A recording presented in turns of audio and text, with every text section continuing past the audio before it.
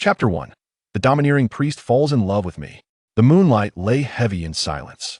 At midnight, the courtyard of the monastery was tranquil and deserted. Ushar From within a building, the coarse gasps and suppressed moans faintly echoed. Jordan stood expressionless outside the door. He wished he could block his ears to shield himself from the vile sounds. On the other hand, he incessantly cursed the old man behind the door, wishing for his swift demise. A few minutes later, the cacophony from the room gradually faded into silence, replaced by the sound of fabric rustling, as if someone was donning their garments, followed by footsteps approaching, intent on opening the door. Jordan's expression shifted, and he bowed respectfully, standing at the side of the door. Creak! The wooden door was pushed open from within, revealing a middle-aged, portly priest clad in a white robe. The plump priest's ruddy face bore an expression of satisfaction, his tongue licking his lips as if savoring something. With his grotesquely chubby visage, one could hardly say he appeared appetizing. It was merely the semblance of a human. Seeing this, Jordan lowered his head even further. Did you see anyone else? Jordan, well done. Remember, do not mention this to others. The priest, Gillian, fixed his narrow eyes on the door guard, his voice raspy. I will keep it in mind, Lord Gillian. Jordan replied with deep respect. The individual before him, Gillian, was the priest in charge of this theological courtyard, who managed the monastery's affairs with remarkable efficiency. His capabilities were undeniable. His only flaw, however, was an excessive fondness for imparting clandestine teachings to young clergy. As they conversed, a young man emerged from the room behind Gillian, of a similar age to Jordan, just over 18. The young cleric's pallid complexion reflected a lingering terror, tears glistening in his eyes as he limped out, his robe stained with blood. Your instruction has concluded. Only through enduring pain can one comprehend the greatness of our Lord. Return and rest. Gillian turned, placing a broad palm on the head of the terror-stricken cleric, his expression one of satisfaction as he offered solace. Once the bloodied cleric departed, the priest suddenly turned back, his hands resting on Jordan's shoulders. Lord? Jordan stiffened, feeling the large hands caressing his shoulders, feigning a look of confusion as he raised his head. Ha ha ha! Gillian chuckled, looking down at Jordan, his gaze greedily scanning the youth's innocent and delicate features, a fleeting glimmer of avarice flashing in his eyes. He then withdrew his hands. Such a delightful fruit, to be savored last, would surely be all the sweeter. He eagerly anticipated the moment when he would shatter this pristine innocence, reveling in the joy it would bring him. Little Jordan, if I'm not mistaken, you will soon turn 18 as well. When that day comes, come to my chamber. I shall provide you with special instruction. In the moonlit corridor, Gillian's demeanor grew serene, resembling a benevolent priest concerned for his junior. Do you know? Everyone in the monastery, myself included, has taken a liking to you. We hope you will remain here after your coming of age. Lord Gillian, I have not yet made up my mind. Jordan maintained his usual demeanor, exuding genuine respect. In this theological monastery, upon reaching 18, one must contemplate their future, whether to stay and become part of the monastery's operations or to become a missionary. To be frank, having traversed into this bizarre world, Jordan had no intention of leaving. However, the peculiar priest's demeanor was too unsettling, his eyes perpetually fixated on him, as if he were prey. It was hard not to feel the urge to flee. That is fine, take your time to think it over. Inform me once you have made your decision. Seeing he had not received a definitive answer, Gillian fell silent for a moment before allowing Jordan to return to rest. Jordan turned and walked along the stone corridor, suppressing any signs of unease as he sensed the priest's greedy gaze on his back. He maintained a steady pace, neither hurried nor slow. As he was about to turn the corner, Gillian's raspy voice once again resonated from behind. You are the most intelligent child I have ever encountered. Should you choose to stay, I am willing to grant you a recommendation for further studies at the Holy See. Upon hearing this, Jordan pretended not to hear and left without looking back. He hastened up to the second floor of the building, arriving at a door, which he unlocked and entered. The room was suffused with a faint herbal aroma and was relatively spacious. To the west stood a bookshelf against the wall, while a wooden table occupied the center. On the table lay many glass containers, housing grotesque insect specimens and various types of fungi. This was not Jordan's room. He was merely permitted to sleep here, assisting the monastery's apothecary in concocting secret potions. Skillfully, he lit a candle. Jordan picked up a historical tome from the shelf, laying it flat on the table, and then focused his thoughts. A peculiar light screen suddenly materialized before him. Inspiration Point Allocation Panel. Current inspiration, 0.99. Available points for allocation. Basic Human Life 1. Basic Human Life. You are an unremarkable human male, nothing more. Jordan gazed at the text on the light screen, overwhelmed with emotion. Having been in this cursed world for 18 years, he was not without resources. The invisible screen before him was the embodiment of his worth as a traveler. He merely needed to listen to music, appreciate art, or browse books to enhance his inspiration. Consuming inspiration could augment his abilities, though Jordan had yet to attempt an allocation. Due to his upbringing, he had seldom been able to access anything that could garner inspiration, which explained why he had only just managed to accumulate a single point. This monastery is truly unbearable, even if the Institute would later teach those bizarre mystical arts. One must survive to learn. After coming of age, I must find a way to escape this place. I'll accumulate enough inspiration tonight to make an allocation, otherwise it won't be easy to access books when alone outside. With this thought in mind, Jordan opened a book he had previously read 2/3 of Under the Dim Light, gradually losing himself in its contents. This world was backward and bizarre, however. Not everyone possessed the talent to engage with and learn those strange teachings. Underfoot, the monastery adhered to a faith that professed transformation through suffering. The instruction that Gillian spoke of was undoubtedly some form of corporeal punishment related to pain. It was said that the more one could endure suffering, the greater the opportunity to learn the arcane knowledge of this sect. From that perspective, Gillian's instruction could be seen as beneficial to him. Yet the issue was that any cleric favored by him and subjected to his private teachings typically succumbed to the monastery's woefully inadequate medical practices, silently succumbing to infections and dying in bed. Every year, a fortunate few might survive, but they would carry lifelong repercussions. In summary, Jordan believed he was not fated to endure Gillian's instruction. He had no intention of dying just yet. The candlelight flickered on the wooden table, time slipping away second by second. Approximately 2 hours later, a brief notification popped up on the panel. You have read a dull and tedious historical biography. Inspiration 0.01. Snap.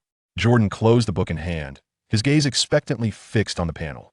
Inspiration had finally accumulated to a complete point. Chapter 2. This immortality is not worth having. Jordan set the book down, raising his hand to touch the light screen. Eagerly, he allocated the single point of inspiration to basic human life 1. He had long awaited this day, to the point where he sometimes dreamed of becoming immensely powerful after allocation, transforming into an invincible muscle-bound warrior, effortlessly dealing with the repugnant fat priest. Ding! Inspiration 1. Basic human life 1. Aberrant human longevity 10.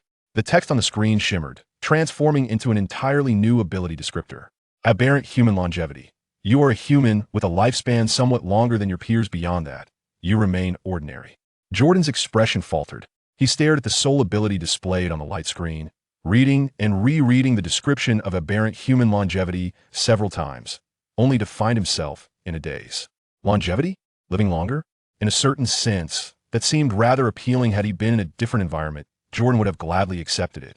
But given his current precarious situation, with the grotesque fat priest plotting to subject him to inhumane instruction, whether he could survive was already in question. So what use was this longevity? In an instant, Jordan's expression turned nuanced. He swallowed hard, suppressing the urge to curse the panel. His greatest hope of escaping the monastery had been placed upon this accompanying inspiration allocation panel, only to find that the greater the expectation, the greater the disappointment. Having survived alone in a foreign land thus far, the panel before him was the only anchor for any hope. Yet when he truly needed it, it proved utterly disappointing. What good was this immortality to him? It was nothing but a source of embarrassment. Yet he could not place all the blame on the panel. It was his own expectations that had been too high. Jordan quickly regained his composure, and a few seconds later, he extinguished the candle on the table, rising to retreat to the adjoining room, climbing onto the wooden bed to sleep. Sunlight spilled across the monastery courtyard, the sky above a blue canvas unmarred by industrial smog. In the white courtyard, several young acolytes ran and played, while some clerics chased after them to intervene.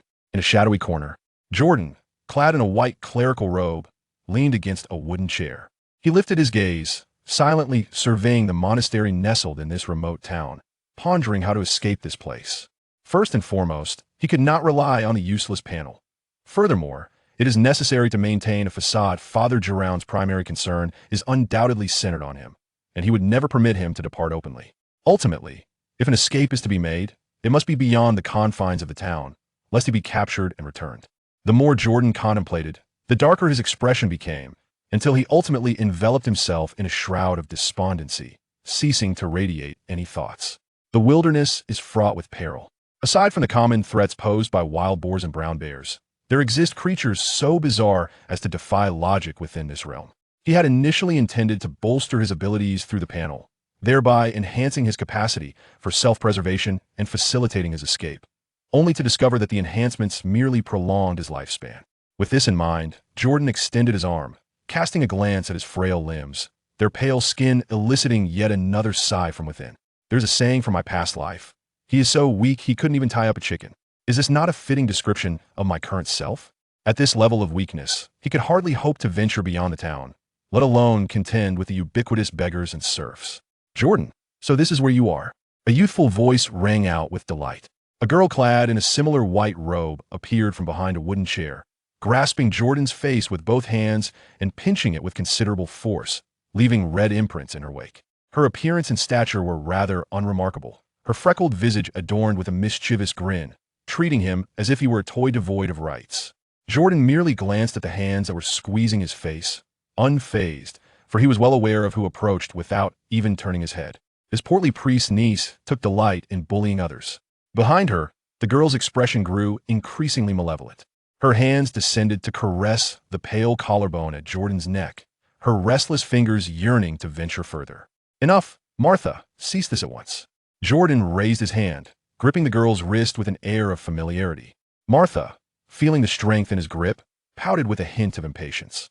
What audacity for a mere cleric, who possesses little beyond a handsome face, to dare offend her, the niece of the priest who oversees the monastery. And this resistance, surely it stems from having indulged too much. Tomorrow, I shall speak with my uncle regarding reducing the rations of ordinary clerics. Jordan, you had better release me at once. Martha glared at him, her ire about to erupt. Mid-sentence, she recalled her uncle's admonition concerning the youth before her, promptly altering her tone. I am not here to cause you trouble. My uncle, Father Giroun, has instructed me to inform you that you need not accompany the town's mass next week. He intends to conduct a special lesson for you. Do you understand?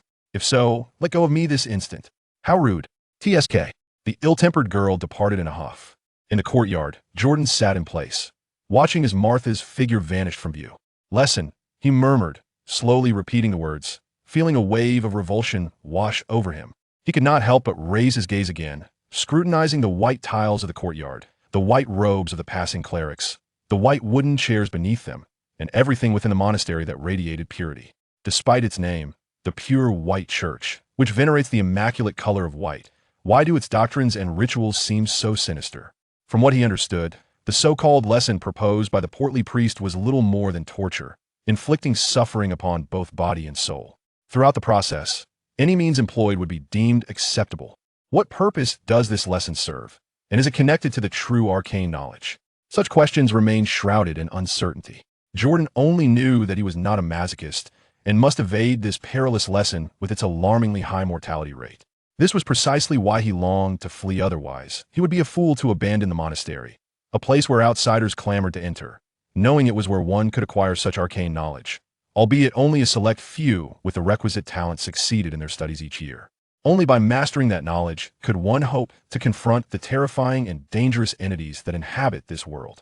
That evening, Jordan maintained his usual routine, arriving at the monastery's entrance, intent on visiting the tavern in town to gather inspiration through music. In order to expedite the accumulation of inspiration on his panel, this had become his weekly task, and he would seize any opportunity to engage, generally raising no suspicions. However, this time he was intercepted. Several clerics stationed at the gate barred his passage, their words sending a chill through him. Jordan, Father Giroun has instructed you to remain within the monastery and not wander. If you must go out, you will require our accompaniment. The priest seems to fear you may encounter some misfortune. Chapter 3. Inhuman Entities, the Beginning of Disguise. Beneath the dim night sky, two clerics clad in slightly more ornate robes flanked Jordan as they proceeded. Along the weathered dirt roads of the small town, torches were intermittently placed for illumination, while gaunt and emaciated beggars slumped against the walls of homes, casting envious and greedy glances at the trio. Numerous puddles of murky water dotted the path, and a foul stench, tainted with the scent of blood, permeated the air. Upon exiting the monastery, it was as if he had stepped into an entirely different world. While the monastery was immaculate and orderly, The town was a chaotic and filthy place, lacking in any semblance of security. The pristine white robes of the three stood in stark contrast to the dark environment beneath their feet. Arg! From the unseen shadows of an alley illuminated by the flickering torches, the sound of frenzied barking echoed, revealing wild dogs fighting over what appeared to be a carcass. The commotion drew the attention of certain beggars, some of whom, driven by desperation, seized stones from the ground and rushed into the alley to contest the dogs for their meager meal. For these individuals, who could do little more than lean against a wall and await death, dog meat or any other flesh had become a precious source of sustenance. Jordan averted his gaze, focusing instead on the journey ahead. Before long, he and the two clerics traversed several desolate streets, arriving at the town's sole tavern. Gently pushing open the wooden door, he stepped inside. Upon entering, the melodious strains of a harp greeted his ears. The aroma of roasted meat wafted through the air, mingling with an ever-present scent of blood. A seated musician cradled a harp, skillfully playing with 7 fingers on his left hand and 8 on his right, producing a captivating melody. Around the tables, which were grimy and stained, there were still a fair number of patrons. Ragged farmers sat silently, their eyes downcast as they savored grotesque cuts of meat riddled with tumors, relishing it as if it were a rare delicacy.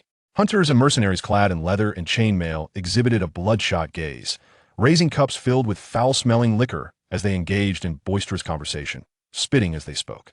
Bang! Bang! In a corner near the slaughtering station, a butcher wielded a cleaver, almost smashing it down as he dismembered a deer, its body covered in grotesque, swollen tumors. This tavern does not appear to be a reputable establishment, one of the clerics remarked. The situation in town has been rather unstable. As of late, you continually come here to listen to music, and it is only a matter of time before something unfortunate occurs. The other cleric surveyed the tavern interior with a furrowed brow, casting a probing glance at Jordan. Perhaps it would be prudent to return to the monastery? The monastery will always be your safe haven, Jordan replied, lifting his gaze. The two clerics, since leaving the monastery, had exhibited unsettling movements beneath their white robes. Occasionally, white, worm-like tendrils flickered at the hem of the robe, leaving one to ponder whether their vision was deceiving them. It's nothing of concern. I merely wish to listen for a while. At Jordan's behest, the trio ultimately settled into a secluded corner. A notification appeared on the front panel. Ding. You are currently enjoying the harp performance. Please maintain this activity to capture inspiration. The process of capturing inspiration had commenced just as they took their seats. Jordan was accustomed to this, seated at a table alongside two clerics, silently listening. After several minutes, the harpist with multiple fingers concluded the evening's performance. The melody, though somewhat ordinary, resonated in his ears. Esteemed elders, let us return to the monastery, Jordan declared as the music came to an end. Feeling no further reason to linger at the tavern, he rose and exited the establishment with the two clerics who had been watching over him. However, as they stepped outside, a sharp shriek suddenly pierced the night air from the north of the town. Chaos erupted in an instant. A breach appeared in the northern stone wall, and something had slipped into the town. Quickly, to the monastery. Clerics, those of you clad in armor, follow me. You, and you, do not wander about aimlessly. Return home at once. Fire! Fire! Let it burn. The townsfolk muttered in fear and confusion, while the patrol guards shouted commands, and the refugees frantically cried out in madness. Some fled in all directions, while others stood firm. Amidst the turmoil, some took the opportunity to cast greedy eyes upon their fellow beings. All this chaos reflected in Jordan's eyes. He had long since grown accustomed to such disturbances. The town was no stranger to incidents, whether grand or trivial. Yet this time, it seemed no different. We shall assist. You return to the monastery, the clerics urged kindly, bowing their heads in concern for Jordan. Make haste. Do not keep the others worrying. With that, they dashed out with an almost distorted grace, a movement beyond what one would expect of mere mortals. Jordan cast a glance towards the distant north of the town, where a few buildings were faintly illuminated by flames. He had no intention of lingering, swiftly maneuvering through the town as pathways to return to the monastery. At that moment, the courtyard was also aglow with lighting fires. The guards had been replaced by ordinary clerics in white robes, while the high-ranking clergy, who could hardly be deemed as normal, had likely ventured northward to assess the situation. Jordan returned to the monastery, where a palpable sense of unease lingered. Shortly thereafter, the clamor of the town began to subside, as if the incident had been resolved. Yet, restless and unable to find sleep, Jordan stood at the second-floor window, peering down to observe the clerics transporting grotesque, bloodied remnants of some twisted, monstrous entities into the courtyard. These were the carcasses of the blood beasts. Jordan cast another anxious glance at the grotesque remnants, ultimately retracting his head and sitting back down on the wooden bed with a heavy heart. Having received a diverse education in this peculiar monastery since childhood, He was well versed in the languages of this world and possessed a wealth of both basic and esoteric knowledge, enabling him to recognize the nature of those ghastly objects. In desolate wilderness, once darkness fell, such spectral phenomena, while not commonplace, were certainly not rare. Indeed, the notion of escaping the monastery, let alone the small town, seemed an impossible feat. His frail physique would struggle against even a pack of wild dogs, much less engage with perilous and otherworldly creatures. Damn it. Ultimately, it was his feeble constitution that proved to be a hindrance. The suffocating pressure crept up his spine, swirling in his mind. Despite being of an age where sleep should come easily, Jordan found himself unable to close his eyes even for a moment. His thoughts were consumed with devising a strategy to evade the teachings of the corpulent father under such inescapable circumstances. Perhaps there existed a means by which he could convince the portly priest of his unsuitability for instruction? For instance, feigning illness? An hour later, the monastery courtyard lay in profound silence, as most inhabitants were enveloped in slumber, leaving the surroundings deserted. Jordan stealthily crept along the walls, endeavoring to make no sound as he glided toward a window in the kitchen area. He quietly opened the window and slipped inside. Once within the kitchen, he hurriedly navigated past the wooden racks laden with fruits, vegetables, and dried meats, finally pausing before a sack filled with yellow soybeans. Jordan surveyed the burlap sack brimming with yellow soybeans, a flicker of determination igniting in his gaze. He promptly reached into the bag, grasped a handful of raw soybeans, and unhesitatingly stuffed them into his mouth. Turning around, he fetched a wooden bowl and filled it with a generous portion of cool, fresh water. He tilted his head back and drank with fervor. Jordan indulged in an excessive consumption of raw soybeans, quenching his thirst with copious bowls of cold water, ultimately departing the kitchen with a sense of satisfaction. Chapter 4. The flavorful routine. The following day, Jordan transformed into a restless being, unable to contain himself, frequently darting between the lavatory and the pit in the courtyard. Yet, he remained unsatisfied. Such trivial discomfort was hardly a reason to evade his lessons. A more pronounced affliction was necessary. For several consecutive nights, Jordan stealthily infiltrated the kitchen, indulging in raw soybeans paired with cold water. Eventually, he could no longer endure and collapsed, inadvertently attracting the attention of the corpulent priest. The air within the room was foul. Father Giroun, with his somber visage, stood at the bedside, leaning over to assess Jordan's condition sprawled on the bed. His reprimanding words echoed in the air. Jordan, I have warned you repeatedly not to venture into town so frequently. Is it not preferable to remain quietly in the monastery? You may have contracted an illness, but fret not. I have instructed the apothecary to prepare an antidote for you. Just then, a sudden noise erupted from Jordan's lower body, causing the yellowish stain on the priest's white robe to expand and intensifying the already unbearable stench in the room. You must take your medicine. Father Giroun, detecting the indescribable odor, changed countenance. He swiftly retrieved a small vial from beneath his robe, containing a powdered herbal concoction. With great care, he assisted the feeble Jordan in taking the medicine before hastily exiting the chamber. Jordan lay pale and motionless upon the bed, catching a glimpse of the door closing, and reflecting on the concerned gestures of the portly priest moments before. A flicker of contemplation crossed his eyes. To speak candidly, if one were to disregard Gilran's fervent desire to impart his teachings, and the grim reality that many clerics had perished indirectly due to such instruction in the past, Jordan harbored a rather favorable impression of this rotund priest. Though he was undeniably large and unattractive, resembling anything but a dignified individual, his other actions could still be deemed those of a dependable elder. The unfortunate truth lay in the exceedingly high mortality rate following the lessons. So much so that Jordan preferred to resort to a strategy of compromising his integrity in order to evade this fate, rather than gamble on such a perilous probability. 2 days hence, the town's blessing mass was set to proceed as scheduled. This had originally been the day Jordan was destined for instruction. However, the portly priest had yet to approach him. Such signs elicited a bittersweet sensation within Jordan. Nevertheless, the physical suffering was ultimately fleeting. He gritted his teeth, enduring the pain. For if it meant avoiding the lessons, then every hardship would be worthwhile. Once he had confirmed the feasibility of his evasion strategy, as Jordan engaged in his quiet contemplation and recuperation, each time he felt a semblance of recovery after taking his medication, he would stealthily return to the kitchen, indulging in the consumption of raw soybeans mixed with cold water. This cycle of torment persisted for a full month, until one day, the corpulent priest paid him another visit. Your condition is exceedingly peculiar. Even the pharmacists at the institution are at a loss, he remarked. Jordan, I regret to inform you that your frail body may no longer be suitable for the impartation of knowledge. The priest's expression was complex as he sat by the bedside, gazing at the seemingly lifeless Jordan, heaving sighs of dismay. Why must it be you who suffers from this affliction? I have watched you grow since childhood. You have consistently displayed an intelligence that surpasses your peers, and whether out of duty or personal sentiment, everyone in the institution harbors significant expectations for you. Therefore, regarding the matter of impartation, I must now seek your personal opinion, even if your physical condition is unsuitable. Jordan, do you still wish to be imparted with knowledge? Even while bearing the weight of your ailments." As he spoke, the priest's gaze was unwavering, fixated upon Jordan. The expression on his plump face resembled that of someone unwilling to witness a precious gem gathering dust, as if he were determined to chisel it into shape. Before Jordan could respond, the priest's voice turned somber and hoarse. "Within the human heart lies an emotional connection to suffering, and suffering is intertwined with emotion. To diminish one is to free oneself from the burdens of worldly woes. Yet, emotion is an inescapable aspect of existence. The experience of suffering, the understanding of it, and the distortion of it, is precisely what I intend to impart to you.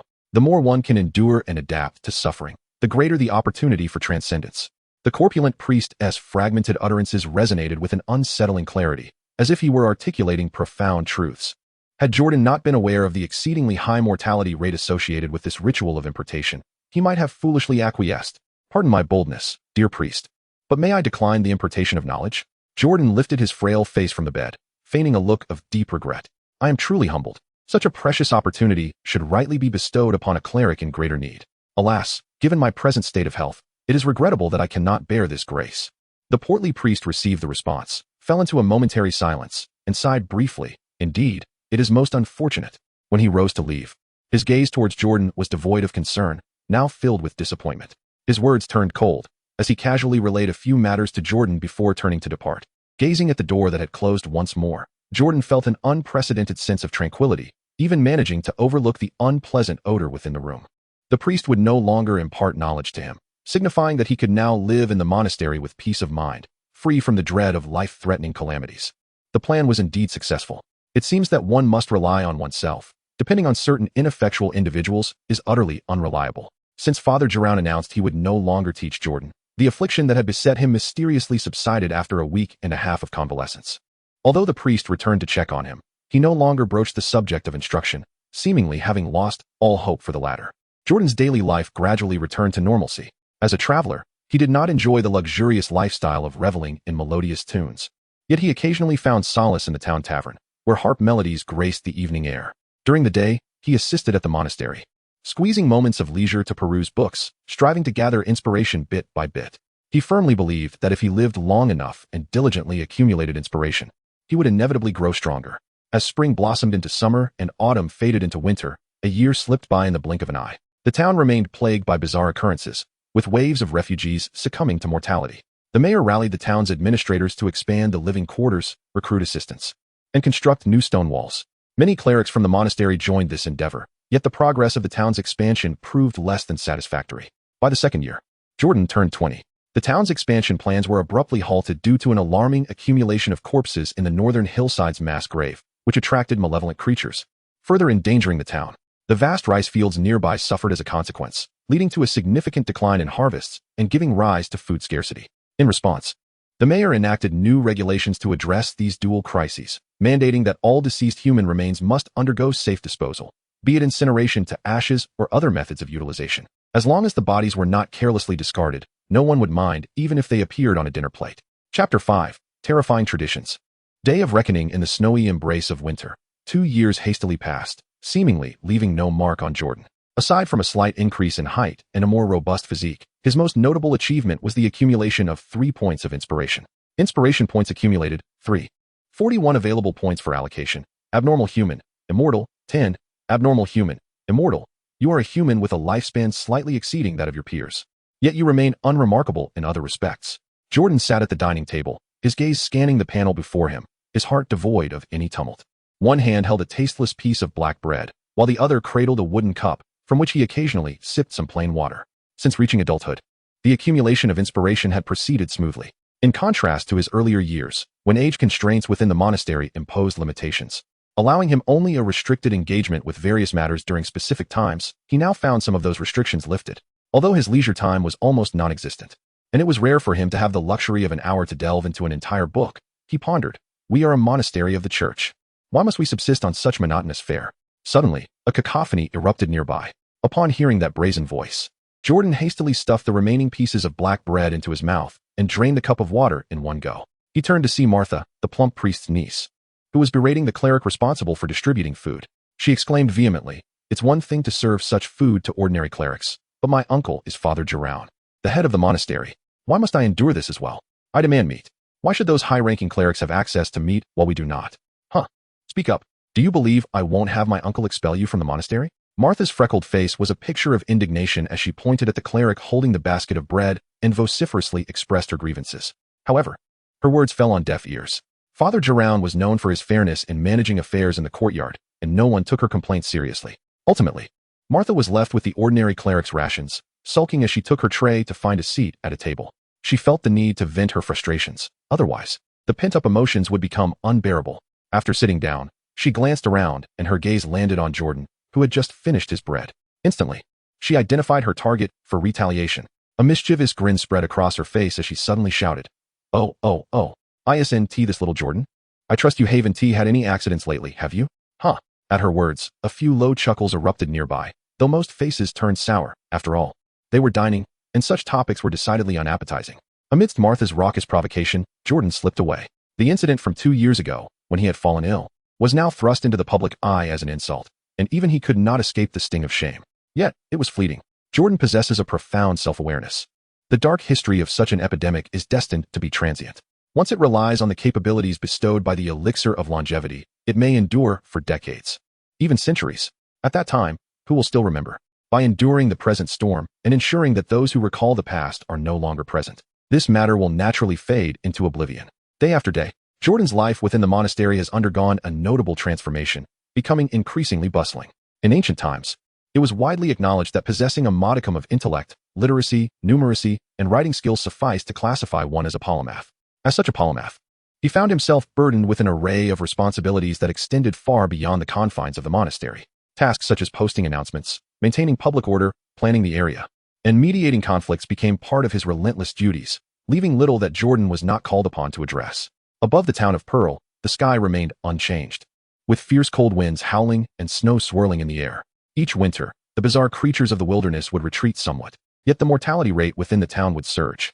Deaths occurred from various causes, whether from the plague or starvation. Regardless, a certain number of individuals were destined to perish. The benevolent mayor, unwilling to witness such scenes, resolved to provide these individuals with tasks to occupy their time before death, striving to create value for those who remained alive. This has long been a tradition in Pearl. Each winter, it was invariably enacted. The local townsfolk, who had resided here for an extended period, extolled this tradition, praising the mayor's virtuous character. Crack, crack, crack. Beneath the towering, rough stone walls, the sound of whips slicing through the air echoed, a familiar display of brutality. Armored guards, clad in warm cotton garments, wielded leather whips, striking the shivering refugees in the biting wind, threateningly proclaiming, "To contribute your worth to the town is your fortune. Having escaped to Pearl, you are now part of this community, with a duty to fulfill. You shall not labor in vain for your toil in repairing buildings.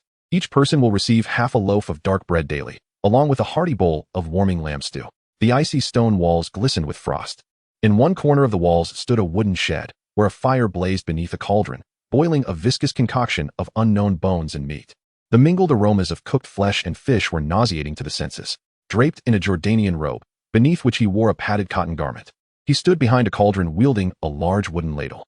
Alongside several clerics, he served soup to the laboring refugee contingent. As he ladled mutton broth to the displaced individuals forced into servitude before him, he cast a glance at the progress of the stone wall being constructed nearby. Everywhere his gaze fell, the captured refugees toiled against the biting wind, none daring to slacken their efforts. A moment's hesitation would invite the sting of the whip. It must be said that the mayor of Pearl Town possessed a keen sense for development, employing the most advanced production methods of the era. With each crack of the whip, the town's GDP would incrementally rise. Yet, the methods employed were undeniably inhumane, verging on barbaric.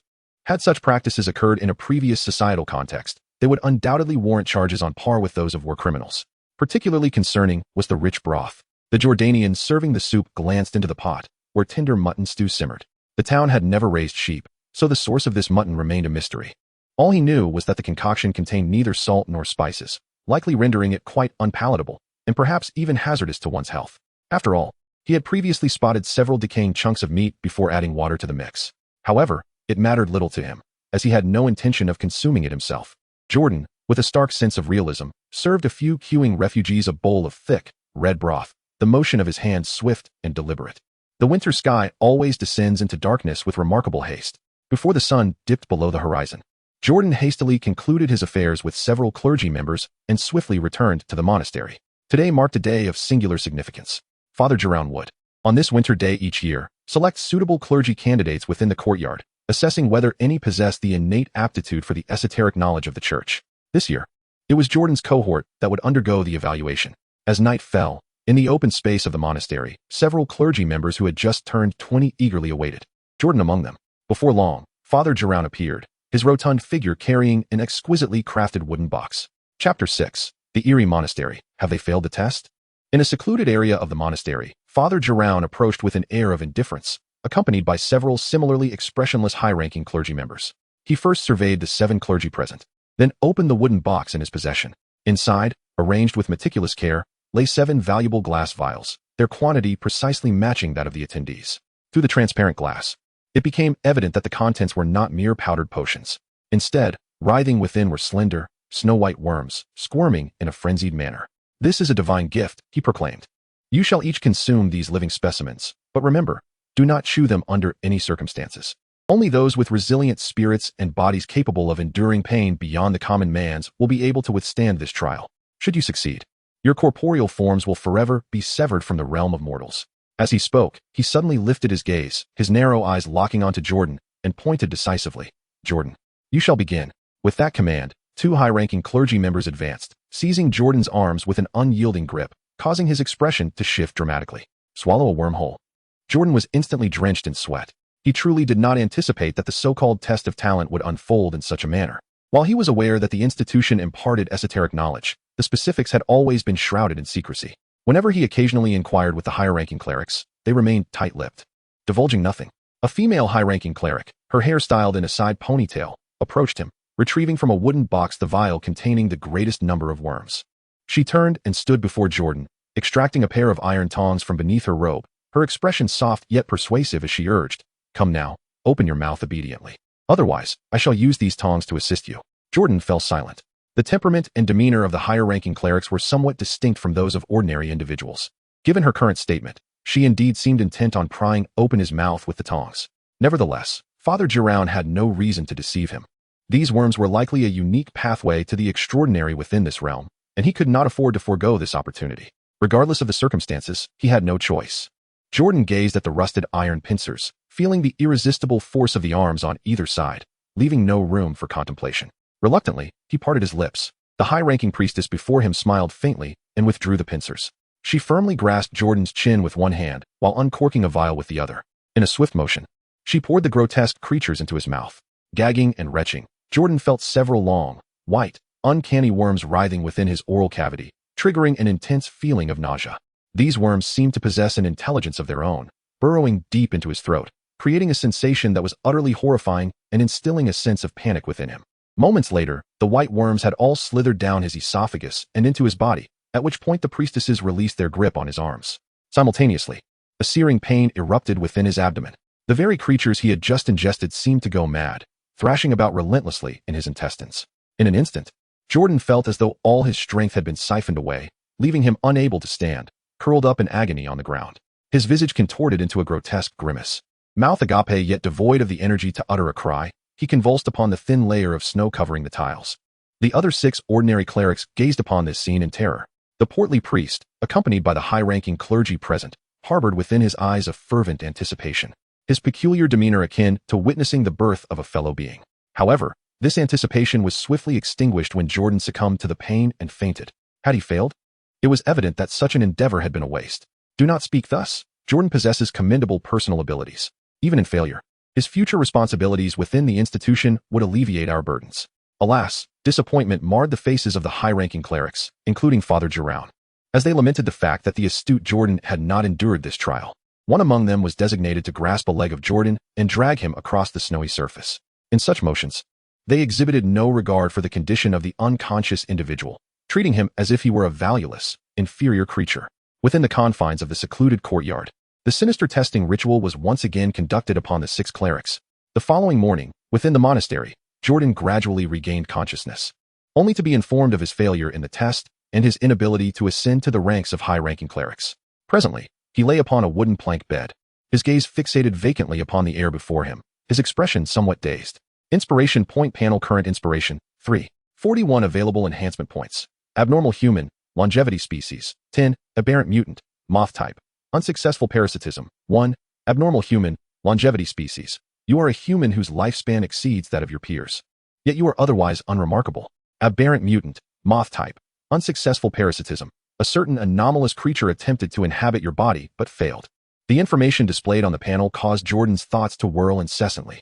He fixated on the phrase within the ability section, aberrant mutant, moth type.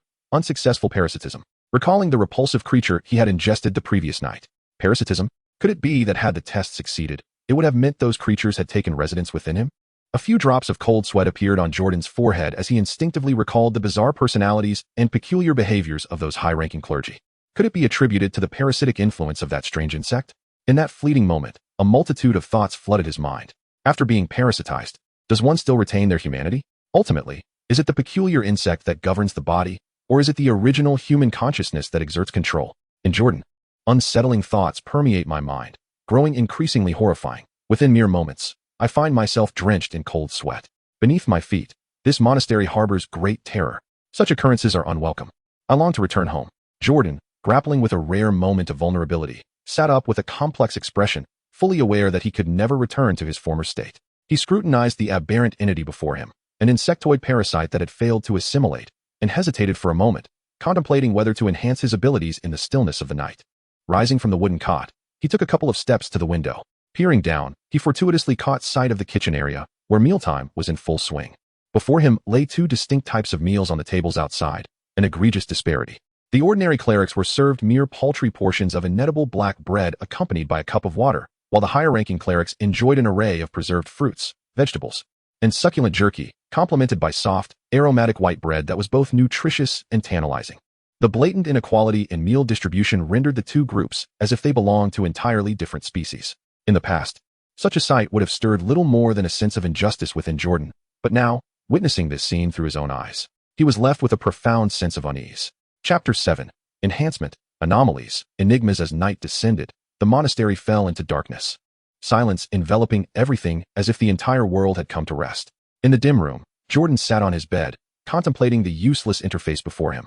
Regarding this newly manifested ability to enhance, he pondered deeply yet remained utterly perplexed.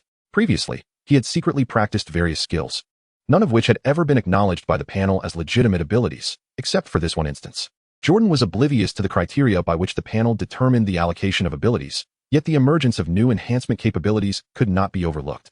Enhance. Ding. Inspiration -1 aberrant mutant, moth type, failed parasitism, 1, aberrant mutant, moth type, pupa formation, 10, aberrant mutant, moth type, pupa formation. You have merged with a certain anomalous creature, resulting in notable alterations to your physique. The inscriptions on the panel have transformed. Jordan was suddenly beset by an unbearable itch in his abdomen. A wave of unease washed over him as he lifted his garment to behold a shocking sight.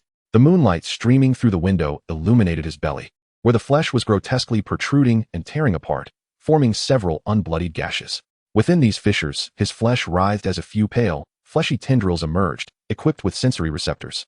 Realizing the bizarre spectacle before him, Jordan's countenance shifted to one of pure terror. He discovered that these appendages, sprouting from his belly, could be manipulated directly by his brain's neural pathways, and disturbingly, they seemed to resemble his own intestines. Jordan suppressed his panic and endeavored to gain control over the writhing appendages. In the next moment, several pure white tentacles, resembling agile worms, undulated for a brief instant before swiftly retracting into his abdomen. The fissures in the skin of his belly seamlessly closed, leaving no trace save for a scarcely noticeable line. He gazed at his abdomen, his mind momentarily disoriented, questioning whether what he had just witnessed was merely an illusion. Yet, the sensation of the white tentacles within him was unmistakably real. This was dire. He had become like those high-ranking clerics, his body transformed into something unrecognizable as human. Jordan, in silence, let the hem of his garment fall, his gaze losing its luster as he languidly sank onto the bed, rendered speechless by the peculiar changes within his body. The following day, Jordan, like a dispassionate observer, dared not reveal the slightest deviation in his demeanor. He proceeded as usual, leading several ordinary clerics clad in white robes. Pushing a cart laden with lamb from the town's warehouse, accompanied by a bundle of firewood, intending to set up a soup stall by the boundary stone wall. As he traversed a desolate road within the town, he passed by corners where the displaced, either driven to madness or afflicted by physical disabilities, murmured incoherently, "Monsters! Ha ha! Who among you is the true monster? Winter has returned. We shall all perish. Ha ha. The echoes of their deranged ramblings reached his ears. Jordan paused momentarily before resuming his journey with determination. Soon, he arrived at the location with several clerics, setting up a large pot to brew mutton soup over a roaring fire, just as they had done the previous day. In no time, the expansion of the towering stone walls was in full swing, with the forced laborers queuing up to receive their share of the soup. The crack of the whip echoed through the air, accompanied by the rhythmic clanging of hammers striking stone, as anguished cries from those unable to withstand the grueling labor filled the atmosphere. The biting cold wind contrasted with the bustling scene, creating a striking juxtaposition of warmth and hardship. Jordan, seated amidst the bustling activity, occasionally glanced up to steal a look at a cleanly dressed elderly gentleman in the distance. The old man's face was marred by unsightly age spots, and his eyes, half closed as if still caught in slumber, surveyed the scene. He was flanked by a retinue of guards, diligently patrolling the progress of the stone wall construction. This venerable figure was none other than the mayor of the small town beneath him, known to all as Mayor Coden, while his surname, Jordan, remained a mystery. Within the borders of the Tanya Church state, nobility was not recognized. Only positions within the government held sway, yet feudal principles still reigned supreme. In Pearl Town, the mayor's words were regarded as law. If one sought assistance, he was undoubtedly the most promising avenue. Would he be aware of the peculiar parasitic creatures that had infiltrated the monastery within the town? As Jordan contemplated the situation while bathing, he couldn't help but wonder whether he should inform the mayor about the monastery's condition. Troubled and distracted, he cast aside the perilous thoughts that plagued his mind. If the mayor were to be informed, or worse, if he were already under the influence of the parasites, then seeking his assistance would be akin to willingly walking into a lion's den. Currently, it is understood that only those who can endure significant pain are successfully parasitized. Thus, it can be inferred that the number of individuals truly affected by this phenomenon is likely to be minimal. Regarding his own condition, Jordan honestly felt that he could no longer consider himself entirely human. Who else has tendrils sprouting from their abdomen? The most troubling aspect is that these appendages are grotesquely transformed from his own intestines. Yet, setting aside the abnormalities of his body, his cognitive faculties remained intact, and his mind functioned as usual. This might be attributed to the peculiarities of the useless panel, though that remains uncertain. It is still unclear what the typical parasitic process entails. However, if it does not compromise one's intellect, perhaps he is merely overthinking the matter. The pure white church has always been shrouded in mystery. While undeniably peculiar, the changes in his physical form are irrefutable, perhaps so long as they confer strength. This may not be entirely adverse. Jordan could sense a peculiar strength hidden beneath his originally frail and slender physique. Just moments ago, as he lifted the iron pot, he felt no fatigue, accompanied by subtle transformations within himself. Time passed. Snowflakes danced in the air, swirling and scattering with the wind. After completing the soup for several clerics, Jordan and his companions lifted the large pot and carefully placed it back onto the cart, preparing to conclude their work and return to the monastery. Today's construction came to a temporary halt, with progress advancing swiftly.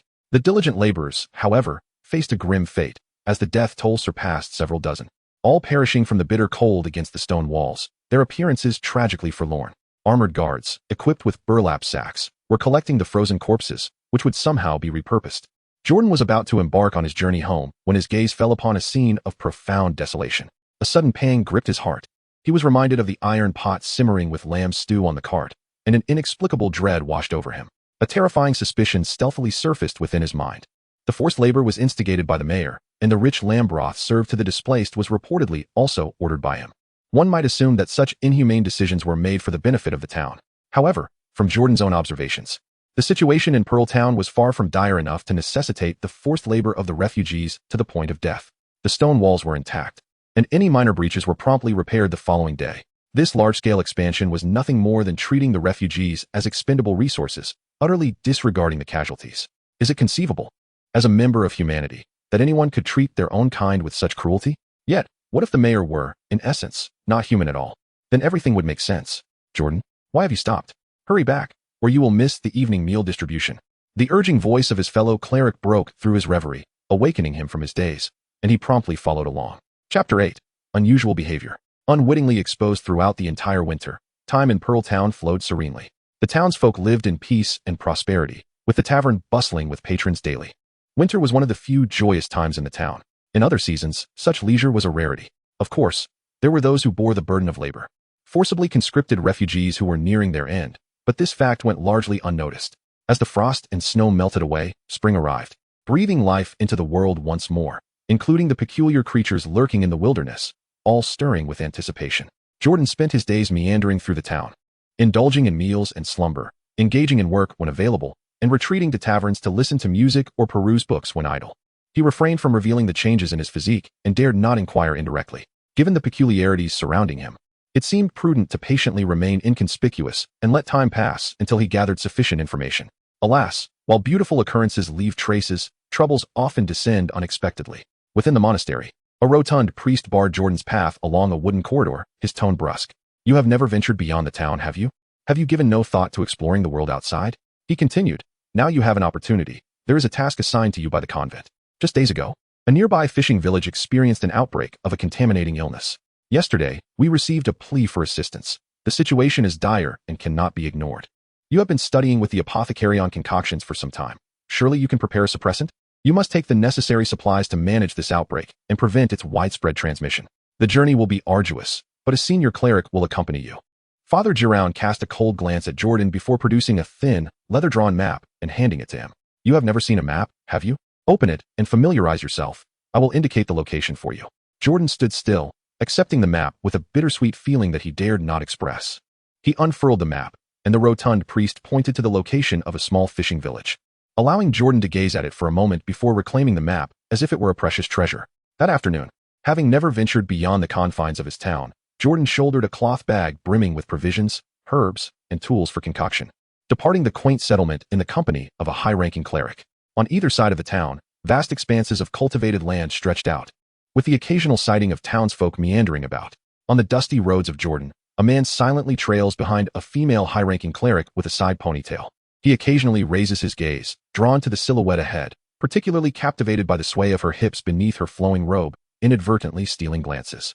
Instinctively, he shifts his eyes away, yet realizing he would not be noticed, he allows himself to look boldly. However, one must ponder, can this woman truly be considered human? As Jordan hurried along, his mind was rife with speculation. He was indeed aware that high-ranking clergy often exhibited peculiar physical traits. Yet the term parasite on the useless panel rang alarmingly true. If ascending to the rank of a high priest meant being infested by such grotesque creatures, how did that differentiate him from the bizarre entities that roamed this world? Did it even qualify him as human? The two continued their journey, traversing through a desolate woodland for half an hour, where the occasional sight of deformed deer darting through the underbrush could be glimpsed. Suddenly, Jordan halted. Ahead, a female high priest with a side ponytail abruptly ceased her stride. A single utterance from her stirred an instinctual wariness within Jordan, prompting him to scan the surrounding wilderness for potential threats. Yet, she merely turned her head, casting a meaningful glance in his direction. "I sense your gaze upon me, and it is rather impolite. Moreover, are you harboring unsavory thoughts?"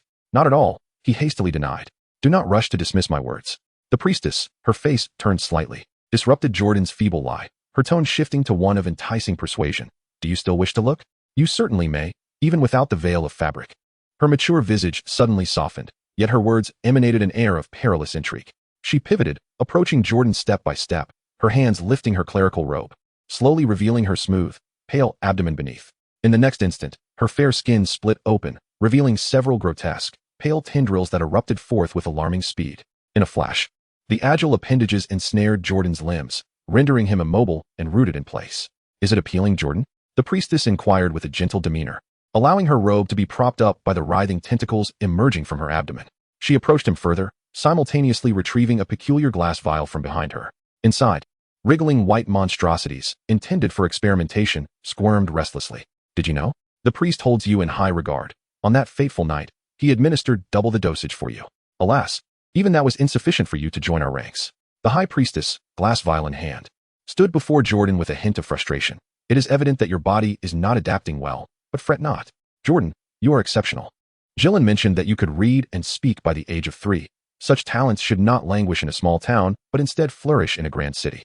Should you surpass this threshold, the priest will ensure your admission to the central ecclesiastical court, where you can delve into the profound mysteries of humanity and emerge as a revered scholar. Do not display that resistant expression. You are quite handsome, and it is unbecoming. Now, be a dear and open your mouth, The priestess, still clutching the glass vial, suddenly froze mid-sentence. She felt the tendrils intensifying their extraordinary struggle, and her gaze fell upon the area of Jordan's abdomen beneath his robe, where it began to undulate ominously. White tendrils erupted from Jordan's abdomen, extending from his robe and lunging directly at the high-ranking female cleric. Caught off guard, she failed to react in time, and the vial filled with grotesque worms was knocked from her grasp. The remaining tendrils surged forward, ensnaring the cleric's hands and feet, binding her tightly and rendering her immobile. Thus, the two found themselves entwined in a shared predicament, ensnared by the tendrils emerging from each other's bellies. Ah, you have already adapted? The cleric's face instantly transformed with shock. Her earlier composure shattered as she gazed at the writhing appendages protruding from Jordan's midsection, momentarily rendered speechless. Yet, her expression swiftly shifted to one of anguish. She turned her gaze to the shattered glass vial on the ground, where the worms had long since disappeared without a trace. What are you doing? Those were incredibly precious. Ugh, have you misunderstood something? With a powerful tightening of the tendrils, Jordan elicited a pained cry from the cleric, who looked up at him with a perplexed expression as he remained silent. She quickly retracted the tendrils, drawing them back into her abdomen as a gesture of goodwill. Stop it, Jordan, release me. If you have adapted already, why didn't you inform the others in the academy? Are you afraid of the changes in your body? Do not be afraid, it is perfectly normal. Release me, and I will share some information with you. Chapter 9, Confrontation, Minds Diverging. A briny sea breeze swept through the fishing village. On the wooden racks along the shore, unwashed nets hung, while putrid fish lay in barrels, attracting maggots and flies. The creatures circling above were not seagulls or doves, but ominous vultures and crows, embodying ill fate. Along the village pathways, grotesque, half-decayed corpses lay scattered about. Cough, cough. Where's the church? Is no one coming? A villager, resembling a walking corpse, coughed up blood continuously, their body covered in barnacle-like growths, eyes filled with despair. Each step they took tore at their skin, oozing pus and inflicting immense physical and mental torment. In the village chief's home, several elders peered through the wooden windows, witnessing the eerie silence enveloping the village, their wrinkled faces darkening further. They were the village's managing elders, yet the current situation was beyond their control. Contamination disease. An inadvertent encounter with incomprehensible creatures can lead to infection. No one knows where these bizarre beings originated. They have existed on this land for as long as anyone can remember. However, they are entirely ignorant regarding the outbreak of contamination disease. For ordinary people, contracting contamination disease might result in merely a few extra fingers or the emergence of tumors, causing minor bodily changes that could even enhance one's strength. But for those with less fortunate fates, the village's grim tableau is the outcome. Corpses litter the ground, and howls of despair echo endlessly. Thus, contamination disease is categorized into benign and malignant forms, with malignant contamination far more prevalent. Once malignant contamination breaks out on a large scale, it can spread rapidly, turning entire regions into wastelands. Just like the current scene in the fishing village, the elders could only hope for the church's intervention. The church not only possesses the remedies to curb contamination, but is also said to hold knowledge on stabilizing benign mutations. So, this bodily transformation, is it classified as benign contamination? Jordan feigned a look of dawning realization as he listened to the high-ranking female cleric before him explain. Feeling the tendrils within him retract and release their grip on her, he could only trust half of what this cleric, who called herself Lisa, had just conveyed. The concept of a contagion disease, in simple terms, implied that contact with those bizarre creatures would lead to uncontrollable mutations within the body. Yet, to transform to the extent of having powerful, manipulable tentacles emerge from one's innards was rather far-fetched. In the past, Jordan encountered patients afflicted with benign contamination in the small town, whose conditions merely resulted in the growth of additional fingers, none of which were severe to such an extent. Indeed, we have delved deeper than the ordinary benign contamination. The rare insect has now integrated with the intestinal system. Lisa adjusted her wrist, which had just been constricted, and patiently elaborated to Jordan, sharing her knowledge of esoteric secrets. She lifted her hand to tidy her somewhat disheveled side ponytail, then lowered it again to smooth the creases in her robe that had been ruffled during their earlier dispute. Jordan quietly observed the scene, remaining silent for a few seconds before expressing his bewilderment. I have always heard that the church imparts some arcane knowledge. The demeanor and conduct of high-ranking clergy, even their physical forms, are said to be altered due to the study of such knowledge. Lisa paused momentarily, her expression suddenly shifting. Such claims are merely public relations. They cannot possibly admit that it involves consuming live insects, can they? Naturally, such matters must be kept confidential, for revealing the truth would tarnish the church's image. Aside from research on pollution, where else is there any arcane knowledge? Only those corrupted and transformed into monstrous beings can contend with the true monsters. Lisa lamented as she adjusted her garments, her words flowing uninterrupted. As for the peculiar behavior of the high-ranking clergy or Father Giroun, that is merely a perception held by ordinary people. The frail bodies of mortals are far too delicate. A simple conflict or playful tussle can lead to injury or even death if not carefully managed. Their aversion to interacting with common folk is, in fact, for their own good. Since you have adapted to the pollution, you must have noticed an enhancement in your strength, correct? It is imperative that you remain mindful of this. Strangely enough, how did you manage to adapt? The female cleric, with her side ponytail, seemed to ponder this question. A look of curiosity crossing her face as she turned to Jordan and inquired. The priest instructed me to help you acclimate to the church's unique pollutants during our journey. Yet it appears you have already adapted beforehand? Logically, given that you fainted that night, those living parasitic pollutants should have perished within you long ago. Your subsequent adaptation is truly unprecedented. I have no idea. Perhaps it is due to my unique constitution, Jordan replied without much hesitation, offering an excuse. I can't very well claim it's due to a malfunctioning panel, can I? The strange term parasitic from the panel lingered in his mind, making him hesitant to fully trust the woman's words. In response to his answer, Lisa fell silent. Her expression became somewhat unnatural as she approached Jordan, scrutinizing his body intently. Aside from the anomaly in your abdomen, do you experience any other changes? No, he replied. Observing Jordan's now tranquil visage, Lisa blinked, lost in thought. Suddenly, she turned away from him, abruptly shifting the topic. Let us hasten our journey. Since you have adapted, we must increase our pace to reach our destination more swiftly. In the wilderness, their speed increased significantly. Occasionally, they encountered bizarre and grotesque creatures, yet they could rely on their speed to evade them, allowing Jordan to realize that he had developed the ability to traverse the wild on his own. The only peculiar aspect was that, as they continued their journey, Lisa became increasingly taciturn, refraining from initiating conversation. Moreover, she consistently maintained a distance of at least 10 meters ahead of him, even when they paused to rest. Clearly, this behavior indicated her wariness of him. His unusual condition had sown seeds of doubt in her mind, which was only natural. Anyone possessing a modicum of intelligence would harbor suspicions. Hence, one might wonder, if the two of them resolved the matters of the small fishing village and returned to the town with this air of uncertainty, what might transpire then? Jordan pondered, finding many matters to be shrouded in uncertainty, with a plethora of unfavorable possibilities looming ahead. His thoughts drifted back to the map glimpsed prior to leaving the town, where the locations of other settlements lay, albeit distant. Yet now, he possessed the capability to traverse the wilderness alone. It seemed unlikely he could return to Pearl Town, otherwise. The inexplicable phenomena contradicting the knowledge of those within the monastery would be impossible to justify, and he risked being apprehended and subjected to arbitrary fate. The notion of entrusting his life to others was one Jordan was unwilling to entertain. Even if the outcome resulted in a battle of wits with the very air around him, he preferred to avoid the potential for misfortune. The journey from Pearl Town to the target fishing village was not a short one. After a day and a night had elapsed, the two travelers finally beheld the outline of the fishing village in the distance. Chapter 10. A successful night raid and escape. The two advanced cautiously towards the silent fishing village, witnessing the dismal scene within. Gray rodents, grotesquely adorned with tiny tumors, brazenly occupied the open spaces in broad daylight, pecking at horrifying corpses, feasting undisturbed. Fishermen, moving like the undead, struggled to call out upon seeing the two clad in white robes. The village erupted into a flurry of activity, the previous tranquility shattered. Upon learning that the church had finally arrived, the two were promptly invited into the relatively tidy abode of the village chief, where water was hastily brought to a boil to prepare medicine, aimed at controlling the rampant plague afflicting the village. Jordan relied on his recollections and observations of the waterline in the pot, adding various herbs according to the timing of the fire. Outside, a throng of ailing individuals, neither entirely human nor ghostly, awaited the medicinal broth, each holding their own bowl. The fishermen, afflicted by disease, were clad in garments stained with foul bodily fluids, while their exposed skin resembled the grotesque forms of barnacles, a sight most unappetizing.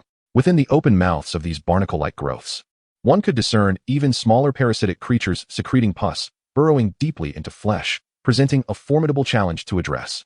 Logically, individuals in such a dire state should have perished long ago. However, the pus seemed to possess potent anti-inflammatory properties, sustaining a bizarre symbiotic phenomenon. Inside, Jordan was engrossed in brewing the medicine.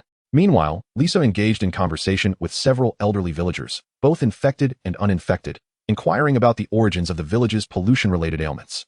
Their movements were not cautious, as it was well known that one could only harbor a single type of contaminating disease at a time. After swallowing the peculiar parasites, the intensity of contamination within the fishermen surpassed that of the village, rendering further transmission impossible. After a while, the medicinal broth was ready. Jordan estimated the time was nearly up and instructed the patients suffering from pollution-related ailments to enter the premises in an orderly manner. He adeptly ladled out measured doses of medicinal broth using a small spoon, a skill honed during the winter months in Pearl Town while serving mutton soup to the refugees. In a fleeting moment, the pot of medicine ran low. Yet, there were still individuals waiting outside, necessitating the preparation of another batch. Before the onset of nightfall, every afflicted villager had finally consumed the medicinal broth. However, this remedy merely staved off the further spread of contamination. It could not eradicate the ailment. These individuals were destined to endure the remainder of their lives in a state that was neither human nor ghostly.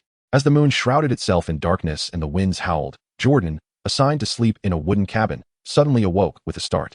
He quietly sat up in bed and approached the window to peer outside, scrutinizing the cabin across the way where the high-ranking priestess, Lisa, was resting. It was eerily quiet, and it appeared that the occupants had long since succumbed to slumber. Observing this, Jordan turned back to grasp the cloth bag at his bedside. Sifting through the remnants of herbs from the day, he extracted several peculiar plants that induced numbness and drowsiness.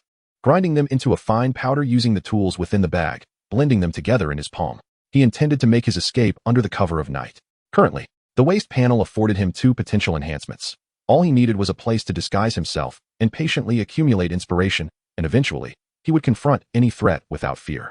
If all else failed, he could resort to living as a wild man in the wilderness, far preferable to returning to Pearl Town. God only knew how the monastery would treat him upon his return. It was truly unnecessary to go back. Yet, before he could lay low, certain matters required confirmation. The creaking of the floor echoed under the moonlight. Jordan pushed open the wooden door and took a few steps towards the small cabin where Lisa resided. He attempted to quietly turn the knob, but it remained steadfastly locked. Suddenly, with a resounding crash, the door splintered apart and fell to the ground, sending dust swirling into the air and revealing Jordan's expressionless face. Inside, the slumbering Lisa was abruptly awakened. As she raised her head and beheld the eerie figure of Jordan standing at the broken entrance, a chill ran down her spine. Ignoring the scanty garments she wore, exposing large areas of her skin, she swiftly threw off the covers. Her fair abdomen split open in several places, and several pale tendrils surged forth from her nightgown. Reaching out towards Jordan, however, he, caught off guard yet quick-witted, suddenly tossed a handful of powder into the air, enveloping her face and the room in a fine mist. He then nimbly evaded the grasping tendrils and slipped out of the cabin. Cough, cough. What is happening? Lisa gasped, covering her mouth and nose, ready to leap from the bed in pursuit. One step, two steps. A wave of terror washed over her as she realized her body was unresponsive, an overwhelming drowsiness clouding her mind. Even the tendrils within her felt limp and powerless, as if they had been subdued. It was that strange powder. Fear and confusion mingled on Lisa's face as she struggled against her numbed body to escape the cabin. Outside, she spotted a motionless figure illuminated by the moonlight. As if lying in wait, a profound panic engulfed her heart, and she managed to voice her dread. Jordan, are you truly still human? A flicker of bewilderment crossed Jordan's face. Upon hearing the weak inquiry, he found himself momentarily at a loss. Was it not he who ought to pose such a question? Senior Lisa, I am undoubtedly human. In fact, I am inclined to inquire of you. Do the inhabitants of the monastery, including yourself, still consider themselves human? Jordan subdued the bewildered female cleric, dragging her to his humble wooden cabin for interrogation. The night dragged on without respite. In the early hours of dawn, a solitary figure clad in burlap emerged from the wilderness. Jordan, burdened with a sack of provisions and clad in garments borrowed from a fishing village, bore on his back several spears, also lent to him, his attire soiled and smeared with mud. Anyone who laid eyes upon him would hardly mistake him for a cleric. Rather, they would perceive him as a wretched outcast, a creature whose life held less value than that of grass. He pressed onward in silence, guided by the recollections of the map towards the city of his destination. Yet, the journey was fraught with obstacles. As the dawn broke, shrouded in a grayish hue, Jordan encountered a troubling sight. Amidst the thicket and grassy fields, two grotesque creatures, their flesh of vivid crimson, encircled a lifeless deer, their sharp appendages tearing into the flesh, indulging in their sanguinary feast. These bizarre beings lacked skin, their bodies a tapestry of pulsating veins and protruding bony spines, each distinct in form. Such variety was commonplace among the flesh beasts, some resembling globular masses adorned with tentacles, while others maintained the semblance of ordinary beasts. There were even those that possessed the ability to take flight. Jordan concealed himself behind a tree, quietly observing the scene before him. In a one-on-one confrontation with such a moderately sized beast, an average adult male would have an equal chance, while wielding a blade would tilt the odds slightly in favor of the human. Should one don metallic armor, the advantage would become overwhelmingly decisive. Given his own circumstances, there was no reason he should be at a disadvantage. Jordan stepped forward, feeling a peculiar movement in his lower abdomen, from which emerged a remarkably adept tentacle-like organ. In strategic terms, one may disdain their adversary, yet in tactical terms, one must regard them with utmost seriousness. He refrained from engaging in direct combat. Instead, the agile tentacles that emerged from within sought out and ensnared the harpoons behind him. The two grotesque, flesh-hungry beasts, alerted by the commotion, paused their feeding and turned around in unison. The grotesque eyes protruding from their surfaces caught sight of Jordan, and they emitted an unintelligible, menacing roar as they charged toward him. What awaited them were several sharply pointed harpoons, hurled with precision. Thud, thud, the sound of metal piercing flesh echoed. as the harpoons penetrated the beast's cranial tissue, causing them to collapse instantly. Only the still functioning nerves within their bodies continued to twitch sporadically, struggling to control their limbs. Chapter 11. A New Beginning, Arrival. In Jordan's approach, he traversed the muddy terrain, arriving before the grotesque corpses of two flesh beasts. Methodically, he retrieved the harpoons one by one, while the tentacles that had emerged from his abdomen recoiled. After securing the harpoons once more upon his back, he turned his gaze to the monstrous remains before him. The flesh beast was an unsightly creation, seemingly composed entirely of chunks of blood and flesh. A sight that would undoubtedly horrify any human observer. Jordan lowered his gaze to scrutinize the two crimson corpses, his eyes lingering upon them as an insatiable yearning coursed through him. Uncontrollable saliva pooled in his mouth, a primal response to the allure of sustenance. The desire to feast was undeniable. It was no wonder that after each assault on the town, the remains of the creatures were invariably transported to the monastery. Those who had undergone physical transformations were undeniably drawn to these fleshly offerings. Jordan restrained his insatiable appetite and turned away, refraining from further observation. He recalled the revelations he had gathered hours earlier in the fishing village, where he had interrogated the high-ranking cleric, Lisa. Beyond the knowledge of the inherently sinister nature of the pure white church, he also learned the means to escalate the degree of contamination by consuming the flesh of bizarre creatures, thereby intensifying the pollution within one's body. For those afflicted with malignant contamination, such flesh was akin to poison. However, for individuals blessed with benign contamination, it served as a profound tonic. Jordan is presently disinclined to partake in such flesh. Even if consumption becomes necessary, it would be prudent to await further verification of these claims, lest one incurs unforeseen consequences. Moreover, with the presence of waste panels, it suffices to accumulate inspiration with a modicum of assurance. There is no need to risk engaging in local practices. After all, this meat does not appear to be innocuous. Is it truly the case that in this world, one must become akin to those bizarre creatures in order to attain strength? How foolish I was in my youth to harbor such fantasies, believing in the existence of extraordinary power systems akin to those found in past literary works. Jordan sighed, disregarding the carcasses of the flesh-eating beasts left behind, and took his leave. For several consecutive days, he meandered through the desolate wilderness, subsisting on the elements. When hunger struck, he resorted to his provisions or hunted wild game for sustenance. At night, he dared only to ascend the sturdy branches of tall trees, engaging in shallow slumber while remaining ever vigilant. It was hardly a life befitting a human, until one day, with a cloth tethered around his waist, he bore several wart-ridden rabbits and emerged from the thicket, his face smeared with dirt. At long last, he had reached his destination. Beneath the somber sky, expansive fields were visible in the distance, bustling with figures engaged in labor. At the horizon stood a grand city. Though still far away, its towering stone walls were unmistakable, far exceeding those of Pearl Town, surrounded by vast tracts of farmland, with a harbor for ships nestled near the coast. Rhineport City. Jordan paused, discarding several harpoons from his back, as he navigated the dirt paths weaving through the fields, making his way towards the city. If he could just blend in, he would be able to settle down and gather inspiration, patiently awaiting the opportunity to enhance his endeavors. Why were there so many people? As Jordan approached, he furrowed his brow upon witnessing the scene beneath the city walls. It appeared that entry into the city was far from simple. A group of destitute refugees huddled beneath the outer wall, making do with makeshift bedding. Meanwhile, at the city gate, the flow of people remained unaffected, as a squad of leather-clad guards collected fees from every entrant. As Jordan drew near and listened closely, he discovered that the cost of entering the city was a silver coin. The purchasing power of a single silver coin was neither trivial nor substantial. Yet as an entry fee, it was exorbitant. "Esteemed gentlemen, may I offer these few wild rabbits in lieu of the entrance fee?" he pleaded. "What manner of wretched beggar are you? If you lack the funds to enter, be gone." The towering guard shoved Jordan to the ground with a scornful tone, while another guard approached, reaching for the fabric cord tied around Jordan's waist.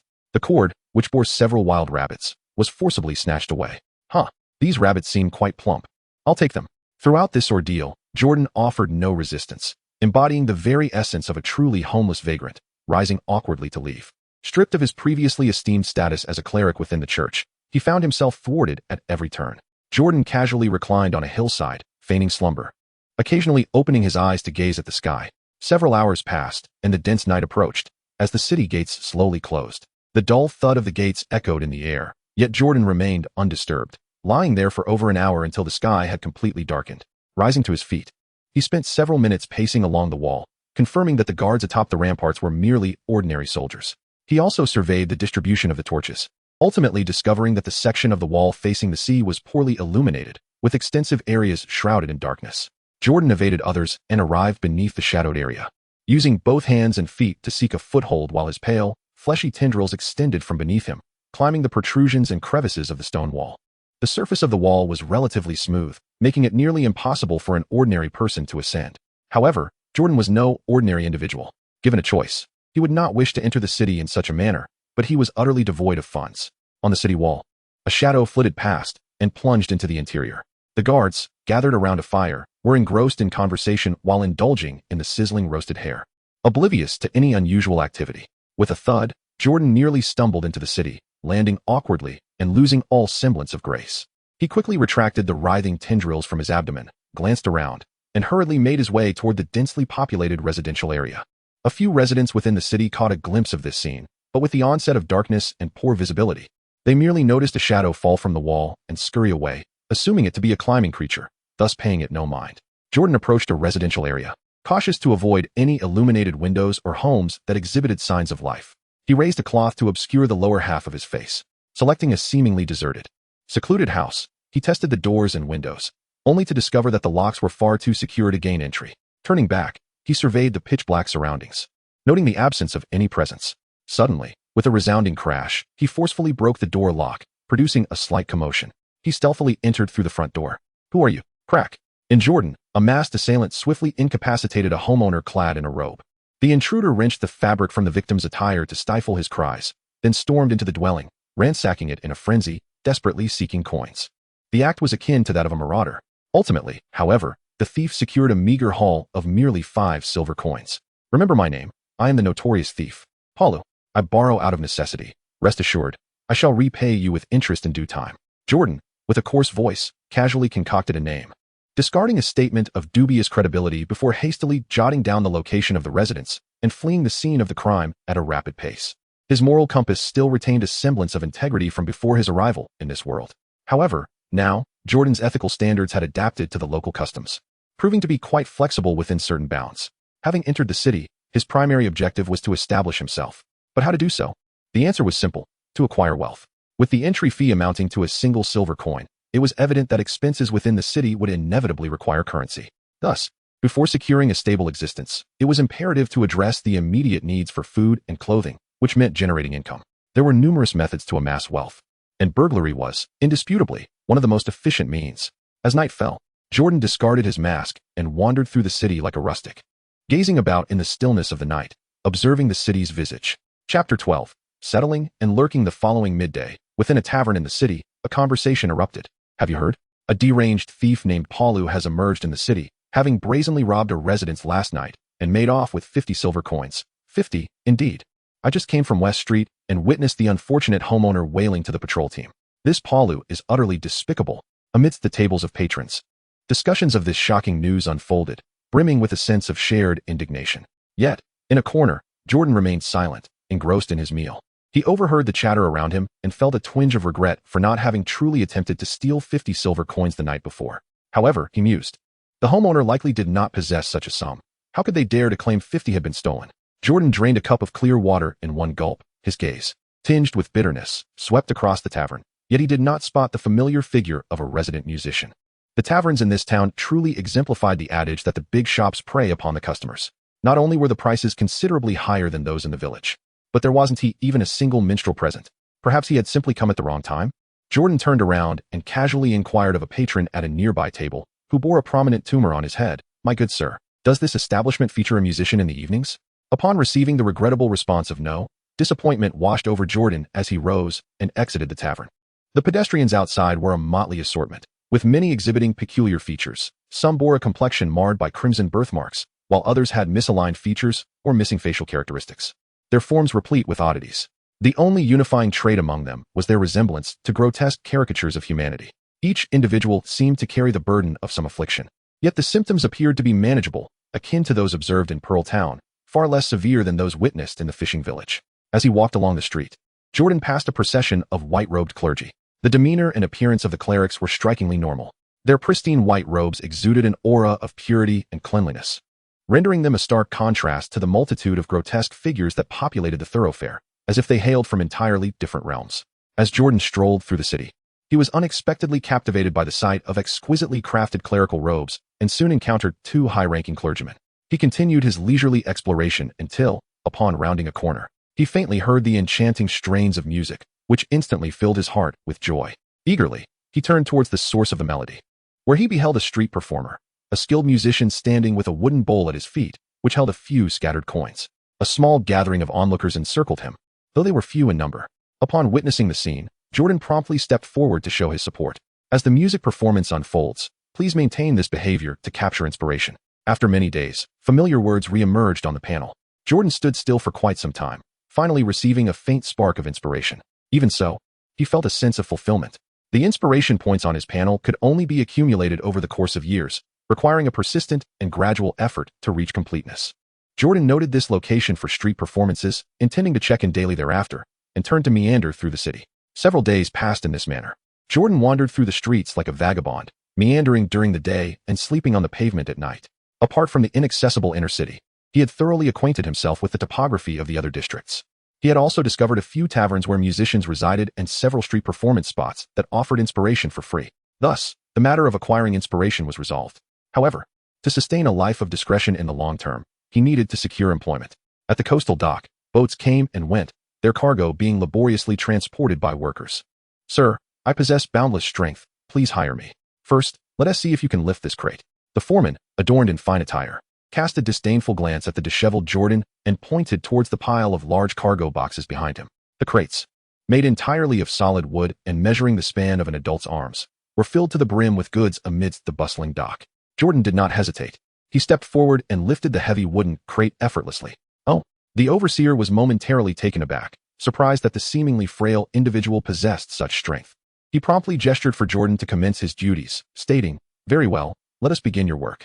The monthly wage is 3 silver coins, which includes 2 meals per day, and you will be responsible for transporting goods from several designated vessels. Is that agreeable? By the way, what is your name?" "Sir, I am called Glenn." Jordan skillfully fabricated a pseudonym. From that moment on, Jordan was known as Glenn, transforming into an unremarkable dock worker. This laborious task was no easy feat for the ordinary inhabitants of this world. The heavy crates frequently fell for various reasons, either due to inadequate securing or the carelessness of the laborers. Almost every week, 1 or 2 dockworkers would suffer injuries, and in severe cases, some would be left disabled and rendered incapable of work. In addition to these workplace accidents, there were often creatures from below the water's surface that would emerge, causing chaos. The bizarre crustacean-like sea creatures, resembling both crabs and spiders, would ascend the wooden pillars of the dock, their sharp appendages capable of piercing human skin with ease. There were also soft-bodied octopuses with numerous sharp spines on their suction cups. Once entangled, escape was nearly impossible. These were peculiar beings from the coastal depths. Yet, whether faced with the rigors of labor or disturbances from external forces, Jordan found no challenge insurmountable. The pollution within his body endowed him with extraordinary strength, and he had never encountered any mishaps during his work. Even when strange creatures crawled onto the deck, they would quickly retreat or scurry away, displaying an exceptionally laid-back demeanor. Overall, Jordan was quite content with his job. He was tasked with transporting goods from a few specific vessels, which kept him busy for only a few days. Once the assigned ships departed, he had ample time to venture into the city to gather inspiration, patiently awaiting the return of the corresponding cargo vessels. After receiving his wages a few months prior, he rented a dilapidated house within the city, truly establishing his residence in the port of Rhine. The memories of his past experiences in Pearl Town seemed to fade into the distance. As the seasons transitioned, with the onset of winter, the destitute outside the city walls were suddenly apprehended and compelled to undertake maintenance of the walls or engage in logging. The practice of seizing the homeless for forced labor during winter appeared not only to be a tradition of Pearl Town, but also a cultural norm of the nation. Truly, the wisdom of our ancestors must not be disregarded. Who could argue otherwise? Those displaced and impoverished would inevitably succumb to the cold, yet before their demise, they could take pride in contributing their residual warmth to the port of Rhine. Within the city streets, discussions flourished among residents, who, as beneficiaries of this inhumane tradition, passionately upheld its perpetuation. Jordan, clad in a newly purchased cotton garment, stood at a checkpoint, listening intently to the melodious notes produced by a street performer playing the flute. Aside from the bustling hours, he diligently traversed the same route each day, visiting various performance spots to gather inspiration, finding joy in the monotony. Occasionally, when in high spirits, he would bestow a copper coin as a token of appreciation, mindful to avoid the stigma of taking without giving. His disciplined routine earned him the playful moniker of Great Artist Glenn among the dockworkers. Chapter 13. Enlightenment at Longchong. 5 swift years have passed. The Rhine port city remains tranquil, yet Jordan finds himself restless. The reason is simple. The accumulation of inspiration is far too slow. Inspiration points panel current inspiration 26 available points for allocation. Abnormal human, longevity species. 10. Aberrant, deformed entity, moth type. Pupation. 10. Abnormal human, longevity species. You are a human with a lifespan slightly longer than your peers. Yet you possess nothing particularly extraordinary. Aberrant, deformed entity, moth type. Pupation. You have fused with a certain anomalous being, resulting in notable changes to your physique. In Jordan, a man with a beard strolls down the street, his gaze fixed upon an illuminated panel that conceals the thoughts of those around him. A frown etched across his brow. Over the years, in pursuit of inspiration, he has taken to visiting various street performances within the city during his leisure time. However, the results have proven rather unsatisfactory. The performers, unlike machines, do not consistently play serious compositions. More often than not, they engage in a style reminiscent of comedic storytelling, belting out bizarre, self-composed tunes that elicit uproarious laughter from passers-by, entirely outside the realm of what he seeks for inspiration. Consequently, the pace at which he has gathered ideas during these years of residency pales in comparison to the rapidity with which he absorbed knowledge while immersed in the repetitive study of books at the monastery. As for books, Jordan pondered deeply, and before he realized it, he found himself standing before a white church within the city. He paused and looked up at the exquisite stained glass adorning the church windows, as well as the clerics in their flowing white robes coming and going. Drawing inspiration from books is not as simple as it seems. In the past, Jordan attempted to casually purchase a few sheets of paper, scribbling whimsical tales upon them and adorning them with a cover, hoping to pass it off as a legitimate book. However, upon perusal, it failed to activate any panel judgments. It is evident that only a tome imbued with substantial text can ignite inspiration.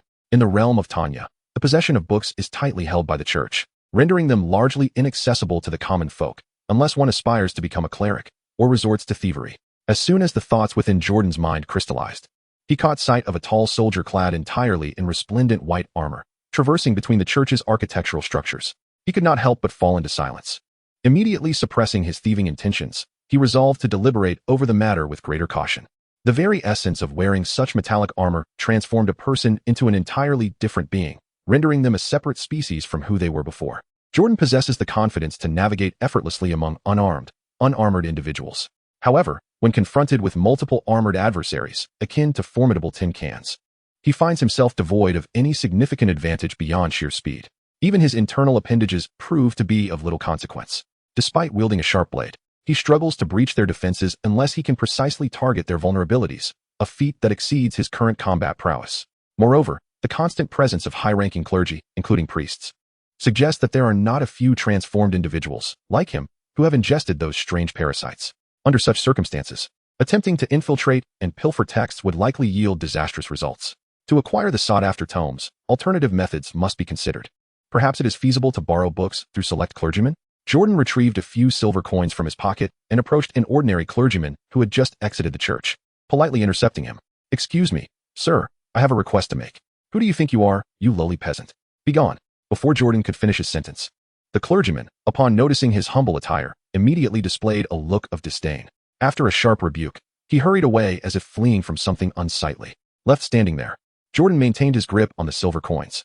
He was not disheartened. A single unsuccessful attempt did not signify anything definitive. Surely, not every clergyman could possess such a wretched disposition. Outside the church in Jordan, he approached a seemingly amiable female cleric. He produced a silver coin and adopted a humble demeanor, attempting to negotiate a request for borrowing books. However, before he could utter a word, the seemingly approachable cleric insulted him with harsh words. "What do you, a mere wretch, want? This noble white robe is not meant for your kind to approach." What afflictions plague the clergy in this city? Jordan inwardly lamented a few words before departing in dejection. In the past, he had often heard tales of the clergy's unjust treatment of the populace, with oppression occurring frequently. However, it was only through his current experience that he truly grasped the severity of the situation. The ordinary clergymen in Pearl Town were not like this. He had not anticipated that donning a white robe in the city would render them so arrogant. If it were high-ranking clergy behaving in such a manner, it could be overlooked, but even the common clergy displayed this attitude. Perhaps it was merely his misfortune to encounter two individuals of such reprehensible character in succession. That afternoon, Jordan stood guard at the entrance of the church where ordinary people were forbidden to enter, trailing behind one clergyman after another, repeatedly attempting to voice his appeals. Each effort ended in failure, met only with a barrage of insults. Such conspicuous behavior inevitably attracted trouble. How audacious! Daring to harass the clergy of the church? Lock him up for 2 days to sober him up. Take him away.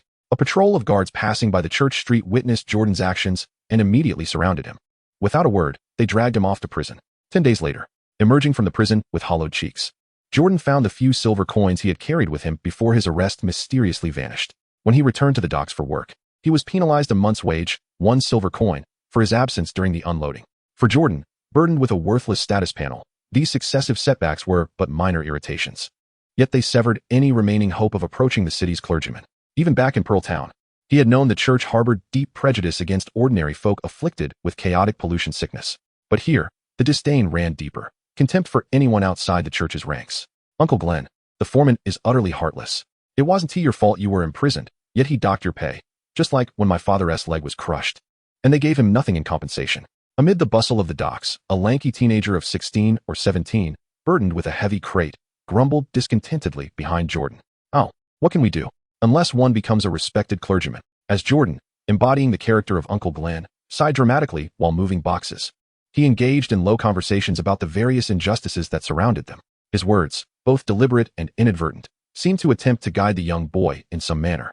Their dialogue unfolded with a casual ebb and flow. The boy, named Bill, was the son of a former colleague of Jordan's, who had tragically become disabled and bedridden following an accident during a move. From what Jordan gathered, Bill had a younger sister at home. Despite his tender years, he bore the heavy burden of supporting the entire family. More importantly, at not yet 20, he had been fortunate enough to remain unscathed by the afflictions of the contaminated illness. These two factors fulfilled the church's annual criteria for selecting new clergy members. Chapter 14. The Allure of Hearts, Evening at the Dock.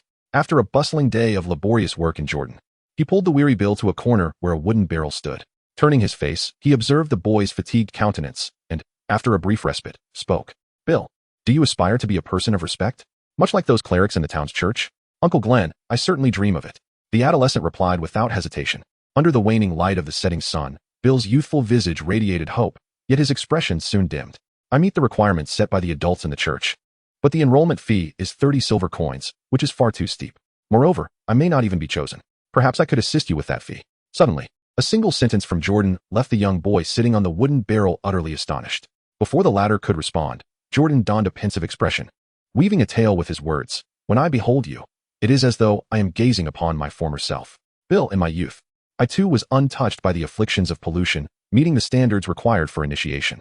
Yet, due to a lack of savings, I forfeited the opportunity to register and transform my life. Each night, as I lie in bed, I agonize over the thought that had I possessed the means to become a cleric, my existence would not be as burdensome and humiliating as it is now. Bill, mature beyond his years, resonated deeply with Glenn's deliberately provocative remarks. He envisioned his own fate mirroring that of his incapacitated father, confined to a bed, and felt a chilling certainty that his future would be equally dismal, having sustained a disability from an accident at the docks. Overwhelmed by despair, he exclaimed, No, I refuse to live my life as Uncle Glenn has. Upon hearing the youthful remarks, Jordan felt a lump in his throat. Internally, he lamented that this unfortunate child truly lacked emotional intelligence. Nonetheless, he considered it quite advantageous to cultivate him as a mere tool for borrowing books. The clerics in the city held themselves in high esteem, reluctant to associate with those beneath their station, save for their fellow church members. Why not support a cleric who harbored a favorable disposition towards him? After all, it was all in the pursuit of gathering inspiration more swiftly. Jordan yearned for the street performers to serenade him around the clock, yet such a desire was evidently impractical. Thus, the only means to enhance his inspiration and accumulate knowledge was through the acquisition of books. Assisting a young lad with his enrollment fees was a task of utmost simplicity. As for procuring the silver coins, a few ventures with the notorious thief Paulu would suffice. Uncle Glenn, I implore you, as long as you can assist me with the enrollment fees, I shall comply with any request you may have henceforth, came the humble plea from the boy, whose tone had transformed to one of utmost respect. In Jordan, nature seemed to conspire in his favor, as he took on the role of a reliable elder, granting every wish with a grand gesture.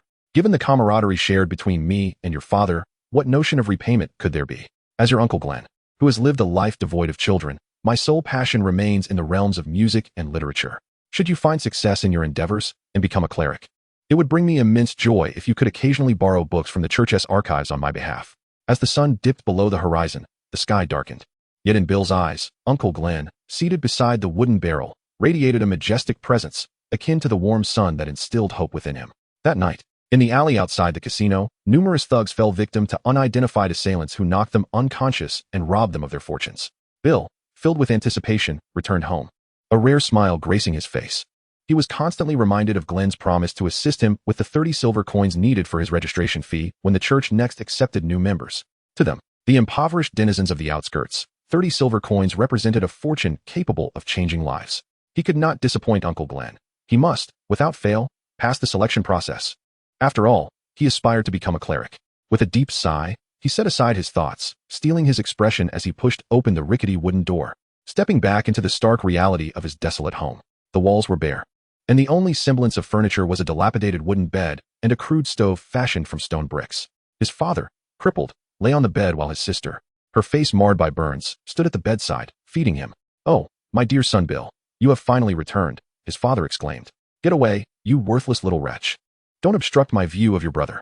The disabled man, with a face filled with joy upon seeing Bill, shoved his sister aside, causing her cup to tumble to the ground.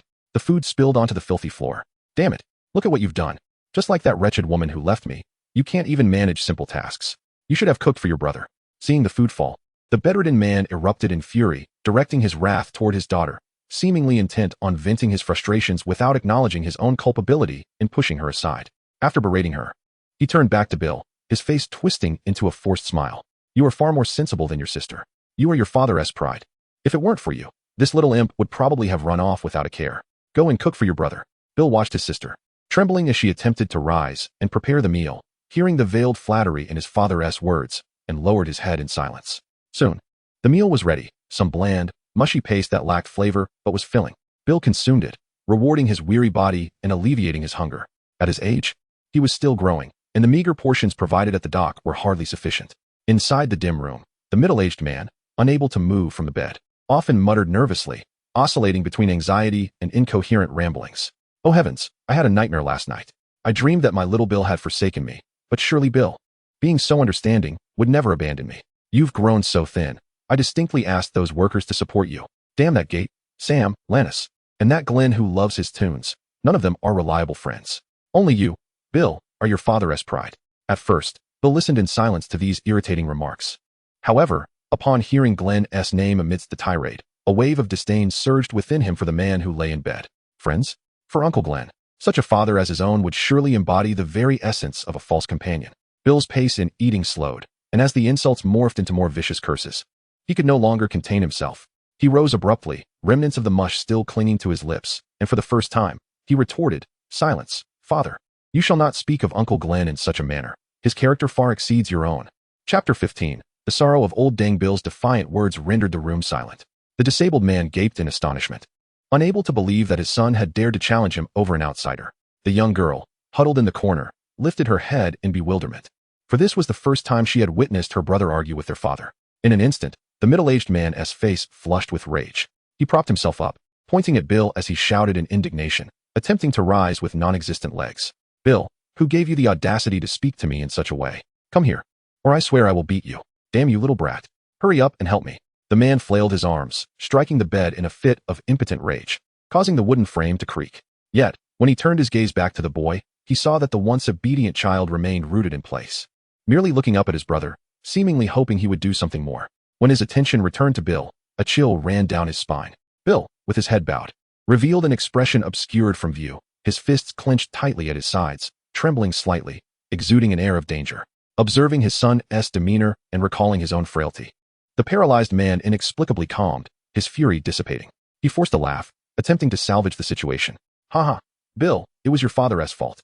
I shouldn't have spoken that way. You must be weary from your hard day's work at the docks. Let us extinguish the candle and retire for the night." Hearing his father's concession, Bill's tensed fists gradually relaxed, relieved that he had not lost his composure. He managed a somewhat stiff smile, attempting to mend the frayed threads of their family bond. "I'm sorry, father. I shouldn't have spoken to you that way. But Uncle Glenn is truly not that kind of person. He treats me well and often helps me with the cargo. He even promised to pay the 30 silver coins for my church registration."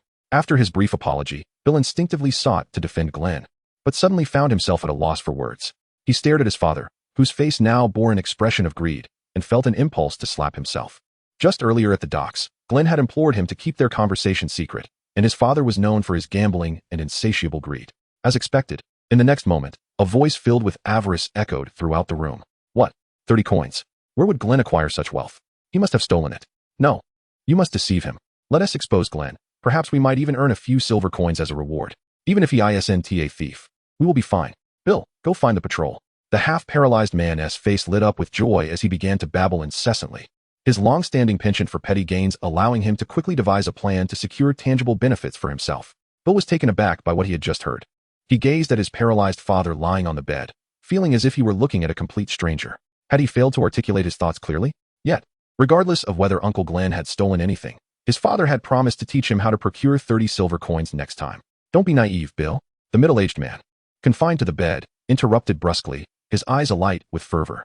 Glenn and I are merely drinking buddies. How could he possibly give you that money? I don't know if that rascal is playing tricks on you, but until you have the coins in hand, they are meaningless. Since he claimed he could procure 30 silver coins, he must be held accountable for his empty words. You must immediately expose him for stealing. If you succeed, there is a bounty that could cover a month's wage.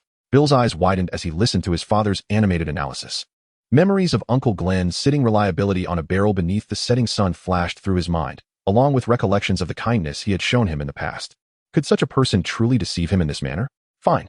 If you are unwilling to act, then let that little wretch, your sister, carry me to report him instead. Seeing Bill remain unmoved, the incapacitated man inwardly cursed his son for being such a coward.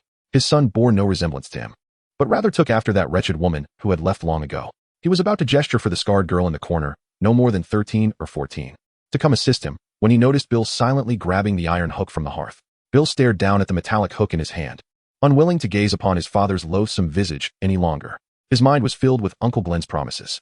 Once he succeeded in becoming a cleric and was officially registered in the port city of Rhine, he would receive 10 silver coins each month and could move with his sister into the inner city, no longer confined to their dilapidated dwelling. No one could thwart Uncle Glenn's pledge of 30 silver coins to cover his church enrollment fees. No one, not even his own paralyzed father. You worthless old man should have died long ago. If it weren't for your vile nature, Mother would not have abandoned us years ago. With a swift motion, the iron hook pierced through the figure on the bed, splattering droplets of crimson. Bill's face was splattered with blood, his expression frenzied. The pent-up resentment towards his father erupted as he thrust the hook again and again, repeating this simple yet brutal act. It wasn't until 10 minutes later that he regained his senses. His father lay lifeless, and beside him, his scarred sister gazed at him with wide-eyed admiration. The blood-soaked hook clattered to the floor, producing a cacophony. Realizing the gravity of his actions, Bill's face turned pale with terror. He stepped back, uncertain of what to do next. He looked at the blood-stained bed and the corpse of his father, an overwhelming despair flooding his heart. I will go to prison. I will never have the chance to become a cleric. Bill glanced at his sister, contemplating whether to say she had committed the act if discovered, but instantly dismissed the absurd thought. In moments of fear and uncertainty, one often thinks of those closest who might assist them. Now, Bill could only envision Glenn's mature and comforting face, memories of the home he resided in flooding his mind. He swiftly scooped up his sister and stepped into the night, disappearing into the darkness. Let us find Uncle Glenn and tell him that our father was killed by robbers. Chapter 16. Filial piety to the extreme. The murderer is me? Bang, bang. Not long after Jordan returned home from a recent robbery, counting the silver coins he had pilfered, he was suddenly alerted by a loud knocking at the door behind him. He quickly became vigilant. Outside, he heard the frantic cries of Bill. Uncle Glenn, please help us. Recognizing the familiar voice of the youth, Jordan concealed the coins and turned to open the door. Outside stood a bloodied Bill, his face a portrait of panic, accompanied by his sister. Upon seeing Glenn, he exclaimed, Uncle Glenn, my father has been murdered by robbers. We barely managed to escape. But the thief mentioned he was. Bill's mind raced with the notorious names he had heard in tales of old, and with a spark of inspiration, he blurted out. It was the infamous thief, Palygan. What? Upon hearing the news, Jordan was momentarily taken aback, his body stiffening with a genuine display of emotion, unmistakably sincere. The notorious thief, Palu. Was this not his own assumed identity? He had clearly ventured to the casino today to commit robbery, rather than to slay the despicable father of Bill.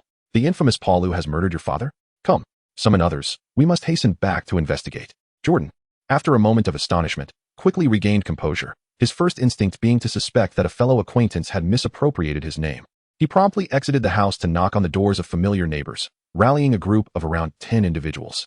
In the dead of night, armed with candles and torches, he and his sister hastened to the scene of the incident.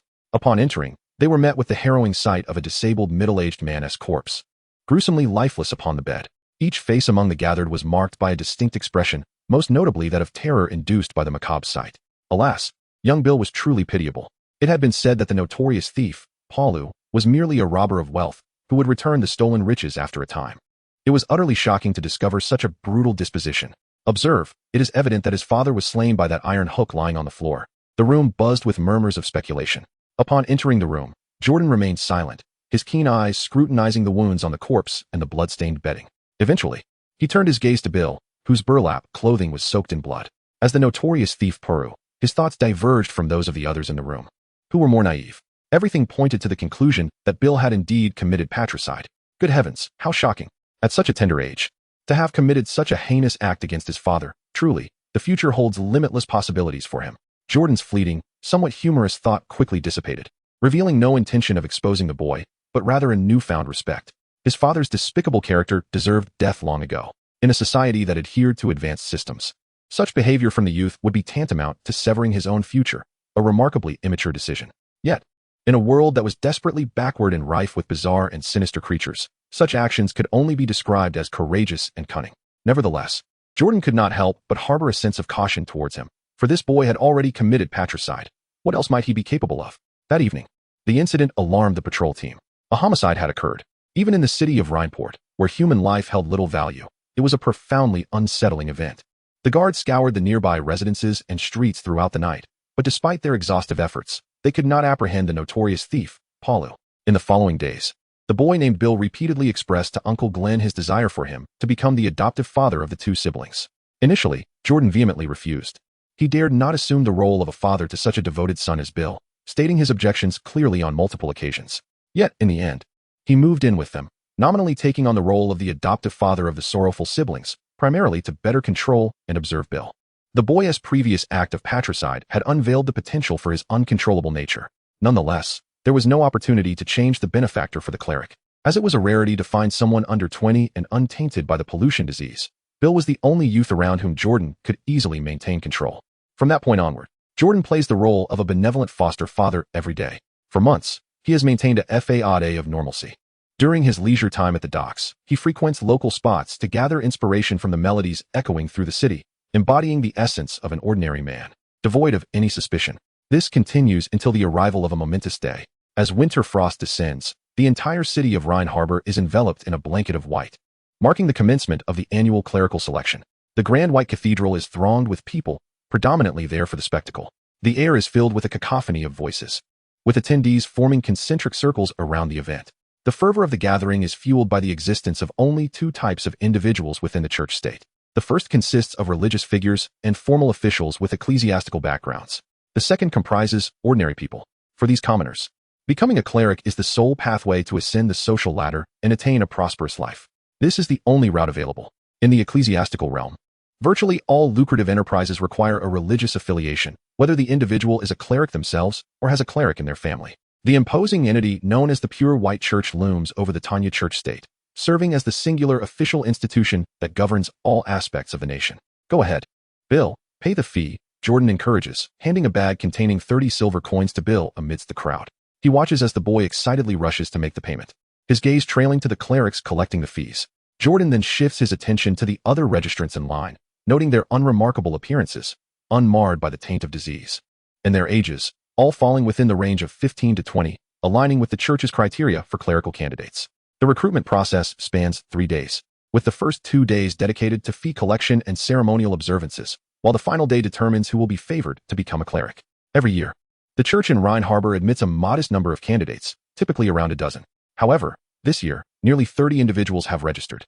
It is evident that a portion of these hopefuls will ultimately be unable to secure a clerical position, having paid the 30 silver coins in vain. Not far away, Bill's face beams with excitement as he clutches the pouch of coins, patiently waiting in line to pay. Yet soon, his joy is extinguished, doused by the cold reality he faces. At the church entrance, the formally dressed clerics regard Bill's humble attire with disdain, akin to how one might view a filthy stray dog, their impatience palpable even as they collect fees. In stark contrast, they cast appreciative glances toward the other registrants, whose attire is tidy and well-kept. Despite all standing in the same line, the treatment these young men receive varies greatly. Bill, acutely aware of the piercing stares surrounding him, bites his lip, engulfed in a wave of uncertainty. He begins to worry whether a destitute individual like himself, struggling to afford the registration fee, can truly be selected as a cleric in 2 days' time. The thought of not being chosen fills him with dread, and he wishes to avoid contemplating the consequences. He turns around, searching for the reassuring figure of his foster father, Glenn, hoping to gain confidence from his presence. Yet, he discovers that Glenn has vanished from sight, leaving him alone in his apprehension. Chapter 17. The notorious thief Peru's greed awakens. Jordan blended into the crowd, his gaze fixed intently on the well-dressed and affluent candidates within the line. He stealthily followed their path after they paid, swiftly traversing the route to commit it to memory. It was evident to anyone with a modicum of common sense that among the nearly 30 individuals, at least half would undoubtedly fail to become clergy. Based on the church's historical inclinations, those who succeeded in attaining clerical status were most likely to emerge from families of considerable means. Undeniably, in this aspect, Bill lacked competitiveness. However, Jordan could not passively observe as they were eliminated, as this would hinder his progress in gathering inspiration. He still relied on this devoted individual for future literary borrowings. Consequently, since a portion of these candidates would inevitably not attain clerical positions, why could he not be the one to influence their selection? Jordan pondered the inability to influence the church's recruitment process within the city. However, wouldn't it be a simple matter to abduct a few ordinary youths and conceal them? If he were to stealthily abduct half of the candidates before the official selection, the remaining half would undoubtedly secure their place. The church operated with rigid adherence to its procedures. Once a deadline was missed, one would have to wait until the following year, leaving no room for leniency. This also meant that his plan was destined for success.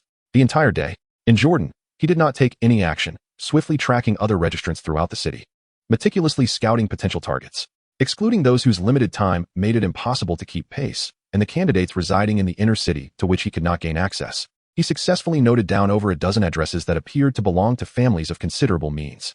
As evening fell, upon returning home, Jordan remained deep in contemplation regarding tomorrow's kidnapping plan until mealtime. At the wooden dining table during dinner, Bill wore a look of frustration, casting hesitant glances at Jordan. He opened his mouth several times, yet ultimately remained silent, bowing his head to eat quietly. Observing this, his sister Amy, whose visage bore the scars of past burns, appeared to sense the unspoken tension. The siblings sat in silence, taking small bites of the meal before them. Jordan, seated in the main position, naturally noticed the peculiar actions of the two unfortunate children.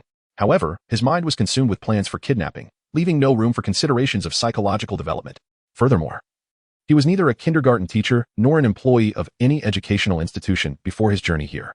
While he excelled in deceitful persuasion, the role of a psychological counselor was far from his expertise. His skills were honed during his childhood in the monastery of Pearl Town, where he had to feign youthful innocence in the presence of adult clergy to avoid detection of any anomalies. This environment had forced him to adapt over time. The following day, even by afternoon, the city's clamor had not diminished. A procession of clergy clad in white paraded through the streets, sprinkling holy water amidst the vibrant festivities. Yet, the sorrows of humanity remain unshared. Bill pushed open the wooden window, surveying the white-robed figures among the procession, his eyes filled with envy. Ultimately, this envy morphed into sorrow and self-doubt. The disdainful glances cast upon him by the formal clergy during his payment the previous day pierced his heart like daggers, leaving a lingering pain within. Could someone like him truly aspire to become a clergyman? "Bill, I won't be home tonight. I'm going to a friend's house for dinner, and we'll stay there," came the admonishing voice, prompting Bill to turn and watch Glenn depart. He gazed at Glenn's steady and reliable figure, a tumult of emotions swirling within him. In that moment, an overwhelming fear gripped him, the fear of never becoming a clergyman and thus disappointing the expectations of his adoptive father. Jordan has stepped out. Tomorrow marks the day when the church of the city will truly select its members, and if one wishes to accomplish anything, it must be done tonight. The cobblestone streets, uneven and littered with refuse, are permeated by an unpleasant odor that is difficult to describe. Yet, in Jordan's eyes, this is already a commendable state of affairs. At the very least, the officials of the city church will be diligent in managing the disposal of waste. In this backward world beneath his feet, what more could one expect from the urban environment? As long as one avoids stepping in excrement on the way out, it is already a stroke of good fortune. A fragrant scent wafts through his nostrils. A white carriage of the church's procession passes by the corner, with priests on either side occasionally sprinkling holy water, eliciting murmurs and cheers from the gathered crowd. The holy water truly smells delightful. Is this also a blessing from the divine? How I wish I were a priest. Our nation is under divine protection. Jordan cast a casual glance at the distant clamor, paying little heed to the foolish utterances surrounding him. As a former insider of the church, he was aware that the holy water was merely infused with herbal essence, rendering it pleasantly fragrant, akin to a rudimentary perfume. As for the existence of deities, who could truly say? Yet, in his youth, he had indeed heard Father Geround from Pearl Town recount tales of having witnessed an angel with his own eyes. Jordan has speculated extensively on this matter. It is known that within the church, particularly among the high-ranking clergy of the pure white church, there exists a prevalence of aberrations. The wilderness is teeming with various strange and bizarre creatures. In such a world, steeped in the uncanny, what, one might ponder, constitutes the divine and the angelic? Such inquiries seem distant and abstract, rather than pondering the existence of deities. it would be more prudent to consider whether Bill can successfully ascend to the status of a clergyman, a matter that will significantly influence his future sources of inspiration and the pace of his accumulation of knowledge. Ultimately, in this foreign land, it is far more critical to invest thought into the trivialities of his current situation. As night quietly descends, the great thief Peru makes his entrance. Jordan stealthily approached the corner of a building, his face concealed, until he arrived before a relatively tidy brick house. The flickering lights within hinted at merriment, and the faint sounds of laughter could be discerned. The owner of this abode was engaged in the trade of animal pelts. A person of considerable means among the common folk, likely reveling in a celebration, perhaps toasting the ascension of their child to the clergy. Suddenly, with a resounding crash, the wooden door was forcefully kicked open, falling to the ground. The jovial atmosphere inside came to an abrupt halt as the family of three gathered around the dining table froze in shock, their eyes lifting in unison towards the doorway.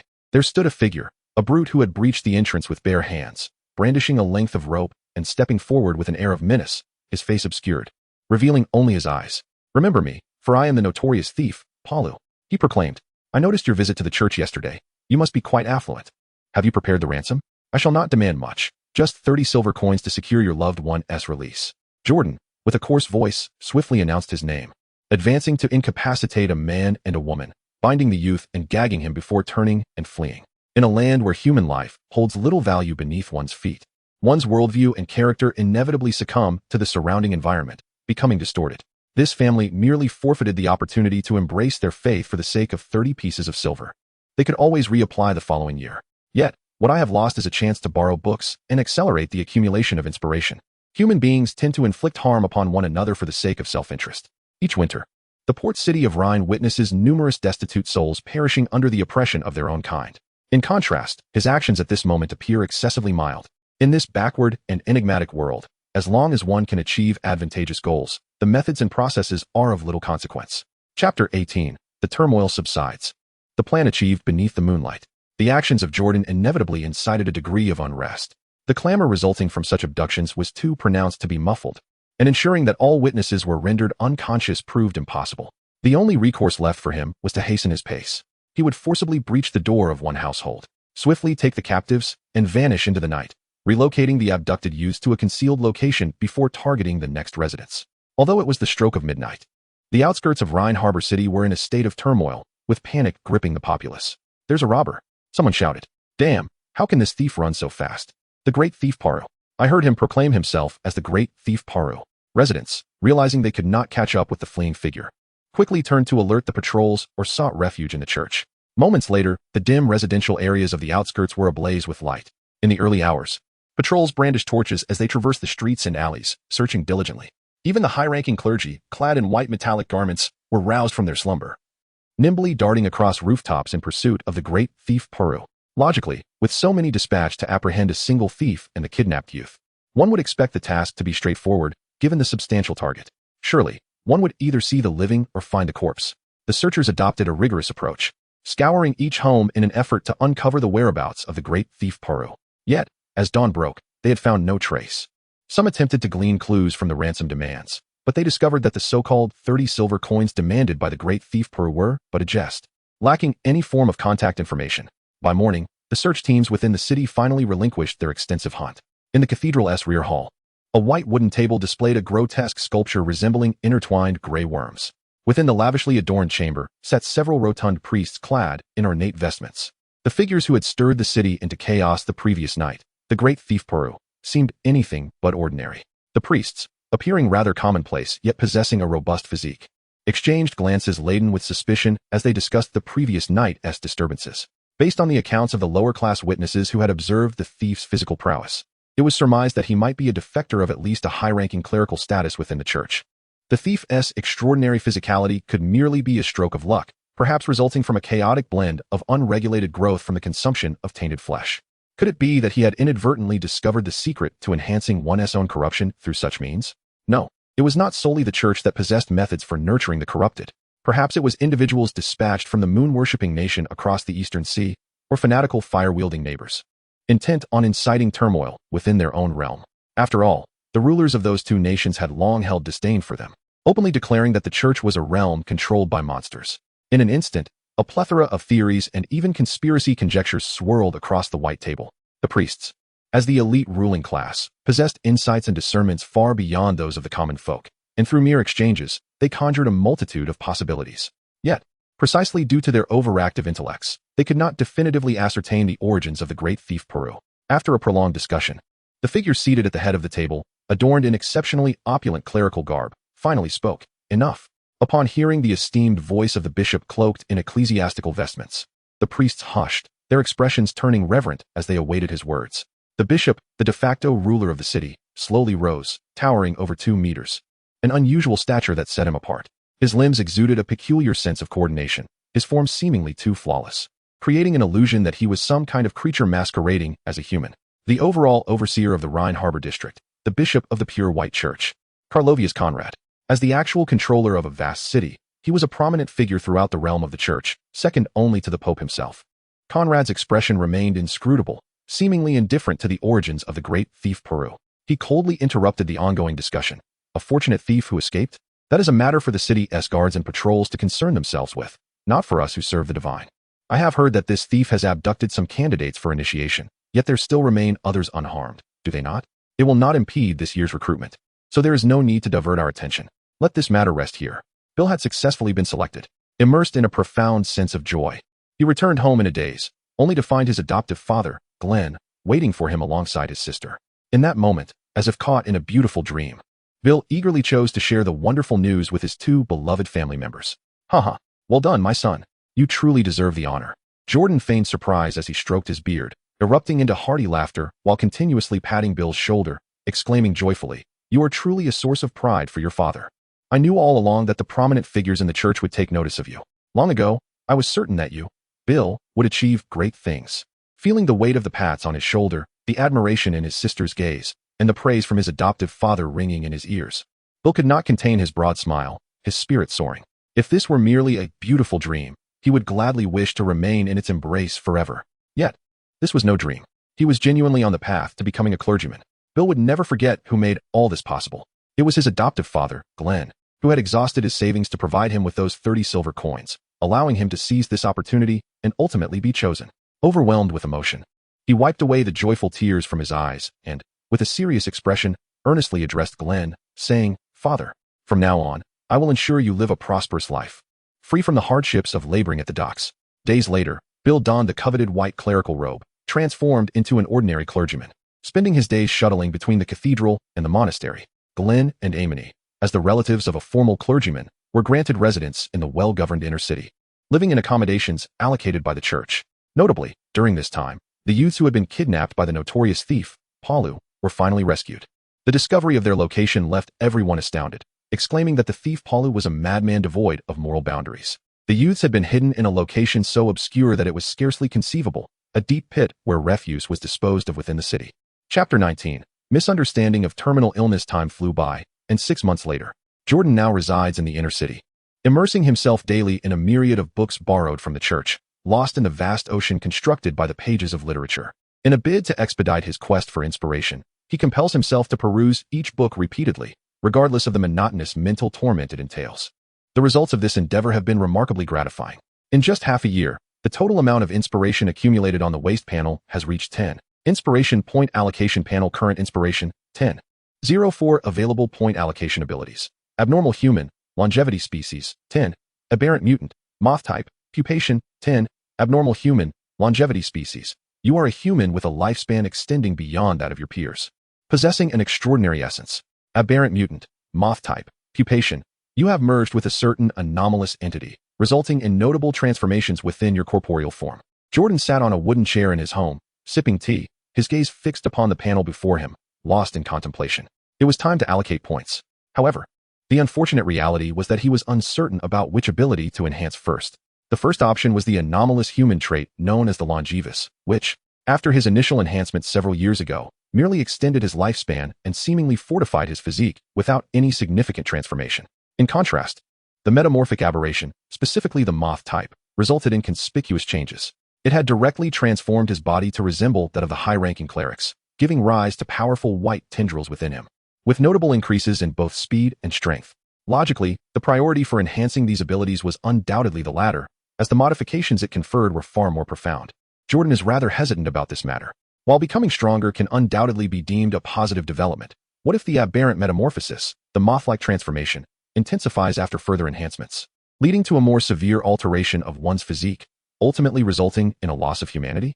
Should one's peculiarities be detected, it would signify the collapse of their enterprise in the Rhine port city, necessitating a change of location to once again conceal their identity, or worse, severing ties with human society and wandering the wilderness.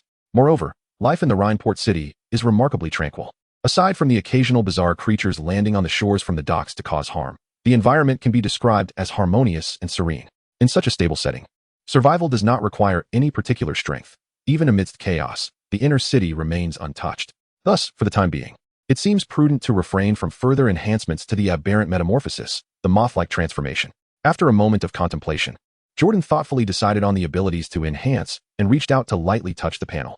The notification chimed. Inspiration -10. Anomalous humanity. Longevity species 10. Anomalous humanoid entity. Semi-eternal life form 300. The deduction of inspiration was indicated, and the ability entry was undergoing transformation. Anomalous humanoid entity. Semi-eternal life form.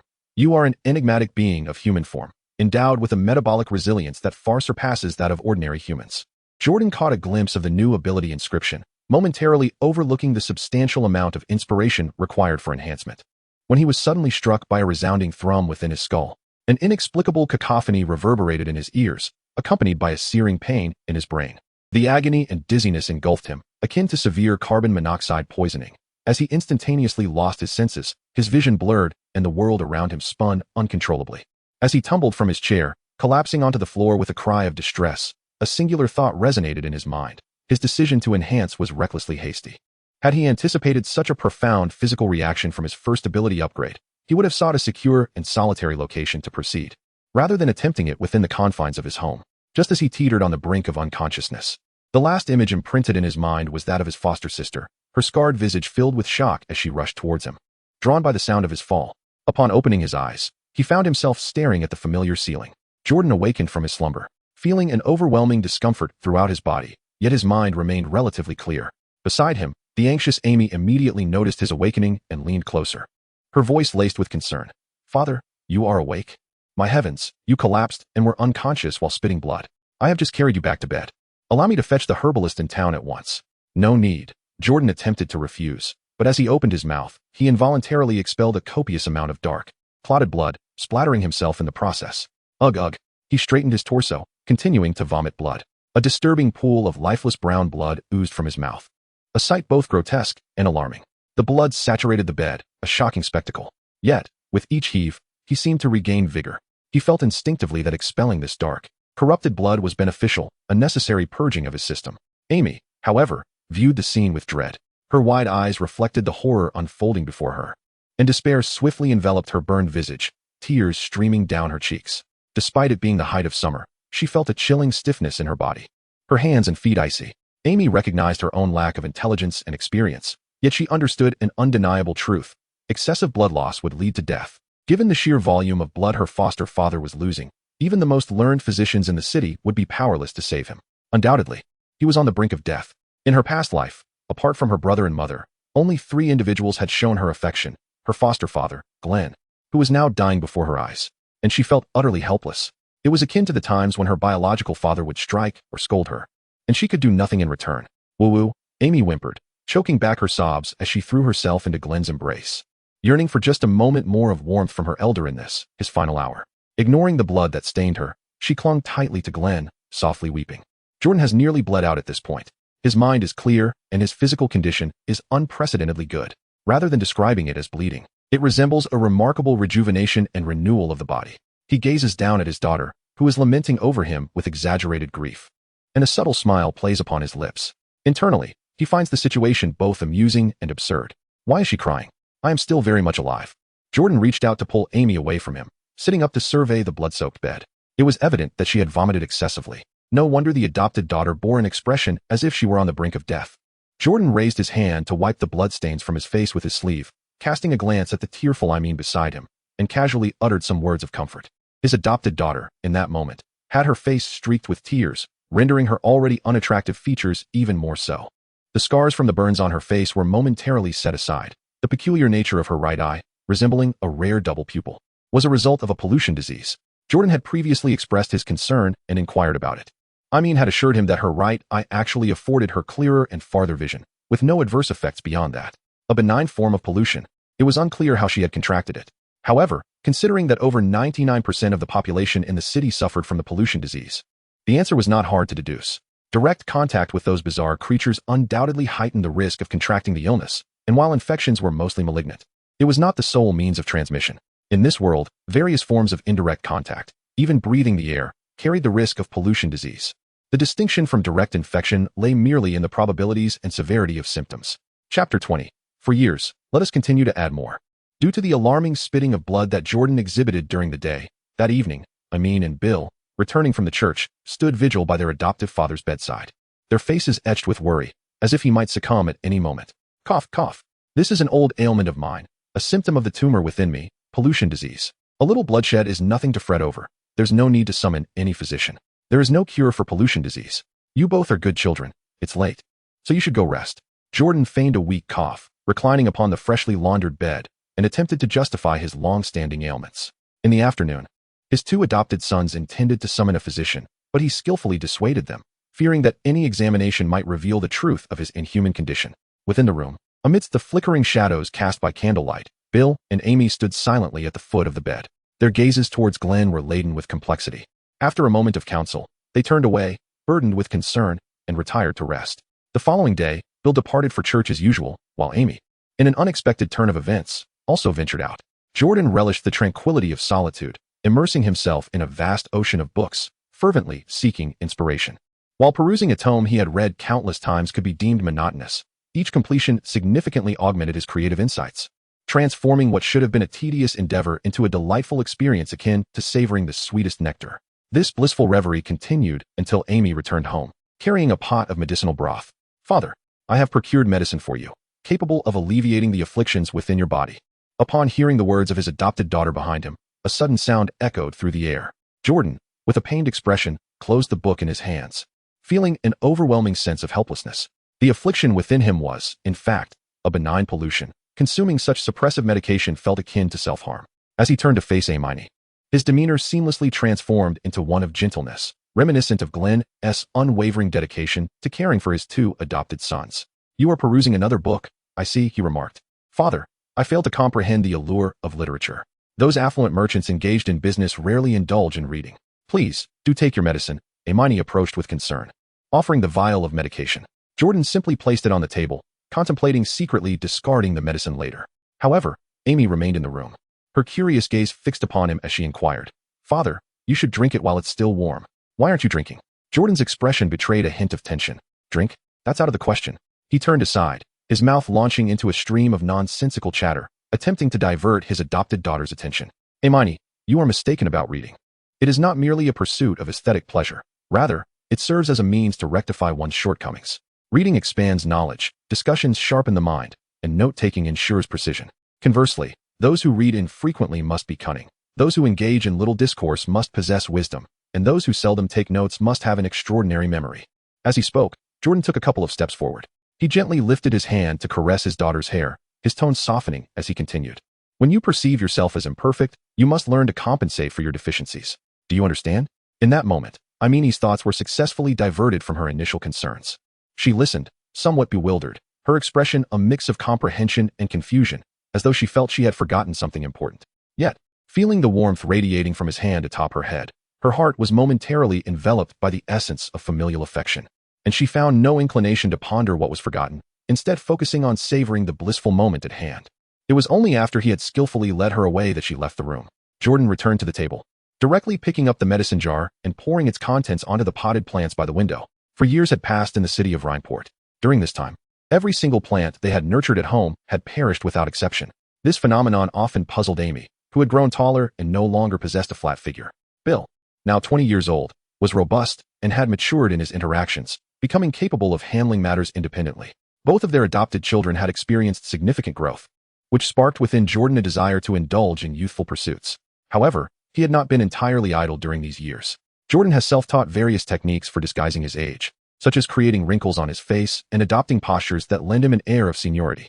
The anomalous humanoid entities, classified as semi-perpetual life forms, have also undergone private testing, yielding a plethora of discoveries.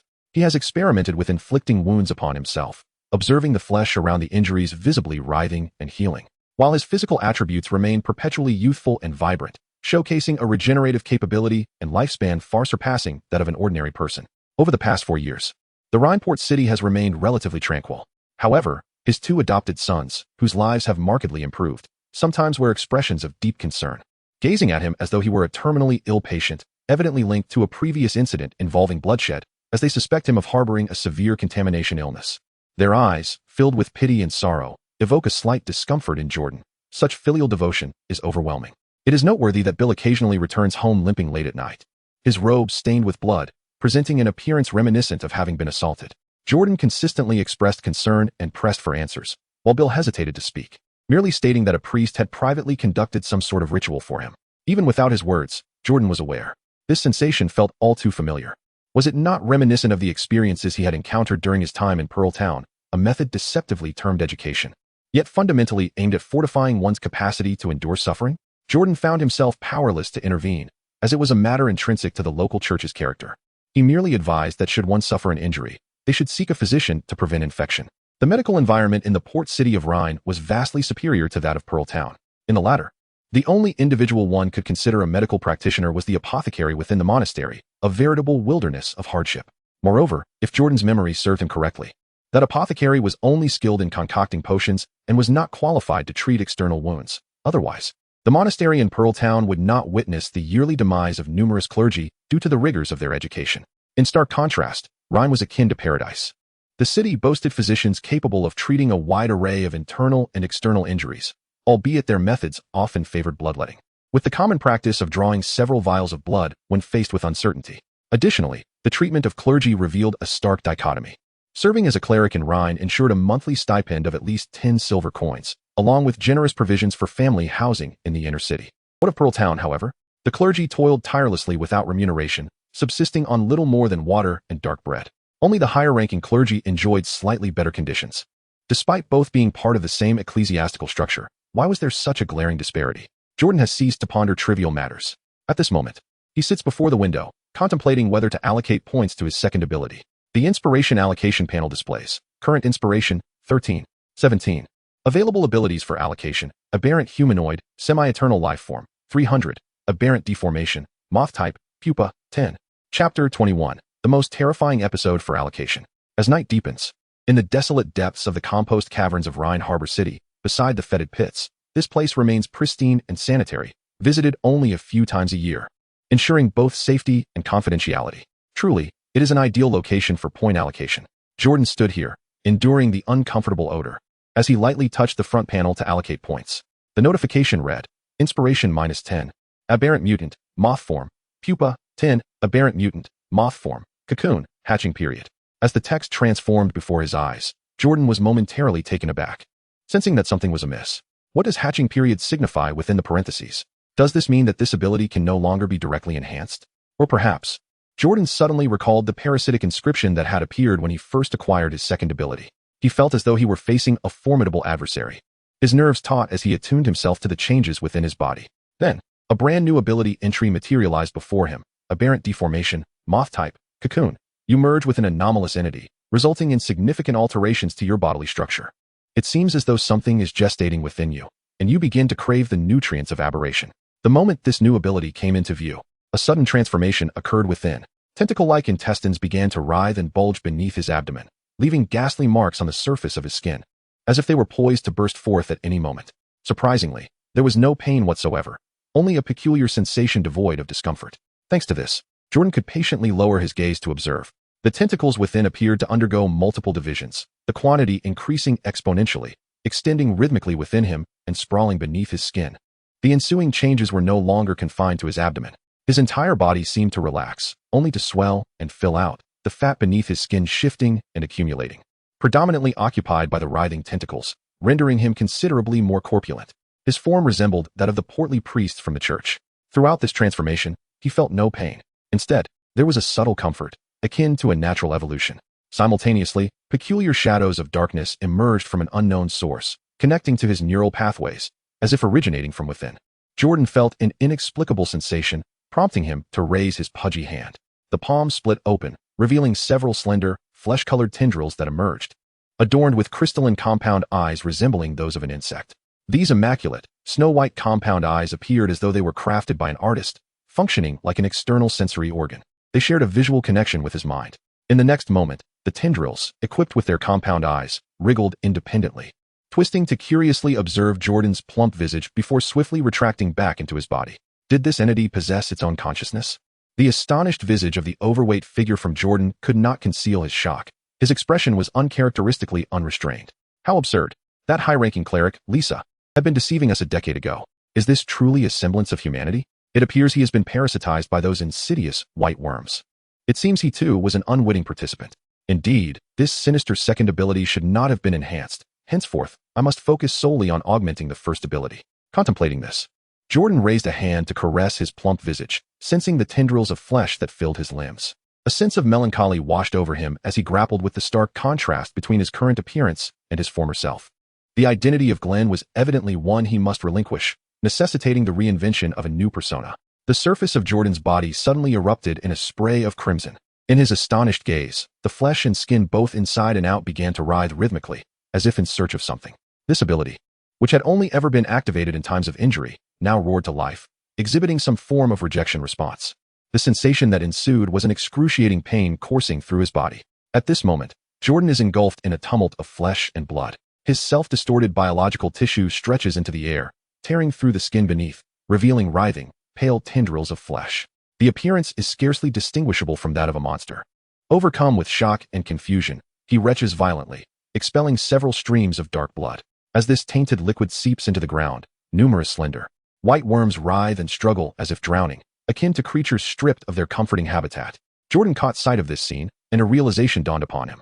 The reason for the first ability's tumultuous upheaval seemed to lie in the expulsion of some unknown entity within him. Upon this revelation, he could not help but feel invigorated, spitting out a few more mouthfuls of blood. It was not until several minutes later that Jordan's form has returned to that of an ordinary person, his skin taut and shedding the previous corpulent image. A substantial portion of the vast multitude of tentacles that proliferated within him has been expelled, accompanied by the ejection of at least several dozen repugnant worms. He glanced down at the ground, where numerous pale tentacles lay discarded, alongside the lifeless forms of the white worms that had ceased their struggles. Squatting down, he unhesitatingly gathered them up, casting them into a nearby cesspool to obliterate the evidence.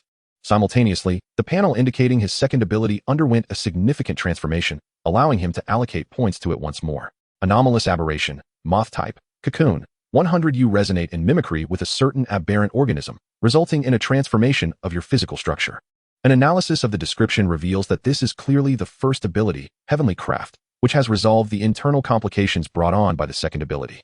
In the end, the now slimmer Jordan conducted further experiments. When he once again manipulated the embedded compound-eyed tentacles within him, he found no resurgence of uncontrollable movement. They writhed independently without issue. It seems the second ability poses no lingering repercussions. Moreover, his physical strength and speed have been enhanced once more, and he has gained a controllable special tentacle, significantly increasing the resilience of the tentacles within him. No further changes were noted. He suddenly felt that the first ability was indeed more formidable, yet the second was not without its merits. A brief critique of Jordan reveals an understanding that the two abilities displayed on the panel need not be compared, as they emphasize different directions. The first ability, while granting him longevity and formidable self-healing capabilities, adds little to his combat strength. Conversely, the second peculiar innate ability, although rendering him less human, undeniably enhances his power. Jordan glanced at his soiled robe, tainted with blood, and stealthily emerged from the filth-ridden hole beneath the cloak of night, scaling the wall to return discreetly to the inner city. With his appearance restored, there was no need to forsake Glenn's identity. By intentionally leaving an unlocked window ajar, he slipped back into his room without alarming his two foster sons. The following day, his explanation for the bloodstains on his garments was merely that an old ailment had unexpectedly flared up in the dead of night. The two foster sons harbored no suspicions. Thus, the tranquil rhythm of life continued unabated. In Jordan, the days drift by in a monotonous haze, with little to engage his spirit apart from the occasional visit to taverns in the city to gather tales. His existence has become more tedious than his previous life of labor, as he finds himself ensconced at home, lost in the pages of books. This is a necessity, for the abilities reflected on the panel demand an insatiable investment of inspiration, 300 points for one and 100 for the other. Nonetheless, his needs for sustenance and accommodation are tended to by Amy, while Bill earns the means for his clothing and other necessities, leaving him free of concern. He resembles a tiny, gnawing worm, thriving in a decaying existence, inevitably inviting the disdainful remarks of his former acquaintances, who have dubbed him the complacent old Glenn. However, one fateful day, Bill's white clerical robe underwent a transformation. Chapter 22. A nation lacking virtue. The dawn of war as the sun sets. Its slanted rays sweep across the sky, casting a soft orange hue through the gaps in the window, creating a breathtaking spectacle. In the room, clad in a finely crafted high-ranking cleric's robe, Bill struggles to muster a smile, proudly addressing his foster father. Father, I have become a high-ranking cleric. Just as you once proclaimed, I shall forever be your pride. The evening light filters into the room, illuminating the three figures within. It echoes a time long past, a twilight when everything was yet to unfold, as the silhouettes of a tall figure and a small one stood closely together. Before his benefactor, Glenn, who had once saved him, Bill strives to suppress the haunting memories of the inhumane torment endured within the church, as well as all associations with the white worms. He chooses to share only joyous tidings, echoing the salvation he once received. Just as you rescued me, I too shall strive to become the warm sun upon which you can rely, bringing you hope. The eyes of Jordan gazed intently ahead, fixated on Bill, who adorned the vestments of a high-ranking clergy member, his chest swelling with astonishment. He did not conceal this emotion, which was vividly reflected upon his wrinkled visage. Could it be that Bill had ascended to the rank of a high-ranking clergy member? Yet, this implied that he had succumbed to an enigmatic state, seemingly entwined with an unidentified parasitic worm. My dear child, you must have endured considerable hardships within the church, haven't you? Jordan forced out a few tears, feigning deep sorrow, and staggered forward to embrace Bill, gently patting his back. Bill, you and Amy, you both will forever be a source of pride for your father. As the words of the elderly father echoed through the air, the scene transformed into a poignant tableau of paternal affection and filial devotion. Standing nearby, Amy, too, was moved by the emotion of the moment, bowing her head to wipe away her joyful tears. Jordan reflected deeply, feeling a certain joy for the adopted son of this bookish tool. Even a dog, after a prolonged companionship, can develop feelings. How much more so for beings of the same kind? However, whether he could still be considered human was a matter of debate. The waist panel merely labeled him as a humanoid entity. As the sun dipped below the horizon, the cozy interior of the small city dwelling was filled with the sounds of laughter and joy from the three inhabitants. Life continued at its usual tranquil pace. After Bill ascended to the rank of a high-ranking cleric, Jordan's interest in him intensified. Often, he extended his cunning through multifaceted appendages, stealthily infiltrating his adoptive son's room to ascertain what he was engaged in, indulging in a shadowy form of surveillance. During this process, he also discovered another function of these peculiar appendages, the ability to perceive sound waves in the air, allowing him to receive auditory stimuli. It was akin to a mobile camera, capable of remote viewing and hearing. The potential was indeed boundless. At that moment, Amenai, listen to your brother. Open your mouth and eat this. No, brother, it's too large and looks filthy. It even smells bad. Can it be washed first? Amenai was cornered against the wall, her face a mixture of reluctance and fear as her brother wielded a grotesque, fleshy object before her. Bill, displaying an expression of excitement, pressed on insistently, attempting to persuade his sister. He raised a small piece of this bizarre, contaminated meat, urging her to comply. Amenai, be obedient. This is a benign contamination. Consuming it will be beneficial for you. This secret was disclosed to me by the clerics of our church. This piece was originally my weekly ration, which I deliberately hid away for you. Upon hearing Bill's explanation, Amenai reluctantly regarded the strange morsel he held. In the next moment, she turned her face away in distaste. I don't want to eat it, brother. If it's so good for the body, why not let father eat it? They say only benign contamination is safe, but father possesses malignant contamination. Be quiet and eat it. Within the room, the interaction between the siblings was silently captured by the pure white multifaceted appendages that had stealthily intruded through the crack of the door, transmitting the imagery and sounds back to its source. In the adjacent room, Jordan sat motionless, flipping through the pages of a book, appearing to browse its contents while his mind concurrently processed information received from the peculiar tentacles of an extraordinary creature. It seems that consuming the bizarre entities of this world does indeed amplify the benign impurities within the human body. In this regard, the high-ranking cleric named Lisa, from over a decade ago, spoke no falsehoods.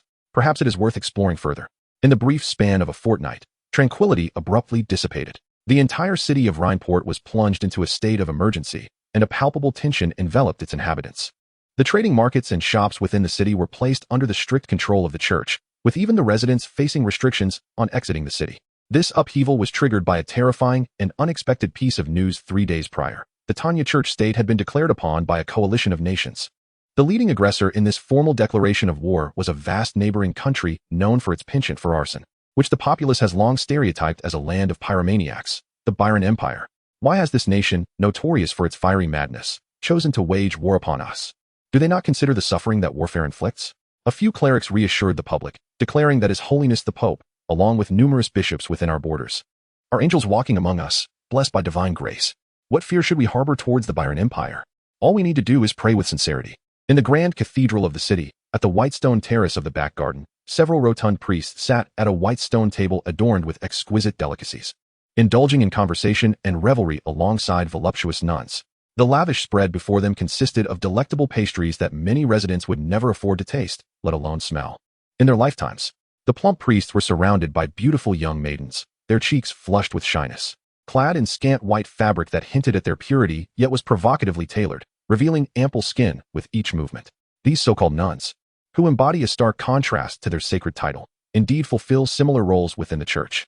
Within the ecclesiastical hierarchy, the most respectable positions begin with ordinary clerics, advancing to high-ranking clerics and priests. Conversely, the nuns, occupying a non-mainstream role, are typically engaged in the dimly lit confessionals, alleviating the burdens of the clergy and offering their bodies for the purification of souls. This is perceived as a form of ascetic practice concerning suffering. Correspondingly, the choir of holy songs also nurtures handsome young men to cater to the desires of the women within the church, ensuring equality across genders. How could our church, with such advanced ideals and systems, be labeled a cult controlled by monstrous forces by those nations? It is merely a pretext for war.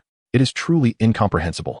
It is said that on the day of the declaration of war, an envoy publicly recited the alleged sins of our church state before the Holy City, even including accusations of forcibly conscripting refugees each winter, as if such benevolent governance warrants judgment against us.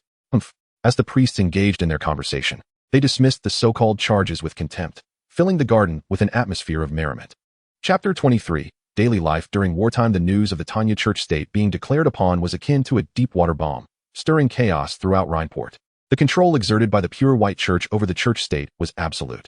Within days, church officials confiscated control of the city's shops, maintaining only the barest minimum of market transactions, during which no one dared to resist. As a city situated in the rear of the church state, Rhineport was not directly embroiled in confrontations with enemy forces. Indeed, war had arrived, but it was not Rhineport that would be called upon to fight. The church had been tirelessly gathering supplies, forming teams to transport them to the border fortresses, serving as a logistical hub. This was merely the first step for Rhineport in preparing for war. Everyone understood that warfare required not only supplies, but also personnel. Conveniently, the church's canon included a most benevolent edict mandating conscription during wartime. Aside from religious figures and their immediate families, every household was compelled to send at least one man to join the military, with no allowance for monetary substitutes. Failure to comply would be deemed a violation of the sacred and inviolable canon, resulting in the confiscation of the family's property and relegation to the status of refugees. The treatment of these refugees was even harsher. During wartime, all refugees would be rounded up, regardless of age or gender, forcibly integrated into a subservient military structure, understood by those in the know as fill-in babies, often deployed in the most intense battlefields, equipped with the cheapest weapons and armor, receiving the most meager rations and pay. In essence, they were regarded as lower than swine or dogs. The church in Rhineport was duty-bound to strictly enforce the canon. Consequently, the city echoed with cries of despair daily. Yet this did not hinder the relentless loading of supplies onto carts destined for the front lines. Within days, countless individuals were reduced to the status of refugees, shackled by the city's guards.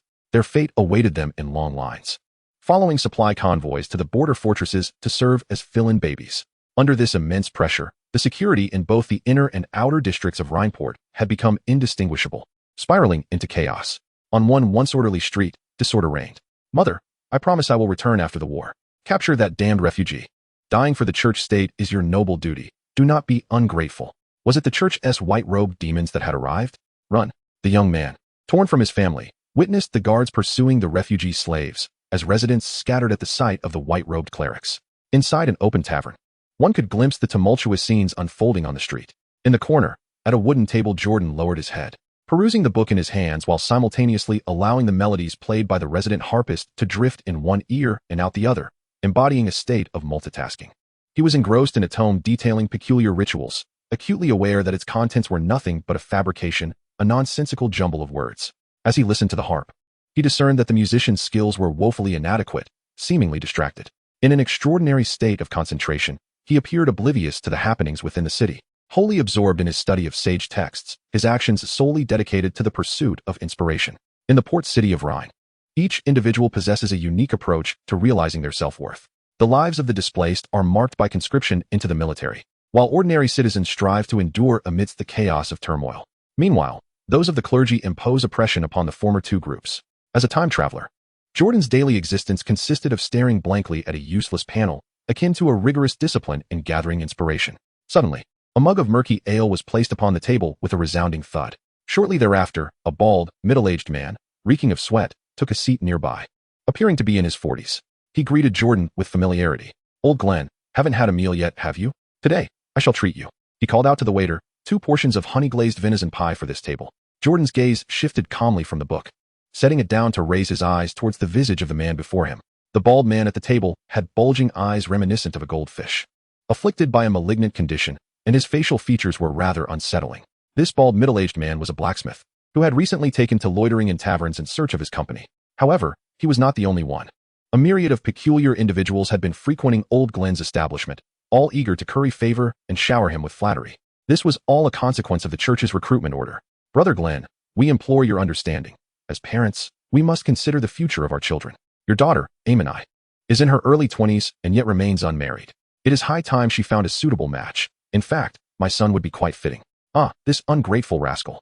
What are you doing standing idly at the door? Come over here and greet your Uncle Glenn." In the midst of this exchange, before the venison pie had even arrived, the bald blacksmith eagerly cut to the chase. At the tavern entrance, a scruffy young man with yellow hair was called inside. This lanky youth had deep-set eyes that spoke of weariness, and his complexion was slightly flushed, as if inebriated. He clutched a leather flask, exuding the unmistakable scent of alcohol, clearly filled to the brim. Upon hearing the summons, he stumbled into the tavern and immediately vented his frustrations to the bald blacksmith. "Old man, I've told you repeatedly that I have no desire to marry Amani. I've seen her before. She has a decent figure, but that burn mark on her face is simply too unsightly. Apologies, Old Glenn, but I am merely speaking the truth. Ha ha. If I must evade conscription, could you not find me a more attractive cleric's relative? Preferably someone taller, with a more ample dairy. It seemed the young man might have indulged a bit too much in his cups, swaying unsteadily as he spoke, completely oblivious to the sudden change in the blacksmith's expression. The music in the tavern came to an abrupt halt. Other patrons, drawn by the commotion, turned their attention to this scene, astonished by the young man's words. Among them were regulars who knew that Old Glenn had often been besieged by various suitors seeking to discuss potential matches for their children to evade conscription. But they had never witnessed such a reckless display before. Jordan rose with a cold demeanor, clutching his book, and without uttering a word, departed from the tavern. As a traveler from a progressive society, he was influenced by the ethos of free love, harboring no intentions of embracing a marriage that entailed adopting 2 sons. However, this was not an excuse for him to endure humiliation. Upon returning home, during dinner, Jordan recounted the events of the day at the tavern in meticulous detail to Bill. That very night, the adopted son stormed out of the house in a fit of rage. The following day, rumors circulated in the streets about a young man with golden hair who was apprehended overnight for publicly insulting the kin of a high-ranking clergy member, subsequently being dispatched to the military. Chapter 24. The Collapse of the Theocracy. What is a deity? Kindness, selflessness, nobility, embodying the world's accolades.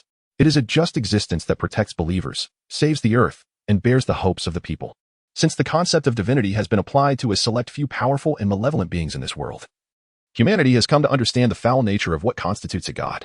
In comparison to the aforementioned qualities, the so-called gods are not entirely unrelated. Rather, they exhibit a starkly opposite demeanor.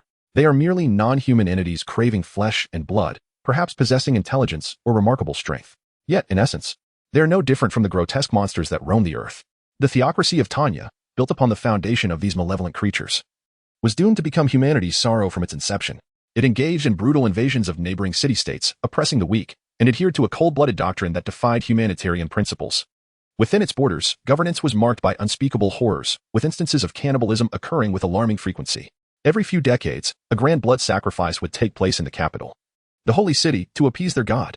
The root of this madness lay within the pure white church, an evil organization wielding power and faith in the monstrous deity. Under the influence of this malevolent god, they slaughtered the populace with impunity, indulging their desires and committing acts of violence against the weak, treating their vile dogma as truth. Undoubtedly, in the face of the fanatical pure white church and the evil theocracy that exalted whiteness, any entity that still considered itself part of humanity could hardly remain passive.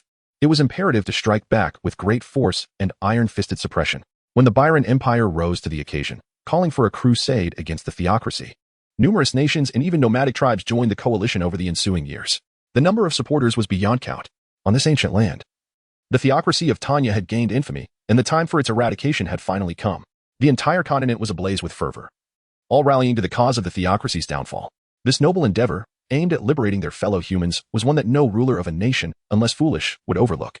While the banner of liberation was a compelling front, the prospect of dividing the vast wealth of such a formidable power as the theocracy was indeed a delightful prospect. The war commenced. Tensions along the borders of the theocracy escalated. Knights clashed in skirmishes, the intensity remaining within manageable bounds. Each year, the toll of casualties ranged from hundreds to thousands on both sides. 13 years after the declaration of war, the conflict raged on. Minor skirmishes naturally evolved into localized confrontations. The coalition frequently dispatched small contingents or elite infiltrators to penetrate the theocracy's borders, targeting supply lines, setting fields ablaze, and intending to disrupt the theocracy's rear. Amidst the flames of war, another decade passed. The theocracy of Tanya remained steadfast. The pure white church, relying on various inhumane policies, continued to exploit its populace, showing no signs of yielding to the coalition's strategies. Despite attempts at maritime and land trade blockades and localized warfare, the coalition achieved little in the way of tangible results. This realization dawned upon the leaders of the coalition. In the face of such a colossal entity as the theocracy, only a direct and honest confrontation would suffice. There were no shortcuts. Thus, under the banner of the Byron Empire, a multinational coalition of crusaders mobilized their troops and supplies. Convening at the plains outside the theocracy's border fortress, nearly hundreds of thousands of soldiers, mercenaries, and an equal number of logistical personnel camped there, nearly filling the expanse. Once home to roving malevolent creatures, the plains were now curiously safe, as the coalition had exterminated every monster within sight. With an imposing army at their doorstep, the current-age Pope of the Pure White Church personally arrived at the fortress, conducting grand blood sacrifices in the name of holy war, intending to inspire the faithful. He proclaimed that all the Byron Empire currently orchestrated was an act of aggression, and that divine retribution would soon befall them. Within a mere fortnight, the coalition launched a full-scale assault, vowing to cleanse the theocracy of its monstrous control. Within 3 days, the fortress fell. The coalition surged forward, their momentum unstoppable. Wherever they went, cries of encouragement for humanity resonated through the heavens, chanting songs of courage, a unity never before witnessed. On the day of the fortress's fall, the venerable Pope, transformed into an angelic figure, fought valiantly, only to be captured and burned alive upon a flaming cross, embodying the very image of a white monster. The coalition's morale soared, swiftly penetrating the theocracy's borders, conquering 3 cities in rapid succession, and plundering without restraint. Thus, they returned triumphantly, resting and ceasing to discuss further conflict. 5 years later, the Byron Empire reassembled the coalition, reigniting the flames of war, this time targeting the Holy City. In the blink of an eye, the theocracy's holy city fell, plunging the nation into chaos. Several angels perished, and the army suffered catastrophic losses. The god, concealed beneath the holy city in the guise of a pure white insectoid creature, was dismembered and dragged to the surface, where it was set ablaze before the eyes of the populace, achieving the monumental feat of god-slaying. Countless treasures were transported out of the city, enriching all nations involved in the crusade. Contemporary scholars meticulously recorded this expedition, labeling it the campaign of annihilation against evil. In the following years, the theocracy of Tanya faced numerous campaigns disguised as liberation but were, in reality, acts of plunder. The central church fractured, and the populace became displaced. The theocracy was left in a state of disarray, its existence rendered nominal. Fortunately, alongside the loss of vast wealth came the diminishment of its allure as a target for pillaging. The lands of the theocracy ultimately became relatively peaceful, with only occasional small-scale conflicts arising. After nearly 4 decades of turmoil, the pure white church had not vanished. It remained entrenched in the beleaguered theocracy, albeit in a transformed manner.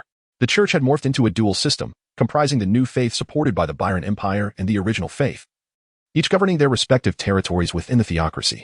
The current leaders of the 2 factions could no longer be called popes but were instead referred to as cardinals. The higher clergy of the new faith were systematically exterminated, reducing it to a secular religious organization, controlling half of the fallen cities under the distant oversight of the Byron Empire. The old faith retained its original structure, retreating into the other half of the cities, paying tribute to the Byron Empire annually to avoid the ravages of war. Their methods became increasingly submissive, no longer resorting to forced labor. Members of the old faith now endured the scornful gazes of the populace, their circumstances standing in stark contrast to those of 40 years prior. During the protracted war, the coalition forces consistently propagated the nefarious deeds of the pure white church. The remnants of the old faith are now enveloped in public outrage, fearful to execute dissenters, lest they provide the Byron Empire with a pretext for military intervention. Within the city-states governed by the old faith, the city of Rheinport, having remained unscathed by the ravages of war, has preserved its integrity remarkably well. It is for this reason that this port city has become the stronghold of the old faith. Chapter 25. The world is changed, creating angels. Beneath the somber sky. A fine rain persists. Outside Rhineport, raindrops nourish the soil, dampening 2 mounds of earth. Jordan stood silently in the rain before the graves, his face etched with deep lines. A habitual hunch in his posture. His gaze, filled with a myriad of emotions, swept over the resting places of his 2 adopted sons. Amoni had passed away 5 years ago, while Bill had succumbed 2 years prior. Their demise was attributed to the inevitable decline of bodily functions due to natural aging, both failing to reach the age of 70. He had personally interred both of their remains. Is this what longevity entails? Jordan sighed deeply. Gazing upward at the heavily clouded sky, a gentle drizzle fell from the heavens. He contemplated the celestial scene as fragments of memories from decades past flickered through his mind, leaving him in a rare state of bewilderment. Everything felt as if it had transpired just yesterday. Yet, the lives of his 2 adopted sons had long since faded away, reduced to mere remains, interred beneath the earth. And he, in contrast, still possessed his youthful vigor. Jordan's face, drenched by the rain, softened the facade of wrinkles, revealing the youthful skin beneath. He raised his hand to wipe his face, erasing both the rainwater and the layers of makeup, straightening his stooped posture. He decided to abandon the pretense of being the elderly Glenn. It was time to let go. Throughout nearly 4 decades of relentless conflict, countless events had transpired. Bill had flourished, marrying and siring many offspring, with several grandchildren now serving in the church within the city. In contrast, Amy, due to her appearance, regrettably lived out her days in solitude. There exists a notion of generational kinship, yet Jordan, as the grandfather and great-grandfather of Bill's lineage, felt little connection, occasionally sensing warmth solely due to his relationship with Bill, the tool of borrowing. With both of his adopted sons long deceased, it was time for him to embrace change. Whether that meant adopting a new identity and living in obscurity, or otherwise. Jordan lowered his gaze, no longer fixating on the heavens, and with a subtle thought, summoned the panel. Inspiration points panel current inspiration, 101. 48 available enhancement abilities. Aberrant humanoid entity, semi-eternal life form, 300. Aberrant deformation entity, moth type, cocoon, 100. Aberrant humanoid entity, semi-eternal life form. You are an indeterminate creature in human form, endowed with a metabolic resilience far surpassing that of humans. Aberrant deformation entity, moth type, cocoon. You resonate in harmony with a certain anomalous being, resulting in a transformation of your physical structure. Over the past 4 decades, the city of Rhine Harbor has been ravaged by war, leading to rampant disorder, which has indirectly hindered Jordan's accumulation of inspiration. Were it not for these circumstances, the panel would currently reflect at least an additional 20 points of inspiration. Nevertheless, it is fortunate that he has finally amassed the requisite amount of inspiration for the second ability enhancement. If his conjecture holds true, he shall likely ascend to the status of what is commonly referred to as an angel in the next phase. Jordan murmured softly. Behind him, on the earthen path, several residents, also visiting the cemetery to pay tribute to their departed loved ones, happened to pass by. Upon hearing his words, they collectively sighed in empathy. Alas, yet another soul unable to withstand the weight of loss. How could such ethereal and noble beings as angels ever undergo transformation at a whim? Grieve, but life must persist. It is this wretched war that bears the blame. After the defeat of the Tanya church state, the pristine church concealed many secrets, which were unreservedly unveiled by the Byron Empire. At this juncture, the inhabitants within the church's domain are no longer shrouded in the church's deception. They comprehend the true nature of gods and angels. The former is but a bizarre creature long since departed, while the latter comprises the exalted figures of the old faith, towering and monstrous in their demeanor. The passing residents offered Jordan a few words of consolation before continuing on their way together. Jordan set forth, distancing himself from the Rhine port city behind him, and ventured into the wilderness. He meandered leisurely, pausing intermittently, transitioning from daylight into the evening, until the luminous moon ascended in the dark of night. At midnight, the wilderness lay still and desolate among the trees. Jordan reached out to touch the panel. The notification chimed. Anomalous deformation, moth type, cocoon, 100. Anomalous deformation, moth type, exoskeletal shedding, 300. A pulse reverberated from within his chest, echoing starkly in the serene forest ambience. Whispers seemed to linger in his ears, faintly intermingled with the crackling sound of flames and the sharp cries of insects. Elusive yet persistent, gradually fading after several moments. Jordan remains unmoved by the peculiar sensations coursing through his body, patiently observing the alterations in the panel's inscriptions. The term alien distortion, moth form, cadaveric shedding suggests a profound resonance with an anomalous entity, reaching an exquisite pinnacle of harmony. Yet, it appears that deeper transformations still linger beneath the surface. Gabba gabba. A cacophony of bone-cracking sounds reverberated within Jordan's body. In that moment, however, his cerebral nervous system seemed to be shrouded, leaving him with nothing but an overwhelming sensation of comfort permeating both his interior and exterior. His entire physique surged in stature, his skin taking on an unusual pallor as white exoskeletal tissue rapidly proliferated upon his surface. Sinister, flesh-colored appendages erupted from his abdomen, extending into the air, thick and robust, tearing through his garments. These grotesque, pale tendrils were similarly adorned with osseous formations, their surfaces swiftly transforming into sharp, insectoid exoskeletons. The exoskeleton encasing Jordan's cranium fractured, revealing several crevices. Through these fissures, magnificent, pure white compound eyes unfurled, emitting an eerie phosphorescence amidst the twilight woods. With a swift motion, 3 pairs of rigid, snow-white, chitinous wings sprang forth from his back. Upon glancing once more, Jordan had metamorphosed into a fearsome creature standing 4 meters tall. An amalgamation of a giant moth and a humanoid form. Beneath the cloak of night, this monstrous being, clad in pristine exoskeletal armor, appeared unfamiliar with its own body. It raised its limbs and spun about, playfully severing the surrounding trees. Was this truly the angelic visage that the bishop spoke of? The voice of Jordan reverberates from within a monstrous exoskeleton. The sensation he experiences is remarkably peculiar, akin to piloting a mecha that moves with effortless grace. Despite never having operated such a fantastical creation, the power he wields transcends the mundane. The speed is as swift as lightning, complemented by an unprecedented acuity of perception. Moreover, he possesses the ability to soar through the skies. Jordan controlled the rapid vibrations of his wings, causing gusts of air to rustle the grass below and lifting his 4-meter-tall form into the sky. He soared through the night for several minutes at high speed before gracefully descending back to the ground. As he landed, the white proliferative tissue covering his body began to retract, accompanied by a series of cracking sounds, transforming him once again into an ordinary, albeit naked, human. Nevertheless, at this moment, Jordan still stood 2 meters tall, with exquisitely defined features and a physique of remarkable perfection. Although he retained a human visage, there was an unsettling, almost grotesque aura about him that could send shivers down one's spine after prolonged observation.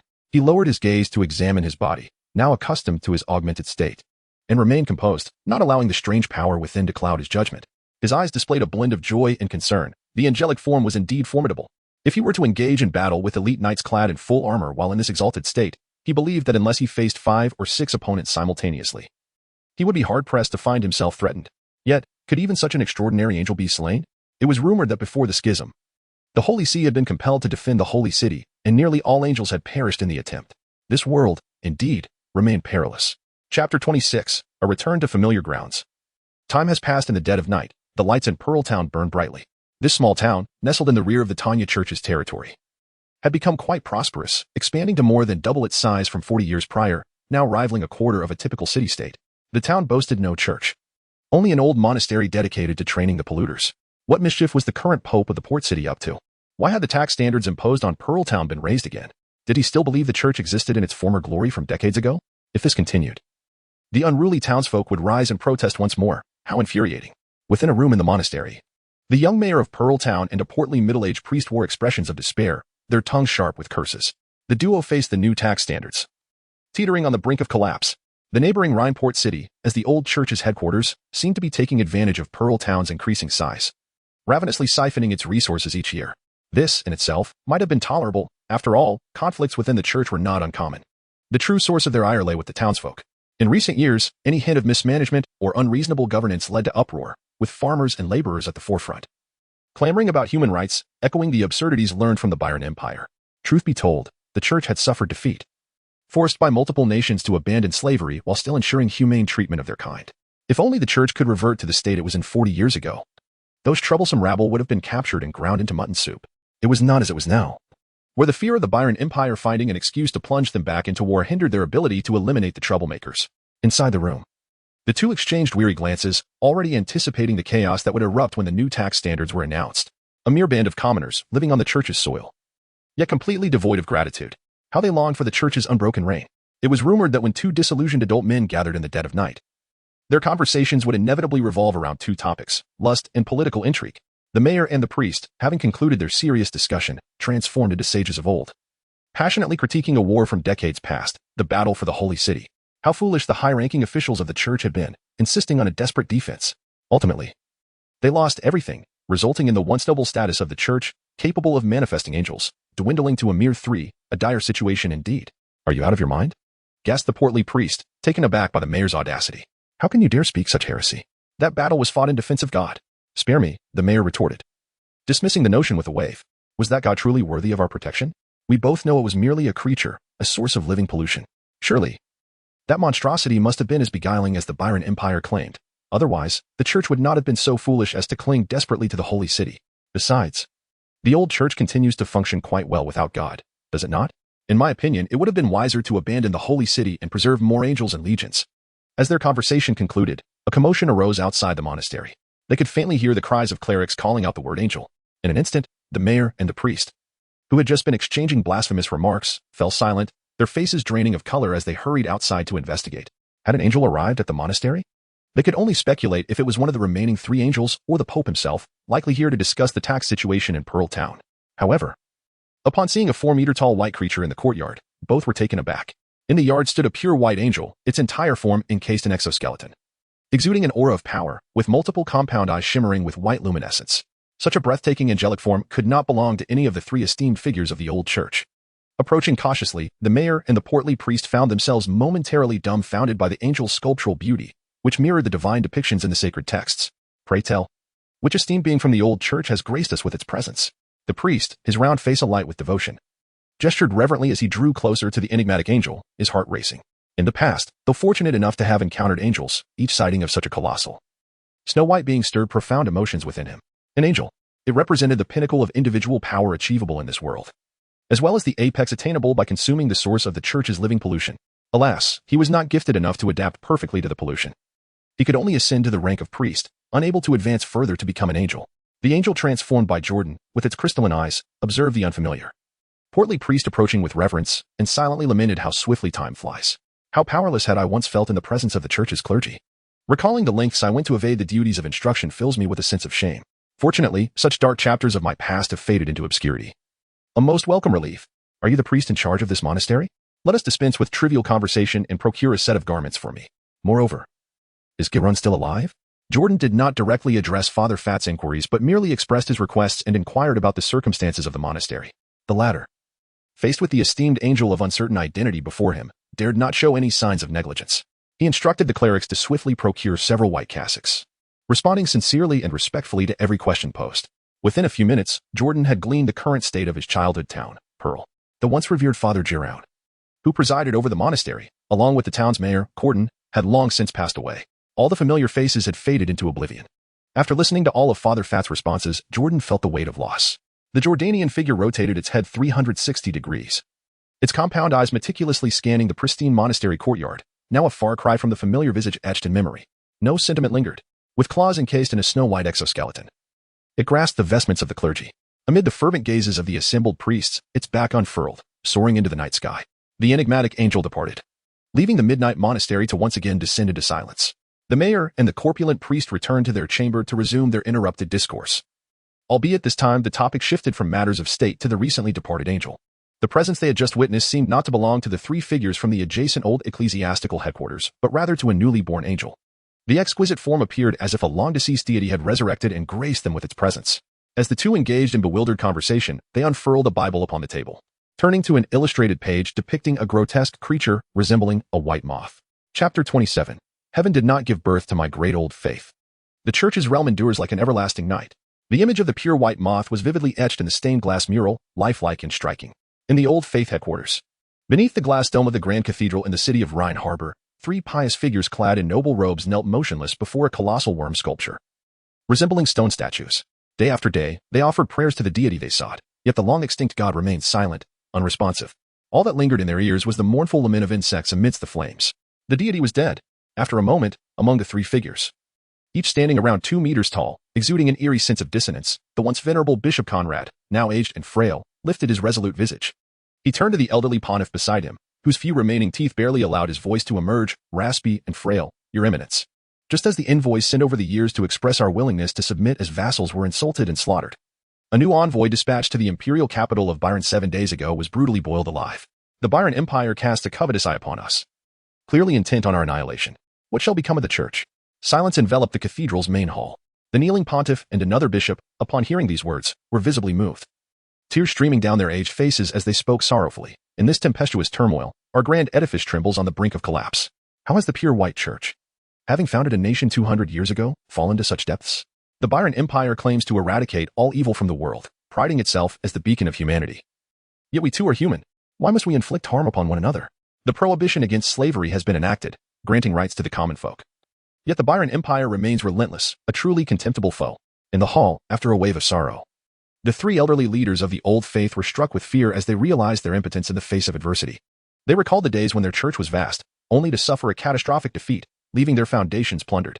The territories currently under the Old Faith had dwindled to such an extent that the Byron Empire need not even assemble a coalition for conquest. A few nomadic tribes could easily overpower them. Alas, the Old Faith is enduring unbearable suffering. Decades ago, the deity perished in the defense of the holy city, captured and burned alive by the coalition, leaving a profound impact on the church. The erosion of the papacy's authority is but a bygone tale, a fleeting memory.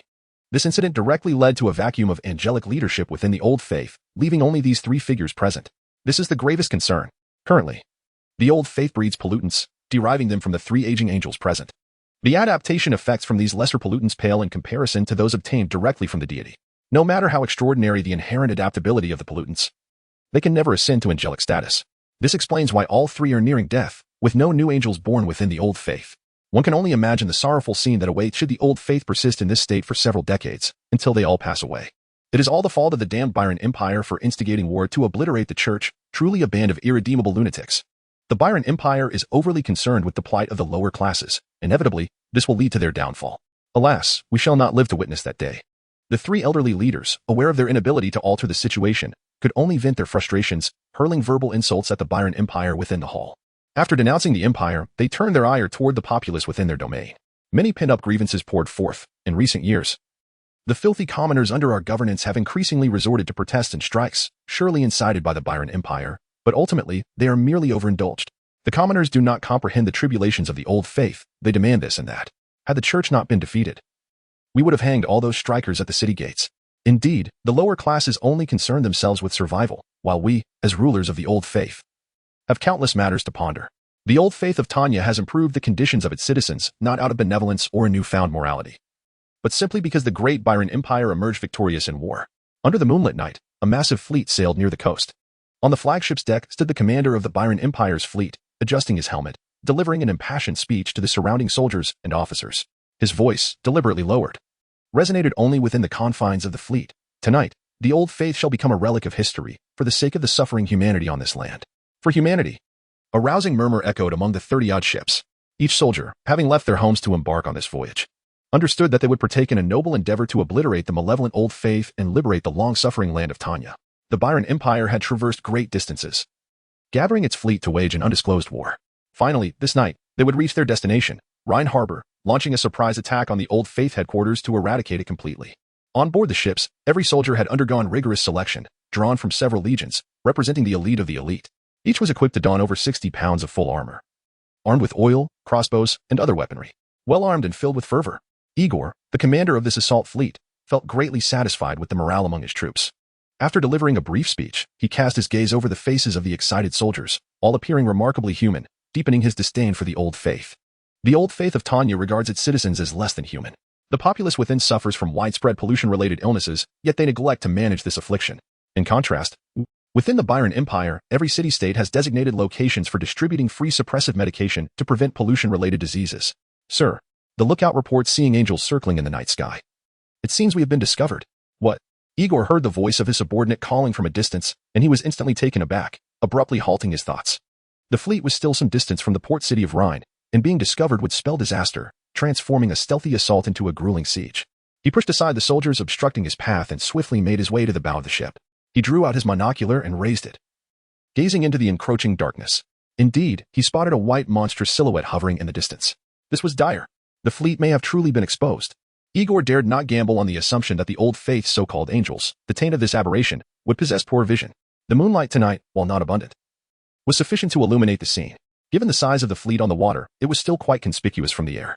Relay my orders. Illuminate the entire ship. Conceal the flames no longer. Prepare the siege crossbows to fire upon this hideous creature of the Old Faith. Chapter 28. A strange encounter. Danger. I am swift. I am powerful. I am free. In Jordan, like an angelic figure, Gao Xian spreads his wings, his heart overflowing with joy. Reminiscent of an innocent child in their twilight years.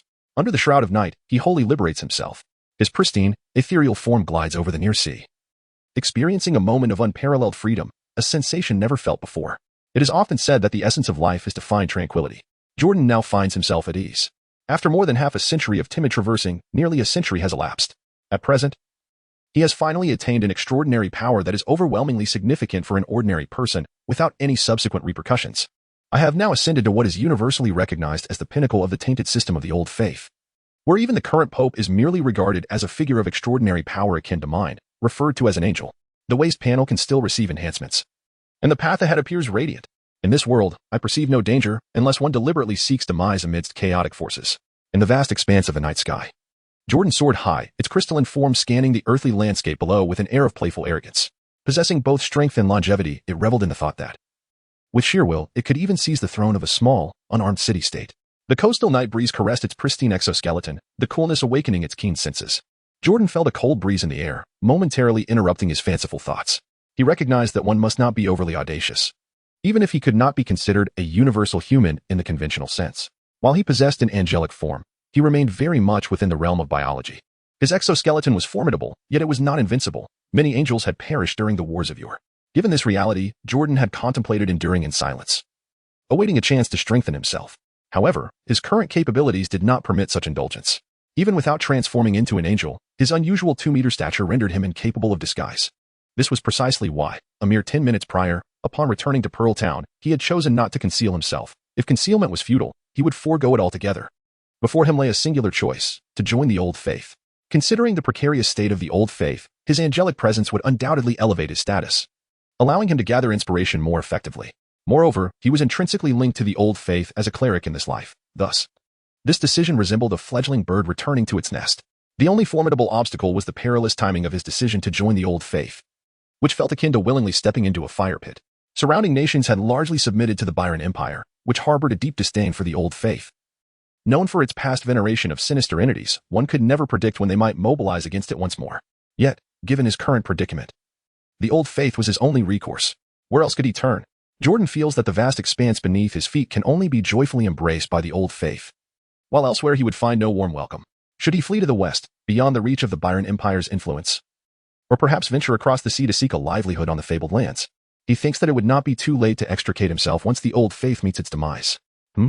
What brings so many ships to the surface of the sea? The Jordanian figure, with its white compound eyes, sharply focused on the vast silhouette of a formidable fleet on the distant horizon, abruptly halting its contemplation. A sense of bewilderment filled its mind as it vibrated its wings, suspended in the air, attempting to discern the banners aboard the vessels. Soon, it appeared that the fleet had also taken notice, abandoning their concealment and igniting illuminating flames. With the emergence of light, it became evident that the grand ships were laden with soldiers clad in full armor. The masts displayed banners emblazoned with a golden sun motif, unmistakably visible. The Byron Empire? The night sky over Jordan hung like a cloak, and he instantly recognized the flag, momentarily taken aback upon realizing its national affiliation. A sense of foreboding surged within him.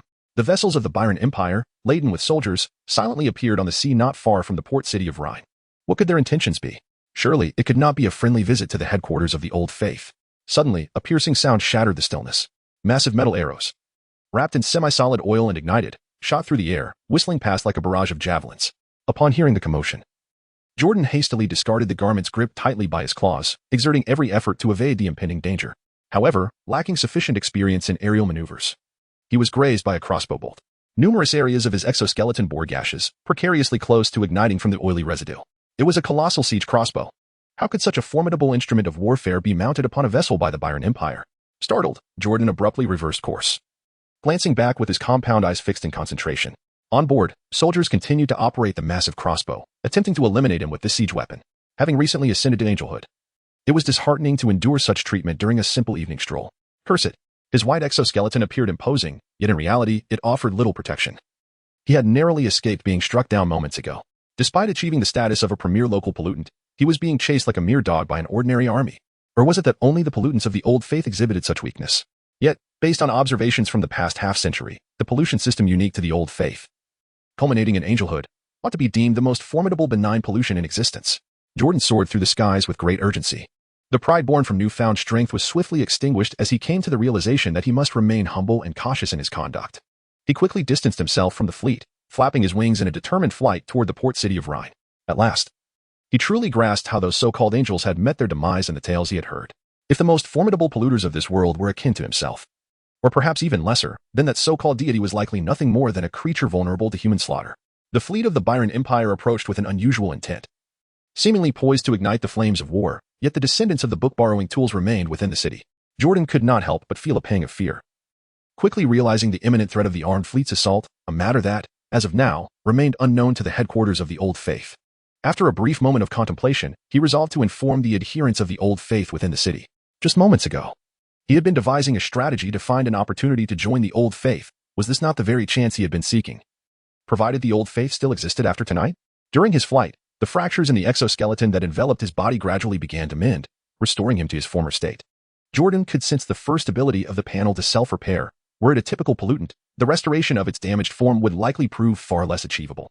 Perhaps this world is not inherently perilous, merely an extraordinary pollution system fraught with pitfalls. Moments later, a snow-white angel soared across the night sky above the Rhine port city, eliciting gasps of astonishment from the onlookers below. Some murmured prayers, while others uttered curses in hushed tones. Yet, regardless of whether one adhered to the old teachings or opposed them, the stark disparity exhibited among individuals instilled a profound reverence for the angel, composed entirely of bone. Soaring above. Chapter 29. The fleet strikes, tension at the brink. The entity descended low, gracefully landing in the garden of the Grand Cathedral. The imposing figure clad in a 4-meter-tall white exoskeleton was met with an immediate reception by a portly priest, who, accompanied by a retinue of clerics, raised flickering candles in welcome. Might I inquire as to which esteemed being has graced us? The rotund priest's expression was a blend of reverence and astonishment, his decorum unwavering. He stepped forward, gazing at the lofty angelic silhouette, resembling a pure white moth, now standing upon the stone tiles of the garden, filled with bewilderment. Ordinarily, one would assume that even a mere mortal, let alone a priest serving at the heart of the old faith, would not be so taken aback. Since the defeat of the holy nation, the identity of those referred to as angels, the apex of the corrupted old faith system, had ceased to be a closely guarded secret. On occasion, one might witness large white moths soaring through the skies within the territories under old faith control, fully exposed to public scrutiny, now commonplace knowledge. Yet, the 3 remaining angels of the old faith were distinctly engaged in prayer at this midnight hour within the main hall. Who, then, is this presence before me? Bring me before the Pope. Jordan, fully aware of the urgency, swiftly seized the corpulent priest, lifting him up to confront a pair of luminous, crystalline eyes, and inquired, "Where is the Pope?" The priest, suspended in midair by the claws of the exoskeleton, displayed a flicker of panic upon realizing his predicament. However, upon gazing into the exquisite, jewel-like compound eyes before him, he found solace and responded with a sense of calm. His Eminence is with 2 bishops in the Orthodox hall, engaged in fervent prayer. The captured priest felt no remorse in addressing the seemingly alien angel before him, for he recognized that such formidable entities, marked by distinct features, could only be high-ranking members of the old faith, gradually ascending through its ranks, and certainly not outsiders. Jordan received the answer and relinquished the corpulent priest. The enormous figure, standing 4 meters tall, turned around, surveying its surroundings with swift, arthropod-like movements, making its way to the heavy doors of the cathedral. Its moth-like appearance served as an unimpeded pass. The white-armored church knights guarding the entrance were momentarily stunned upon witnessing the angelic figure of Jordan ascending the stone steps, utterly at a loss. The 3 esteemed angels were clearly present within the hall. Who, then, was this angel attempting to enter? Open the door. Several knights clad entirely in pristine white armor, seeing the figure seemingly intent on entering the sanctum, did not hesitate. Without a question, they turned to pull the grand doors wide open. Surely, any being resembling an angel must be of the church's high echelons. There was no room for doubt. Inside the main hall of the cathedral, beneath the towering statue of a worm, the current pope was weeping alongside 2 bishops, lamenting the bygone glory of the church, akin to the mournful cries of vanquished hounds. Suddenly, the 3 men, kneeling before the statue, paused as they heard the doors creak open behind them. They had previously decreed that prayer should not be interrupted. Any disturbance indicated a significant occurrence was at hand. The 3 elders adeptly wiped away their tears, restoring their authoritative visage. However, upon rising and turning to look, their pupils widened in shock. Under the moonlight, the grand entrance of the church stood ajar, revealing a snow-white, moth-like entity, an otherworldly being adorned in a brilliant exoskeleton. Its form was exquisitely flawless, radiating purity as white as snow, bathed in the ethereal glow of the moon. Against the backdrop of the moonlit garden, it seemed as though one had stepped into a dreamlike fairyland. What is this? An angel? But from where? The 3 venerable leaders of the old church were taken aback by Jordan's appearance, their thoughts momentarily fracturing. For a moment, they nearly believed that a deity, once perished in the holy city, had resurrected. After their astonished exclamations subsided, they began to question whether they were caught in a dream. The old church's high-ranking guardians, capable of transforming into angels, had mostly perished in battle. Only they 3 remained, clinging to life. How could a new angel suddenly emerge? Moreover, it appeared unclothed. In an instant, they regained their composure, their senses sharpening as a transformation began to unfold. White, bony growths erupted from their bodies, swiftly morphing them into 3 large, moth-like figures with skeletal wings. The angelic forms of the 3 old leaders differed significantly from Jordan's. Their exoskeletons were either charred and damaged, suggesting past battles, or they bore only 1 or 2 pairs of wings, their frames comparatively frail. It was a stark contrast between those afflicted by inherent and acquired flaws and the robust, normal beings. The only advantage they possessed was that they were still clad in garments. Once transformed, the three elders donned their specially designed, voluminous religious attire. Their arthropod wings elegantly unfurling from preformed openings, fitting them perfectly. The resplendent vestments draped over their humanoid, white moth forms, embodying a divine yet eerie aesthetic. They appeared remarkably dignified. Upon witnessing the scene in Jordan, he could not help but yearn for such bespoke attire.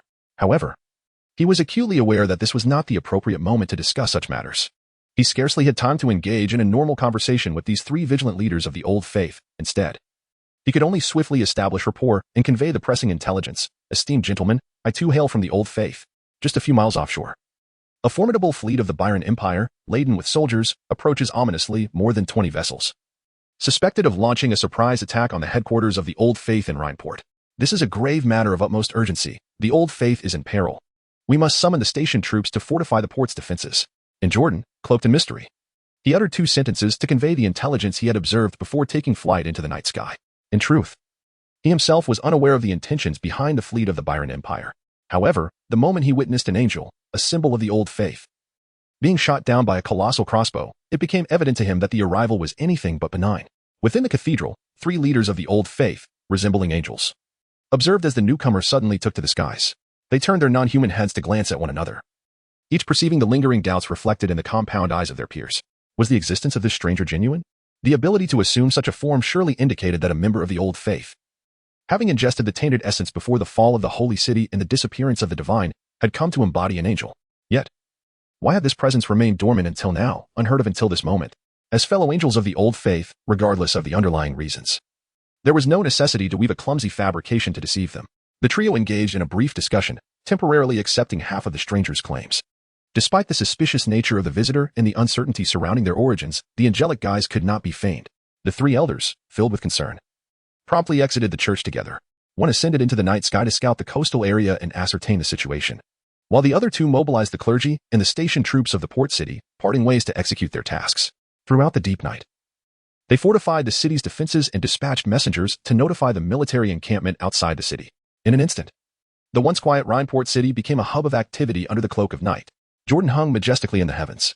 The watchful gaze swept across the flickering lights of the city below, mingling with the ethereal figures of angels soaring towards the sea and returning. The truth spoke louder than words. These 3 venerable leaders of the Old Faith could do naught but trust in their own stark realities. He lifted his eyes to the distant sea. The vast silhouette of a fleet, adorned with the radiant sun banner, became increasingly discernible upon the horizon. Chapter 30. An ordinary origin yet rescued by the angelic lord. Has everything gone awry? Nightfall enveloped the port city of Rhine in an inexplicable uproar, torches flaring to life. The current pope of the Old Faith seemed to have succumbed to madness, rousing the garrison from their slumber in the dead of night to bolster the city's defenses. Such was my contemplation. My name is Herbert, hailing from a commonplace family of the Old Faith.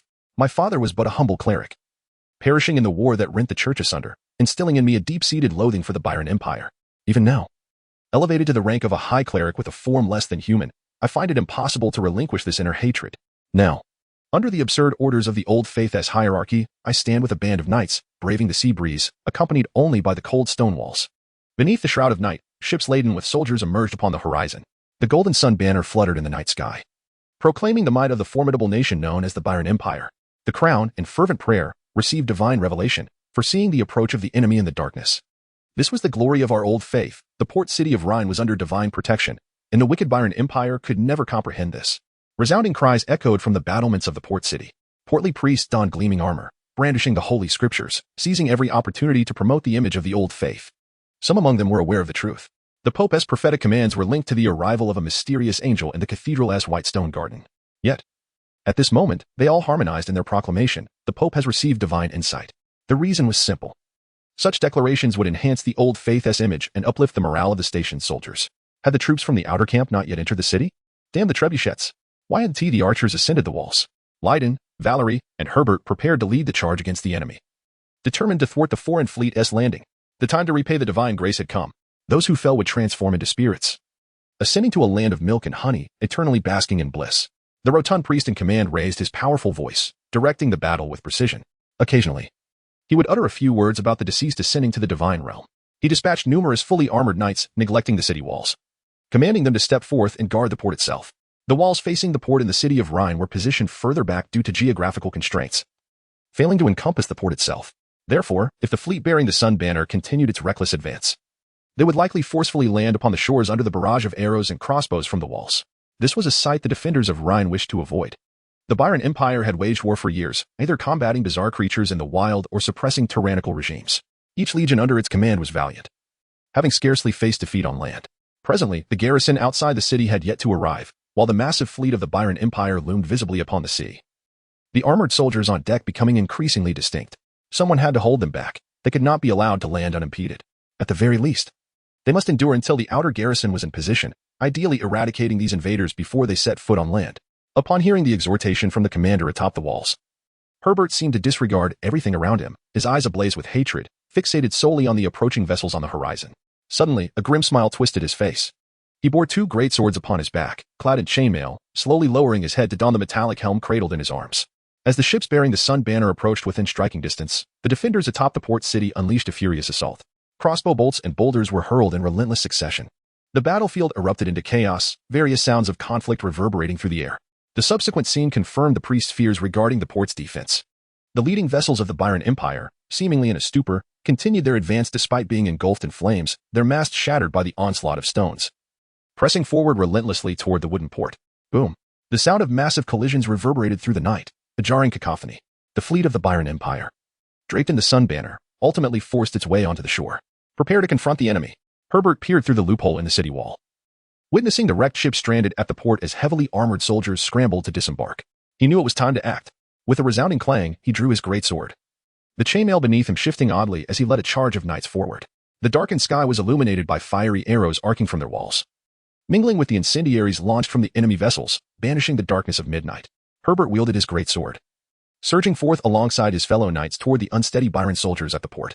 He pressed forward, a whirlwind of motion, using his inhuman strength and seasoned combat experience to devastating effect, cleaving through foes with ease.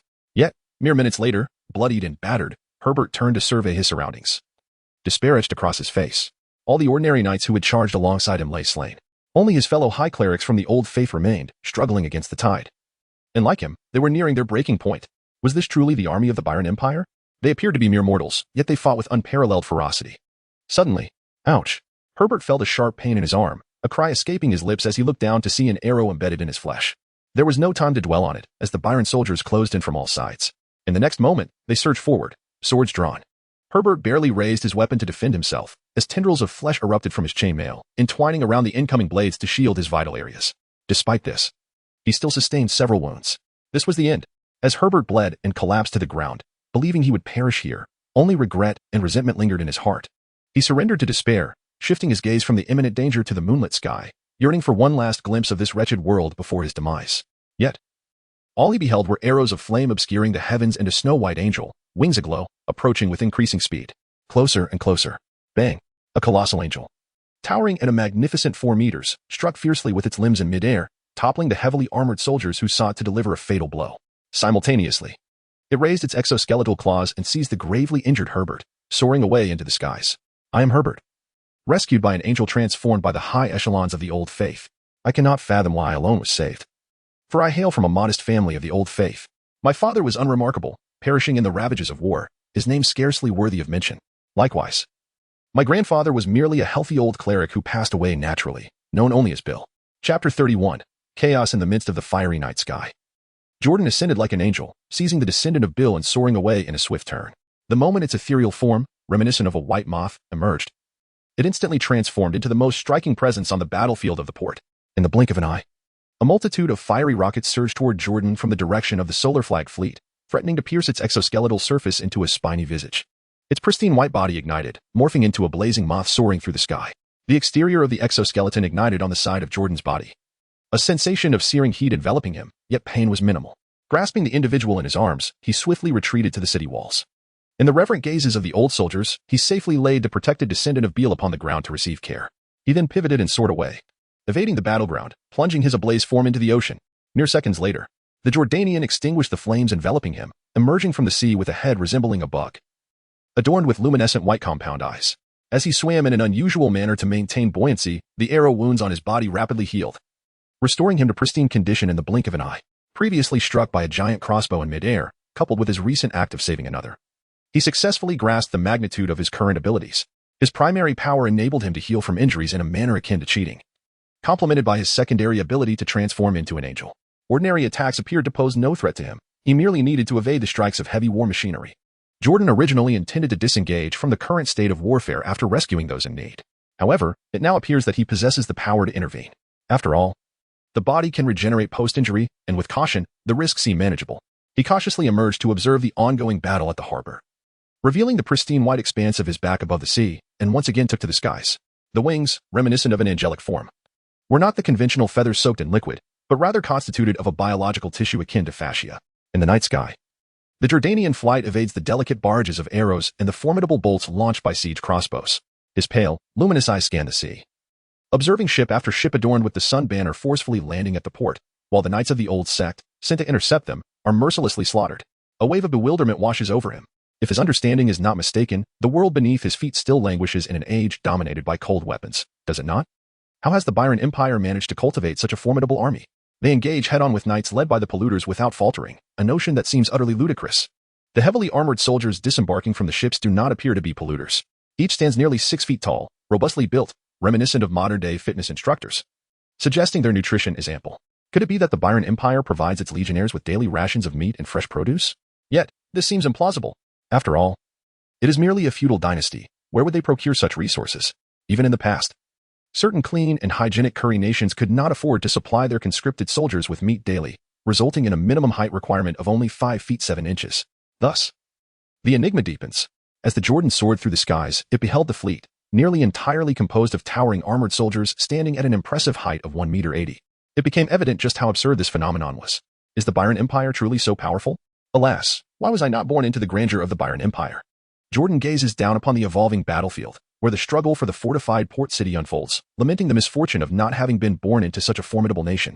Were it not for the constraints of nature compelling allegiance to the old faith, one would eagerly aspire to swiftly join the ranks of the Byron Empire. To speak candidly, in the depths of Jordan, there exists a profound alignment with the various claims proclaimed by the Byron Empire.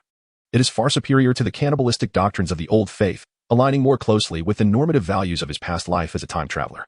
Alas, his body has already conformed to the visage of the old religion. Suddenly, a chorus of cheers erupted atop the port city's walls. The Pope, Conrad, and another venerable bishop ascended the battlements, their angelic visages clad in specially crafted metal armor. This sight invigorated the defenders of the old faith. Here stood 4 earthly angels, and with their sovereign presence, the chances of victory for the Byron invaders were utterly diminished. The forces stationed outside the city had now entered and were hastening their arrival. For humanoid figures resembling white moths emerged, inciting fervor among the soldiers of the old faith, who had been steeped in a religious atmosphere since childhood, eager to pledge their lives in devotion. Yet, atop the city walls, the 3 armored angels appeared somewhat perplexed. With their compound white eyes, they gazed into the distant night sky, where unfamiliar angels flitted about, evoking confusion. Why would they directly engage in the fray with their corporeal forms? Did they not know of the specially designed armors intended for angels within the faith? Otherwise, why not approach them for such gear?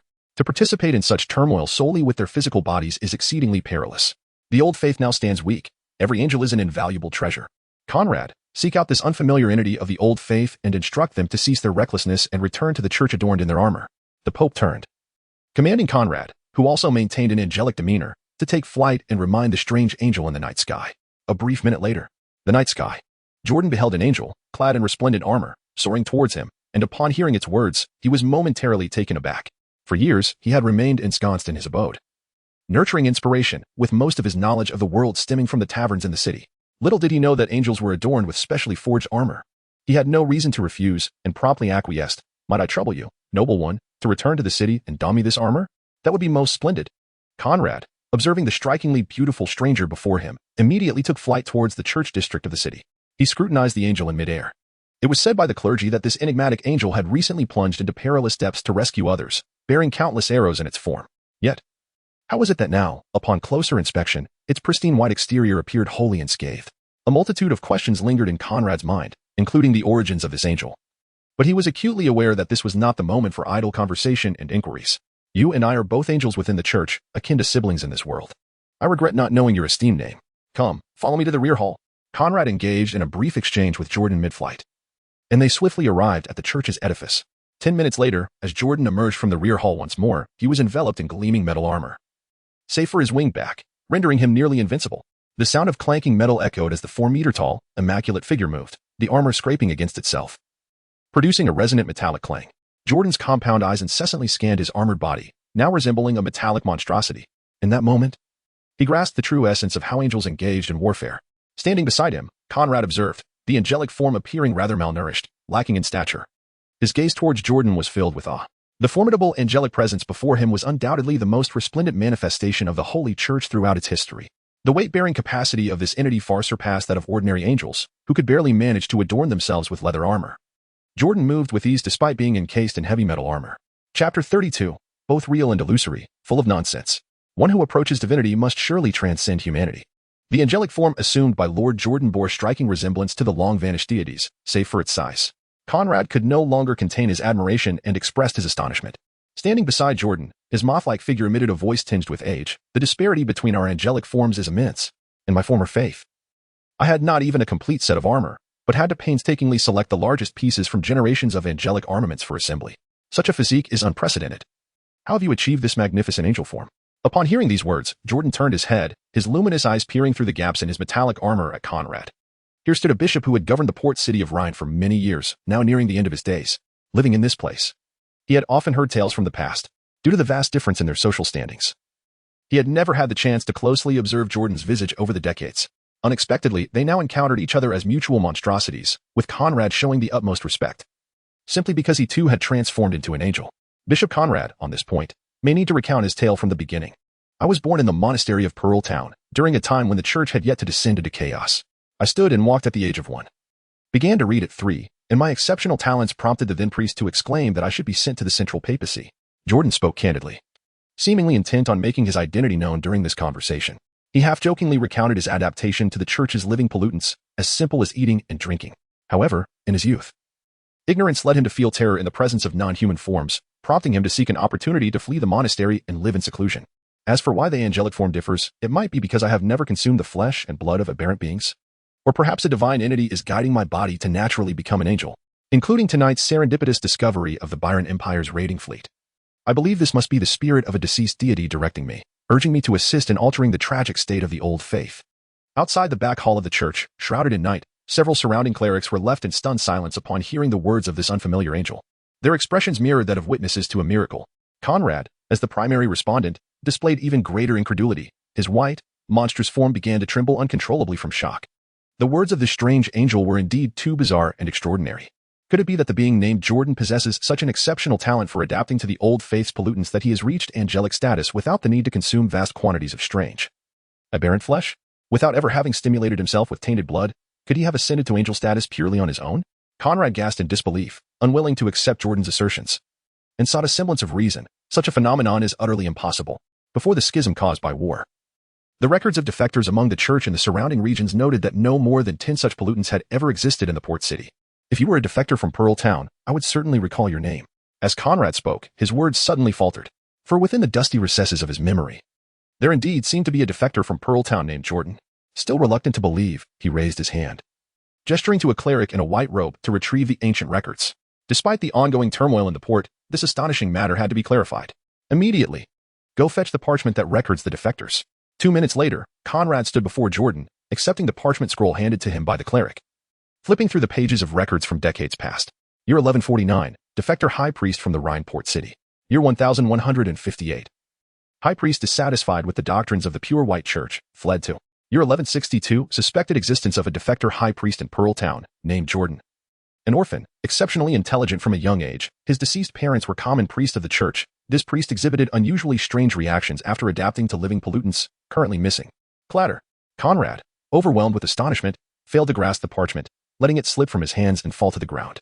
A defector from 40 years ago had inexplicably transformed into an angel, claiming to be guided by a long-departed deity. Such bizarre occurrences. Yet the seemingly flawless angelic form before him compelled belief. Your words, Lord Jordan, are truly astonishing and difficult to fathom. Could it be that divine favor truly exists? Conrad's aged mind was overloaded, struggling to comprehend this revelation. As one of the current leaders of the old faith, he could scarcely voice the blasphemous question of whether divine favor could genuinely persist. It was precisely because he had long been a venerable bishop, high in authority within the old faith, that he could grasp the essence of what divinity truly is. In life, a deity could, by some means, reach out across vast distances to connect with angels, but it was utterly inconceivable that they could continue to influence the material world after death. Conrad, bewildered by Jordan's declarations, resolved to set aside these thoughts for now, deferring all considerations until after the battle. He beckoned a ladder, and they both took flight, returning to the port. In the sky, the two angels soared, one following the other. Jordan fluttered behind Conrad, gazing at the latter's moth-like monstrous figure, convinced that his earlier fabrications were flawless. In the world outside, one's identity is self-bestowed. Furthermore, the veracity of his statements hinges solely on the distortion of experiences from decades past. This constitutes both a lie and a truth. The genuine circumstances regarding the enhancement of a feeble facade are certainly not something he can articulate. Thus, he must assert this narrative, which not only rationalizes the origins of his identity but also bestows upon him an aura of divine talent. This includes the potential revelation of his ageless appearance, which can easily be attributed to this very notion. After all, the old teachings often deceive the masses with such tales. Attributing extraordinary abilities to a long-extinguished deity, one could readily claim to be a divinely favored individual, a living anomaly undergoing multiple beneficial mutations, thus significantly extending one's lifespan. While powerful pollutants might indeed prolong life, the increase is typically limited to a span of 10 to 20 years. One need only observe the Bishop Conrad, who seems to be just over a century old, yet remains vigorous and capable of flight. However, it is uncertain how soon he may succumb to the inevitable decline of his body. Naturally, all these assertions rest on the presumption that the old teachings endure into the future. Jordan, consumed by thoughts of battle, swiftly returned to the port battlefield alongside Conrad. On the ground, the situation had escalated rapidly into a fierce struggle for the city walls. Chapter 33. The Pope has once again met his demise. As Jordan descended once more, numerous enemy soldiers had forcibly erected metal ladders to scale the battlements, engaging in fierce combat with the Old Faith's white-armored defenders. The heavily armored soldiers of the Byron Empire roared with fury, and upon reaching the parapet, they removed their leather pouches, dousing themselves with a viscous substance that resembled oil. Then, with flint in hand, they mindlessly struck their armor, igniting sparks that set the oil ablaze. In an instant, they transformed into fiery figures, screaming in agony amidst the flames. For humanity, to vanquish the fiends, to purify all in the inferno. These soldiers, who without hesitation resorted to self-immolation, displayed a fervor surpassing even the most zealous clergy. Shouting righteous slogans for humanity, they charged forth, engulfed in flames. Many defenders of the old faith, witnessing this horrifying spectacle, felt their resolve shatter. They cast aside their weapons and fled in terror. Madmen! The Byron Empire is filled with lunatics who delight in playing with fire and burning themselves. I refuse to perish alongside these blazing maniacs. The scenes unfolding atop the battlements were seared into Jordan's vision. Clang! He swung his limbs, toppling two fiery foes rushing towards him, sending them hurtling from the walls. Yet, his own metallic armor had also become ensnared with the highly adhesive oil, igniting in an instant. In the bygone days, Jordan had heard tales of the Byron Empire's penchant for playing with fire. Yet, witnessing firsthand the trail of flames left in their wake, the relentless self-immolation of their foes, was indeed a profound shock. These self-immolators, engulfed in fiery radiance, could only sustain their blaze for a fleeting 2 to 3 minutes. The inevitable outcome was a tragic demise amid the flames.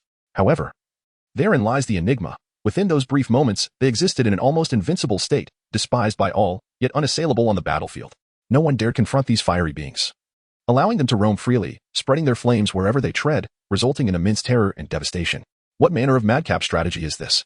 The flames enveloping Jordan grew increasingly fierce, and within him, a profound sense of the absurdity of this feudal dynasty known as the Byron Empire took root. What sort of psychological manipulation, or perhaps a cult-like indoctrination, could compel soldiers to willingly immolate themselves on the battlefield? The nefarious old faith shall ultimately succumb to the inferno. Igor, as the fleet commander, stood upon the flagship's deck, gazing with mirth at the distant glow of flames erupting from the city walls. A wave of exhilaration washed over him. It was meant to be. This land shall henceforth belong to humanity itself, rather than the malevolent old faith that venerates monstrosities. Relay my commands. All units, advance. Bring forth the colossal crossbows from the ship, and target the tainted emissaries of the Empire, focusing on the extermination of the old faith's angels. With a single sweep of his arm, Igor issued his orders. As soon as his command was given, the soldiers aboard the vessel began to transport the heavy crossbows, descending from the ship to the port accompanied by grotesque, armored humanoid creatures. The Byron Empire also cultivated its own tainted beings. The method of cultivation involved citizens voluntarily enlisting, becoming infected with various pollutants, from which benign mutations were selected. Unlike the singular path to taint leading to the old faith's angels, the quality of pollution here was inferior. Yet, it was compensated by sheer numbers. The Empire had long engaged in campaigns against bizarre entities, never lacking in the flesh of aberration thus. The tainted beings born of the Empire possessed a certain degree of combat efficacy. The massive crossbows were positioned on the ground of the port, aimed directly at the firelit city walls above. They targeted the armored, tainted beings resembling moths of the old faith. Thick metal bolts were unleashed in rapid succession. The ranks of Imperial tainted beings swiftly ascended the ladders to the walls. These monstrous figures, with a clear objective, sought out the angels for brutal combat, reminiscent of a grotesque struggle among aberrant creatures. At this moment, Jordan's surface armor blazes with fire, radiating immense heat. He is embroiled in a fierce struggle. The knights of the Byron Empire, encased in their full armor, are akin to crazed lunatics. Not only do they engage in self-immolation, but they also recklessly charge towards this angelic figure, disregarding the flames engulfing them both. Ah, the vile old faith shall surely perish, one by one. These fiery beings brandish their blazing greatswords, embracing death with unwavering resolve as they surge toward the towering Jordan, who stands at an imposing height of 4 meters. Even when they are struck and sent tumbling from the city walls, they rise one after another, seemingly oblivious to the concept of death. Soon, Jordan senses that he can no longer endure. It is unbearably hot. Portions of his surface armor have begun to melt, and the searing flames scorch his exoskeleton, even reaching the vulnerable flesh beneath. He must cool down, otherwise, if this continues for a few more minutes, he will be consumed by the flames. The Pope has fallen. The Pope has collapsed. Hurry, rush to aid His Majesty. The knights of the church clad in white armor are taken aback, suddenly erupting in panic. Upon hearing the sound, Jordan hastily turned his head and cast his gaze toward the far end of the port wall from whence it came. Just in time, he beheld an angel clad in papal robes beneath a suit of metallic armor, its form pierced by several thick metal arrows, entirely enveloped in flames. The angel, assailed by a multitude of self-immolating figures, was flung from the battlements. The papal figure resembling an angel plummeted from the wall, landing among a throng of soldiers from the Byron Empire below, with little hope of survival. Upon witnessing this scene, Jordan's body instinctively stiffened. He questioned himself, feeling an aversion to continuing the battle. Following the death of the Pope, the battlefield surrounding the city walls fell into a fleeting moment of tranquility. In the next instant, to his dismay, nearly all of the old clerical soldiers were in retreat. The highest leaders of the old faith were renowned for their valor, often choosing to personally engage at the front lines alongside their troops. Within the taverns of the city, harpists frequently sang of the heroic deeds of past popes who had perished in battle. The advantage of being present on the battlefield lay in serving as a living talisman to uplift the soldiers' spirits. Conversely, should one fall, the collapse of the line would ensue rapidly, as witnessed in this very moment. Jordan no longer harbors any intention of criticizing such self-destructive behavior, attributing it instead to the cultural influences of a bygone classical era. At present, he yearns only to escape the confines of the city walls. Joining the old faith, or any such endeavor, requires first the preservation of life. In that instant, disregarding the foes brandishing weapons around him, he spreads his wings and takes flight. Suddenly, a series of piercing sounds fills the air, the ominous release of a giant crossbow. With remarkable swiftness, Jordan reacts, his fierce claws grasping a thick metallic arrow that strikes from the side. Yet, despite his evasive maneuvers, 2 arrows find their mark upon him. Flames ignite upon his metallic armor, which weighs heavily upon his agility in the air, causing numerous breaches in the wing membranes upon his back. His body endeavors to heal, yet the restoration process cannot keep pace with the searing flames. Boom! The city gate is shattered. Hearing the sound, Jordan did not look back. Dragging his body enveloped in flames, he soared a considerable distance to the side, away from the front line of battle. Just before the flames on his back severed, he plunged into the frigid sea from the sky. With a splash and a hiss, the fiery exterior was extinguished upon immersion. Jordan withdrew the arrows embedded in his body from the dark waters, green blood splattering forth as his physique gradually began to mend. Chapter 34. Edge Obi. Fleet Retreat. In the shallow waters off the coast of Jordan, he reclined for a while, discovering that his angelic form required little oxygen, and he did not experience any symptoms of hypoxia even after an extended period. After sufficient rest, he resolved to surface and observe the state of affairs following the fall of the city walls. Should the condition of the port city prove dire, he would be left to safeguard his own existence, as he could no longer extend protection to the descendants of Bill, even as an angel. In a world where individual strength pales in comparison, it is challenging to withstand the chaos of a tumultuous army. Jordan attempted to swim upward, but his body simply could not rise. The weight of the metallic armor was the cause. He immediately tore apart the fasten buckle, shedding the armor and descending to the surface. As Jordan leisurely reascended the shoreline, his pristine exoskeleton lay exposed beneath the moonlit sky, unmarred and flawless. Yet, not far ahead, a multitude of grotesque humanoid beings clad in sun-patterned armor loitered. This cadre of Byron Empire polluters appeared to have awaited this moment for quite some time, promptly encircling Jordan upon his arrival. Evil angels of the old faith, surrender? The old doctrines upon which you rely stand in opposition to humanity and are destined for obliteration. Prepare to cast your nets and ensure this angel does not escape. The Byron Empire polluters, manifesting various peculiarities, each bore their own strange attributes. Some exhibited fish-like fins, while others displayed blood-red skin marred by prominent veins, an unmistakable testament to their diverse contaminations. Such was the norm in this world, where becoming a conventional pollutant often entailed seeking out bizarre creatures, contracting a contaminant disease, and hoping for the fortune of a benign mutation, subsequently consuming aberrant flesh to cultivate the intensity of their own pollution. In contrast, the old faith's method of ingesting specific living pollutants was decidedly more potent. You are correct. I surrender. I am willing to bow before the Byron Empire. The towering 4-meter-tall white moth-like creature proclaimed with a thunderous voice as darkness enveloped the scene. Its declaration left the Imperial polluters, who were poised for combat, momentarily stunned. They swiftly regained their composure, brandishing their blades as they advanced to encircle him, responding. Even in surrender, your sins cannot be erased. Only death can cleanse the overflowing evil of the old faith. The moment you oppressed your kin, you should have known that the great Byron Empire would ultimately bring about your demise. Embrace your fate. Jordan paid no heed to such absurdities and took flight immediately. As he flapped his wings, a multitude of bolts, propelled by taut iron chains, were loosed upon him, enveloping the air around, like a fisherman casting a net. They ensnared him. In an instant, his wing joints became immobilized, rendering him incapable of proper flight. This strategy appeared to be meticulously crafted with the intention of targeting angels. The consequence was that no sooner had Jordan lifted off the ground than he was forced back down once more. He severed the entangling iron chains that bound him, however. This brief delay allowed the pollutants of the Byron Empire to close in on him. Metallic blades descended upon his snow-white exoskeleton, with a resounding crack. A fissure appeared in the exoskeleton, yet it could not be deemed unsuccessful in its single-instance defense. Beneath the moonlit sky, grotesque pollutants assailed Jordan, who resembled a snowy white moth, and in a mere encounter, several were sent flying. In mere seconds, Jordan sustained numerous injuries. His exoskeleton was shattered in multiple places, spewing forth green blood. He fought while retreating, his fearsome right claw grasping a polluted creature with a fish-like head, using it as a biological shield to protect his flank. Simultaneously, he launched relentless counterattacks with his exoskeletal limbs, continuing to withdraw, his situation resembling that of a cornered beast. However, it did not take long for the pursuing Imperial pollutants to sense something amiss. Damn it, his wounds are healing. This old angel, not mentioned in the intelligence reports, exhibited a peculiar ability to self-repair, typically characteristic of those corrupted by the flesh beasts, yet not at such a rapid pace. To their astonishment, this enormous snow-white angel appeared to be perpetually injured, yet it maintained an astonishing vitality, crawling swiftly despite the continuous flow of green blood that showed no signs of drying up. In stark contrast, their own numbers were dwindling. An astute leader among the Imperial pollutants recognized this anomaly and immediately commanded his comrades to cease their pursuit.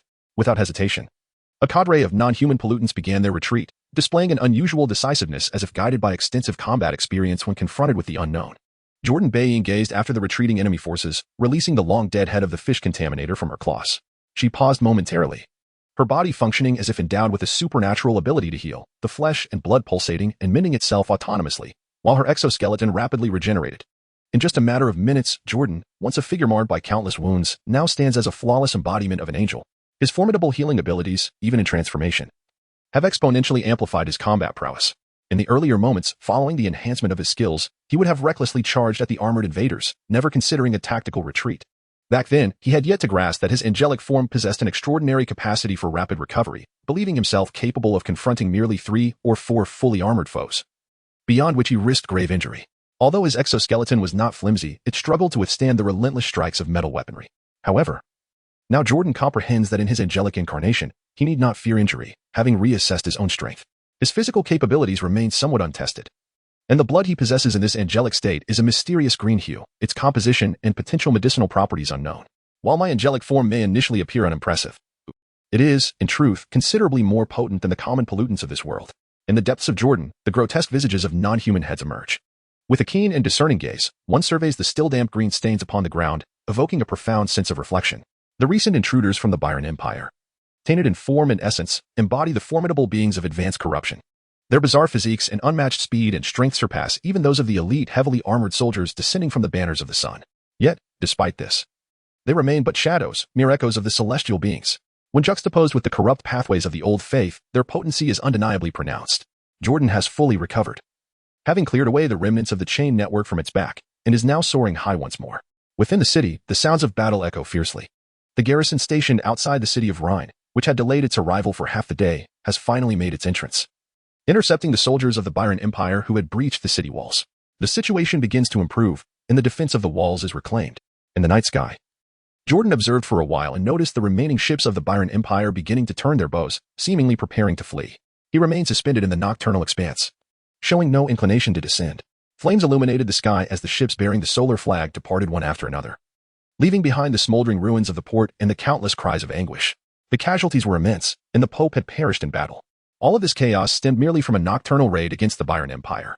In such a weakened state, does the old faith truly still hold any necessity for allegiance? In the multifaceted gaze of Jordan, flickering flames amidst the ruins of desolation cast shadows of apprehension for the future. Yet, within this corporeal form, there exists no other refuge in this land. Chapter 35, The Wretched Old Faith, Ancient Secrets at Dawn. The sky brightened. A gentle rain began to fall over the port city of Rhine, enveloping the entire city-state in a pervasive atmosphere of sorrow. The populace moved through the harbor, sifting through the remnants of destruction wrought by fire, along with a greater number of lifeless bodies. Within the grand cathedral of the city, in a finely adorned chamber of the rear hall, the Byron Empire waged unprovoked war, unforgiving in its nature. Fortuitously, the news of a nocturnal assault on the fleet by His Excellency Jordan had reached us. Otherwise, our old faith would be in dire peril. Commander, why did you delay leading the troops into the city last night when our sovereign was slain? The blame lies with you. Conrad, an aged figure towering at 2 meters, stood before the table, his countenance a portrait of fury, yet he was soon overtaken by a fit of coughing. The military commander, a golden-haired man of middle age, sat trembling at the table, his face a mask of trepidation as he stammered an explanation. Lord Conrad, there was a disturbance in the barracks last night. Suspected spies from the Byron Empire set fire to our equipment. My tardiness was beyond my control. Seated at the long table, not only was the commander present, but also another bishop, grievously wounded, his head wrapped in bandages, his complexion ashen, breathing shallowly, on the brink of death. As an angel, Jordan, too, took his place at the table, his unusual youthful stature towering at 2 meters. Additionally, several portly priests and officials were gathered at the table. This room housed the remnants of the decision-making body of the old faith in the vicinity of Rhine, or rather, what remained of its high echelons. After all, the old faith was now remarkably weakened, its grip on other city-states not as strong, with authority confined solely to Rhine. Suddenly, the gravely injured bishop convulsed violently. A desperate wail escaped his lips, and soon after, the frail form of the 2-meter-tall elder ceased to exhibit any signs of life. Another angel had perished. A profound silence enveloped the table. Conrad turned to gaze upon the still-warm body of the deceased bishop, then surveyed the unadorned chamber and the faces of those present. In that moment, he closed his eyes in anguish, unwilling to confront the grim reality. In the glorious days of the Church's supremacy, there were 5 formal legions comprising thousands, with dozens of angels seated together, basking in grandeur. All decisions regarding the Church's development transpired within the resplendent halls of the Holy City, accompanied by golden goblets and exquisite wines, contrasting that era of prosperity with the current state. The remnants of the old faith's core and leadership were reduced to a mere handful of unfortunate souls. The disparity was nothing short of a nightmare. After a moment's pause, Conrad opened his weary eyes and turned to the remarkably youthful Jordan seated at the right side of the long table. With only 2 angels remaining in the old faith, regardless of this heretic's past, he now represented a rare asset. Conrad had witnessed Jordan's remarkable performance in the recent conflict, the angel's extraordinary ability to recover, despite an age that suggested he was at least 70, combined with his youthful appearance, rendered the reasons for his exceptionalism, be it divine favor or a unique resilience, irrelevant. What mattered was the necessity of reintegrating this individual back into the fold of the old faith. Your Excellency Jordan, our old faith has plummeted to its nadir. Do your actions from last night still resonate with our cause? Might I personally oversee your consecration as bishop to collectively restore the foundations of our faith? As Conrad spoke, he offered the position of bishop. The others at the table turned their attention to the unfamiliar angel named Jordan. Previously, Bishop Conrad had introduced him, revealing that this being was once a heretic, claiming to have gained divine favor that allowed him to transform into an angel. Upon entering the room, Jordan's attention was immediately captivated by a peculiar worm sculpture resting upon the table, rendering him momentarily entranced. When his name was called, he briefly responded to Conrad with an affirmation, only to redirect his gaze back to the bizarre dual-headed worm sculpture. Before him lay a diminutive artwork, exuding an aura of polluted radiation, crafted from an unusual material that seemingly embodied a certain aesthetic truth. The sculpting technique employed for the worm figure was unremarkable, lacking any particular beauty. However, the choice of a gray substance adorned with intricate, chaotic spiral patterns appeared to be of natural origin. Even more astonishing was its ability to activate the inspiration-capturing feature of the waist panel. For the first time, Jordan encountered a third avenue for inspiration, apart from reading and listening to music. Although he had attempted to appreciate paintings and sculptures in the past, none had proven effective.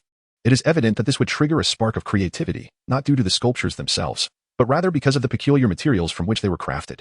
Moreover, the information conveyed by the inscriptions on the panels was substantial. The notion of emitting pollution and radiation was indeed thought-provoking. A few minutes later, the meeting in the hall concluded. Everyone had departed, and the body of the deceased bishop was taken away for preparation. Only Jordan and Conrad remained in the room. The former sat motionless at the table, attempting to await the completion of his inspiration capture. Meanwhile, Conrad was filled with numerous questions, eager to inquire of the exceptionally youthful angel before him. However, before he could utter a word, Jordan raised his hand, pointing to the worm sculpture on the table that could inspire creativity, and asked with curiosity, Bishop Conrad, the material of this statue appears rather unusual. I find it quite appealing. Could you enlighten me on what this material is? Furthermore, is there more of it? Oh, you speak of this ancient metal? Bishop Conrad glanced at the gray worm sculpture on the table, not taking it to heart, and casually remarked, "Such material is scarce, with average hardness. Unsuitable for weaponry or armor, and of little utility. Its sole value lies in its remarkable ductility, making it suitable for sculpture. If you, my lord, desire to take it, please do." Compared to this ancient metal, the ancient manuscripts from some ruins hold far greater worth. Ruins? Ancient manuscripts? Jordan sat in his chair, his expression subtly shifting after hearing these words. The combination of these terms was rather extraordinary.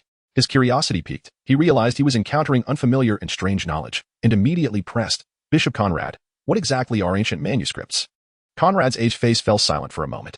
He had no intention of discussing such trivialities. However, seeing Jordan's eager thirst for knowledge, he continued, "It is quite normal for you to be unaware of ancient manuscripts until now. These secrets are known to very few, even among the higher echelons of the former ecclesiastical state. Many ignorant souls go through life without ever realizing the true nature of the world beneath their feet. Humanity occupies less than a quarter of the land. While those bizarre and polluted creatures, even gods, lurking in the wilderness, have origins shrouded in mystery." Chapter 36, a legend long buried in the past. According to classical mythological records, tens of thousands of years ago, colossal beings forged from ancient metal were born from the void. Their massive forms eclipsed the sun and fell from the sky, entombed in the depths of the sea. From that time forth, the world has continually given rise to aberrant life. The fallen entity from the deep sea, as translated from ancient manuscripts, was originally named Mothership, later referred to by humanity as the mother of all and believed to be the source of all anomalies in existence. The mother god sleeps in the abyss, never to awaken, while her progeny arise from their own bodies, surfacing from the profound ocean to inhabit the world, heralding the age of divine dominion over humanity. The divine offspring possess boundless capabilities, commanding arcane steel constructs, wielding unimaginable power, even causing crops to yield thrice in a single day, and summoning rain from the skies. However, those are mere embellishments of the past, exaggerated myths passed down through generations. Such powers could not possibly exist. As Conrad recounted the mythological tales recorded by the Vatican, he occasionally coughed, slowly continuing, "According to the bizarre legends in our top-secret texts, even the true gods of that era could not withstand the ravages of time. Under the fear of aging, the divine offspring divided into two factions. Some malevolent deities, unwilling to perish in this world, sought to flee to an unknown divine realm, compelling humanity to labor extensively to construct great ships capable of sailing through the void, named arcs. The righteous gods chose to remain in this world, attempting to thwart the plans of the malevolent deities, leading to a conflict between the two factions, igniting the flames of war upon the earth.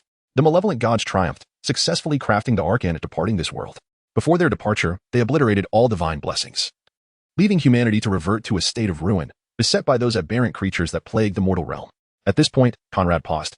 Noticing the incredulous expression on Jordan's face, he felt a sense of helplessness and reminded him, "My lord, you cannot genuinely believe in such fantastical myths, can you? I merely recount fragments of the Vatican's records concerning that unknown ancient era, which have long been distorted by countless generations. Consider them mere stories to be listened to. The so-called ruins are remnants of the ancient era, often buried deep underground or beneath the sea, housing relics made of ancient metal capable of attracting aberrant life. Within a few ruins, smooth sheets of paper inscribed with unknown characters, referred to as ancient manuscripts, remain preserved." Conrad had spoken extensively about the Vatican's confidential information, becoming quite parched, and he raised his hand to ring the bell on the table. With the melodious chime, a cleric entered at his request, instructed to pour 2 cups of water.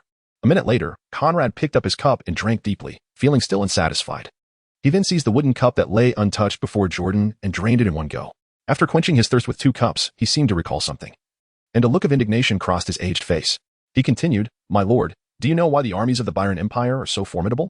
It is precisely because they studied the ancient manuscripts and discovered a peculiar ancient elixir known as optimization fluid, which yields remarkable effects for those who consume it. The Vatican has also conducted research on deciphering the ancient, unknown script, yet we have yet to uncover any truly valuable ancient manuscripts. It is lamentable that during the campaign for the Holy City, all scholars knowledgeable in that script were seized by the Byron Empire." As Jordan held the gray worm figurine and stepped out of the back hall, he felt a slight disorientation wash over him. He gazed up at the sky. At noon, the azure expanse above, combined with the reassuring sensation of the ground beneath his feet and the surrounding ancient European-style ecclesiastical architecture, presented an image of an unremarkable ancient world, albeit with some associations to aberrant creatures, yet still quite ordinary.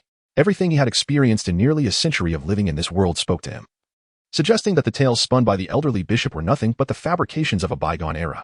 Yet, from the perspective of a traveler from another realm, the notions of a mother god and divine offspring sounded remarkably akin to a civilization capable of interstellar travel. He never imagined such a reality could exist.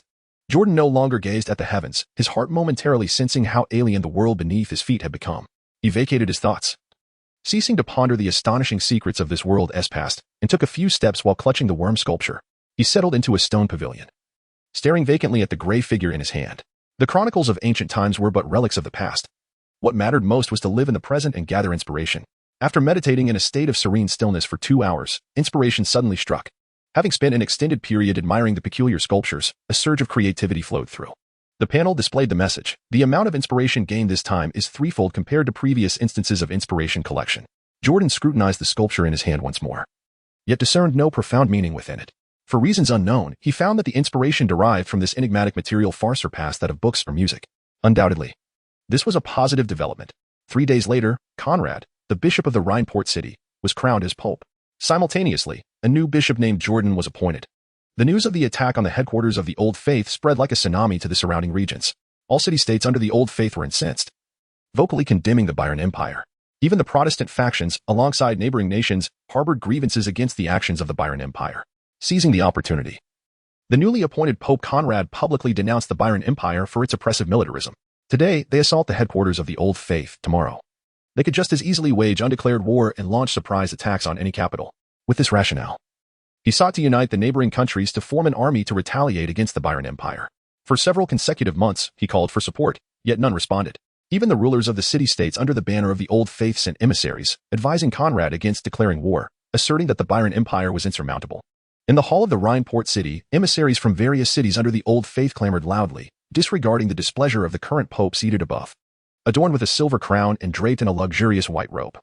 Conrad's aged face was etched with despair as he silently observed the emissaries read their letters of refusal to engage in war before departing the hall. In his heart, he wished he could command the knights of the church to execute these envoys. However, should the Old Faith lose the support of these city-states, nothing would remain.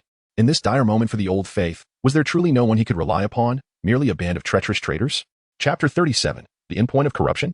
As the white-armored knights of the church retreated from the hall, only the solitary figure of Pope Conrad remained, draped in his papal vestments, exuding an aura of profound melancholy. His aged, murky eyes surveyed the desolate hall, and his lips quivered. His emotions began to unravel. Having witnessed the flourishing era of the church, he found it utterly unacceptable to confront the current plight of the Old Faith. Surrounded by external threats, neighboring nations resembled ravenous wolves and vultures, while the Byron Empire loomed like a malevolent specter. Internally, the populace was restless, the city-states heedless of his commands, some even displaying inclinations to defect. Decades prior, each city-state would have stationed at least one angel alongside numerous adherents of the faith, and such a state of affairs would have been unthinkable. Yet now, it was far too late. Traitors.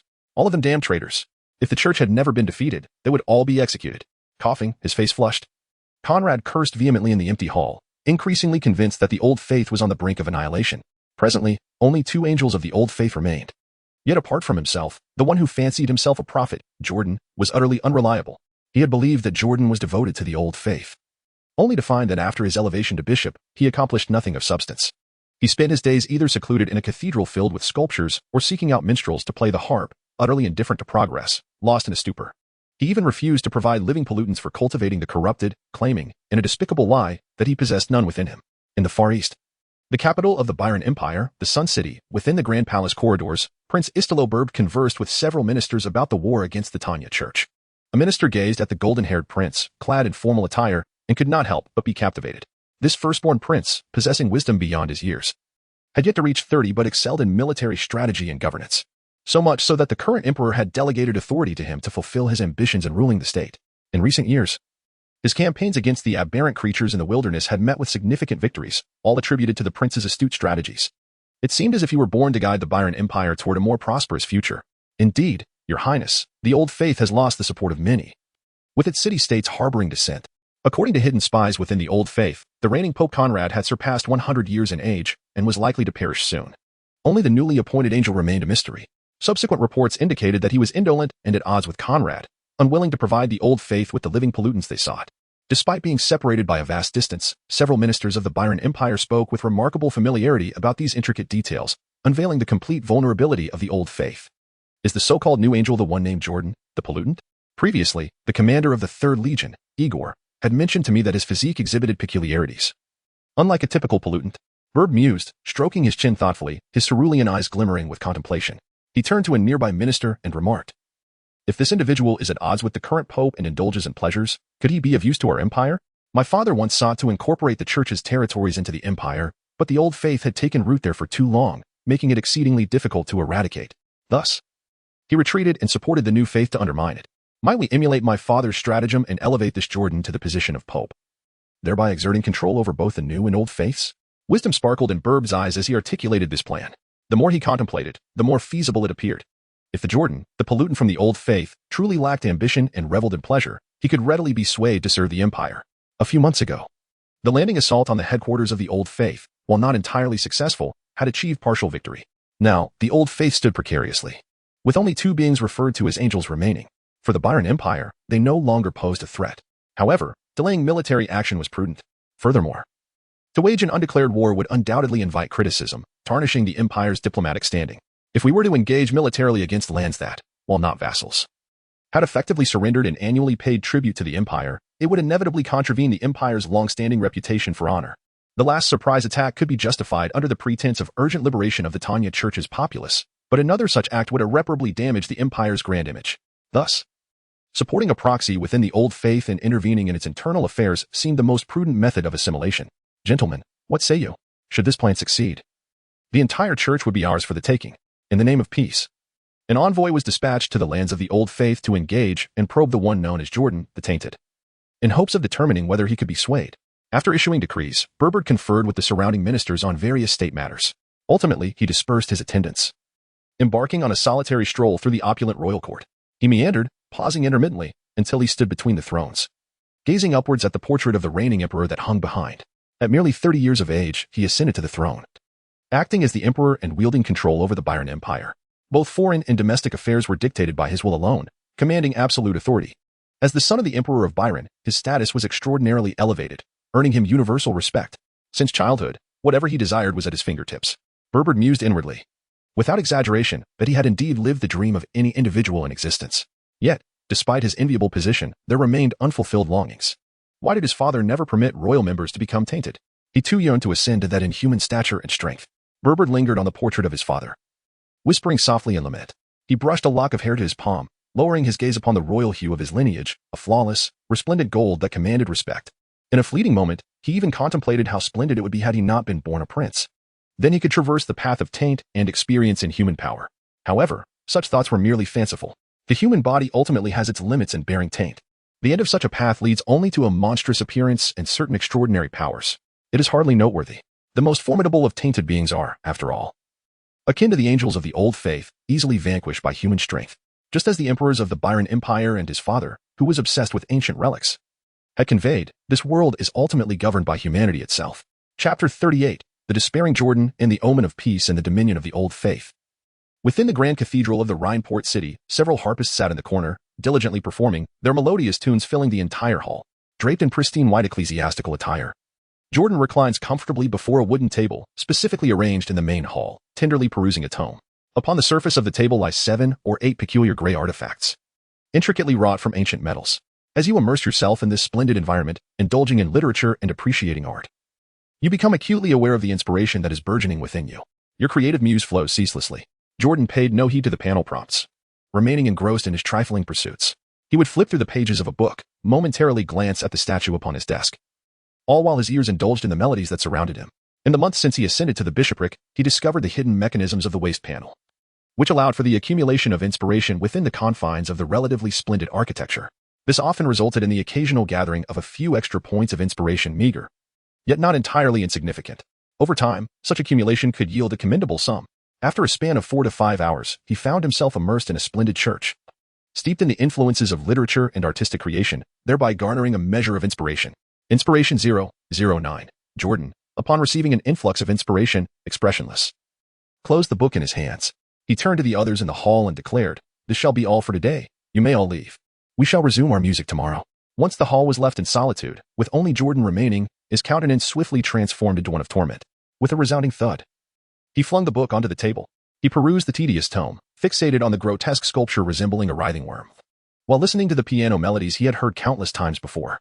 In pursuit of inspiration, Jordan engages in seemingly meaningless rituals within the church hall on a daily basis. This prolonged and multifaceted focus has now transformed into a profound torment. The mental anguish he experiences far surpasses the intellectual cultivation from decades past, magnifying the suffering tenfold. If this continues, he fears he may succumb to neurosis, becoming a mere shell of a person plagued by mental illness. Perhaps the relentless pace of an assembly line in an electronics factory pales in comparison to this anguish. Regardless, Jordan finds himself ensnared in contemplation of life's true purpose. Despite possessing authority and power, he feels no joy. Thus, what is the essence of existence? Jordan sat alone in the cathedral, approaching the venerable age of 80. Consumed by a moment of existential doubt as memories flickered incessantly in his mind. Unbeknownst to him, it seemed he had come to desire nothing further. In a state akin to a depressive episode, he sat in silent contemplation. A few minutes later, he thought, no, the beauty of the world is countless. How could I have thought such a thing? Jordan suddenly looked up, realizing that his mental state was somewhat askew. The strange thoughts swirling within him might be the side effects of an extended period dedicated to the accumulation of inspiration. After all, before his journey through time, he had been an ordinary individual. Having lived in this world for over half a century, nearly half of each day was spent in the tedious pursuit of inspiration. Devoid of any activities that could provide fleeting joy, hours would pass in solitary contemplation. Given such a prolonged routine, it was only natural for his mindset to falter. His first ability, centered around self-healing, seemed incapable of balancing the levels of dopamine and endorphins. Was it possible that, in this state of being that had long transcended humanity, his mind could still produce such hormones? Creak. The back door of the church hall suddenly swung open. A solemn procession of church knights entered, followed by Conrad. Clad in the papal robes, he had come specifically to seek out Jordan. How have you been, Bishop Jordan? Conrad inquired, his tone neither warm nor cold. He sauntered to stand before Jordan, a thin smile on his lips that failed to reach his eyes. The old faith is now deeply entrenched in turmoil. As a celestial born of the old faith, do you truly sleep soundly each night? As for me, this pope cannot find rest after dark. Upon observing Jordan's unmoved posture, the towering elder felt an uncontrollable surge of anger. He drew a magnificent sword from his waist, the sound echoing as it clattered onto the table before Jordan. Conrad's voice turned icy. Heretic Jordan. With a sudden rise in his aged voice, the knights of the church sprang into action, drawing their finely forged blades. All aimed at Jordan. I intend to re-establish the Inquisition, to eradicate the rebellion against the old faith in the city-states, and I want you to preside over the trials. What say you? Should you refuse, you shall be the first heretic judged. Coughing violently, Conrad bent over, unable to suppress a series of coughs. In that moment, he appeared less like a formidable figure of corruption and more like a common elder nearing the end of his days, evoking a sense of pity. Jordan rose. Surveying the crowded nave of the cathedral, where his fellow knights of the church had gathered around him, he understood that this day was inevitable. One could no longer exploit the ancient church as a free ATM. Now that he had obtained the authority of the bishopric, he could access the resources of the old church, but he was equally burdened by its responsibilities. It was clear that he could no longer postpone his duties. I am willing to heed your majesty's will and bear this sword to cleanse the rebellious elements across the city-states on your behalf. Jordan respectfully performed a gesture of ecclesiastical etiquette, grasping the papal sword resting upon the table, and continued in accordance with Conrad's discourse. Indeed, should matters descend into open hostility, it is uncertain whether the knights present could vanquish him. Yet, even so, if he were to flee the church, what would lie ahead? As an entity tainted yet referred to as an angel, there exists little refuge in this world beyond the old faith. Rather than wandering aimlessly, it would be prudent to seize the opportunity while the old faith has not entirely crumbled. Each day spent within the church is a day gained 5 days later. The Inquisition had yet to be established, as a significant event had arisen, postponing the old faith's plans for purging traitors. The first heir to the Byron Empire intended to dispatch a delegation to negotiate with the old faith. News of a potential peace was spreading like wildfire throughout the ecclesiastical city-states. In taverns and even in brothels and gambling dens, discussions abounded regarding the envoy of peace. Most hoped that the flames of war would no longer ignite upon the sacred land. In the holy city of Yegnalara, now the headquarters of the new faith, the temple was suffused with outrage and astonishment. The empire wishes to negotiate? How utterly despicable. If the old faith truly reaches a peace agreement with the empire, what necessity remains for our new faith? Some suggested dispatching a handful of elite knights to assassinate the empire's negotiating team. Within the temple, as the new faith's upper echelons, who shared their common plight, sat and concocted various nefarious schemes, the pope's countenance darkened. The new faith was, after all, a mere pawn elevated by the empire, infiltrated at every level by imperial agents. Such treacherous talk of assassinating imperial envoys would undoubtedly reach the ears of imperial ministers within mere hours. For the sake of their self-interest, they did not wish to witness the old faith achieve harmony with the empire. Alas, they were powerless to prevent it. Chapter 39. The unruly delegation. Bloodshed among rebels. The peace delegation arrived without incident, as expected, now having reached the Rhine port city. The Byron Empire had previously waged war without declaration, and had never provided a direct response to this matter, which left Conrad exceedingly dissatisfied. However, he dared not act against the envoy. Instead, he instructed the clergy to ensure the imperial envoys were treated with the same care as the administrators of other city-states. For the old faith currently lacked the resources to wage war against the Byron Empire. In this world, weakness begets oppression, a timeless truth. On that day, Conrad received the envoys. In the modest hall of the Rhine port city, the emissaries from the empire stood before him, bowing deeply in respect. Yet their words were far from courteous, esteemed Conrad. The Empire is presently contemplating the acceptance of the Old Faith submission. In this regard, can you represent the Old Faith with greater sincerity? Upon hearing these words, the Pope, clad in his ecclesiastical vestments, turned dark with anger. A tempest of fury surged within him. Sincerity? What utter nonsense! The Empire, having waged war without declaration and launched a surprise attack, now dares to demand the Old Faith's sincerity under the guise of peace negotiations? Jordan stood quietly to the right of the Holy See, observing the arrogant emissary before the throne with an inscrutable expression. Since the day a few days prior when Conrad had personally compelled him alongside the Knights of the Church, the days of idle contemplation had drawn to a close. This was precisely why Jordan found himself in this place, compelled to engage in the affairs of the Old Faith. Ahem. What sincerity does the Byron Empire seek from the Old Faith? Is this what your empire calls peaceful negotiations? You have never truly contemplated peace. Conrad, incensed, coughed a few times from his position at the Holy See, gesturing towards the indifferent imperial envoy, his aged voice laced with reproach. Your Grace. The so-called sincerity lies in the appearance of an envoy resembling the nobility of the empire, he proclaimed, yet the envoy, faced with accusations, did not even flinch. He swiftly clarified Conrad's doubts. Naturally, it is expected that the Old Faith, in its entirety, accepts the imperial mandate to amend its nefarious doctrines and obey any directives from the esteemed First Regent. As long as your Grace consents, peace shall ensue. The Byron Empire was deluded. Without a moment's hesitation, Conrad coldly rejected the notion from his elevated position. He raised his hand, instructing the Knights of the Church to escort the envoy away, thus terminating the negotiations. However, the subsequent words of the imperial envoy caused a change in his demeanor. And even Jordan, adorned in his bishop's robes, was taken aback. Your Majesty, while you toil for the Old Faith, it seems those around you do not share the same sentiment. Months ago, when our empire launched a surprise attack on this city-state, Lord Jordan, who stood by your side, did indeed offer submission to the empire? Preposterous. Remove this accursed imperial envoy. Jordan hastily stepped forward, gesturing for the Knights of the Church to drag the envoy away. It was outrageous. This imperial envoy truly knew how to stoke the flames. Yet his words held a kernel of truth. Once the imperial envoy was forcibly removed from the hall, Conrad abruptly turned, his murky eyes fixated on Jordan. Bishop Jordan, is there any truth to the envoy's claims? Your Majesty, there is absolutely no substance to this. It is merely the empire's attempt to sow discord. Jordan's countenance was sincere, meeting Conrad's gaze without flinching. He had indeed once expressed a willingness to surrender, but at this moment, he could not possibly admit it. Upon hearing the latter's response, Conrad cast a penetrating glance at Jordan and ultimately refrained from further questioning. The imperial envoy had settled in the port city of the Rhine, seemingly intent on a prolonged stay. A fortnight passed quietly. The institution for purging old heretics was established, along with the Inquisition.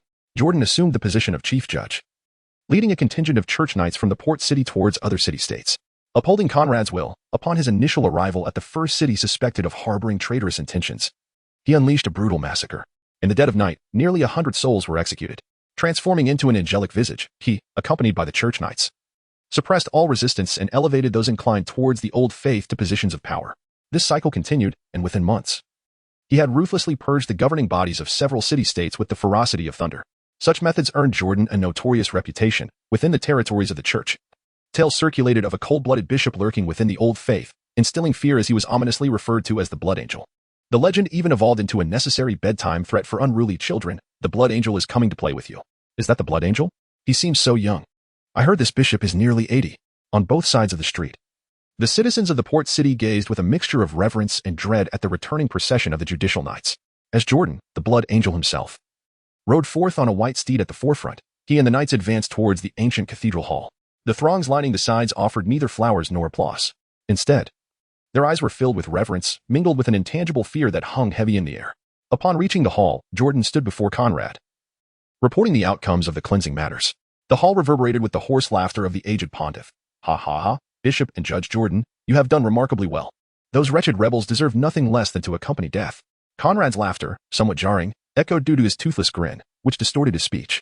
He gazed down upon Jordan, who bowed before him, his murky eyes lingering for a moment on Jordan's youthful visage, before dimming with an unspoken dread. With a wave of his hand, Conrad dismissed all others from the chamber, leaving only himself and Jordan. After a few minutes of silence, Conrad spoke again, his voice laden with despair.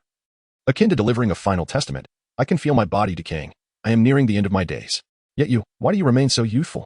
Is it truly divine favor? Or perhaps the path of corruption? Could it be that mere physical adaptation to innate gifts, without resorting to the consumption of tainted flesh, can significantly prolong life? Cough, cough. After my demise, you shall be the sole angel in this world, and the papacy will rightfully belong to you. I implore you. Relinquish the living impurities within you, so that the structure of the pure white church may endure. Hearing these words, Jordan raised his face from his bowing position. Upon Conrad's death, he would indeed be the last angel of the old faith, possessing the natural legitimacy to assume the papacy. Yet, he had not anticipated such declarations would emanate from Conrad himself, explicitly designating him as the next pontiff. Jordan had long been wary of Conrad due to certain matters. However, now, upon the Holy See, the elderly pontiff, known in full as Carolus Conrad, no longer exhibited the same rigidity as before. His murky eyes were filled with supplication. Yet, in truth, there were no living contaminants within him. Chapter 40. Ding Dong. Jordan's coronation, enfeebled and unruly. Reviving the glories of the old faith, we are duty-bound. Your Majesty, I shall undoubtedly lead the old faith after assuming the papacy, restoring the splendor of the Holy See to its pre-schism greatness. Jordan's voice resonated powerfully throughout the hall. In truth, he merely wished to be a mere pest, yet he appeared to genuinely express a willingness to exert every effort for the advancement of the old doctrine. Candela listened in silence, observing the earnest demeanor of Jordan for a moment. Ultimately, he closed his eyes and gestured for the latter to withdraw. Very well, Bishop Jordan. You may leave. Your Highness, I find myself perplexed regarding the matter of living pollutants. Jordan did not depart from the throne but instead chose to voice the lingering uncertainties that had yet to be resolved, with the living contaminants, resembling pure white worms, which thrive within the human body, have an effect on the host itself. Oh? Conrad reopened his weary eyes and gazed at Jordan standing before the throne. His tone also turned inquisitive. Is this the reason you have been reluctant to share the living contaminants within you? I recall mentioning that these living entities would naturally proliferate within your body, and periodically extracting them would prove beneficial and harmless.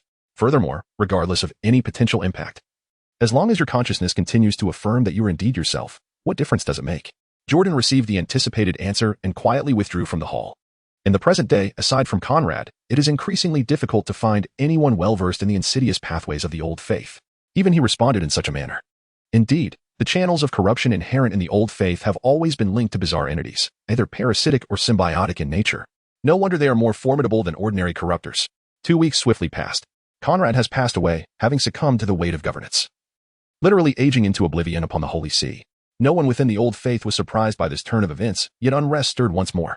During his reign, Conrad was already advanced in years and had long been regarded as nearing his end, rendering him incapable of commanding respect. This was part of the reason why the various city-states were previously in turmoil, even contemplating betrayal. A few days later, in the hall of the old faith, the Jordanian, adorned with a silver crown and draped in an exquisite, pure white papal robe, gradually took his seat before the Holy See. He gazed down upon the governors from various city-states who had gathered before him, their faces reflecting a profound reverence. With the death of Conrad, the power within the old church swiftly gravitated towards him, devoid of any struggle for dominance. Upholding the long-standing traditions of the pure white church, I, as the last angel of this earthly realm, am destined to assume the role of pope. Do any of you dissent? Jordan spoke with his usual voice, yet it carried an indescribable, heart-stirring essence, an essence known as power. His Majesty Jordan shall undoubtedly lead the ancient faith back to its former glory. I pledge my allegiance to your Majesty. Your youthful visage stands as the finest testament to divine favor. Before the throne, the officials from various city-states gazed upon the remarkably youthful Jordan atop the holy seat, all expressing genuine admiration and praise. In stark contrast to the previous pope, whose presence seemed to herald the approach of death, His Majesty Jordan was far more deserving of their service. Yet, in the next moment, their sentiments shifted dramatically. I wish to offer the lands of the church to declare submission to the empire, announced the envoys of the Byron Empire from this day forth. The Tanya Church shall bow in servitude. As the towering figure of the Pope, standing 2 meters high, uttered these words, everyone in the hall, along with the church knight standing guard, was momentarily rendered speechless. What? Have you lost your senses, your Majesty? This cannot be. The officials from the city-states and members of the clergy erupted into a cacophony of disbelief.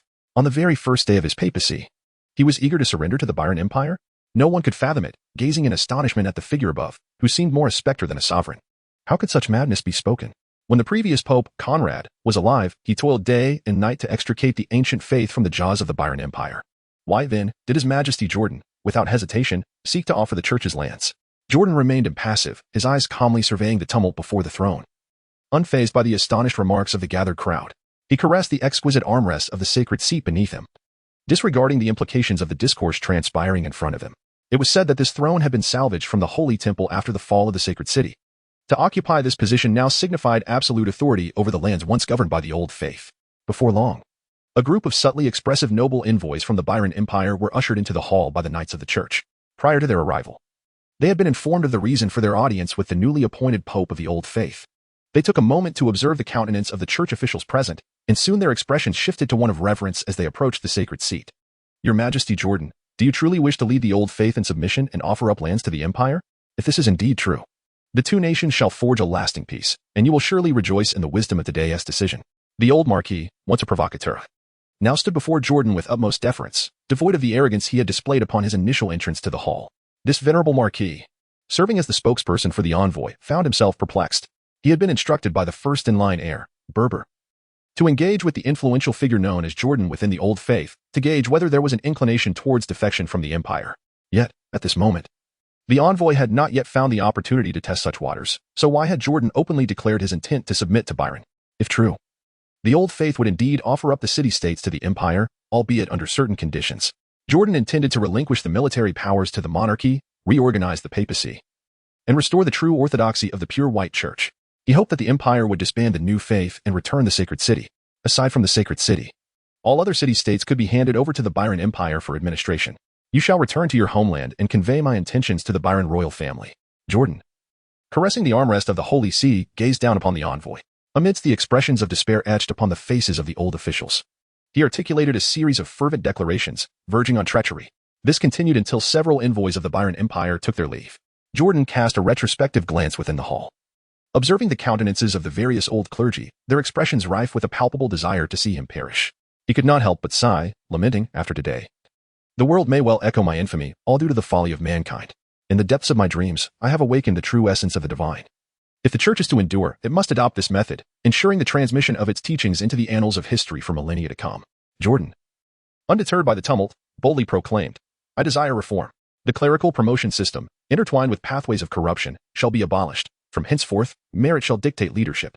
The doctrines, lacking in substance and failing to resonate with the populace, shall be rewritten by my own hand, armed with the sacred text and quill. The pure white church shall henceforth renounce any association with the worship of suffering, dedicating itself solely to the dissemination of truth, goodness, and beauty, while imparting the virtues of diligence and philanthropy to humankind. Chapter 41, the supreme authority, impervious to the foolish queries of the ignorant. Since the day of the new religious leader's proclamation, wishing to offer the lands of the church in exchange for peace, Jordan's reputation has descended into infamy. Akin to the foul stench of decomposing refuse, we shall not accept such a demeaning peace. The Pope of the old faith is an irredeemable madman. My paralyzed grandmother would govern the old church better than he. The blood angel is both incompetent and tyrannical, submissive to outsiders while mercilessly striking within. Previously, he executed vast purges in the city-states of the old faith, slaughtering hundreds at a whim, yet when faced with the empire, he grovels abjectly, willing to be subservient. In every alley and shop of any city-state within the church, Jordan's notorious name is whispered among the people. They express their disdain that such a morally bankrupt ruler presides over the old faith. In just a few days, the support for the old faith has plummeted drastically. The populace, once loyal to the old faith, now turns their allegiance to the pure white church, proclaiming its orthodoxy as the true new faith. The old faith is dead. The new faith must arise. This wave of sentiment sweeps across the entire ecclesiastical realm, yet it bears little consequence. Ultimately, it is merely the discontent of the lower classes, insignificant within the largely feudal structure of the church. It does not impede the sweeping reforms underway within the old faith. As the leader of the old faith, Jordan has begun to find himself increasingly occupied. The messenger from the Byron Empire has been tirelessly traveling between the two nations, conveying that the empire's foremost heir, Berbt, is willing to accept the conditions set forth by the old faith and is beginning to cooperate. Thus, Jordan has been unable to find a moment's rest. Almost daily, individuals within the old faith have attempted to assassinate him, incessantly proclaiming that they cannot allow the latter to lead the old faith into the abyss. From the very inception of humanity, it has been destined that individuals would struggle to understand one another. Yet, I never anticipated that it would be you who would arrive this time. Jordan, adorned in splendid attire, sat majestically upon the throne.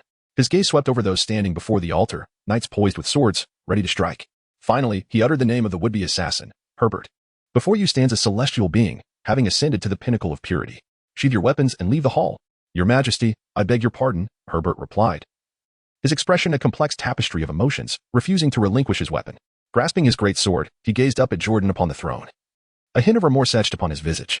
My life was spared by your grace. I owe you my loyalty. Though I cannot fathom why you chose to rescue me alone, I cannot allow you to lead the old faith to its demise. Herbert's impassioned words resonated throughout the hall. The other knights who had come to assassinate him, upon hearing this, displayed resolute determination, tightening their grips on their blades, directing them toward the esteemed figure upon the throne. As Jordan gazed upon the scene before the palace, a profound sense of absurdity enveloped him. Could it be that Bill's descendants have inherited the genes of the prodigal son? By the lineage, Herbert, who could be considered his great-grandson, had the audacity to lead a group to take his life, albeit without any knowledge of their concealed familial bond. Had it been anyone else attempting to assassinate him, he would have uttered not a single word, transforming instead into an avenging angel to deliver a fatal blow. Yet, when it comes to the progeny of Bill, in Jordan's mind, memories flickered like distant stars. Recalling the days when he assumed the name Glenn in the bustling harbor city, sharing countless moments with his two adopted sons. As the years advanced, these reminiscences, ripe for reflection, grew increasingly precious. He sat in silence upon the holy seat for a moment, then spoke softly within the sanctuary. Herbert, the world is foolish. The ignorant have never comprehended my vision, which is the distinctive path of the Church's radiant evolution. I have been graced by divine favor, glimpsing the future centuries ahead in my dreams.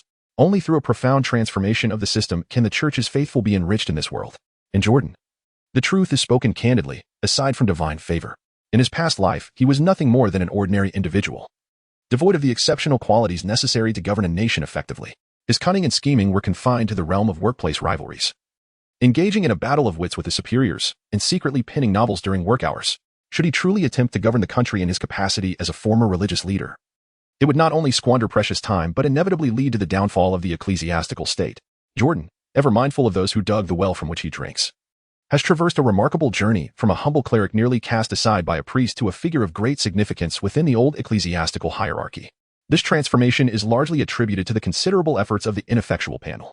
Regardless of circumstances, he has never doubted the wisdom of prioritizing the enhancement of his position. Upon ascending to the papacy, he promptly declared allegiance to the Byzantine Empire, a decision rooted in a comprehensive analysis of various advantages and disadvantages. While worldly power holds undeniable allure, for Jordan, who possesses the ineffective panel, its appeal is rather limited. Moreover, he has no intention of wholly relinquishing the control over the faith that brings far greater benefits than mere dominion in the material realm. Jordan may not be a qualified leader, yet he possesses the knack for copying answers. A glance at historical records reveals that any religious institution that once flourished, if not reformed, will inevitably decline and perish for various reasons. Conversely, those that manage to preserve their teachings and maintain a global presence among followers possess two distinct advantages. On one hand, they neutralize their doctrines. On the other, they sever their ties to temporal power. This principle is remarkably straightforward. For the common populace and the elite, it creates an environment devoid of conflicting interests. The old faith need only emulate this approach. By retreating comfortably into the holy city, they can encourage clergy to traverse the world to spread their teachings. Over time, in just a couple of generations, the resurgence of the pure church can be anticipated. This is the distinctive developmental path meticulously crafted by Jordan as the chief architect of the church's advancement. It is laughable that there are always Na'vi locals daring to confront the brilliance of the transcendent. Why does His Majesty Jordan continue to spout madness? Lord Herbert, let us proceed and eliminate this deranged pontiff. The historical leaders of the old faith have never surrendered their nations. The apostate Jordan is unworthy of his position. Within the hall, the knights, including Herbert, who came to execute the assassination, paid no heed to Jordan's explanations. Armed with sharp swords, they charged forward with fervor. As the figure rose from the holy sea with a sigh, its body rapidly contorted and elongated, a white exoskeleton sprouting wildly across its surface. In less than a second, it transformed into a bizarre and towering moth-like creature. Its snow-white form supported a specially designed papal robe, exuding an imposing stature imbued with sacred significance. Unmistakably revealing its inhuman essence, Jordan swung his arm, sending Herbert, who was at the forefront, flying. With a deft motion, he grasped the neck of another sword-wielding knight, lifting him into the air, the sound of crunching metal echoing as the neck armor caved in. The white, luminescent hue of his compound eyes shifted into focus. Jordan gazed intently at the life before him, so easily extinguishable, and sighed softly, whispering, "Mankind is frail, foolish, and ignorant." With that, he seized the creature, akin to a fledgling chick, and forcefully choked the life out of it. The crimson blood splattered from the crevices of his armor, staining his opulent white robe. The 4-meter-tall angel, garbed in papal vestments, turned, carelessly discarding the lifeless body, and prepared to confront the remaining white-armored knights of the church who had come to assassinate him.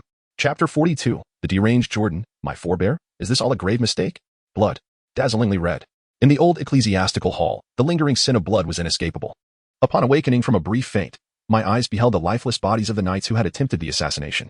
It was I who had doomed them. I am Herbert, a sinner who has caused the demise of my fellow brethren. I hail from an ordinary old Catholic family. My father perished due to the war instigated by the Byron Empire, and I harbor a deep-seated hatred for all imperialists.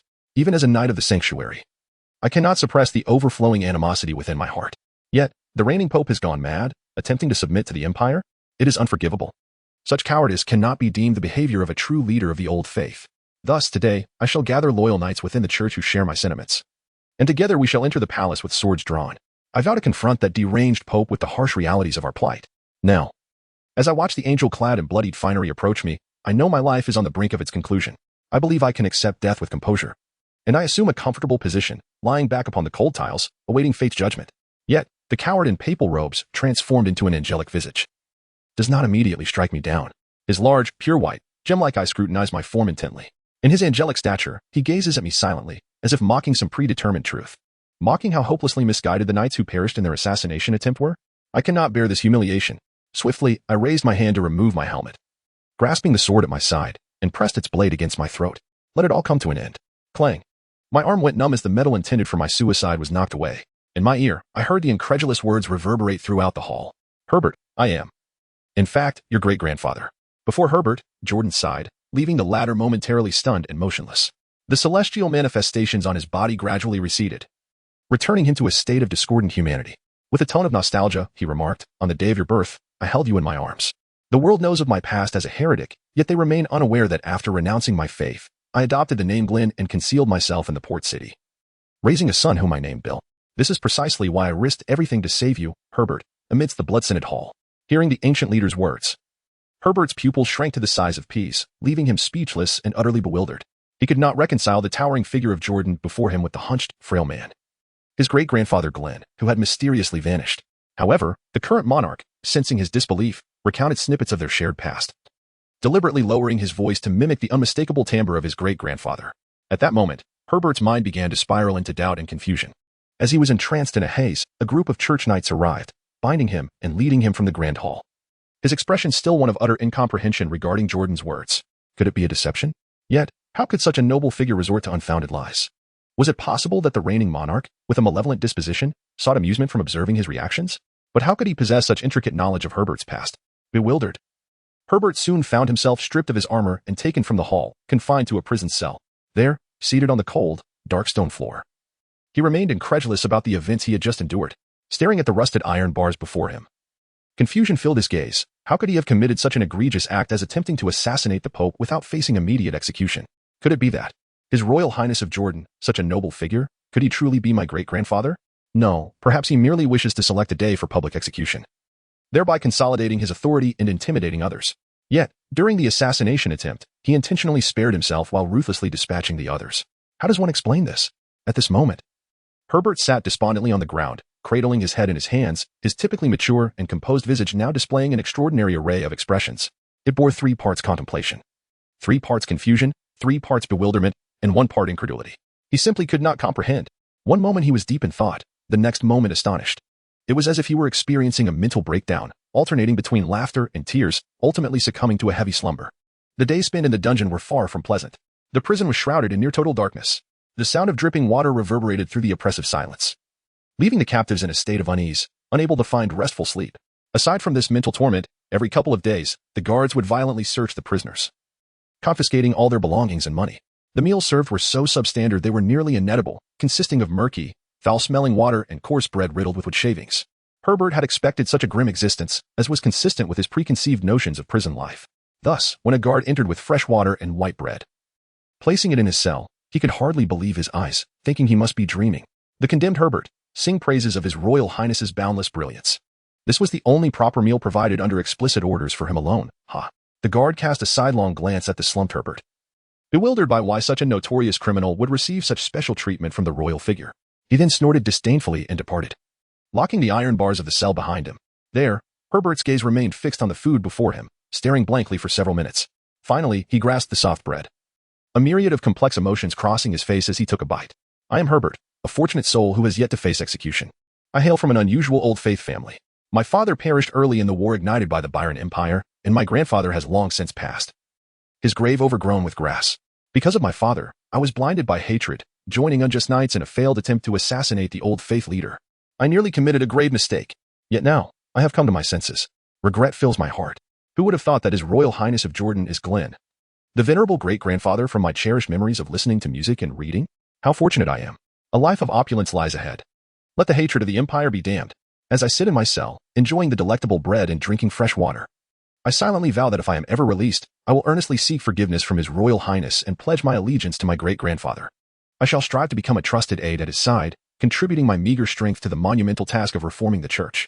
Surely, His Excellency, The esteemed Royal Highness of Jordan will treat his descendants with the same kindness as in the memories of our shared past, generously bestowing upon them significant roles within the church. Chapter 43. Peace between two nations, journey to the imperial capital. True peace is about to dawn. In the year 1206 of the old calendar, the first heir to the Byron Empire and the leader of the Old Faith in the Tanya Church engaged in several diplomatic exchanges. At last, the terms of submission were agreed upon. The Tanya Church will retain its name, but at the cost of losing sovereignty over its city-states, which will be governed by imperial officials and nobles. The Old Faith will revise its doctrines, restoring the name of the pure white church, while retaining authority over the holy city and all religious matters. The training of polluters within the church must also be supervised by the empire. During that autumn, the empire's Grand Prince, Berberd, publicly issued a decree summoning the leader of the Tanya Church to the capital of the Byron Empire. Soon, in the presence of the world, a formal peace treaty between the two nations will be signed. In the capital city of Sunlight, a splendid procession of pure white carriages traversed one of the main streets. The vehicles bore white flags adorned with intertwined worm patterns, accompanied by numerous knights of the church clad in white armor, heading towards the Byron Palace. This was the Old Faith delegation from the Tanya Church, reportedly arriving to sign the peace treaty. Inside one of the carriages sat the Mad Pope. Hail to the great first prince, who has liberated the sorrowful lands of the church, even as the malevolent Old Faith shall bow before the glory of the empire. The streets were lined with citizens of the Byron Empire's capital. Under the midday sun, the onlookers curiously observed the procession, pointing and whispering about the Old Faith delegation. Many uttered derogatory remarks, igniting indignation among the white-armored knights and clergy, yet they could do nothing but remain silent and hasten their pace. Within the most exquisitely adorned pure white carriage, behold, Herbert. Look out the window at these ordinary people under the rule of the Byron Empire. Jordan gazed into the carriage. Facing Herbert, who had been promoted to the esteemed position of the Pope's personal guard following his release from prison. With a hint of intention, he inquired, "Pray tell, what do you perceive from within?" "Your Excellency," Herbert replied, "the sinner only observes the audacity of those who dared to question the angel, alongside the inherent arrogance of the imperial subjects." Upon hearing this, Herbert turned his gaze towards the window, and then, with a grave expression, responded to Jordan. He articulated his most genuine thoughts, only to be met with a complete and merciless rebuttal.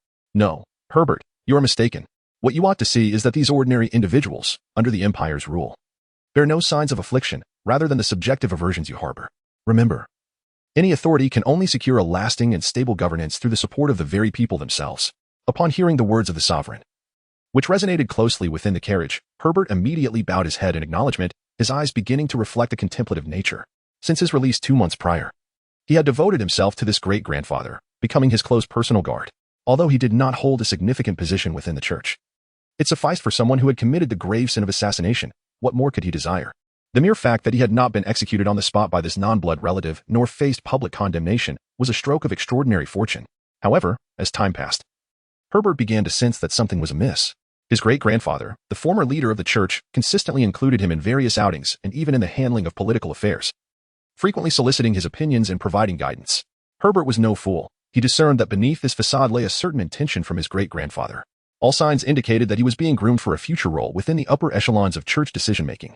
In light of this, Herbert felt a surge of delight and willingly embraced the opportunity, welcoming whatever came his way. What His Majesty teaches, one must strive to learn. At this juncture, even if his great-grandfather were to claim that consuming excrement could prolong life, he would harbor no doubts. Rather, he would eagerly seek out a dung pit to sample its flavor, conducting a personal experiment. "I have come to understand, Your Majesty, that for those in power, the filthy and lowly are fundamental. Only by providing these wretched souls with tangible hope, grace, and benefits can one solidify their reputation and authority as securely as an iron barrel. I shall heed your invaluable teachings and remember this point within the carriage." After a moment of contemplation, Herbert appeared to have an epiphany, as though he grasped something profound. He continued to refer to them as the wretched, causing discomfort for Jordan, who sat across from him. The latter's intention was to cultivate this great-grandson as the next pope. After several years of nurturing, he envisioned him leading the church while he himself retreated into the background, embracing a joyful existence. Yet, why has the situation devolved into this? His own teachings were meticulously selected, imbued with the utmost righteousness. Why then has the outcome manifested as a cunning opportunist, seemingly aligned with street lamps? Perhaps he is indeed a more suitable candidate for the next pope? The white-clad procession of the Old Faith marched through the imperial capital. A few minutes later, they arrived at the palace. The Jordanian monarch, adorned with a silver crown, dismounted from his carriage, stepping into the resplendent palace amidst the company of Old Faith dignitaries and imperial aristocrats. Within the opulent hall, the golden throne awaited him, where the esteemed Crown Prince Istilo Berb sat regally. His radiant golden locks, coupled with his elegantly attired stature, resembled a young lion in the prime of its life. Yet, at that moment, Berb's eyes betrayed a hint of astonishment as he beheld the Old Faith leader entering the hall, whose appearance seemed even more youthful than his own. Quickly suppressing his doubts, he rose from the throne and approached. He had long heard of the Jordanian monarch's divine favor, granting him eternal youth. Today, witnessing his true visage was even more astonishing than the rumors had suggested. As the Grand Prince of the Empire, Berb carried none of the airs of nobility. He descended the steps of the throne with hearty laughter. He stepped forward, his words imbued with warmth, as he adopted a welcoming demeanor toward the Jordanian. To him, the latter was not the leader of a rival nation, but rather a long-lost elder. The hall, resplendent in gold, bore witness to the embrace shared between the old faith leader and the imperial Grand Prince, a gesture symbolizing harmony. Thunderous applause soon reverberated throughout the chamber, as numerous lords and leaders from the Byron Empire and surrounding realms stood on either side, witnessing this momentous occasion. The entire Byron Empire extended the highest honors to this seemingly deluded old faith leader, who had willingly offered up his territory, a gesture unprecedented in history. Before long, attendants brought forth a smaller silver chair to place beside the golden throne. Your Highness, let us take our seats together and sign the peace agreement. From this day forth, the pure white church, as a guiding light for humanity towards goodness, shall receive unwavering support from the Byron Empire. Chapter 44, A Loss of Power and National Dignity? Sign. At the invitation of the imperial prince, the two ascended the steps to take their seats together. As soon as Jordan took his seat upon the silver throne, an imperial noble hastily approached before him, paying his respects with a deep bow, and then lowered himself to one knee, presenting a treaty awaiting his signature. Jordan extended his hand to grasp the document, examining it meticulously. The peace agreement was laden with terms that could only be described as humiliating conditions of surrender. Should he affix his signature to this accord, the nation would forfeit its territorial sovereignty, allowing the Byron Empire to manipulate and dominate the entire country, leaving no hope of redemption. However, these stipulations had been prearranged through correspondence with envoys. Some clauses, which he had fought for on behalf of the old faith, were also included. Your Majesty, this agreement has undergone several reviews and contains no errors, a voice declared. Everyone present in the court, including myself, was eager to witness the dawn of peace between the two nations. Berbert, seated upon the throne, forced a smile as he observed Jordan contemplating the treaty without taking further action. Anxiety gnawed at him. Fearing that Jordan might reconsider at this pivotal moment, he gently urged, Your Majesty, please sign without delay. What hesitation remains for one as esteemed as yourself?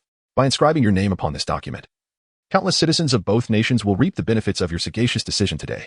Your name will undoubtedly resonate through the annals of history, celebrated for your willingness to bear the burden of infamy in pursuit of peace.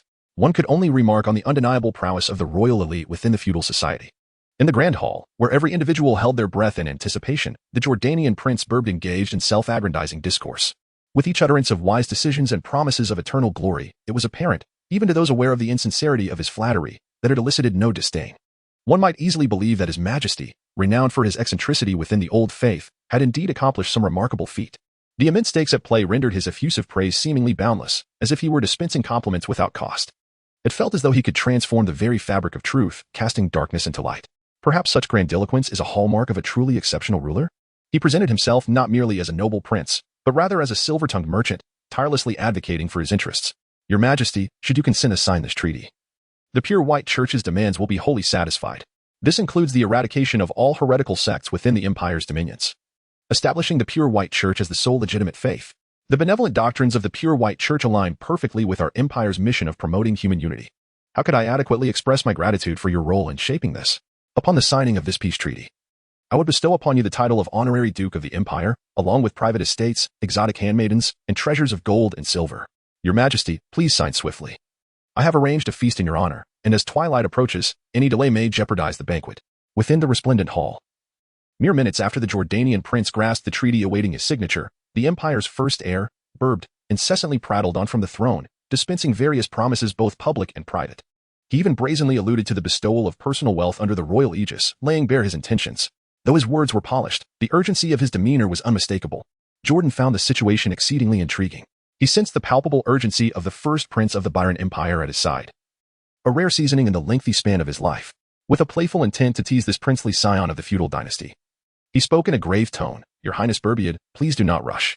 My youthful appearance is merely superficial. Internally, I am as decayed and ordinary as any elderly man, and certainly not as youthful as yourself. As for this peace treaty, I require ample time to contemplate, so consider it a moment for a common elder to reflect. Approximately 10 minutes passed thereafter. Jordan savored the tense expressions of the imperial prince, alongside the flattery spilling from his lips, before finally inscribing his name upon the treaty. Witnessing this scene, Berbert, seated upon the throne and having spoken until his throat was parched, felt a sense of relief wash over him. As evening descended, a grand banquet was laid out within the spacious palace hall, filled with exquisite delicacies and fragrant wines. Numerous attendants lingered, serving libations and presenting dishes to the esteemed guests in attendance. A multitude of renowned princes, nobles, and significant ministers of the empire raised their glasses in celebration, creating an unprecedented spectacle. Yet, the true emperor of the Byron Empire was conspicuously absent. "Do not take offense, your majesty," Berbert explained. "My father has been utterly captivated by relics in recent years, dedicating his days to collaborating with the empire's scholars on ancient texts, lost in his obsession. Although I had sent word prior to the banquet, it seems that even such a grand affair could not draw him away. I shall indulge in this fine wine as an apology to your majesty." Throughout the banquet, Berbert remained at Jordan's side, continuously pouring wine into his own cup under the pretense of making amends, yet indulging like a greedy little kitten, unable to stop drinking. Jordan was indifferent to such matters. His focus lay on the ancient relics he spoke of. The world beneath his feet appeared, at first glance, to be quite ordinary. Aside from the so-called pollution, it bore striking resemblance to the ancient times of yore. However, when juxtaposed with the mythological accounts recounted by Conrad during his lifetime, and coupled with the observations he had intentionally gathered since his own coronation, he sought to appraise this world through the discerning eyes of a traveler from another realm. Beneath the surface of this world, there undoubtedly lurked some unspeakable horror, shrouded in secrecy. By delving into the study of ancient relics, one could glean insights akin to peering through a keyhole, uncovering the buried truths hidden in the shadows of existence. Jordan found himself deeply intrigued by the desire to uncover such secrets, including the reasons behind his own designation as possessing enhanced abilities after exposure to pollution. He had not shied away from attempting to engage with other forms of pollution. However, much like the common wisdom of the world suggests, only one type of pollution can exist within a living organism, rendering coexistence impossible and preventing the acquisition of new enhancements through pollution. Your Highness Berber, I must confess, I have long harbored a similar curiosity. Might I be fortunate enough to gain insight into the Byron Empire's records regarding the research on pollution and relics in the world? Rest assured, I am not seeking the results of the research, but merely wish to peruse fascinating accounts to satiate the curiosity within me. Upon hearing this, Berber's expression faltered. He paused in his drinking, contemplating a refusal. The research materials of the Byron Empire concerning pollution and ancient relics were exceedingly precious, not something that could be casually shared. I am afraid I cannot grant such a request. Is that so? At this moment, Jordan's request was denied, yet he remained undeterred. As a pontiff recognized by the world as rather dim-witted, he possessed remarkable cunning to pursue his objectives. In the next breath, he proposed, "What if I were to incorporate this personal demand into the terms of the peace agreement that the empire must fulfill?" Chapter 45, The Prince's Indiscretion. "The banquet's trials, your highness. How can you behave this way?" The slightly inebriated Berber wore an expression of bewilderment, ultimately offering a wry smile. "You truly excel in the art of negotiation." Under such veiled threats, Berber reluctantly acquiesced to Jordan's request, soon succumbing to the effects of the wine and signaling for his attendants to assist him in departing the banquet early. As the empire's foremost heir apparent exited, several noblemen approached, eager to engage with Jordan. Many were intrigued by this pontiff, whose folly seemed unparalleled in history, viewing him as a rare and astonishing jester, while others recognized his potential for alliances. After all, the peace agreement was not solely advantageous to the empire, it also promised some relatively inconsequential concessions. The empire, without bloodshed, could secure dominion over the territories of the church and legitimize its governance. Nonetheless, it pledged certain relatively trivial matters. If all proceeded as anticipated, the pure white church would become the only religious organization recognized by the royal family within the empire's sphere of influence, thereby permitted to evangelize openly. This was due to the death of the deity they worshipped, and the doctrines had been exquisitely altered by their leader. Your Highness, you appear remarkably youthful. Do you possess divine favor, or perhaps some secret to maintaining your skin's vitality? I would gladly pay a fortune for it. Your Highness, you might soon grace my ducal residence with your presence. A circle of nobles enveloped the towering figure of Jordan, whose human form seemed somewhat discordant, chattering incessantly. Notably absent were insignificant characters such as noble daughters, for the banquet was attended solely by those of high-ranked dukes, marquises, and earls, all wielding substantial power within the empire. In the distance, the figure of a royal prince approached with a raised goblet. Is that the Mad Pontiff? Indeed, it was a fellow born in the same era. Appearing remarkably youthful, Prince Andrew, with his head of white hair, accompanied another similarly aged royal, directing their gaze toward the surrounded Jordan. The two elderly figures, being uncles of Berbert, the empire's primary regent, had been tasked by him to probe the sanity of this mad pontiff. They exchanged knowing glances, cleared their throats, and approached with their cups in hand. "Ah, your Highness Jordan, as a royal prince, it is my duty to personally express the empire's gratitude for your willingness to relinquish all for the church. If the leaders of the pure white church throughout history were aware that you would ultimately offer up your territories, surely those departed souls would be filled with regret, believing they should have led the church to surrender sooner. Wouldn't you agree?" The two royal princes strode toward Jordan, their words echoing with a mocking tone, devoid of decorum. Their utterances dripped with insidious derision, easily perceptible to any listener. The surrounding nobleman paused, suddenly realizing the implications of the remarks, and began to withdraw from Jordan's vicinity. Within moments, a void surrounded him, leaving only the two royal princes in close proximity. Your Highness, we find ourselves puzzled by your actions. Historically, the leaders of the old church have resisted subjugation, yet you seem to have your own calculations for offering up territory. A person of your stature surely would not surrender to the great empire out of fear or desire for self-preservation, would you? Yes, Your Highness Jordan. Might you enlighten us? The two elegantly attired princes engaged in a theatrical exchange, their words reminiscent of poorly scripted dialogue. It was difficult to fathom that such phrases could emerge from the lips of royal princes. Their intentions were clear, to force the current leader of the old church into a corner while assessing his reaction. A brief silence enveloped the banquet hall, the atmosphere thick with tension, as the prince's barbed remarks pierced the air, their volume ensuring that all present were aware of the affront. The imperial nobles and ministers turned their gazes toward the now spotlighted mad pontiff, while the representatives from the church turned crimson with indignation, their hearts seething with fury. How dare they humiliate His Highness the Pontiff after signing an agreement so favorable to them? What disgrace has befallen me? Those who understand my stance need no explanation. I am unashamed. At the banquet, the old church leader, Jordan, faced the two aging princes, skillfully diverting the conversation with a nonchalant remark. Those who understand, he quipped, leaving the two princes momentarily taken aback. What nonsensical utterance is this? They pondered, their curiosity piqued, observing the excessively youthful visage of the mad pontiff. They caught a glimpse of disdain. Was this remark laden with deeper implications, or merely a form of psychological victory? Uncertain, the two princes resolved to probe further. They sipped their drinks, clearing their throats to continue. Your Highness Jordan, forgive our ignorance regarding your intentions. If that is the case, let us shift topics. Given the splendor of our empire and the opulence of our palace, what insights do you glean from observing our strength as you partake in this grand banquet? Do you find joy in such luxury, reminiscent of your homeland's old church? A provocative inquiry. The nobles present recognized the audacity of the two princes' words. Was it not the empire that had instigated the decline of the old church through war? To demand the old church leader to comment on the empire's prosperity, while inquiring if he enjoyed the splendor of his former enemy's palace, was akin to asking a wronged spouse how they felt about their partner's infidelity. Following the conclusion of the two princes' remarks, an eerie silence enveloped the banquet hall, the tension palpable. The atmosphere felt so thick that one could hear a pin drop. Above in the palace's second tier, Berbert, still struggling with inebriation, peered from behind a decorative plant, apprehensively observing the unfolding scene. Seeing his uncle's reckless provocations, concern creased his brow. He turned to the commander of the royal guard behind him and whispered, "You must immediately intervene and prepare to quell any potential conflict. Be wary of the mad pontiff should he react violently." In the grand hall below, all eyes were fixed on Jordan.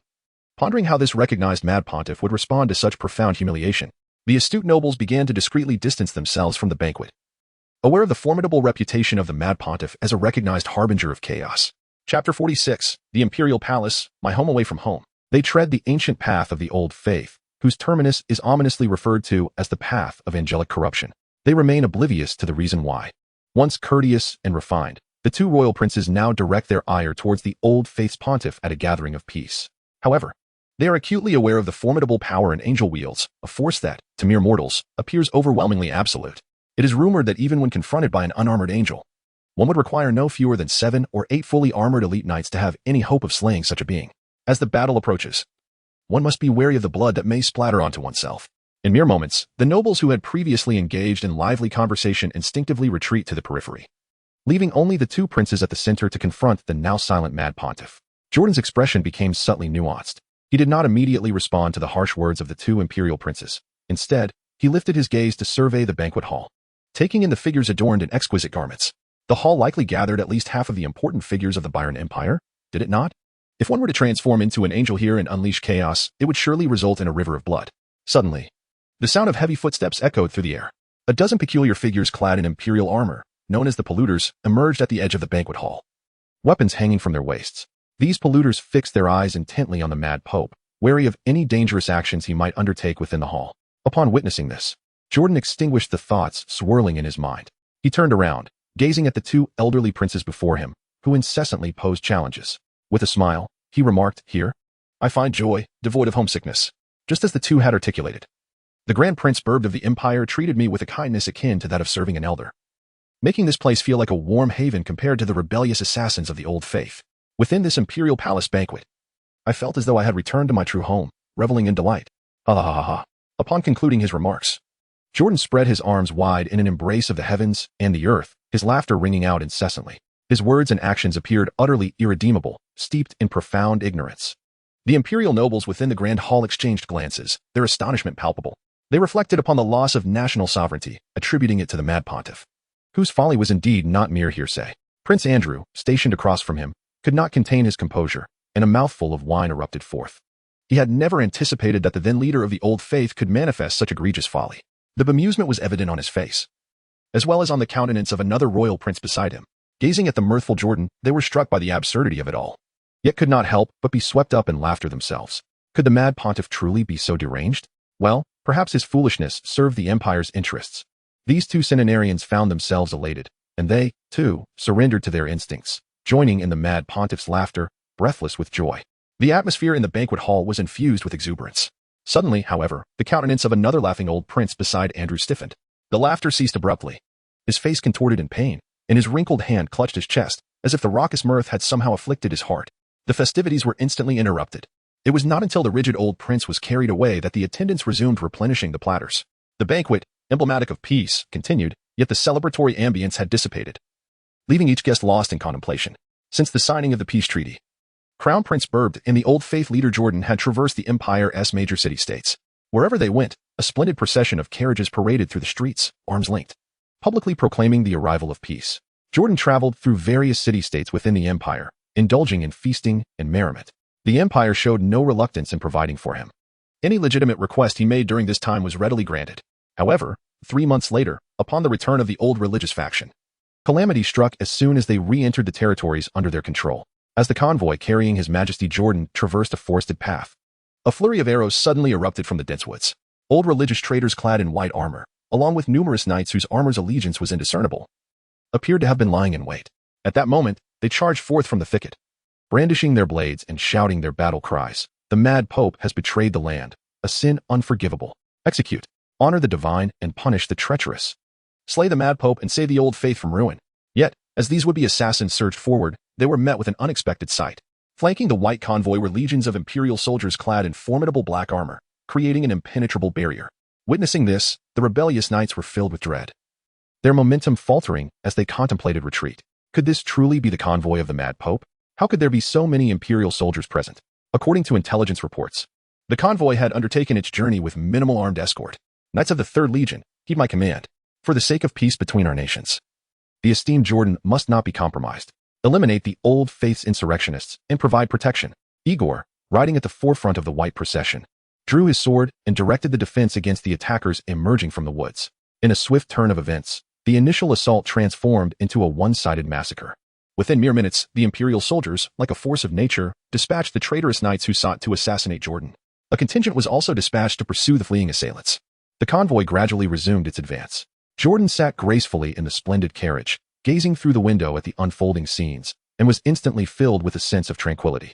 He had borrowed the entire 3rd Legion of the empire. Initially, the empire's first prince, Burbed, wore a discontented expression, seemingly reluctant. However, upon the proposal that the borrowed legion could subsequently serve as a garrison, under the pretext of protection and stationed long-term in the ecclesiastical territory, he promptly acquiesced. Naturally, Jordan is capable of issuing reasonable commands to mobilize the empire's 3rd Legion. He has long conceived the initial, logical directive for the soldiers of the 3rd Legion to assist him in eradicating the rebels within the Old Faith, conducting a thorough cleansing that aligns with his intentions.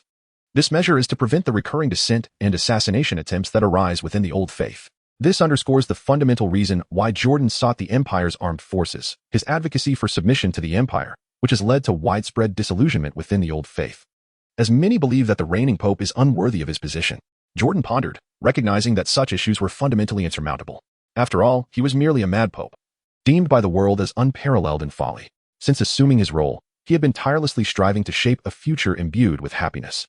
How could he possibly take on the additional burden of a political commissar, indoctrinating those beneath him? Yet, perhaps a shift in perspective was warranted. While the problem itself appeared difficult to resolve, simplifying matters by targeting the individuals who posed the questions seemed far more feasible. If not altering the mindset, then let us change the personnel. Chapter 47. I, the new pope, shall never conflate with the old faith, even unto death.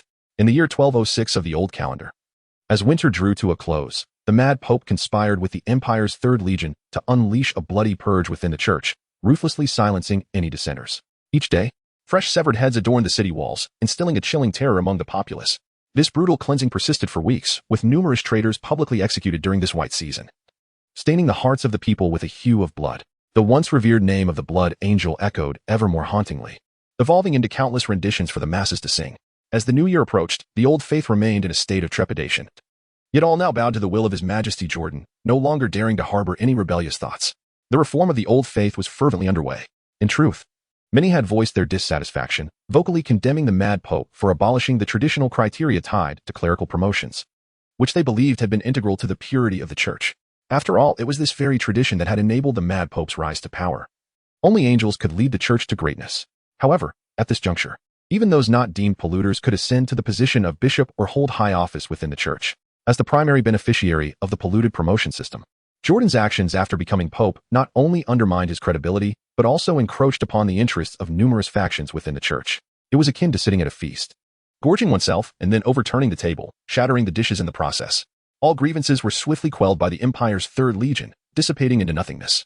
In the midst of this cruel winter, the entire old faith came to a horrifying realization. The will of the mad pope was unchangeable. Submission was the only option.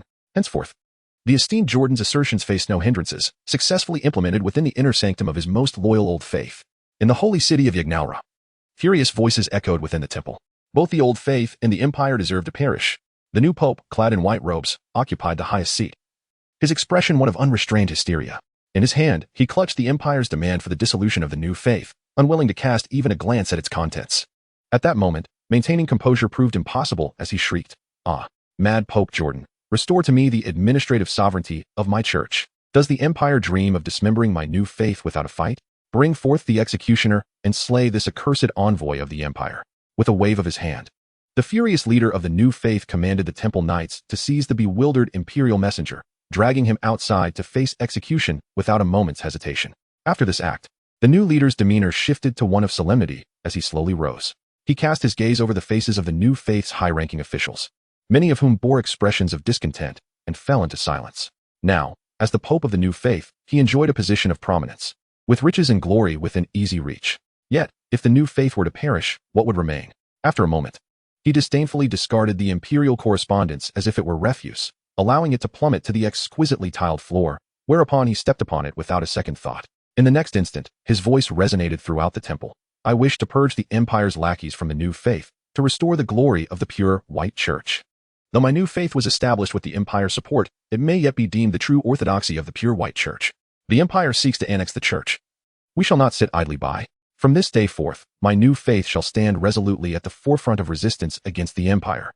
As the relentless winter lingered, amidst the blanket of white snow, the citizens of the various city-states within the church had already come to accept a future of peace between the two nations. Although the mad pope held a notorious reputation, he had nevertheless secured peace for the realm, had he not? Following the initial tumult, the incompetence of the old faith's leadership had ceased to be a negative topic of conversation in taverns. What a blessing it is to be foolish, many argued, believing that since they could not defeat the empire, surrendering might not be such a dire outcome. A majority of the common folk held this belief, recalling the pure white church's history of imposing forced labor and the culinary delights of lamb soup. Perhaps, after this winter, life under the empire's rule might even improve. Ultimately, everyone had grown weary of the interminable warfare. Since the oath to eradicate evil was sworn decades prior, disputes over territory within the church had never ceased. Knights frequently banded together to raid villages, while bandits attacked passing merchants. Rumors circulated that the Byron Empire cared for its citizens, and a change in governance was not without its allure. All were eagerly anticipating the arrival of the empire. Just as tensions reached a boiling point, the new faith boldly declared its intention to oppose the empire. The new pope executed the imperial envoy, vehemently denying the legitimacy of the peace agreement and refusing to disband the new faith. 3 days later, the imperial court erupted in fury. In the same month, the Byron Empire mobilized 2 legions, including the 3rd Legion stationed in the Old Faith's territory, to besiege the city-states under the New Faith's control. War had reignited. Within the territories governed by the New Faith, cities fell daily to the might of the imperial forces. In response, the then-new pope adopted a militaristic stance, publicly denouncing the imperial court and vowing never to surrender. He even attempted to rally the Old Faith, ruled by Jordan, to join the resistance. In a bold move, he revived certain traditions of the pure white church, capturing the populace under his rule to serve as a conscript army, a means to bolster his forces. In the administrative hall of the Old Faith in the port city of Rife, Jordan, adorned in a resplendent white robe, sits majestically upon the throne. He cradles a voluminous tome in his hands, while the melodies from the musicians within the hall dance around his ears. The chamber is also adorned with numerous ancient metallic sculptures, each a testament to exquisite artistry. In Jordan, one leisurely lifts their gaze from time to glance at the inspiration accumulation prompt on the waist panel. Within the splendid hall, numerous acts of inspiration capture transpire. As ideas blossom spontaneously, you find yourself in pursuit of inspiration. Suddenly, the grand doors of the hall creak open and close, causing the elegant music within to momentarily falter.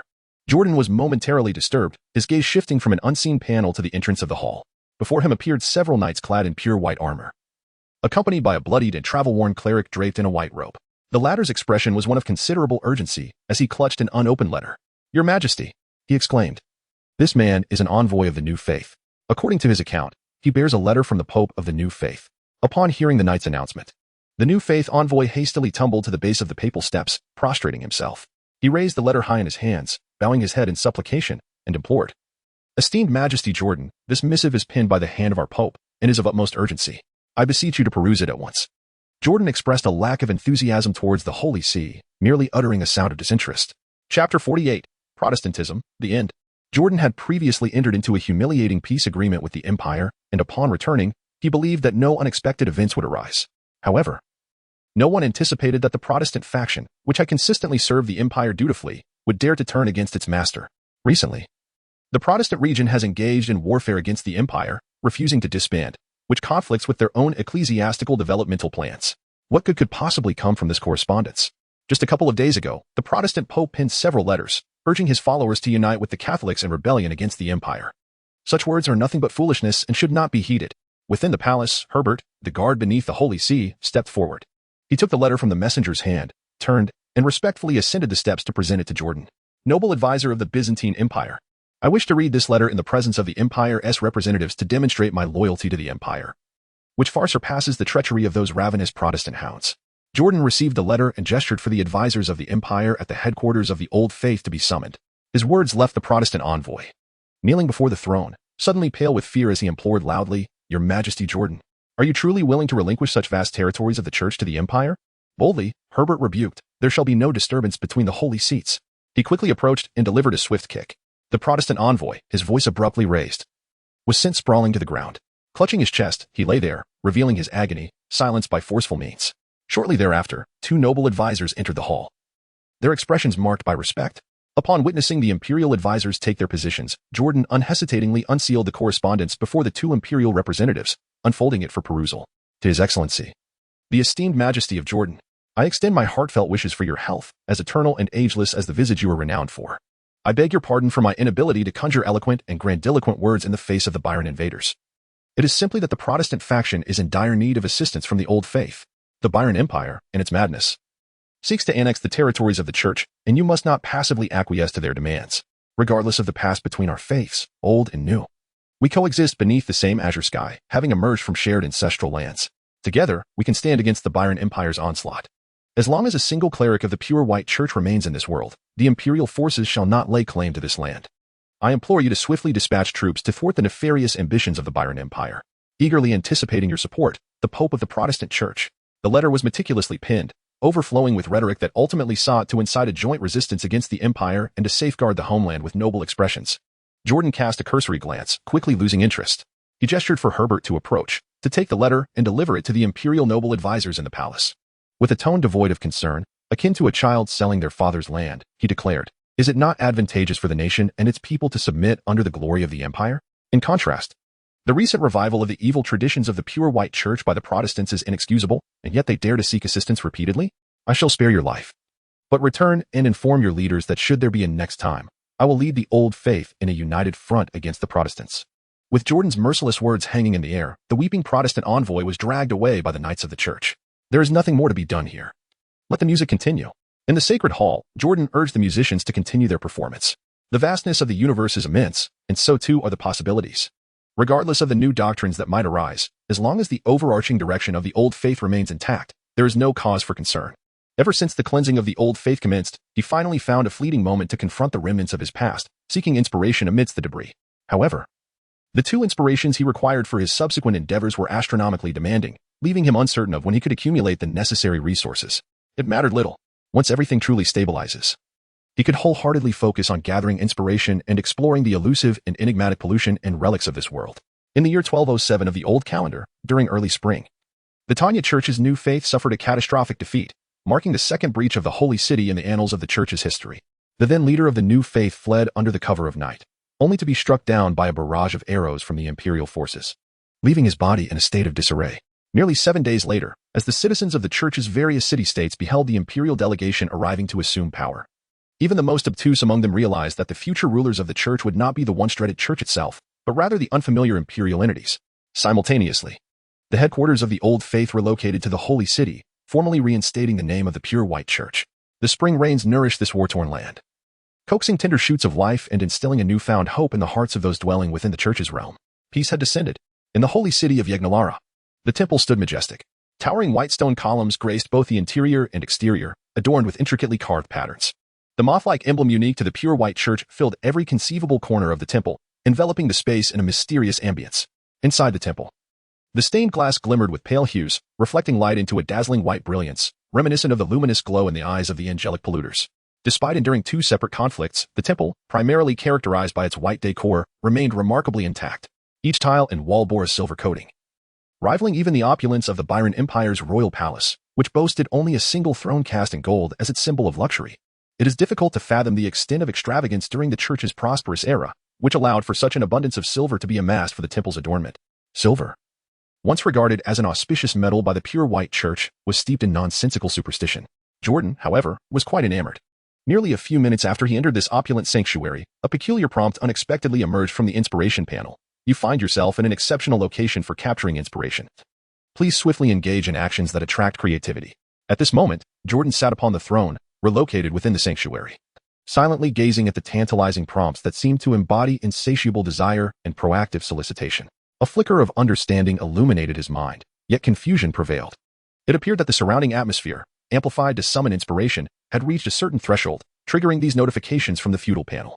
However, why had such prompts not manifested when he was amidst the imperial court just months prior? Something felt amiss. Jordan found himself in a quandary. He pondered whether, in terms of opulence, the imperial palace truly surpassed the temple beneath his feet.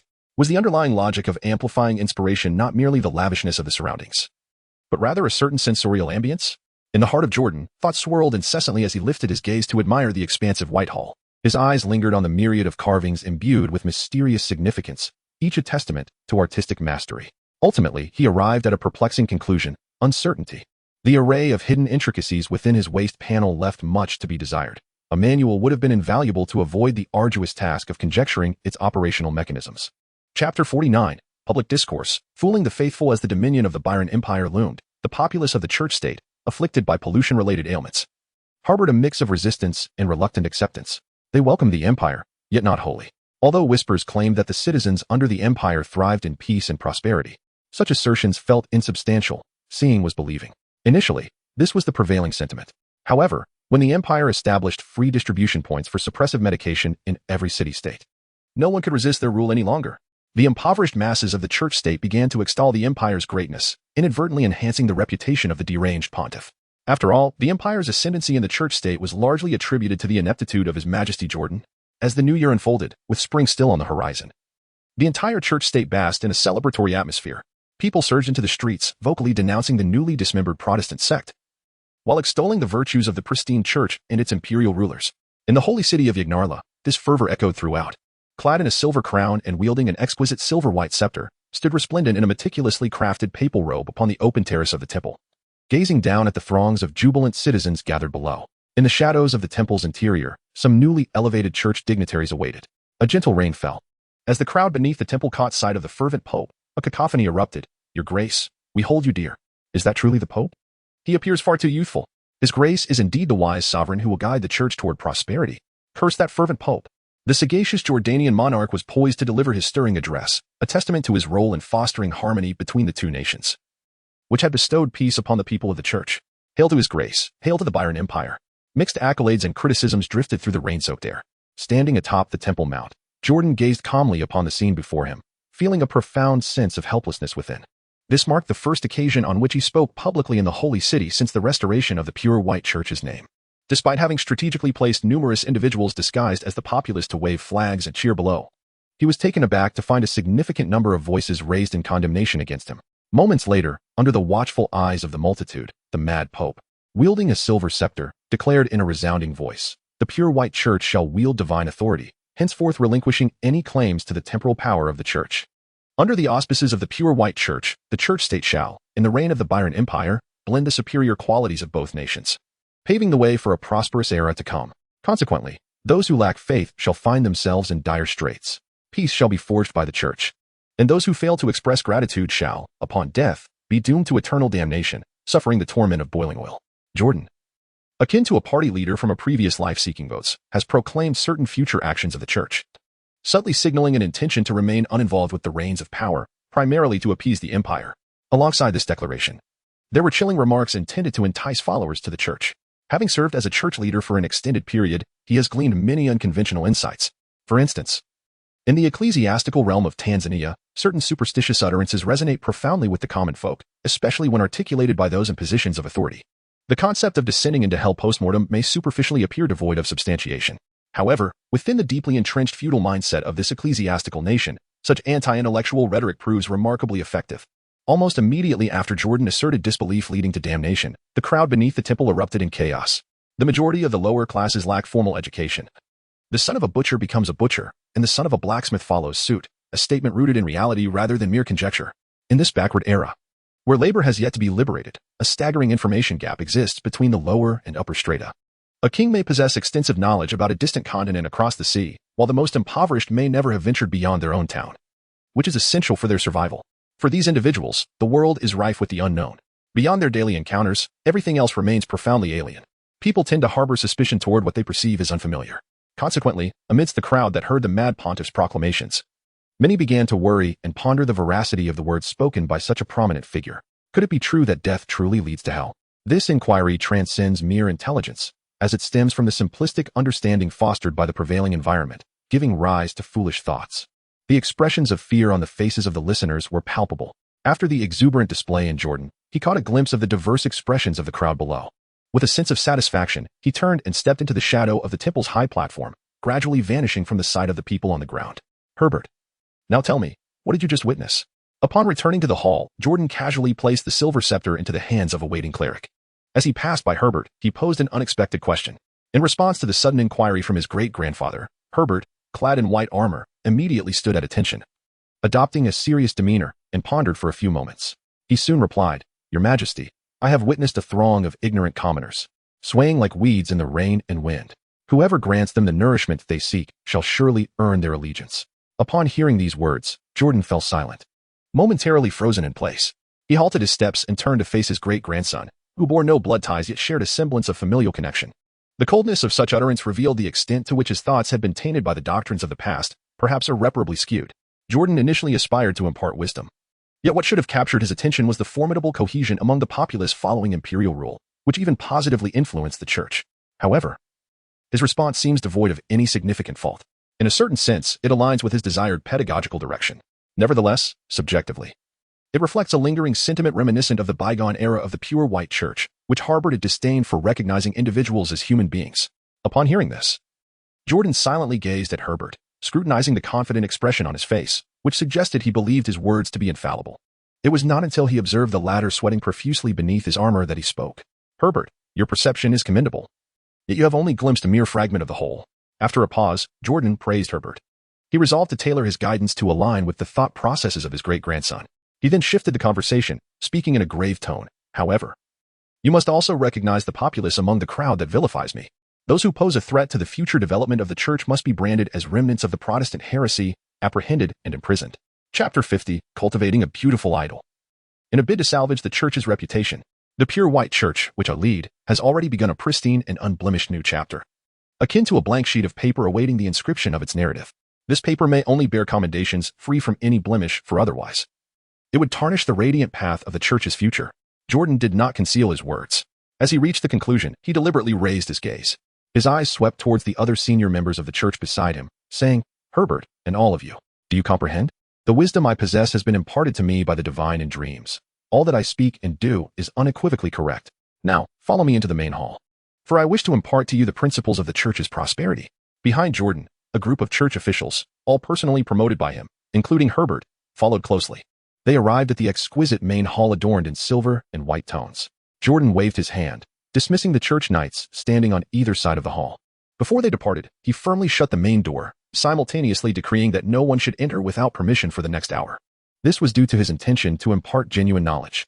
It was understood that he required considerable time to amass inspiration for his skills, rendering him unable to remain at the forefront, burdened with the church's administrative affairs. However, Jordan did not wish to relinquish the influence of the pure white church, nor did he want to delay the crucial matter of skill augmentation, the former as the most orthodox official organization of the church. Despite being perceived by the world as weakened to an unprecedented degree, still wielded significant influence. It is foreseeable that if this influence continues to develop along the church's distinctive path, the future prospects could be immeasurable. As for the latter, it goes without saying that the flawed skill panel constituted the very foundation of Jordan's existence. Without this panel for inspiration and skill enhancement, he likely would have long since perished. Moreover, having ascended to the esteemed position of Pope, one could argue that he had reached the pinnacle of worldly honor. It is often said that one cannot have both fish and bear's paw, signifying that conflicting pursuits cannot be simultaneously attained. Yet, this posed no challenge to Jordan.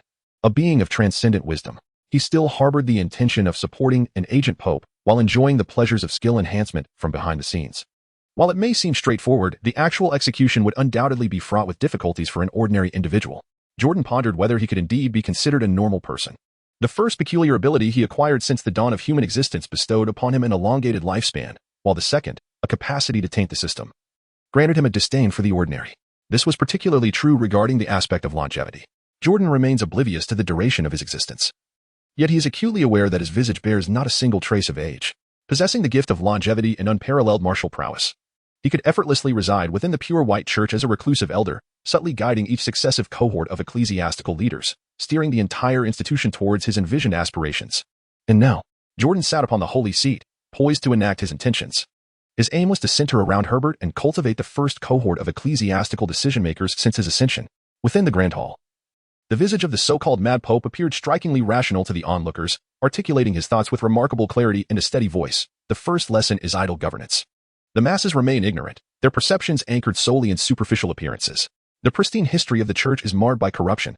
How can this ingrained perception be reconciled? I aspire to establish a new clerical order within the church, designated as saintly maidens, selecting young women of fair complexion and beauty for this role. They will be taught to present themselves with pure and virtuous demeanor to the public, representing the church throughout the city-states, engaging in all activities visible to the common folk. In diplomatic venues and festive masses, this method resonates with the simple-minded, aligning their faith with the divine, the underlying principle being. Jordan's revelations were nothing short of a masterstroke. He deftly amalgamated the antiquated tactics of idol worship politics from his previous life, assessing the current predicament of the pure white church and unleashing a formidable combination of strategies. Upon concluding his discourse, the high-ranking officials within the temple were momentarily taken aback, their expressions frozen in disbelief. Their eyes widened with astonishment as they gazed upon Jordan, seated majestically upon the holy seat. Deep within, they sensed that the method of governance through idolization resonated profoundly with the ethos of the pure white church. Should this approach be genuinely adopted, it would undoubtedly transform the church's reputation for the better within mere months. Among those present, apart from Herbert, whose merit remained to be evaluated, every other ecclesiastical leader possessed a keen intellect, which was the very reason for their elevation by Jordan. Yet, it was precisely their acumen that enabled them to grasp the astuteness of Jordan's proposed method of governance through idolization. Before the astonished assembly of church dignitaries could regain their composure, the towering figure of Jordan spoke once more. The second lesson is to establish atonement offerings. Although the church's finances are not in surplus, the demand for resources necessary for our development is incessant. How do we resolve this conundrum? By instituting atonement boxes in every city-state and issuing atonement vouchers, we will soon proclaim that humanity is born bearing sin, and those who contribute to the church may redeem their souls, ascending to heaven as purified spirits after death. The third lesson involves a significant reimagining of our divine figures, which will greatly enhance our congregation's affiliation. I shall personally undertake the task of redefining the divine image of our church. The fourth lesson promotes inclusivity, encouraging clergy to travel far and wide to spread the faith, while allowing ordinary citizens to enter our churches to pray. Within the sanctum, unbeknownst to them, the church leaders had involuntarily prostrated themselves, humbled before the holy seat. They occasionally raised their heads, revealing expressions of sheer awe. They felt an unprecedented admiration for the divine figure seated above them, recognizing the unparalleled wisdom that graced the holy seat. This, indeed, was the luminous path destined for the pure white church. Should all adhere to the methods espoused by Jordan, our church would undoubtedly endure through generations, with waves of future followers continuously surging forth. I have finally comprehended everything. This is the reason why His Majesty willingly relinquished his dominion. For he foresaw the flourishing of the pure white church in the ages to come, benefiting future generations while addressing contemporary challenges. With the sagacity of Jordan, it is laughable that the world still echoes the disparaging moniker of the Mad Pope, a manifestation of utter ignorance. The few high-ranking church officials in the chamber were left utterly astounded. At this moment, they sought any words they could muster to extol the figure upon the holy seat, yet sorrowfully realized that their own meager wisdom paled in comparison to that of His Majesty Jordan. Some among them appeared increasingly entranced, gazing at Jordan as though he were a deity depicted in sacred illustrations. Their mindset had evidently deteriorated to that of fanatical adulation. Even Herbert, who was not particularly astute, found himself captivated, exhibiting admiration for the venerable figure on the holy seat. An hour later, the church leaders, still dazed from Jordan's enlightening discourse, emerged from the hall, feeling as though they had learned more in that singular moment than in their entire lives. Chapter 51. His Majesty Jordan faces the persecution of literary ridicule. Within the temple, Jordan, adorned in his splendid robes, sat alone upon the sacred throne. The departing silhouettes of the church's high-ranking officials lingered with reluctance. A few of them turned back repeatedly, casting eager glances at His Majesty, their thirst for knowledge unmistakable, clearly wishing to prolong the lesson. Alas, Jordan now finds himself with scarce resources. He has already presented all the development strategies he believes are suitable for the church's growth. If these individuals still wish to listen, there are no other appropriate methods available. It would be unreasonable to recount the truly prosperous paths and various advanced ideological doctrines of the past. Such concepts are premature in this backward era. A reckless approach would undoubtedly lead to disarray and insurmountable obstacles, especially for a purely white church lacking substantial governing power. Even if something relevant were to emerge, the heir apparent of the Byron Empire would likely be the first to turn against it. Only strategies most fitting for the church's circumstances can be deemed the best. A few minutes later, the knights in gleaming white armor re-entered the main hall. Additionally, numerous bookshelves laden with tomes and ancient metallic artworks were gradually brought in by the white-robed priests. Musicians, wielding a variety of instruments, also entered the hall. Soon, the chamber resonated with elegant melodies. It is well known that the reigning pontiff of the pure white church has always cherished reading and the appreciation of music and sculpture. This dignified pope, who enjoys an exquisite lifestyle, despite being labeled mad, secretly garners admiration from numerous members of the elite class. The idealistic undertones of the mad pope's personal exploits, coupled with his enigmatic youthful image, have spread far and wide among various nations and city-states, achieving a remarkable level of fame. He can be likened to a contemporary T0-level celebrity. Among those most intrigued by the mad pope are mainly noble women from various countries. Despite nearing a century in age, the mad pope remains remarkably handsome. Furthermore, there are rumors, whose authenticity is uncertain, that the pure white church's Jordan has never taken a wife or shown interest in women, having only adopted children as heirs. What could be the reason for such disinterest in the fairer sex? How could a normal man remain indifferent to reproductive desires? It is essential to note that prior to his rise, his origins lay in the previous generation of the pure white church, specifically a monastery in a provincial town. Thus, we must inquire, what sort of morals did the monasteries under the old regime of the pure white church uphold? They were the epitome of darkness, ravenous, and merciless. This is in stark contrast to the current benevolent church governed by Jordan, which has undergone doctrinal revisions to achieve perfection. In the past, the earlier generation of the pure white church practiced a tradition that was publicly condemned by the empire during times of war, known as teaching. While the term may sound pleasant, its actual implications involved priests engaging in various immoral tortures of the clergy in private. Those in the know understand the gravity of this. Thus, when we combine Jordan's tragic origins with his disinterest in women, only one conclusion can be drawn. He has long been sullied by his past, having suffered great loss in his youth. This is the fundamental reason for his defection from the church before being crowned as pope. The torment of his past has distorted Jordan's character, leading to the creation of his infamous reputation as the Mad Pope. Such narratives as personal folklore surrounding the Mad Pope circulate widely, from royal palaces to taverns. In an era where most individuals lack ample entertainment, gossip concerning the exploits of the elite serves as the best diversion. People prefer tales of the Mad Pope's youthful indiscretions over the serious matters of Jordan's efforts to promote peace, as the latter provides far less amusement. In the sacred city of Yagnalara, amidst its ancient and hallowed streets, a procession of royal carriages from the empire glided slowly along. High above, the resplendent golden sun banner fluttered, flanked by armored knights, signifying the exceptional status of their master. Prince Andrew sat in the royal carriage, his face lined with exasperation as he listened to his younger royal relatives, also clad in formal attire, incessantly discussing matters beside him. Grandfather, you conversed with the Mad Pope at the peace banquet. Is it true what they say about his past teaching? Is this really the case, grandfather? The daughter of the Duke of the South remarked. My brother Burbed and I have been saying in private that the Mad Pope's madness stems from his tragic experiences in youth. How utterly pitiable. Each sentence dripped with disrespect towards the current leader of the pure white church, devoid of even a shred of reverence. Prince Andrew felt a chill run down his spine. He turned his aged visage towards the window, calculating their imminent arrival at the church's temple, and softly admonished, enough. Speak not of matters detrimental to peace. The name Mad Pope may be uttered by common folk and small rulers, but we of the Byron royal family must not refer to him in such a manner. Remember, Jordan is the great pontiff who facilitated peace between our nations. We must show him the respect due upon entering the temple, lest we disgrace our royal demeanor and become the subject of ridicule. Prince Andrew patiently instructed within the carriage. However, the young royals seated within remained unimpressed by his words. They understood these principles well. Born into royalty, they had been pampered since childhood. Yet, they had also been taught to recognize the appropriate demeanor for various occasions and the grammar of speech. The discussions within the carriage were merely casual banter, and they would certainly not behave in such a manner upon entering the sacred temple. Nevertheless, internally, they held a certain disdain for the mad pope, as well as for all rulers outside the empire. This sentiment stemmed from the overwhelming military might and national strength of the Byron Empire, leaving little room for competitors in the surrounding regions. In terms of warfare, should a conflict arise, as long as they faced no more than 3 opponents simultaneously, victory would be assured against any neighboring large nation. Of course, the once mighty Tanya Church is not included in this discussion. The past campaign against the church, aimed at eradicating evil, was only successful due to the emperor's exceptional wisdom in forming alliances to gather a coalition of nations against the church, which posed a threat to the empire. The empire has consistently upheld its administrative policies for the betterment of humanity.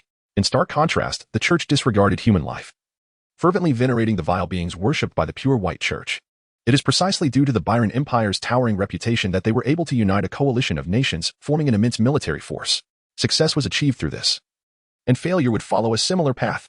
The Byron Empire could not afford to tarnish its glorious image. They could not simply annex the church after victory, as that would violate their long-standing governance policies and risk unrest among the populace, both internally and externally. Chapter 52, The Prince Andrew Special, A Reckoning. The wars of conquest between nations are no trivial matter. The negative repercussions of forced annexation far outweigh any potential benefits. The astute first heir apparent once proposed a terrifying hypothesis known as the empire's graveyard. Regardless of the vast geographical expanse of the church or the remnants of the pure white church that have long been rooted and active in that land. If one were to resolutely pursue forced annexation, it would be imperative to first send individuals to manage the situation, wouldn't it? Sending individuals to seize control will undoubtedly provoke resistance from the remnants of the local church, will it not? With local opposition arising, the military must be mobilized to suppress it, thus branding the invaders with the notorious title of oppressor. This cycle of conflict is bound to perpetuate itself, with the intention of overt annexation. In due course, it will require quelling an incessant stream of rebellion, while simultaneously grappling with the challenges of governance in tumultuous lands. Over time, this endeavor proves to be a thankless and arduous task. Regardless of whether the annexation ultimately succeeds, the empire is destined to expend astronomical resources and energy. The drawbacks far outweigh the benefits, and there exists a significant risk of diminishing the empire's strength. This is fundamentally why the Protestant movement was supported and established. A gradual encroachment through puppet proxies is the most prudent and beneficial course for the empire. However, since the emergence of the deranged pontiff, the continuation of Protestantism has become unnecessary. Outside the White Temple, the royal convoy, escorted by imperial knights, came to a gentle halt not far away. Members of the royal family, poised and graceful, disembarked from their carriages, welcomed by figures clad in white robes. Attendants from the rear of the convoy carefully unloaded numerous wooden crates, containing not only gold, silver, and jewels, but predominantly exquisite sculptures and fine books, gifts meticulously tailored to cater to the eccentricities of the deranged pontiff. Of course, the variety of gifts extends beyond this. Care was taken during the transport to avoid any damage. Among the contents was the optimization fluid specially bestowed by His Royal Highness Prince Bader to His Majesty the King of Jordan. As nobles disembarked from the royal convoy, they cautiously directed the attendants in handling the crates. Soon, the royal entourage, laden with their gifts, traversed the white stone pillars, stepping into the interior of the sacred structure until they reached the elegantly tiled floor. Prince Andrew glanced back at the attendants carrying the crates of optimization fluid, surveying the other gift boxes before he confidently resumed his stride, leading the royal procession onward. In all honesty, when the regent crowned Prince Bader proposed that he lead a diplomatic mission to the Holy City, Prince Andrew was initially reluctant. He had no desire to confront the leader of the pure white church, who had previously mocked him during a lavish banquet at the imperial palace. As a powerful regent, he could easily command his own diplomatic delegation or even dismiss his princely title without hesitation. Moreover, there were truly no other suitable candidates within the royal family. The legitimate emperor was reclusive, engrossed in ancient studies with imperial scholars, while another royal prince had recently succumbed to a heart ailment during a peaceful banquet, tragically passing away from laughter. Prince Andrew reflected on his position as the nominal third most esteemed figure in the royal family, after the emperor and the crown prince. Although he wielded little actual power, he carried the dignity of royal lineage, making him suitable for imperial diplomatic engagements. He and another late prince had frequently represented the empire at various occasions. Now, with the passing of the other prince, the burden of representation fell squarely upon him. He hoped the deranged pontiff would be forgiving of past grievances, especially since the Byron royal delegation had brought gifts. With a resounding thud, the knights of the church clad in pure white armor, opened the grand doors of the main hall. The white stone doors of the temple swung wide open, and the royal delegation was instantly enveloped by the pure and solemn melodies resonating in the air, akin to a celestial choir, the harmonies soaring. Within the hall, on either side, stood the choir of the pure white church, singing ancient and sacred hymns. Upon the silver throne in the hall, the deranged pontiff sat, appearing no different than a youthful man, towering at 2 meters tall, wearing a silver crown. As the royal delegation approached the steps of the throne amidst the gradually subsiding hymns, they performed various intricate rituals to express their intentions. Prince Andrew.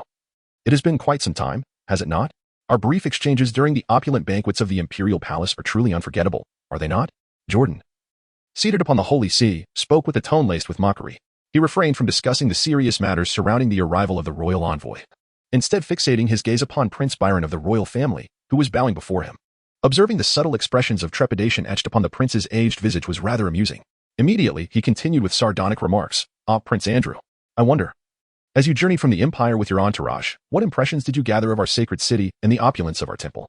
Today, as you find yourself within my church, listening to the melodious hymns, does your heart feel any joy?" Jordan wore a benevolent smile before the holy see. Yet his words were far from amicable. He meticulously recounted the vexatious remarks he had encountered at the banquet, delivering them verbatim with a slight modification. Upon concluding, a sense of clarity enveloped his mind. Although the aggression embedded in his words was minimal, his heart brimmed with the most primal joy. This audacious scion of the Byron royal family, who relished in mockery, had finally fallen into his grasp. If he did not seize the opportunity to deliver a few barbed remarks, would he not be remiss in upholding the notorious reputation of the world's mad pontiff? Prince Andrew, visibly flustered, lowered his gaze, beads of sweat trickling down his forehead. He discerned Jordan's insinuating words, seemingly laced with revenge, leaving his aged mind momentarily disoriented. Just moments ago, he had been reminding others in the carriage to maintain their composure, yet now, within the resplendent silver chamber, he was the epitome of ungracefulness, utterly embarrassed. Prince Andrew was drenched in perspiration, standing amidst the opulent silver-hued sanctuary, feeling as though he were undergoing torment, sweat soaking through his formal attire for all to see. Oh, the irony. He, a mere peripheral prince of the imperial family, having never tasted the exquisite flavor of central power, was subjected to such humiliation. Ah, Prince Andrew, though summer has yet to arrive, why do you perspire so profusely? Ha. On the Jordanian side, a witticism was uttered once more towards the holy see, with no attempt to conceal the mirth that accompanied it. Following this verbal jest, a gesture was made to signal the ecclesiastical representatives to arrange for the envoy. Chapter 53, Secret Research Records of the Byron Empire. All behind the sanctuary. In the presence of His Highness Jordan, clad in a white robe and accompanied by several attendants, the group stood before a substantial wooden crate filled with a peculiar azure liquid contained within a barrel-shaped vessel. Your Highness, this is the optimization liquid, the elixir depicted in ancient mythologies. One of the court scholars, well-versed in antiquities, explained. It is the culmination of generations of our empire's scholars meticulously studying ancient texts and experimenting with material formulations. For the common person, it fortifies the body. However, its effects are negligible for those tainted by pollution, with efficacy only noticeable upon the initial consumption. As the scholar spoke, the clergy present regarded the luminous blue liquid with discerning gazes. The optimization liquid, while shrouded in an aura of mystery, did not possess an extraordinary allure. In terms of value, it was not particularly precious, for the empire had long employed it on a grand scale within its military ranks. This suggests that the ingredients and manufacturing processes were neither rare nor complex, allowing for mass production while its underlying principles were intentionally kept secret from foreign nations. Outside the empire, sightings of the optimization liquid were scarce, typically only appearing as gifts, as was the case presently. Herbert stepped forward, eager to sample the empire's optimization liquid. Yes, Your Highness, he replied, obeying Jordan's command. Under the guidance of the imperial scholars, he took a small cup, filled it with the glowing azure liquid from the crate, and raised it to his lips, consuming it in one swift motion. Thud, thud, thud. Jordan stood by, intently observing his great-grandson, who had been summoned to test the elixir. He scrutinized the boy's reaction after consuming the strange, blue-glowing liquid. No matter how one looked at it, the concoction appeared rather peculiar. At first glance, he could not shake off the sensation that it was something unfit for consumption, evoking an overwhelming sense of chemical radiation. Indeed, had there not been living proof before him, Jordan would never have dared to partake of such a gift as the elixir. Herbert, having finished the elixir, wore a countenance reminiscent of one inebriated, his face flushed crimson. He was drenched in perspiration and, turning to Jordan, respectfully remarked, Your Highness, the elixir bears no flavor, akin to pure water. Yet, I feel an intense heat, overwhelming to the point where it feels as though my body is being tempered in steam. Even without Herbert's words, those present could observe the transformation. His already formidable stature appeared to have visibly increased by a centimeter or two, and his tailored armor seemed to constrict around him. Your Highness, this is a normal phenomenon, proclaimed an imperial scholar. After consuming our empire's elixir, one inevitably experiences a burning sensation, with the skin perspiring for several minutes. Simultaneously, the physique will become even more robust. Hours later, Jordan found himself alone in the sacred chamber of the temple, seated quietly before a white table. In his hands, he perused the research journal brought by the Imperial Royal Delegation, his eyes scanning the pages with unwavering focus. His expression was one of rapt fascination. As he became utterly absorbed in the material, the connection between pollution and ancient artifacts was indeed profound. It suggested that pollution itself emerged during that so-called mythical era. Otherwise, the historical progression of this world would not appear as it does. The Byron Empire, which had long advocated the eradication of bizarre entities, was far ahead of all others in its exploration of these two phenomena. For a long time, Jordan had lost the intrinsic motivation to read, primarily due to years of laboring like a clandestine worker, which had drained him of all enthusiasm for books. There is an adage that states, interest is the best teacher. Conversely, losing interest results in a diminished capacity to engage with relevant subjects. However, on this occasion, Jordan made an exception and began to browse actively. Driven by a genuine curiosity about the contents recorded in his research notebook, a warning sounded. You are about to encounter hidden secrets of your current environment. Please be aware that this action could enhance your existing understanding of inspiration, thereby increasing the quantity of inspiration captured in the future. Many inspirations are peering at you, an unexpected prompt from the panel. Jordan's thoughts came to a sudden halt, his hand poised to turn the page. Why, in this moment, did the previously dormant panel, which had served solely to gather inspiration, spring to life with an unprecedented notification? He scrutinized the message that had emerged from the defunct panel. Glancing around the empty chamber, devoid of any presence but his own, a shiver of unease coursed through him. Could it be that this research record contained insights pertaining to inspiration? Was it possible that the so-called inspiration on the panel truly represented a tangible concept? An enhancement? Surely, I must indulge in this revelation. There was no choice but to continue delving deeper into the unfolding narrative. Jordan flipped the research notebook to the next page. The prompt on the front panel vanished in an instant, leaving no trace behind. He was indifferent to this occurrence, for the prompt was not something that would diminish his hard-earned inspiration. Rather, it benefited him. There was no reason to cease his exploration. After all, inspiration was something Jordan was never averse to accumulating. The two existing abilities on the panel required a substantial investment of 300 inspirations for any enhancements. A significant demand indeed. Inspiration Enhancement Panel Current Inspiration, 3407 Available Enhancement Abilities, Anomalous Humanoid Entity, Semi-Eternal Life Form, 300, Aberrant Mutant, Moth Type, Exoskeletal Shedding, 300, Anomalous Humanoid Entity, Semi-Eternal Life Form. You are an enigmatic creature of human shape, possessing a metabolic resilience far surpassing that of humans. Aberrant Mutant, Moth Type, Exoskeletal Shedding. You resonate deeply with a certain anomalous entity, reaching the same pinnacle of perfection. Yet, it seems there exists a potential for profound transformation. Since ascending to the position of Pope, the resources at his disposal were countless. Consequently, the rate at which he accumulated inspiration far exceeded that of his previous days under the alias Glenn, multiplying several times over. At this juncture, even the abstract notion of inspiration felt akin to a slow-acting poison. Jordan found himself utterly unable to refuse. He understood profoundly that without the inspiration of the panel, he would have long since become nothing more than a skeleton, consigned to the earth's embrace. He turned the research notebook to the next page, where it continued to present an introduction to the study of ancient relics and pollution. However, the narrative had transformed from straightforward prose into a tone reminiscent of myth. In search of specific ancient creations, one may summon the brilliance of the void to return.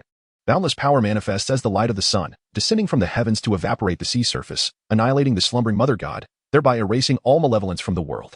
This is a translation of a multitude of ancient texts, combined with conjectural records, awaiting further contributions from future scholars. In the year 1095 of the Old Calendar, Istilo Paladin, a chancellor of the Byzantine Empire, added, a select few ancient texts assert that the mother god must not be destroyed, lest great terror befall the world. Chapter 54. Research cannot save the church. Perhaps it is better to engage with the two-dimensional realm. In the year 1157 of the Old Calendar, Elros, the head of the Academy of Sciences of the Byzantine Empire, remarked, numerous ancient texts contradict this assertion. Yet a wealth of research substantiates the connection between pollution and the mother god, leading to a rational conclusion affirming its truth. In the year 1192 of the Old Calendar, Carlavis Lilith, the chief academic of the central papacy of the Tanya Church, remarked, the pure white church previously possessed clues regarding this specific ancient creation, deemed authentic.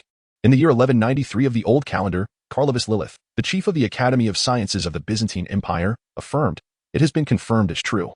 This is primarily because the scant texts dismissing this account contain numerous references to obscure and esoteric terms related to atmospheric circulation, rendering them incomprehensible. After extensive research, they were deemed to be discarded ancient texts, and all opposing content is considered poorly crafted and entirely fabricated. Silence lingered for a moment. Jordan closed the notebook after finishing the last few pages, and to be frank, he found nothing of value within its contents. Instead, he was left with a sense of astonishment at the myriad secrets veiled in this world. Simultaneously, he became increasingly convinced that remnants of extraterrestrial civilizations had indeed graced this realm in the past. However, the tangible sensation of this knowledge eluded him. What, he wondered, was this so-called celestial radiance? If only he could peruse the original ancient texts that documented related phenomena, he would not be left in such a state of confusion. Overwhelmed yet unable to comprehend. Strangely, this very content was marked as classified by the faulty interface, deemed as highly confidential. Furthermore, he had not encountered a single term related to inspiration within those pages. Why then did his reading purportedly enhance the interface's future accumulation of inspiration? What, exactly, did inspiration signify? Jordan pondered in silence for several minutes. He recalled how, when he found himself within the temple, similar prompts regarding inspiration had emerged. Undoubtedly, those previous suggestions were intricately linked to the mystical and artistic architectural style of the pure white church. What, then, does the ethereal term inspiration truly signify? The implementation of atonement offerings must be expedited on a broad scale. I must devise methods to test the amplification mechanism of inspiration. Furthermore, I need to study ancient scripts, for they will undoubtedly prove useful in the future. Jordan silently tucked away his notebook. In an instant, a myriad of chaotic thoughts flooded his mind. However, having been a seasoned professional in his previous life, adept at juggling in one critical tasks, he had long honed the skill of swiftly prioritizing matters.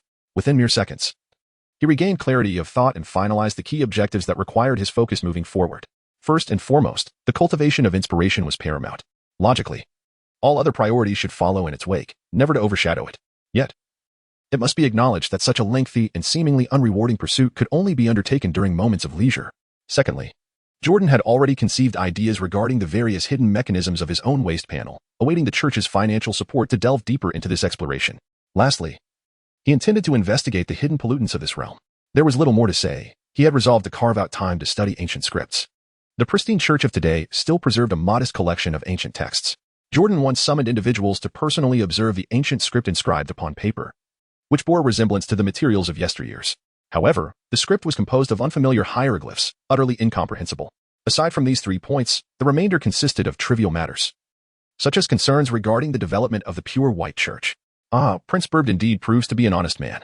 He agreed to show me the records of the Empire's pollution research, and aside from the genuine findings, he provided a fairly comprehensive account.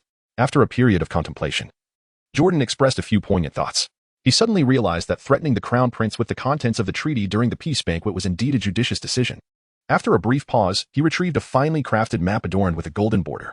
The royal delegation had arrived in the holy city, primarily to convey a message of goodwill between the papacy and the monarchy to the outside world. Additionally, Burbed had promised him insights into the Empire's studies on pollution and ancient relics, besides the research records he had just reviewed. This map was also considered part of that endeavor. Jordan unfurled a meticulously crafted map of stitched leather upon the surface of the table before him. This exquisite and unique map, similarly escorted by the imperial royal envoy, was entrusted into his hands. It delineated various locations where deities, or perhaps the formidable and enigmatic creatures of the world, were known to dwell, marked prominently across the expansive geographical expanse. Jordan lowered his gaze, his eyes wandering across the map. Once again, a surge of emotion stirred within him. Truly, the Byron Empire, draped in the guise of humanity's banner, was remarkable. Its numerous legions were perpetually engaged in external warfare, vanquishing the malevolent entities of the wilderness and expanding the realm of human activity. This map was likely a classified document detailing the military campaigns conducted by its legions as they ventured into uncharted territories, combating bizarre creatures. The chart meticulously recorded the various strange life forms that roamed the peripheries of human habitation, documenting them in great detail. Even the distant seas were referenced. Jordan's gaze shifted to a certain undulating expanse depicted on the map beyond the continent. It was an uncharted region of the deep sea, outlined by a broad crimson line. The inscription upon it was impossible to overlook. According to ancient texts, this maritime area is suspected to be the site of the Mother Goddess's fall. The Mother Goddess? Perhaps a creation of some advanced technology. It is truly remarkable that the upper echelons of the Byron Empire have long been aware of its location. In contrast, the research focus of the previous ecclesiastical state seemed to center on how to enhance human resilience to pollution-related ailments, rather than investigating such enigmatic phenomena. Jordan perused the confidential map before him, deriving immense benefit from it. In his heart, he increasingly marveled at how honest Burbed was regarding promises. However, from a personal standpoint, revealing such secrets as leverage to exchange for actual dominion over the teaching nation could indeed be regarded as a favorable transaction. After receiving the Empire's top-secret maps and research records, Jordan pulled the bell in his chamber. Life as His Holiness the Pope is undoubtedly demanding. Almost daily, he immerses himself in reading and listening to music. Additionally, he must allocate time for other pressing matters, such as now. Half a minute later, A group of clerics in white robes arrived, appearing in the white chamber, their demeanor respectful as they awaited their orders. Go forth and summon the bishops in charge of the various ecclesiastical functions. Convey my papal decree to them. Jordan spoke softly, expressing his desire to gather the world's master painters and artistic geniuses to personally guide the reimagining of the divine image worshipped by the pure white church. He announced to the public that his unique painting method was unprecedented, promising that those who came to study would create magnificent works that would endure through the ages. This style is named two-dimensional. Chapter 55, the Crown Prince remains uninformed of the two-dimensional, while the Saintess's followers multiply. Byron Empire. In the royal palace's grand hall, between the thrones, Burbard reclined nonchalantly on the golden throne, listening to the intelligence report from his informants regarding the pure white church, his expression gradually turning peculiar. After hearing the news, he waved away the spies and turned his attention to the gathered nobles and ministers, his tone laced with confusion. What is this two-dimensional? All present within this royal palace were esteemed scholars and wise men of the empire. They were immediately tasked with elucidating the meaning behind the term two-dimensional. In the opulent hall, silence descended. The esteemed ministers and nobles, standing before the throne, were taken aback by the Crown Prince's inquiry, their faces reflecting bewilderment. They were perplexed, exchanging glances of confusion, unable to comprehend why the combination of these three words eluded them. It was an unprecedented enigma. Everyone in the palace was confronted with their own ignorance, unable to grasp the meaning of two-dimensional. A palpable air of illiteracy quietly infiltrated the Byron Empire's royal court, rendering the atmosphere somewhat awkward. Burbard sat upon the throne, waiting in vain for a response, his brow furrowing in irritation. He spoke again. Do none of you know what this means? According to the latest intelligence, two-dimensional has been proposed by His Majesty from the holy city of the Church, and it must hold profound significance, considering the recent actions of the pure white church, including the introduction of the new divine office of Saintess and the allowance for citizens to enter churches and voluntarily pay donations. It seems the mad pope is not as mad as he appears but rather quite astute. We were all deceived by his superficiality during the peace banquet. The Crown Prince's words echoed in the hall, a hint of seriousness creeping into the expressions of the nobles. They had only recently heard of this two-dimensional, yet were well aware of the prior actions of the pure white church. The so-called mad pope was, in reality, quite sane. Under his leadership, the pure white church was experiencing a renaissance, even disregarding the church's influence in the holy city. The sight of white-robed missionaries could be seen across various city-states within the empire and its neighboring realms. They were constructing public churches at no charge and actively preaching in the streets, a stark contrast to the former image of the pure white church. If this trend continues, within a year and a half, the number of adherents to the pure white church will multiply exponentially. However, that is where it ends. Ultimately, they have lost their governing authority beyond the holy city, rendering their influence negligible. No matter how many followers they gather, can they truly defy the empire? The Crown Prince need not worry. I find the mad pope to be lacking in wisdom, trading substantial power for trivial gains. If I were in his position, I would never recklessly abandon the practical reins of power, leading to his current retreat into the holy city, obscured from prominence. This peculiar notion of two-dimensional might merely be a clever ruse, as such terminology is absent from our ancient texts and studies on pollution. Listening to the various remarks from the noble ministers, Burbard felt increasingly perturbed. His mind sensed that the mad pope's actions were unusual, yet he could not pinpoint why. Was it a mere oversight or, as the assembly suggested, something not to be concerned about? Never mind. Even if the mad pope posed a threat to the empire, I have already prepared countermeasures. O Saintess, I am your devoted supporter. For you, I am willing to extol the virtues of the mad pope. You are truly beautiful, Saintess. I feel compelled to embrace your faith. Saintess, I sing praises of the mad pope daily. Am I right to do so? Amidst the throngs of people lining the streets, a white-robed entourage of the church was welcomed, led by a captivating woman. Her delicate beauty and alluring figure were reminiscent of a siren from a third-rate tale, yet she was the saintess of the pure white church. Clad in a sheer white robe, surrounded by white-robed clergy, she held a flower basket, casting white petals mixed with holy water as she waved to the crowd. Her enticing visage, combined with a sorrowful expression, was undeniably a siren call to men. Each movement exuded an extraordinary charm, captivating the male-dominated crowd, inciting shouts of adoration. Some were so overwhelmed that they blushed profusely, unable to contain their excitement. The beauty of the saintess was such that one could only dream of taking her home to cherish. As the procession of the saintess moved further away, the cheers and cries of the crowd echoed in her wake. Is this truly the saintess? What is the Holy See up to? This is outrageous. Within a meticulously crafted multi-story building, an imperial noble overseeing the city gazed out the window at the raucous crowd below, his face contorted in indignation. What nonsense is the saintess? Doesn't anyone realize it's affecting the governance of the empire? Since the arrival of the pure white church's saintess, the taverns have become overrun with drunken revelers. These rabble-rousers obsessively clamor to see the saintess, even going so far as to squander their meager savings on donations, unable to afford basic necessities. It is utterly baffling. The saintess, who only calls out during her processions to urge support for the pure white church, donations or conversion will bring you closer to me, is nothing but a charlatan's deceit. Who instilled such foolishness in their hearts? Tragically, many gullible souls have come to believe in her, willingly contributing their resources. Wherever the saintess goes, the lower-class men lose their senses, enamored by her presence. Many have neglected their work, their minds consumed by thoughts of the saintess, leading to a recent surge in crime as impoverished citizens resort to theft. How can governance be maintained under such circumstances? The Holy See may find it convenient to place a so-called saintess at the forefront, rallying followers and amassing wealth, yet the burden of governance falls squarely upon the empire. The Mad Pope operates solely to extract benefits, while our imperial officials have far more considerations.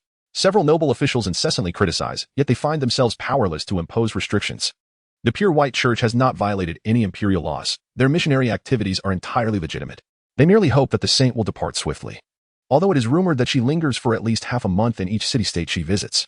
Chapter 56, The Divine Countenance, Beautiful as a Flower. Disbelievers? They must perish. In the autumn of the year 1207, within the holy city of the papacy, a magnificent oil painting adorns the main hall of the sanctuary.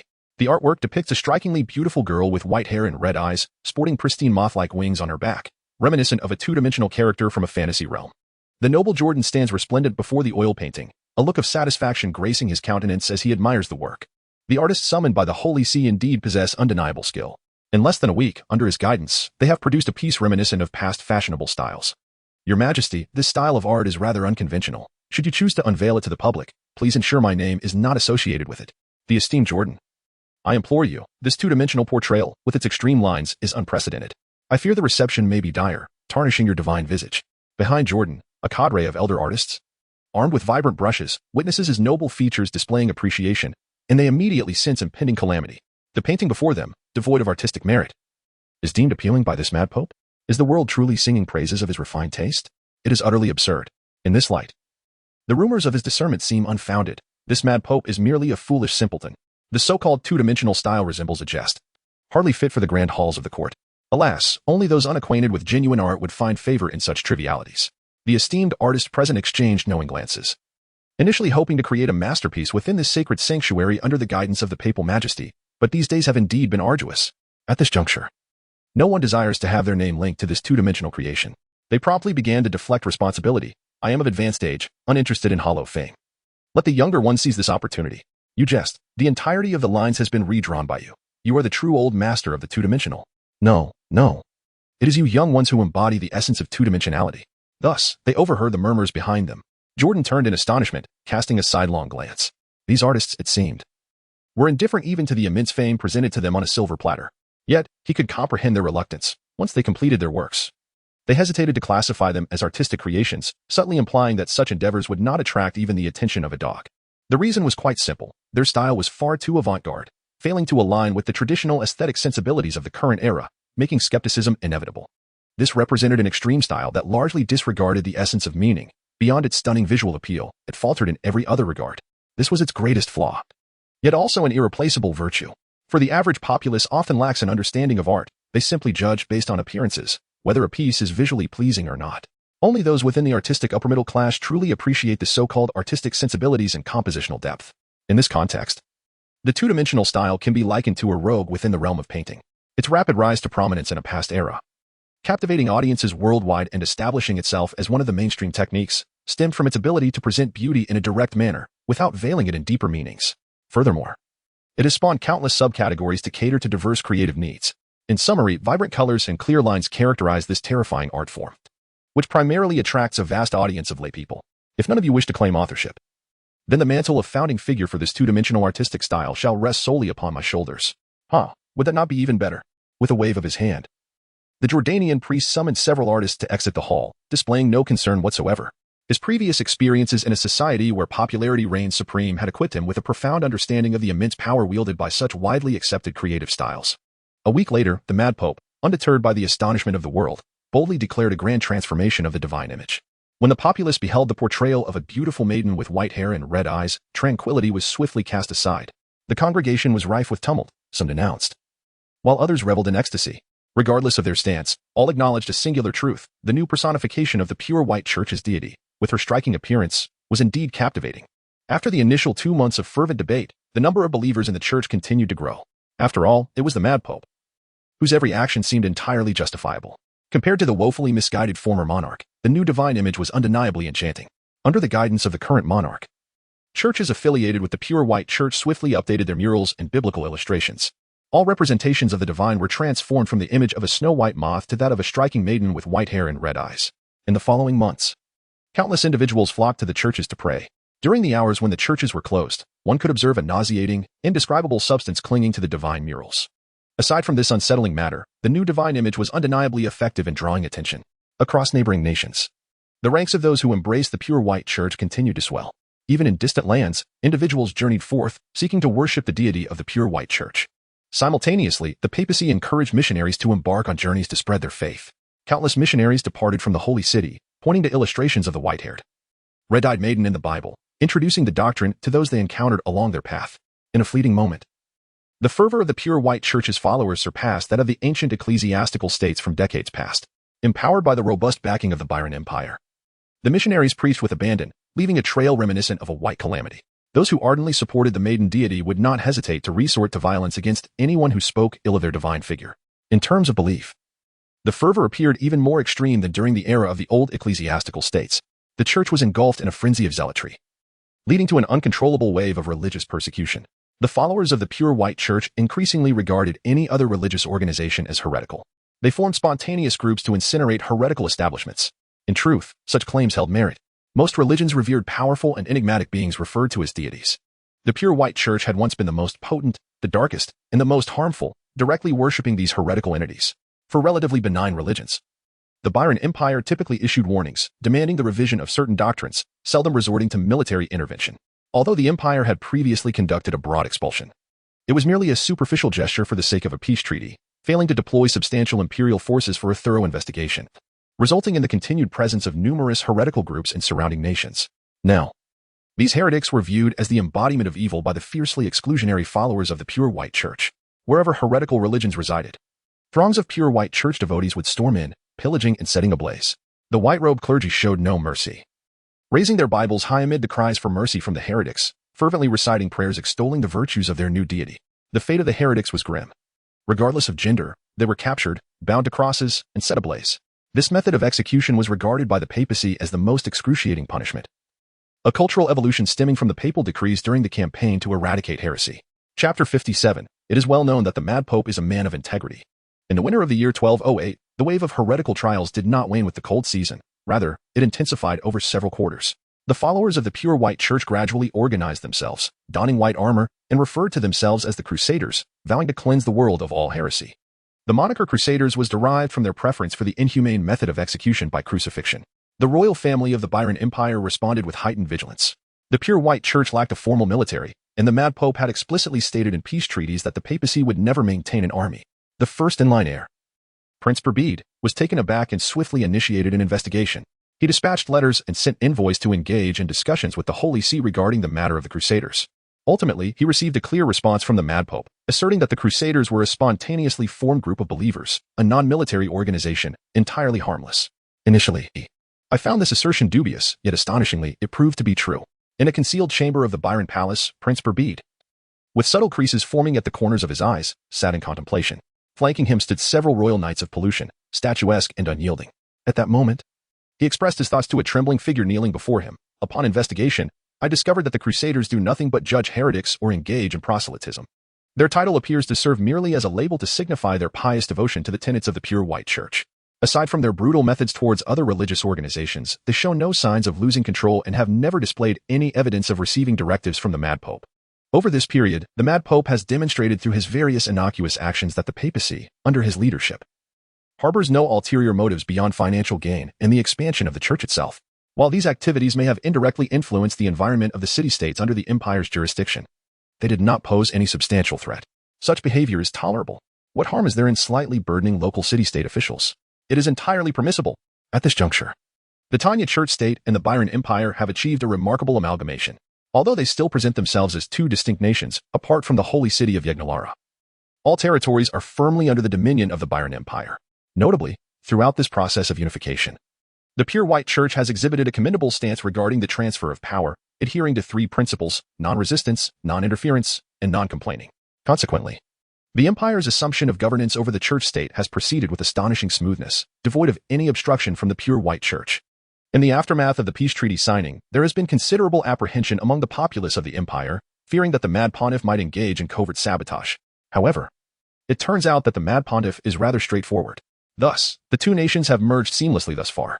The pure white church has subtly begun to take on the role of the state religion of the empire, with its followers adhering to its benevolent doctrines, which serve to instruct the obedient populace, save for their merciless approach towards heretics. If one were to identify any irregularities, it would be the rapid pace of its development. Yet, such baseless accusations have never occupied the sagacious mind of the crown prince. A competent ruler never indulges in fanciful thoughts. Rather, they remain grounded in the present, addressing tangible matters. In the world today, there has never existed a religion with a following as extensive as that of the pure white church, a phenomenon unparalleled in history. The Mad Pontiff's compliance with the empire's governing principles is nothing short of submissive, willing to both give and receive. What a splendid situation this is. A boon for both the nation and its people. The pure white church has no need to suppress anything. It has genuinely shed the dark image of the previous regime that ruled the church state. It has even abandoned the long-standing, tainted traditions of angelic corruption, transforming into a truly benign and harmless faith. Therefore, you shall no longer have the opportunity for a comeback, understand?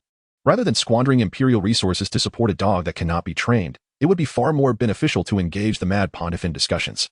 The Pontiff possesses capability and recognizes the necessity of submitting to the empire, unlike you, a mediocre individual who craves power and once dared to defy our empire. Burped. With a casual wave of his hand, made a dismissive remark. In the next instant, a finely honed blade was placed against the neck of the new pontiff. The latter's face was filled with a desperate yearning for life, beads of sweat forming on his forehead. In a frenzied tone, he pleaded with Burped, "No, your highness. Spare my life. I am still of use. I assure you, I am far more valuable than the Mad Pontiff. I will heed your commands and never oppose the empire again. I beseech you, allow me to take over the pure white church. I will annually offer substantial wealth to the empire. And my first act will be to publicly extol the virtues of the empire. Please, I implore you, do not kill me." Upon hearing the new pontiff's desperate words, Burped sat back in his chair, his expression reminiscent of someone who had just heard an amusing tale. His gaze, cold and unyielding, swept across the pathetic visage of the man before him, and he scoffed mockingly, "You dare compare yourself to the Mad Pontiff? You are unworthy." With that, the blade sliced through the neck. The lifeless body of the new pontiff collapsed to the ground, only to be placed into a sack and carried away. Observing this scene, Burped appeared contemplative. What he had just articulated was indeed sincere. He genuinely wished for the spiritual authority of the pure white church to be integrated into the empire's power structure. It is evident to any discerning observer that the church state has essentially merged with the empire. The fervent followers of the church represent a rich source of potential soldiers. However, it remains uncertain whether a harmonious relationship between church and state would influence the empire's administrative tone. It is worth noting that the doctrines of the pure white church align perfectly with the empire's principles, suggesting that negative repercussions are unlikely. Perhaps the confluence of divine authority and the empire's humanitarian ideals may yield results that exceed mere addition. One wonders what the elderly yet youthful-looking Mad Pontiff is currently engaged in. Chapter 58. The feeble deity shall inevitably perish. I soar through the heavens. Yet it is undeniably cold. In Jordan, with the visage of an angel, he soared through the winter skies, marveling at the brisk air that enveloped him. His crystalline eyes scanned the ground below as he moved with remarkable speed. The peculiar moth, clad in a snowy exoskeleton, donned a specially crafted white cloak, its limbs clutching a map adorned with gilded edges, gliding gracefully through the air like a fighter jet. After flying for a while, the bird descended to the ground to rest, as the rapid flapping of its wings was quite exhausting. It had now distanced itself from areas of human activity, finding itself in a truly bizarre wilderness. It was essential to conserve some energy at all times. Upon the descent into the verdant expanse of Jordan, a gilded map materializes, chronicling the presence of formidable entities. The multifaceted lens zeroes in on a specific location, marked by a crimson dot in the records. According to extensive observation, this site is the very origin of all beings characterized by pure flesh and blood, designated by the codename Divine Flesh Heart. A sudden roar reverberates through the woods, heralding the emergence of a grotesque, putrid bear, its form grotesquely deformed and infested with maggots in its hollow eye sockets. In terms of its physique, even 2 or 3 sword-wielding, battle-hardened soldiers would find themselves capable of overcoming it. Yet, when placed before the angelic figure of 4 meters high, it appears as nothing more than a comical toy bear. Indeed, the common bizarre creatures are often nothing more than wretched remnants. Only those beings deemed divine merit the privilege of my gaze. Jordan cast a fleeting glance at the bizarre, bear-like creature rushing towards him, dismissing it entirely. With a powerful flap of his wings, he ascended effortlessly, soaring towards his destination.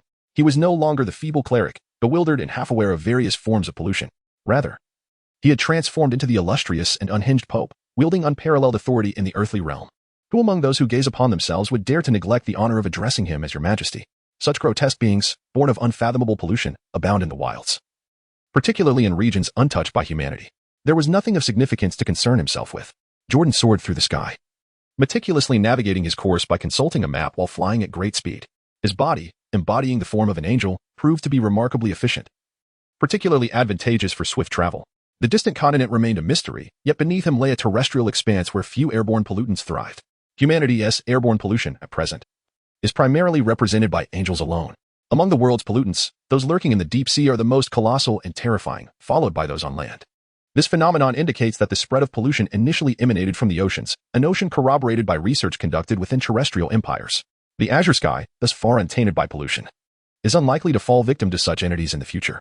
The Byron Empire has long been amassing military expenditures from various nations, fervently seeking to conquer desolate wildernesses and partition lands. Nearly every year, strange and formidable beings are vanquished, while new territories are claimed by humanity, suggesting a semblance of unity among humankind. Historically, it has only been a few decades since the Tanya Church, which has long disregarded its humanity, stirred public outrage, prompting a collective effort to repel the aberrations and expand territories. Is it not your penchant for internal strife and oppression that has led to this? A coalition was swiftly assembled to confront this issue. In Jordan, one can still sense the lingering aroma of a war against species extinction. It is conceivable that it will not take centuries before polluted organisms become subjects of conservation. Pollution, at its core, is merely a distortion of the biological body itself. Aside from a few formidable individuals, it is utterly no match for the exquisite armor forged by human craftsmanship that has evolved to its current state. Lacking the peculiar abilities reminiscent of sorcery, these beings cannot withstand the baptism of modern weaponry as experienced in a previous era. Even a random African nation equipped with a contemporary military from that bygone age could ascend to power in this world, provided that the so-called primordial goddess of the deep sea does not involve herself in more profound and unknown perils. What, I wonder, might be the outcome of my second ability if it continues to be enhanced? Could it perhaps touch upon the zenith of pollution? And what might that pinnacle entail? As the Jordan took flight through the heavens, thoughts unfurled within its mind. Unbeknownst to it, the desolate terrain below transformed ominously as it drew nearer to its destination. The ground was adorned with a vivid crimson tapestry of organic matter, pulsating grotesquely upon the earth, enveloping the grasses and trees. It felt as though one had entered a realm forged from blood and flesh. Numerous sanguine entities, resembling mindless wraiths, swayed aimlessly in the distance. Further afield loomed a colossal vermilion tumor, akin to a blood-red hillock rising from the ground, its height estimated to exceed 10 meters, quivering like a heartbeat. Upon its surface writhed immense tentacles and bony spines, resembling an eerie scarlet deity.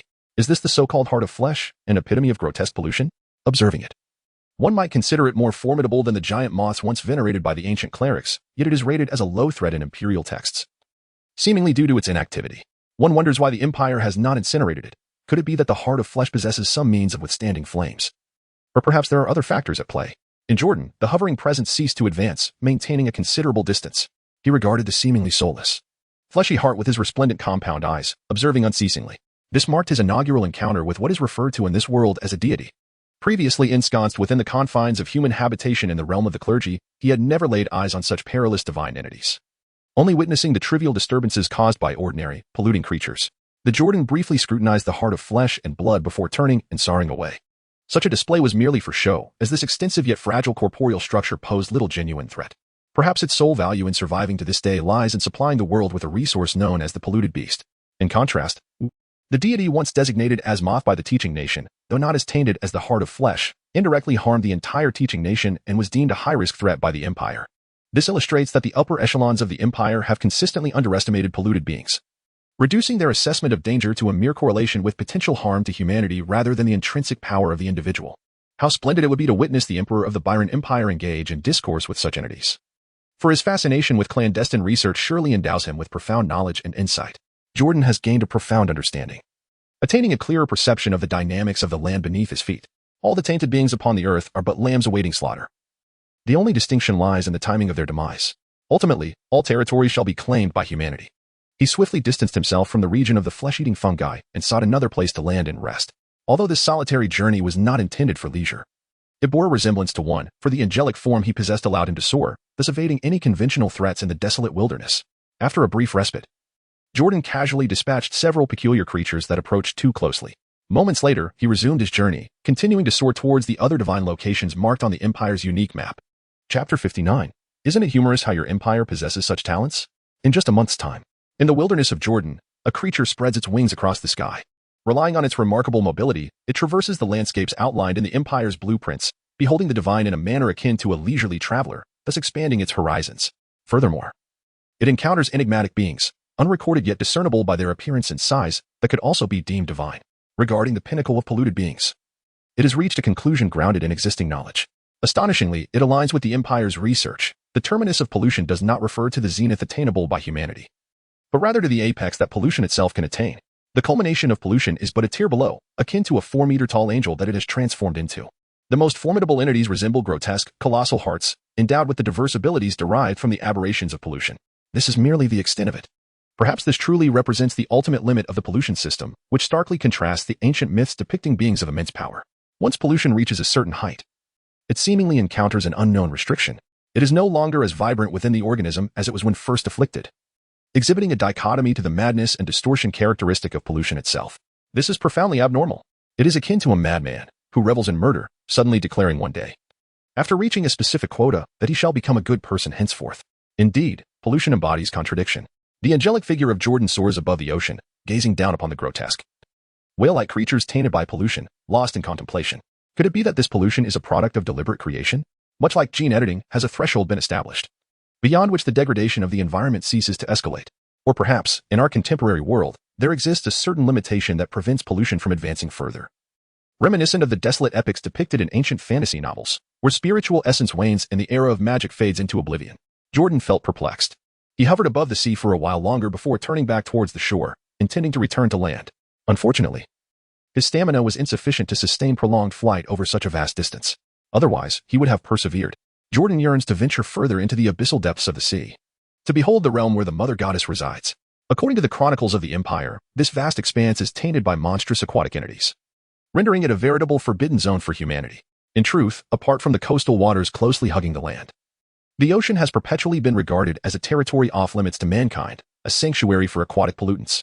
Even the formidable Byron Empire, notorious for its treachery when it stealthily assailed the headquarters of the former religious state, opted to navigate a considerable detour through the coastal waters rather than daring to cross the ocean in a straight line. This caution stemmed from the high probability of mishaps during deep-sea operations. Typically, out of 10 vessels, only 1 or 2 might successfully reach their intended destination. As matters stand now, Jordan has come to understand the peculiarities of the dockwork requirements during his time as a laborer, where workers were assigned to specific vessels and batches. This is due to the enigmatic nature of the ocean. Legitimate navigation typically occurs along the coastal waters of the continent, and the industry standards, naturally, differ significantly from those of the past. Who knows what strange entities lie beneath the deep sea? It took 2 days. Jordan has returned from the desolate and perilous realms, now reclaiming the dominion of humanity. As he soared through the skies, his luminous eyes discerned the minuscule figures of humankind below, evoking a profound sense of surrealism. Over the past month, he had encountered a plethora of grotesque and repulsive life forms in the treacherous wilderness, which had undeniably become a haven for the curious. Thus, as he surveyed the faces of humanity that were once so familiar and endearing, he was struck by an unsettling sense of estrangement. Jordan suppressed this peculiar thought and gazed at the landscape below for a few seconds. Due to the great distance, the figures on the ground appeared like ants, gesturing towards their celestial counterparts above. In a moment, Jordan recognized that this region belonged to a desolate little country, home to only 2 or 3 city-states. With no intention of causing trouble, he determined his bearings and flew directly towards the direction of the ecclesiastical state. That evening, the most illustrious and eccentric pontiff of the pure white church concluded his personal pilgrimage and returned to the holy city of the Vatican.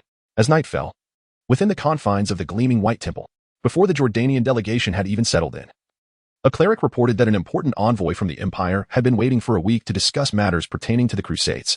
After changing into a fresh set of garments and undergoing a brief cleansing, with the assistance of the church attendants and refining his demeanor, he finally proceeded to the side hall of the sacred temple to meet the imperial envoy. As the towering figure of over 2 meters made his entrance, he immediately spotted a familiar silhouette clad in ceremonial attire. "Prince Andrew, it appears you have not yet succumbed to the passage of time." Jordan smiled cheerfully, casually finding a spot to sit. His gaze fell upon Prince Andrew, who stood at the forefront of several envoys, and he spoke with a hint of amusement. "Prince Andrew, I wonder if, having traveled such a great distance from your empire to this sacred temple, you find joy in witnessing my youthful visage and vibrant spirit? Why do you remain silent? Perhaps your waning health has rendered you reluctant to speak." In just a few sentences, Prince Andrew's face transformed dramatically in response to Jordan's remarks. He opened his mouth in silence, ultimately forcing a smile that was etched with deep wrinkles, chuckling awkwardly in agreement. "Haha, Your Majesty, you possess a splendid sense of humor. It is indeed challenging to contain one's joy within the sanctum of the Holy See, but I digress. Your Majesty, I am here bearing important correspondence from the imperial heir. Might I present the letter to His Excellency, the King of Jordan?" Before Prince Andrew could complete his thought, he swiftly shifted the topic, gesturing for an imperial envoy to retrieve the letter. The envoy approached Jordan, kneeling respectfully while presenting the gilded letter. Observing this, Jordan refrained from any further provocation. He picked up the letter and began to read. After a few lines, he was taken aback by the unexpected content within. The imperial regent heir did not only refrain from demanding a public dismissal of the Crusaders as the Pope, but also inquired if there was an interest in genuinely organizing a crusade and incorporating it into the imperial legions. Jordan gazed oddly at the letter before setting it aside. Your Highness, the pure white church shares an intimate bond with the Empire. Why not mutually benefit one another? Prince Andrew, putting aside past grievances, earnestly persuaded within the hall, might I inquire about your intentions? The Crown Prince is inclined to establish the pure white church as the national religion, compelling the populace to embrace its faith. All that is required is your consent to rally the devoted followers for the Empire's service. Your leadership of the Holy See is unparalleled, and the doctrines align impeccably with our imperial principles. Perhaps you could ponder this for a few days? Envision a future where every citizen possesses a copy of the pure white scriptures. Prince Andrew passionately implored, his aged mind racing to concoct every possible argument to achieve his mission, hoping to secure the Mad Pope's agreement. Meanwhile, Jordan's expression grew increasingly nuanced as he listened. Chapter 60. The sale of merchandise and figurines, the Byron Empire shall flourish. Prince Andrew felt no need for further elaboration, as it was the Crown Prince's decree. He would comply. In truth, I had harbored such thoughts for some time, previously restrained by the Church's need for discretion. It would be a grave misfortune to neglect the potential of such a vast congregation. If imperial authority were to align with our ecclesiastical power, the Empire would undoubtedly experience an unprecedented prosperity. Jordan listened to the royal prince's persuasion with a peculiar expression, promptly expressing his willingness to cooperate. Internally, however, he felt a tightening of restraint. Nevertheless, he continued to echo Prince Andrew's sentiments, only uttering agreeable words. The intentions of the imperial heir apparent were not difficult to decipher. It was merely a matter of recognizing the vast influence of the pure white church and contemplating how to harness that influence for the Empire's benefit. The idea is commendable. But which virtuous individual engages in the conflation of politics and religion, even in historical contexts where political and religious spheres have significantly overlapped or even merged? How many have reaped favorable outcomes? Indeed, the imperial crown prince is a political prodigy, and Jordan cannot help but acknowledge his talents, albeit within the constraints of his contemporary understanding. Perhaps he has never grasped the potential dangers posed by a vast ecclesiastical institution. Does he truly believe that the fervent call of religious faith is innocuous? Alas, nothing is without flaw. Every corresponding gift has long been covertly priced. Whether in governance or religious belief, singular decisions may indeed attract short-term benefits, but they are never without cost. Much like the dark legacy of the previous ecclesiastical state. Forced labor may seem acceptable, free manpower and a servile army, but it inevitably destabilizes public sentiment and undermines national fortune. Religious authority, too, is destined to confine the thoughts of the populace. Undoubtedly beneficial for contemporary rule, its detrimental effects may linger across generations, as the populace constitutes the very foundation of a nation. Within the side hall of the temple, I possess even more splendid insights regarding the crown prince's intentions. By employing a different approach, we could deepen the church's influence, evoke a more terrifying zeal for religious fervor, and significantly benefit the empire. Jordan summoned a scribe to bring forth paper and pen, and before the imperial emissaries, he commenced an intricate script upon the parchment. Initially, he did not anticipate any involvement in the substantial power dynamics of the empire. However, given that the imperial heir, Berbert, had succumbed to folly and sought to cede a measure of authority to the church, there was no reason to decline this offer. The faith of the pure white church would serve as a vital spiritual bastion for the populace, fostering hope and mitigating the emergence of criminality. The dual authority of the emperor and the pontiff would inevitably quell divisions and strife, reinforcing the unity and stability of the empire. I possess a strategy to bolster the imperial treasury, distinguished into figurine models and merchandise. Jordan spoke with increasing fervor, momentarily suppressing the fatigue that accompanied his long journey home. As he introduced methods to the delegation, he diligently transcribed various theories onto sheets of paper, crafting over a dozen points in a mere 2 minutes. Each point ostensibly favored the empire, yet they were, in truth, far more beneficial to the church's dissemination of influence. All that he articulated presented a facade of positive outcomes for the nation, while the abhorrent negative implications were scarcely mentioned. Should the empire dare to implement any of these proposals, the future of the empire remains uncertain, yet the church would undoubtedly flourish. The empire could gather artisans to meticulously create new anthropomorphic representations of the divine using clay dyed in vibrant hues, adhering to standards accessible enough for the average person to appreciate. Additionally, various items embodying the anthropomorphized image of the deity could be crafted, ranging from garments to armor insignias, which would undoubtedly be revered by the faithful. This venture promised substantial profit. With the royal endorsement, sales would undoubtedly swell the imperial treasury, alleviating any financial concerns for the Byron Empire. The Jordanian prince casually waved the document in his hand. At once, a white-robed cleric approached respectfully, taking the proposal from him and turning to deliver it to Prince Andrew. Within the hall, the members of the imperial delegation stood in stunned silence. feeling that the words spoken by His Majesty the Jordanian carried an odd connotation, yet there was an inexplicable depth of meaning embedded within. It seemed to possess a certain significance, indeed. Your Majesty, since you have granted us permission, we shall immediately embark on our journey home. Everything you have conveyed will be faithfully communicated to the Crown Prince. May your youth remain eternally vibrant. Prince Andrew glanced over the proposal, then solemnly tucked it away, offering a few blessings as he bowed. He then hastily led the delegation out of the side hall. Observing this, Jordan rose from his seat, intending to proceed to the temple palace for a moment of respite. The humor of the imperial folk is truly remarkable. In this opportune moment, as the sovereign of the Holy See, how could I possibly fail to transform the Byron Empire into a cream puff through the fervor of faith, thus betraying the aspirations of the Crown Prince? The proposal presented earlier, if scrutinized, resembles not so much a developmental plan for the empire, but rather one tailored for the church. It is replete with overtly beneficial aspects for the empire, yet insidiously serves the private interests of the Holy See. Jordan has even meticulously integrated the theoretical framework for creating virtual idols from past societal contexts. Numerous remarkable plans, which amalgamate the cultural planning of both realms, have emerged. If these were to be implemented, even as the originator, Jordan could not entirely foresee the consequences that might unfold. He returned to the Alabaster Palace, where candlelight flickered as he perused the imperial research records. Jordan repeatedly flipped through this booklet, yet remained utterly captivated, yearning to glimpse the truths concealed within its enigmatic references. Desire, an insatiable longing, persists unquenched. In his previous existence as an unremarkable individual in Jordan, he harbored an insatiable curiosity regarding the pollution of this world, driven by either intrinsic curiosity or various pragmatic factors. The capacity for enhancement through the waste panels is an inherent trait possessed by the organisms themselves, rather than an external skill. This can be discerned from the initial affixes of the two abilities, which include terms such as human life and parasitic failure. If the conflicts arising from the mutual repulsion of pollutants within biological entities can be resolved, it is highly probable that the acquisition of various pollutants would be considered an enhancement ability. Jordan closed the Imperial Research Notebook in his hands, his expression somewhat somber. He was fervently eager to uncover the secrets entwined between pollution and ancient myths, yet he found himself powerless. One day, I shall wield any earthly power at my disposal to endeavor to comprehend the truth of pollution, be it the human empire or the polluted beings. Even the mother goddess buried deep beneath the seas, all I lack is time. Jordan lifted his gaze to survey the panel before him, resolutely affirming his desires within. His thoughts no longer wavered. Having traversed nearly a century, all those from the same era had perished, leaving only himself, the Mad Pontiff, vibrant in the eyes of the world. This was due to his fearless disregard for the constraints of lifespan. Now, he awaited the opportunity to enhance the abilities of the two existing panels once more. Even if it required several decades, he was willing to wait. The moment was approaching. It was nearly here.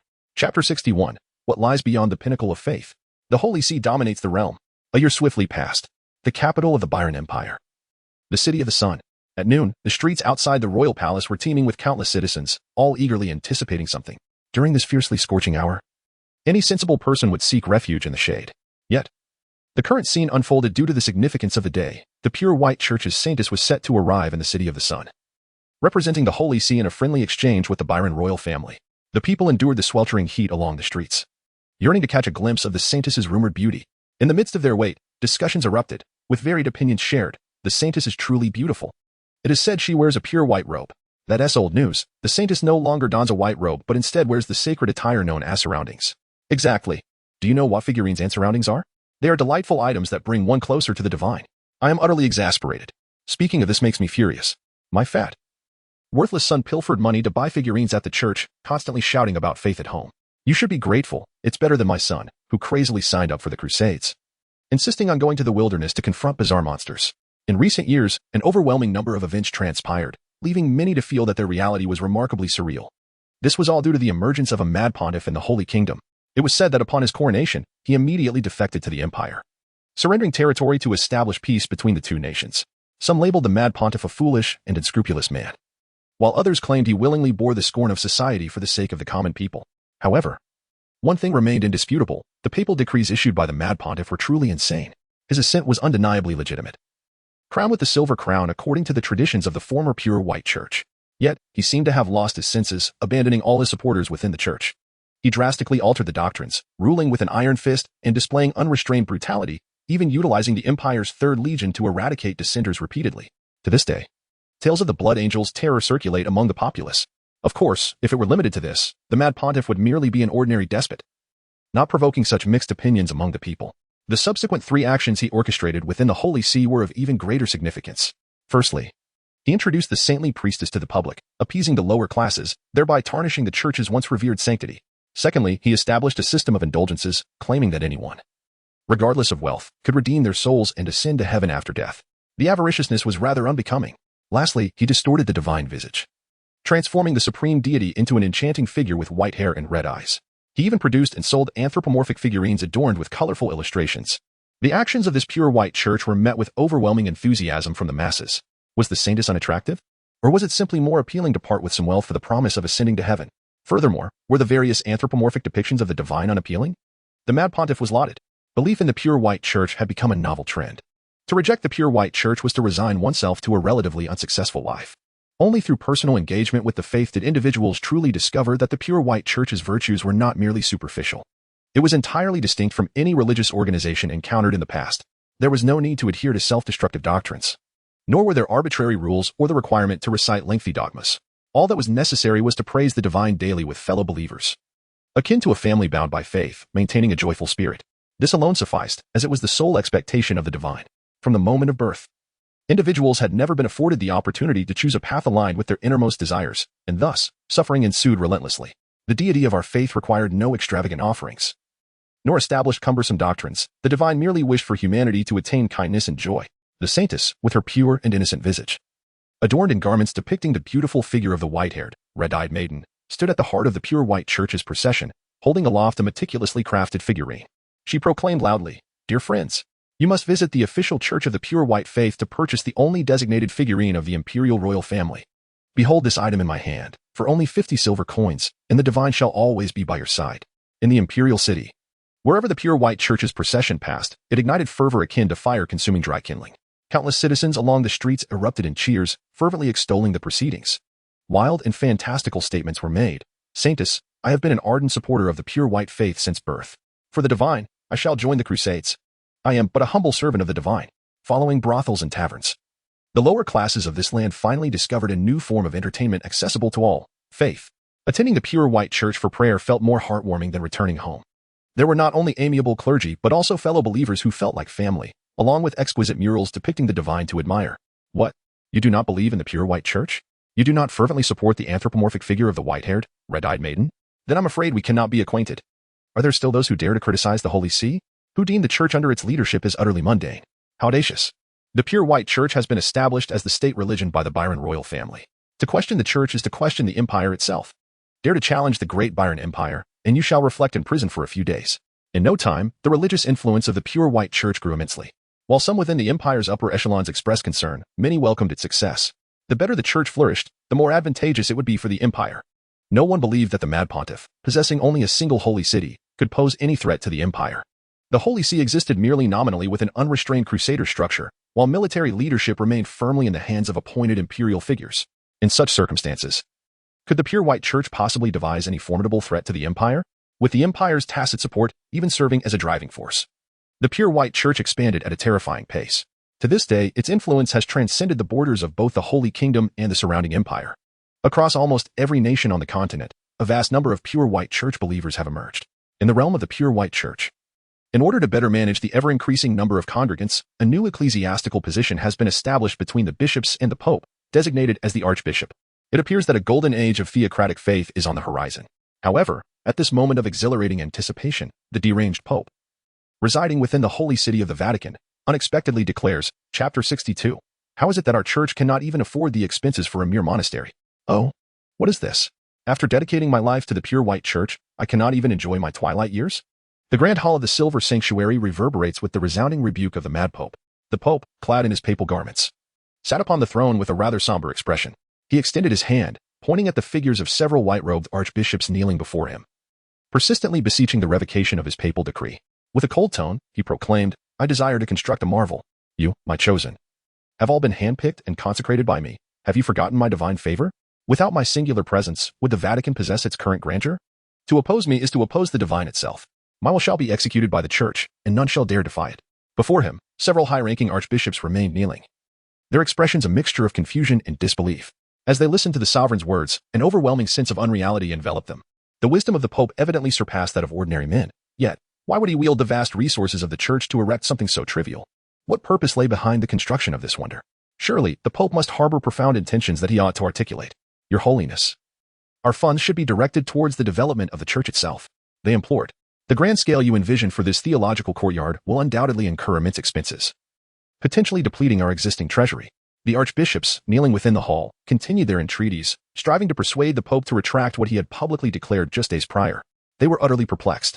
How could the Pope, known for his reasoned discourse and deliberate actions, appear so lost in the pursuit of a spectacle? Beyond the burden it would place on the populace, what conceivable benefit could arise from such an endeavor? No matter how they pondered, they found no advantage in this course of action. As he stated, it seemed to serve no purpose but for indulgence. Could it be that the venerable Pope, nearing a century in age, had succumbed to senility or some form of hysteria? As the archbishops contemplated this unsettling notion, a profound sense of dread took root within their hearts. All present wished for the well-being of this venerable pontiff, the very architect of the Church's prosperity, and fervently hoped that no misfortune would befall him. His Majesty Jordan serves as the ecclesiastical leader, the pivotal figure entwined in a multitude of interests that bind the Church together. The pure white Church can endure the absence of many, but it cannot afford to lose His Majesty Jordan. However, if His Majesty's inner vitality does not reflect his outward appearance of youth, but instead reveals the frailty of age and confusion, the negative repercussions for the Church would undoubtedly be significant. Throughout history, there have been numerous monarchs who, in their youth, displayed remarkable diligence and astuteness, only to succumb to bewilderment and folly in their later years, leading to the decline of their realms. A certain archbishop, in his attempts to persuade His Majesty, found his efforts in vain. His gaze wandered to the side of the Holy See, where stood a middle-aged figure clad in the white robes of an archbishop. Lord Herbert, why do you not speak? As a descendant of His Majesty's kin, you should urgently counsel him. The construction of such a marvel will surely impede the Church's development for many years to come. It cannot be. The marvel must not be built. In the presence of the Holy See, Jordan sat in silence, listening to the mournful wails of the assembled crowd. This scene evoked memories of his own coronation years ago in the port city of Rhine, so reminiscent yet so vastly different in circumstance. I believe your Majesty is correct. Herbert interjected as he noticed the displeasure on his ancestor's face. He interrupted the words of the archbishops present, asserting, the Holy See stands at the zenith of its power, with an unprecedented multitude of faithful. Yet, how is it that we cannot even afford to renovate our courtyard? This is nothing but excuses. The noble intentions of your Majesty should be reflected in prudent resource allocation from the Holy See's development plans to secure the necessary funding for the construction of our theological courtyard. Such an extravagant spectacle would undoubtedly showcase the might of our Church and the prosperity of our followers. Herbert's supportive rhetoric was not entirely sincere, like the archbishops before him. He deemed the idea of his ancestors' grand courtyard ill-conceived and perplexing. Yet, how could he not support the one who had bestowed upon him wealth and privilege?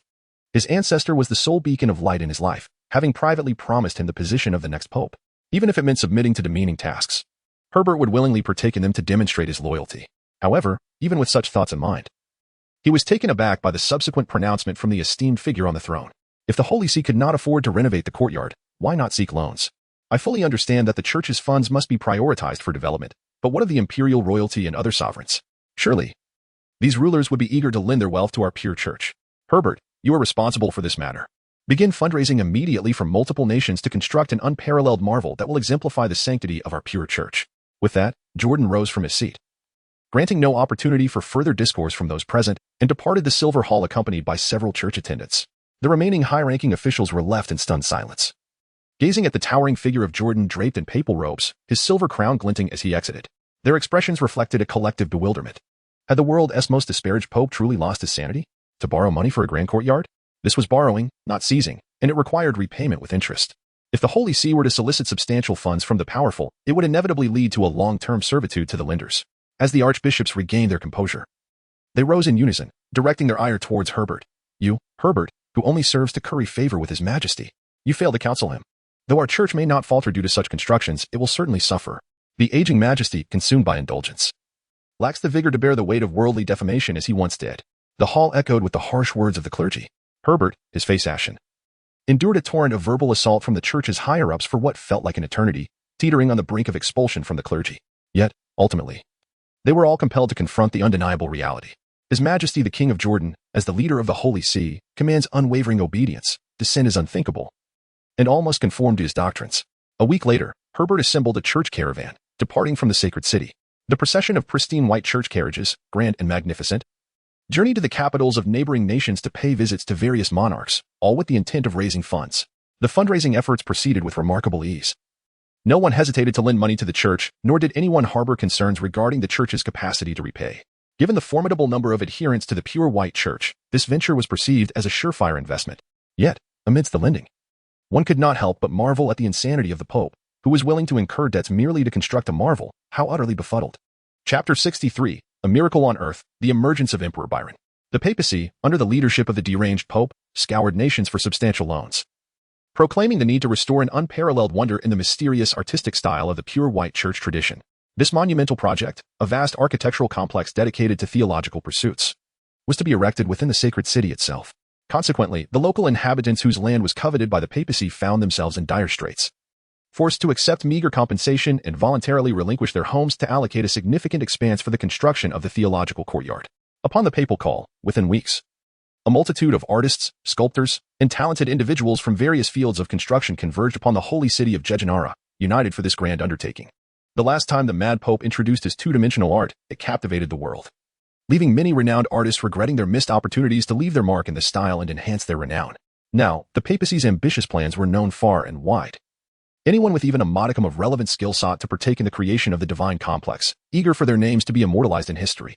In a fleeting moment, the papacy poured forth resources extravagantly. Countless workers and materials were mobilized around the sacred city, striving to realize an unprecedented spectacle of opulence. Enthusiastic devotees willingly forewent compensation, laboring with greater fervor than the craftsmen who were compensated with gold. The crusaders at the front line, upon hearing of such grand endeavors, exhibited signs of minor retreat, yearning to return and witness the birth of this theological courtyard. The construction, officially dubbed the Pure White Divine Court, commenced. In the initial month, the skilled artisans gathered in the sacred city, weighing various factors and delineating the encompassing area of the divine court, utilizing the most advanced tools and technologies available. They ensured that every inch of land was solid and reliable. If any area proved insufficiently stable, they would excavate and refill it with compacted soil. For the papacy had ample funds to spare. The architectural design, inspired by the style of the pure white church's sanctuary, yielded several exquisite and lavish blueprints, from which the Mad Pope personally selected one for the divine court's design. In the subsequent months following the blueprint, countless craftsmen worked tirelessly day and night under the papacy's fervent call for resources. The foundation was laid swiftly, and the soaring towers and halls in the Western European style took shape at a remarkable pace. Within the foundational structure, every silver tile and each white marble column underwent meticulous selection and polishing. A plethora of distinguished artists, with hair as white as the finest silk, began emulating the mysterious artistic style of the sanctuary, convening for discussions and analyses. They soon flooded into the nascent divine court complex to engage in hands-on sculpting. Countless moth-like mystical symbols, strange patterns, and aesthetically rich designs were intricately carved into every corner of the white sanctuary, bestowing upon the entire architectural ensemble an abundance of mysterious hues and spiritual significance. Subsequent embellishments for the divine court were crafted from rare materials and precious gems, with the papacy insisting that whatever was visually appealing be utilized. Artisans were commanded to transform these materials into exquisite murals and various decorative items, adorning every nook of the complex. The gardens were also artfully arranged to harmonize with the architectural style, thanks to the papacy's extraordinary mobilization capabilities. The construction seemed poised for completion in less than 7 months. After a week of final adjustments and inspections, the opulent wonder known as the Pure White Divine Court was unveiled to the world. Its dazzling, wholly sacred and pristine white structure surpassed any conventional description. It shone brighter than the morning star and outshone the moon. This was no mere spectacle, it was a miracle and ethereal wonder standing in the realm of mortals. It epitomized the papacy's profound influence, uniting countless skilled artisans, artistic masters, and the exquisite confluence of wisdom and beauty into a singular, precious creation. On the day of the divine court's completion, the pure white papacy declared a week of jubilation, during which a variety of religious ceremonies would be held to celebrate the birth of this grand opulent courtyard. On this day, numerous dignitaries adorned in splendid garments traveled great distances to witness the divine court. Is this truly the divine court? Rumor had it that the pure white church had nearly exhausted its resources for this endeavor, leaving all in awe.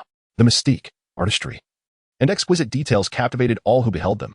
This architectural marvel, steeped in a mysterious style, was the culmination of hundreds of years of tradition within the pure white church, showcasing its intricate artistry, not merely the two-dimensional style.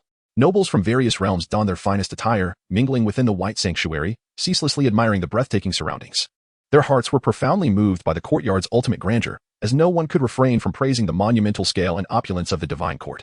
Enchanted and spellbound, amidst the mysterious and wondrous hues of the white theological courtyard, every sculpture, mural, and ingeniously crafted structure stood as an everlasting testament to the pure white church's splendor in the mortal realm.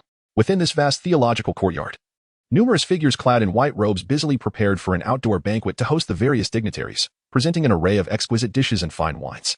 At this divine court, one could say that nobility was overshadowed, for monarchs were in abundance. A casual toss of a brick might strike a count or marquis, or even a revered king. Even members of the Byron Empire's royal family were in attendance. Remarkably, the true ruler of the Byron Empire, who had remained shrouded in rumor and invisible for years, made a personal appearance. The Emperor of Byron, an elderly gentleman sporting a monocle, emerged clad in a white coat, starkly contrasting with the attire of those around him. Engaged in cordial conversation with the Mad Pope, surrounding them was a circle of significant imperial figures and high-ranking members of the papacy, engaged in amicable exchanges. Your Majesty Tarlan, forgive my curiosity, but may I inquire as to the origin of your attire? This style is quite simple and peculiar, one I have never encountered before. Jordan, draped in splendid robes, wore a look of perplexity in his eyes. He held a fine wine, steering the conversation towards the attire of the bespectacled elder. This individual was none other than Istilo Tarlan, the contemporary emperor of the Byron Empire. His appearance was rather unremarkable, his visage having been meticulously groomed. He resembled a clean, ordinary old man. However, Jordan found it impossible to regard him as one would a typical elder. He could scarcely view him as a legitimate emperor of a proper feudal dynasty, adorned in a white coat reminiscent of a physician from a previous life. Is your Majesty questioning my attire? Tarlan inquired. This style is mentioned in ancient texts and serves to effectively ward off dust and contaminants, suitable for precise studies. The pure white cherished by the Church is also said to align with your Majesty's penchant for esoteric research. Hence, I opted for this garb. What do you think of its appearance? Chapter 64. The Mad Pontiff's Isolation. A great change approaches. Tarlan's aged face broke into a gentle smile. Appearing more amiable than his son, Crown Prince Burb. If one were to liken Burb to a young, fierce lion, then Emperor Tarlan appeared as a harmless old man on the surface. Jordan scrutinized the research attire worn by the old Emperor Tarlan once more. Indeed, the garment bore the unmistakable traces of primitive local tailoring techniques, seemingly crafted in imitation of descriptions found in ancient texts. Your youthful vigor is well known, Your Highness Jordan. Your lifespan far surpasses that of ordinary mortals. Following his response, Emperor Byron Tarlan expressed his admiration. His demeanor was one of keen interest. His gaze curiously fixed upon Jordan's countenance. He then uttered blasphemous remarks directed at the Holy See. Might you be willing to part with a portion of your flesh for the benefit of my empire's research? I have witnessed scholars employing living subjects for adaptability studies, yet it appears that such practices yield no promise of eternal youth. Your corporeal secrets, Your Highness, are truly captivating. I have come in person for this very purpose. Emperor Byron's voice was not loud, but it was heard distinctly by the nearby Mad Pope. Jordan halted, enveloped in an instant of silence. He turned his face, his expression subtly fixated on Emperor Byron Tarlan. Was it too audacious to request his own flesh and blood for research?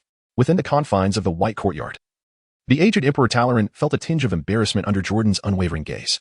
Intent on alleviating the tension, he continued, Your Highness Jordan, should you be willing to offer a portion of your flesh, the Empire will grant the Holy See more lenient treatment. Our Empire possesses a wealth of clandestine information, which we can also unveil to you. The optimization liquid will be made extensively available to the Holy See, with compensation provided for the clergy of the pure white church. Upon reflection, Jordan has yet to provide a response. In terms of ecclesiastical treatment, he embodies a gluttonous pope, feasting while his entire household remains untroubled. He has indeed managed to deplete the Vatican's resources over several years to erect magnificent wonders. Yet it is inconceivable that he would labor with genuine dedication for the sake of progress. A pristine church? Merely a tool for the accumulation of inspired insights. The principles concerning optimization in liquid matters resonate similarly. Jordan had secretly consumed the optimization liquid, yet perhaps due to the overwhelming nature of contemporary pollution, he felt no discernible effects. There was no transformation. Furthermore, that substance was intended for single use only. Consequently, aside from the Imperial confidential research data, nothing else held any allure for Jordan. On another note, what if the Empire were to utilize his very flesh and blood to uncover something remarkable? According to the initial capability inscription on the waist panel, apart from his outwardly normal appearance, his essence could no longer be deemed human. Should the Empire come to realize that the Mad Pontiff is not truly human, it might indeed incite a second holy crusade against evil. In summary, Jordan is reluctant to offer tangible sacrifices, yet he does not wish to miss the opportunity to acquire more clandestine information. Thus, he spoke. What harm is there in providing a sacrifice? Yet, it shall not be at this moment. Your Majesty Tarlan, the world conceals countless secrets, of which the common folk remain utterly unaware. How rare are those like us who yearn for the unknown? Only through our collaborative efforts can we uncover all truths. After my demise, I wish to donate my body to the Empire, to be examined and manipulated at will, solely to unveil the future of humanity amidst pollution. The voice of Jordan in communication is scarcely heard, intentionally suppressed, limited to the ears of nearby royal family members and high-ranking church officials. Such topics have become notorious secrets. Not all dignitaries are aware of them. Within the current white sanctuary, among the nobles and monarchs from various nations, it is estimated that at least two-thirds possess only a vague understanding of the polluted relics and ancient myths, lacking the profound insight shared between two individuals. His Majesty King Jordan, with his aged visage obscured by monocles, could scarcely conceal his astonishment. As he listened to Jordan proclaim his willingness to sacrifice his body for the future of humanity, his gaze shifted repeatedly. Ultimately, he regarded this mad pontiff with a reverent resonance akin to that of a martyr, taking another look at this ecclesiastical sovereign who, despite his actual age being considerably greater than his own, possessed a character so noble that it seemed unattainable to the foolish of the world. While society deems the corpse sacred and inviolable after death, His Majesty King Jordan, you willingly offer yourself to such an extent. Thus, my empire shall treat the Holy See with kindness. Rest assured, your funeral will be conducted with the highest honors by the empire using symbolic substitutes when the time comes. Emperor Byron engaged in enthusiastic discourse with the mad pontiff, and soon a series of mutually beneficial exchanges ensued, both parties feeling they had gained an advantage. After another 10 minutes of conversation, the two sides parted ways. That night, under the cloak of darkness in the white courtyard, flickering lights illuminated the scene. Seizing the opportunity before the dignitaries of various nations, the Holy See introduced a limited edition figurine, an anthropomorphic metallic statue with white hair and red eyes, standing at human height. For merely 1,000 gold coins, one could take it home. Logically, 1,000 gold coins could procure several elite knights clad in high-quality armor, with plenty left over. Who on earth would spend such wealth on a figurine? Yet, in attendance, there was hardly anyone lacking in funds. Each individual was born into feudal privilege and thrived amidst corruption, a classic elite class. Even the cotton plantation slaveholders, wielding whips, would flee in shame, exclaiming their inadequacy. Even the most impoverished monarchs from small nations would find 1,000 gold coins a mere trifle, something they could exploit with a bit of effort, ultimately leading to a modest increase in taxes. Consequently, they all requested several customized figurines, affectionately dubbed as collectibles. Half a month later, the tumult surrounding the pure white sanctuary began to subside. However, the mad pontiff suddenly decreed a lockdown of the sanctuary, prohibiting entry to the uninvited and banning any sightseeing activities. Meanwhile, he indulged daily in the opulence of this white palace, secluding himself within. He lavishly hired esteemed musicians and artists from various nations to perform for him each day, indulging in other pastimes such as reading books or admiring sculptures made from rare materials. This self-indulgent behavior inevitably disappointed many within the Holy See. The world also believed that the inner vitality of this exalted sovereign had waned, and the illusion of eternal youth and divine favor was increasingly untenable. He had lost all ambition, resembling an ordinary elder who only sought to spend his twilight years in this extravagant sanctuary. Nevertheless, the authority of the mad pontiff within the church remained undiminished. His past, akin to a legendary epic, began from humble beginnings. Within just a few years of assuming the papacy, he had continuously expanded the church, which today stands as a colossal entity revered and celebrated by all. Every cleric is fully aware that it was not the pure white church that accomplished His Majesty King Jordan's legacy, but rather, it was His Majesty who single-handedly elevated the pure white church. Chapter 65, The Catastrophe of the Crusades. The whispers of inspiration swarm forth, filling you with an exhilarating sensation. The essence of inspiration rejoices immensely in your corporeal form, within the exceedingly opulent structure of the sanctuary. Clad in a flowing white robe, Jordan found himself surrounded by an array of ancient metallic sculptures that adorned the hall. Every few hours, the panels emitted peculiar notifications. Beneath his feet lay a courtyard, a site previously designated for a small-scale experiment by the Vatican, aimed at constructing a sanctuary that embodied the enigmatic religious aesthetics of the pure white church. A place that indeed amplified inspiration. This was a product birthed from the Vatican's substantial investment, which, in hindsight, proved to be a worthwhile endeavor, as its capacity to foster creativity was exceptional. At his side, a dozen white-robed clerics stood ready, ever prepared for summons, while the most esteemed musical artists of the realm diligently formed a band nearby, passionately performing a myriad of splendid compositions, all dedicated solely to him. However, Jordan was far from satisfied. In his hands, he was toying with a thick ledger that had been delivered by a special envoy from the Emperor of the Byron Empire just a few hours prior. This ledger differed significantly from the one that Berber had previously promised to send. It contained no traces of secrecy regarding the Empire's research materials. Within its pages, not only were all discovered ancient relics meticulously analyzed, but it also documented the Empire's comprehensive studies on pollution and various analyses of ancient texts. The gaze of the eye of Jordan lingered upon a particular page for an extended duration. The confidential record of the year 1032 in the Old Calendar, the hypothesis of the end of pollution. According to the distinguished scholars of the Byron Empire throughout the ages, who have meticulously translated ancient texts accumulated over centuries, and in light of the failures of clandestine large-scale vivisection experiments, it has been concluded that the arrival of the Mother Goddess brought forth not only pollution but also an abstract substance, imperceptible by existing means. Even though biological forms may perfectly adapt to pollution, they remain confined by certain limitations, as the world lacks this substance, insufficient to sustain the emergence of more potent entities of pollution. The adaptability of the flesh serves merely as a key to unlock the gates of pollution, while the extent to which earthly life can ascend upon the ladder known as pollution is entirely contingent upon the abundance of this enigmatic substance. This substance complements pollution, with both emerging after the descent of the mother goddess, diffusing from the depths of the ocean into the world. Fragmented records in ancient texts refer to this substance as inspiration. Jordan held the record book in silence, his gaze lingering on the word inspiration. Yet he remained at a loss for words. The azure expanse of the sky painted a beautiful scene, complemented by the opulent, pristine courtyard and the melodious music that graced his ears. An array of exquisite delicacies and fine wines lay before him. Yet, amidst all this splendor, nothing could stir his heart even the slightest. In the mind of Jordan, all thoughts coalesce into a singular inquiry. Does the essence of inspiration truly exist? This is not his first encounter with the term inspiration. Prior to delving into this research tome, the concept had been referenced countless times on the so-called inspiration panel. Do these two interpretations of inspiration describe the same phenomenon? If so, what is the intrinsic nature of the panel that accompanies his journey? In the second year following the establishment of the pure white divine court, throngs of fervent church followers congregate daily outside the white stone walls of the sacred city. Sleeping on the ground like refugees, they yearn for the papacy to open this significant courtyard, allowing the faithful to gaze upon and pray within. Their pleas remain unheeded. The deranged pope boldly declares that he shall indulge in pleasure within the divine court all day, invoking divine grace. He dismisses all mundane matters and refuses to open the divine court to the public. They either receive divine favor or perish within its confines. This assertion, while peculiar, aligns perfectly with the Church's doctrine of goodness and joy. The populace, while accepting this, laments that indeed, the mad pope has truly lost his senses. As time swiftly passes, the deranged pope delegates power, retreating with several aging high-ranking officials to establish a cardinal council tasked with appointing new leadership within the Church. During this period, the council votes, and the influential Archbishop Herbert, now over 40, is crowned as the new pope. The day of the coronation is bustling in the sacred city, with nobles from various nations arriving, subtly demanding repayment from the Church within the silver sanctuary. Throughout the coronation, Herbert's face is clouded with dismay. As the newly appointed pope, he is immediately confronted with the immense debts incurred during the Church's grand construction of the divine court. Thus, he is mockingly dubbed the Pope of balancing accounts by the public.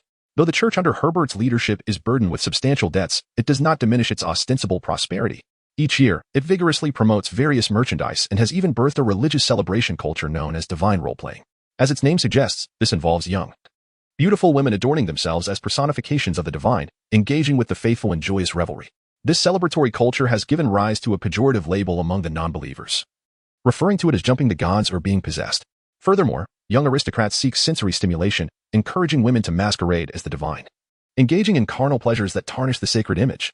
Within the Church, chaos begins to unfurl. Realizing that the era of the deranged pope, characterized by rampant purges, is now a relic of the past, numerous clergy members harbor ulterior motives. Some priests persecute clerics, attempting to revive the outdated teaching traditions of the previous Church. Additionally, certain bishops deceive the faithful, luring them into noble plantations to work without compensation. The faith and influence of the pure white Church become increasingly widespread yet convoluted. The various disturbances arising from its formidable religious following gradually take root. The Church's reputation slowly but steadily declines. Pope Herbert tirelessly negotiates with dignitaries from various nations and high-ranking officials within the Church for its development, yet he remains helpless, burdened by the weight of it all. Having once served as a high-ranking cleric of the old Church during its schism, he possesses extensive battlefield experience. Consequently, disregarding the Cardinal Council's vehement opposition, he devises a straightforward yet brutal solution. He renames the Inquisition as the religious tribunal and drafts several new decrees, fundamentally asserting that the divine must not be insulted. He then publicly calls upon the faithful, vehemently proclaiming that any group that tarnishes the Church's image is heretical. Those who believe in the Church may carry out sentences on heretics as dictated by the religious tribunal. Amidst the Pope's proclamations, a tumultuous wave of religious persecution begins. If the first wave of persecution adhered to pure doctrines, exhibiting restraint and clarity of purpose, this current wave epitomizes disorder and sheer violence on a far grander scale, with no nation on the continent remaining unaffected. Chapter 66. I have ascended to divinity. The Crusaders are no longer merely a military designation but rather a symbol, a terrifying emblem of judgment against all who resist the pure white Church. Countless followers transform into Crusaders, clad in white cloth or armor, appearing in various city-states. Their numbers are impossible to quantify, and their composition is equally inscrutable. They may be devout believers or nefarious ruffians who have infiltrated their ranks. Even those who seek to pillage under the guise of the Crusaders, or seemingly ordinary individuals with peculiar obsessions, may find themselves among their ranks. The calamity wrought by the Crusaders spreads like wildfire across numerous nations, defying all attempts at suppression. Ordinary citizens who jokingly mention the Church in the morning find themselves hunted down by the Crusaders by nightfall, slaughtering entire families. Nobles exposed for their disgraceful deeds suffer brutal assaults, with their mansions forcibly breached and themselves bound to crosses, set ablaze. Rulers from various nations, including the Byron Empire, are horrified by this phenomenon, losing sleep in fear. All monarchs strive to employ every conceivable means to curb the chaos within their borders, mobilizing armies to suppress the Crusaders, arresting the faithful of the pure white church and declaring it a cult, forbidding the practice of its faith. Yet all efforts prove futile. The more they suppress, the more fervently the Crusaders retaliate. There are even shocking instances of small kingdoms being razed, their kings captured and burned alive. It is akin to a calamity beyond human control. The Crusaders, adorned in white armor emblazoned with the visage of a red-eyed, white-haired maiden, raise flags depicting divine personifications, spreading devastation wherever they tread. They dismantle order and incite chaos. Ordinary people hide within their homes, afraid to venture out to work, leaving fields untended and labor undone. This is a religious frenzy. The influence of the pure white church reaches an extreme, with the status of ordinary archbishops nearly rivaling that of kings in conventional states. A simple proclamation from an average bishop can summon countless crusaders to serve the church. Pope Herbert, once submissive and accommodating, undergoes a radical transformation at this moment. It seems he has finally seized an opportunity to unleash his ambitions, disregarding the opinions of the Cardinal Council. He acts unilaterally, repeatedly calling upon the faithful to join the Crusaders, vowing to deliver severe retribution to all who dare oppose the papacy. Simultaneously, he declares that the spoils of gold and silver seized from heretics by the Crusaders may legally remain one-third with the papacy, with the remainder to be wholly dedicated to the church. Such encouragement of plundering only exacerbates the chaos wrought by the so-called Crusaders.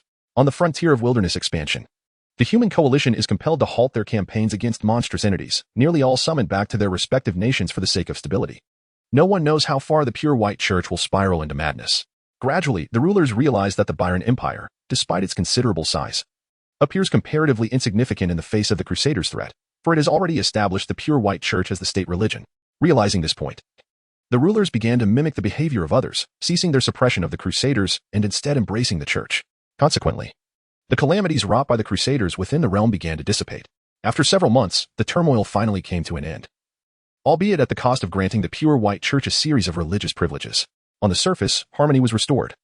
Yet the rulers harbored an intense resentment towards the papacy, nostalgically recalling the era of the mad pope who reigned as the church's leader.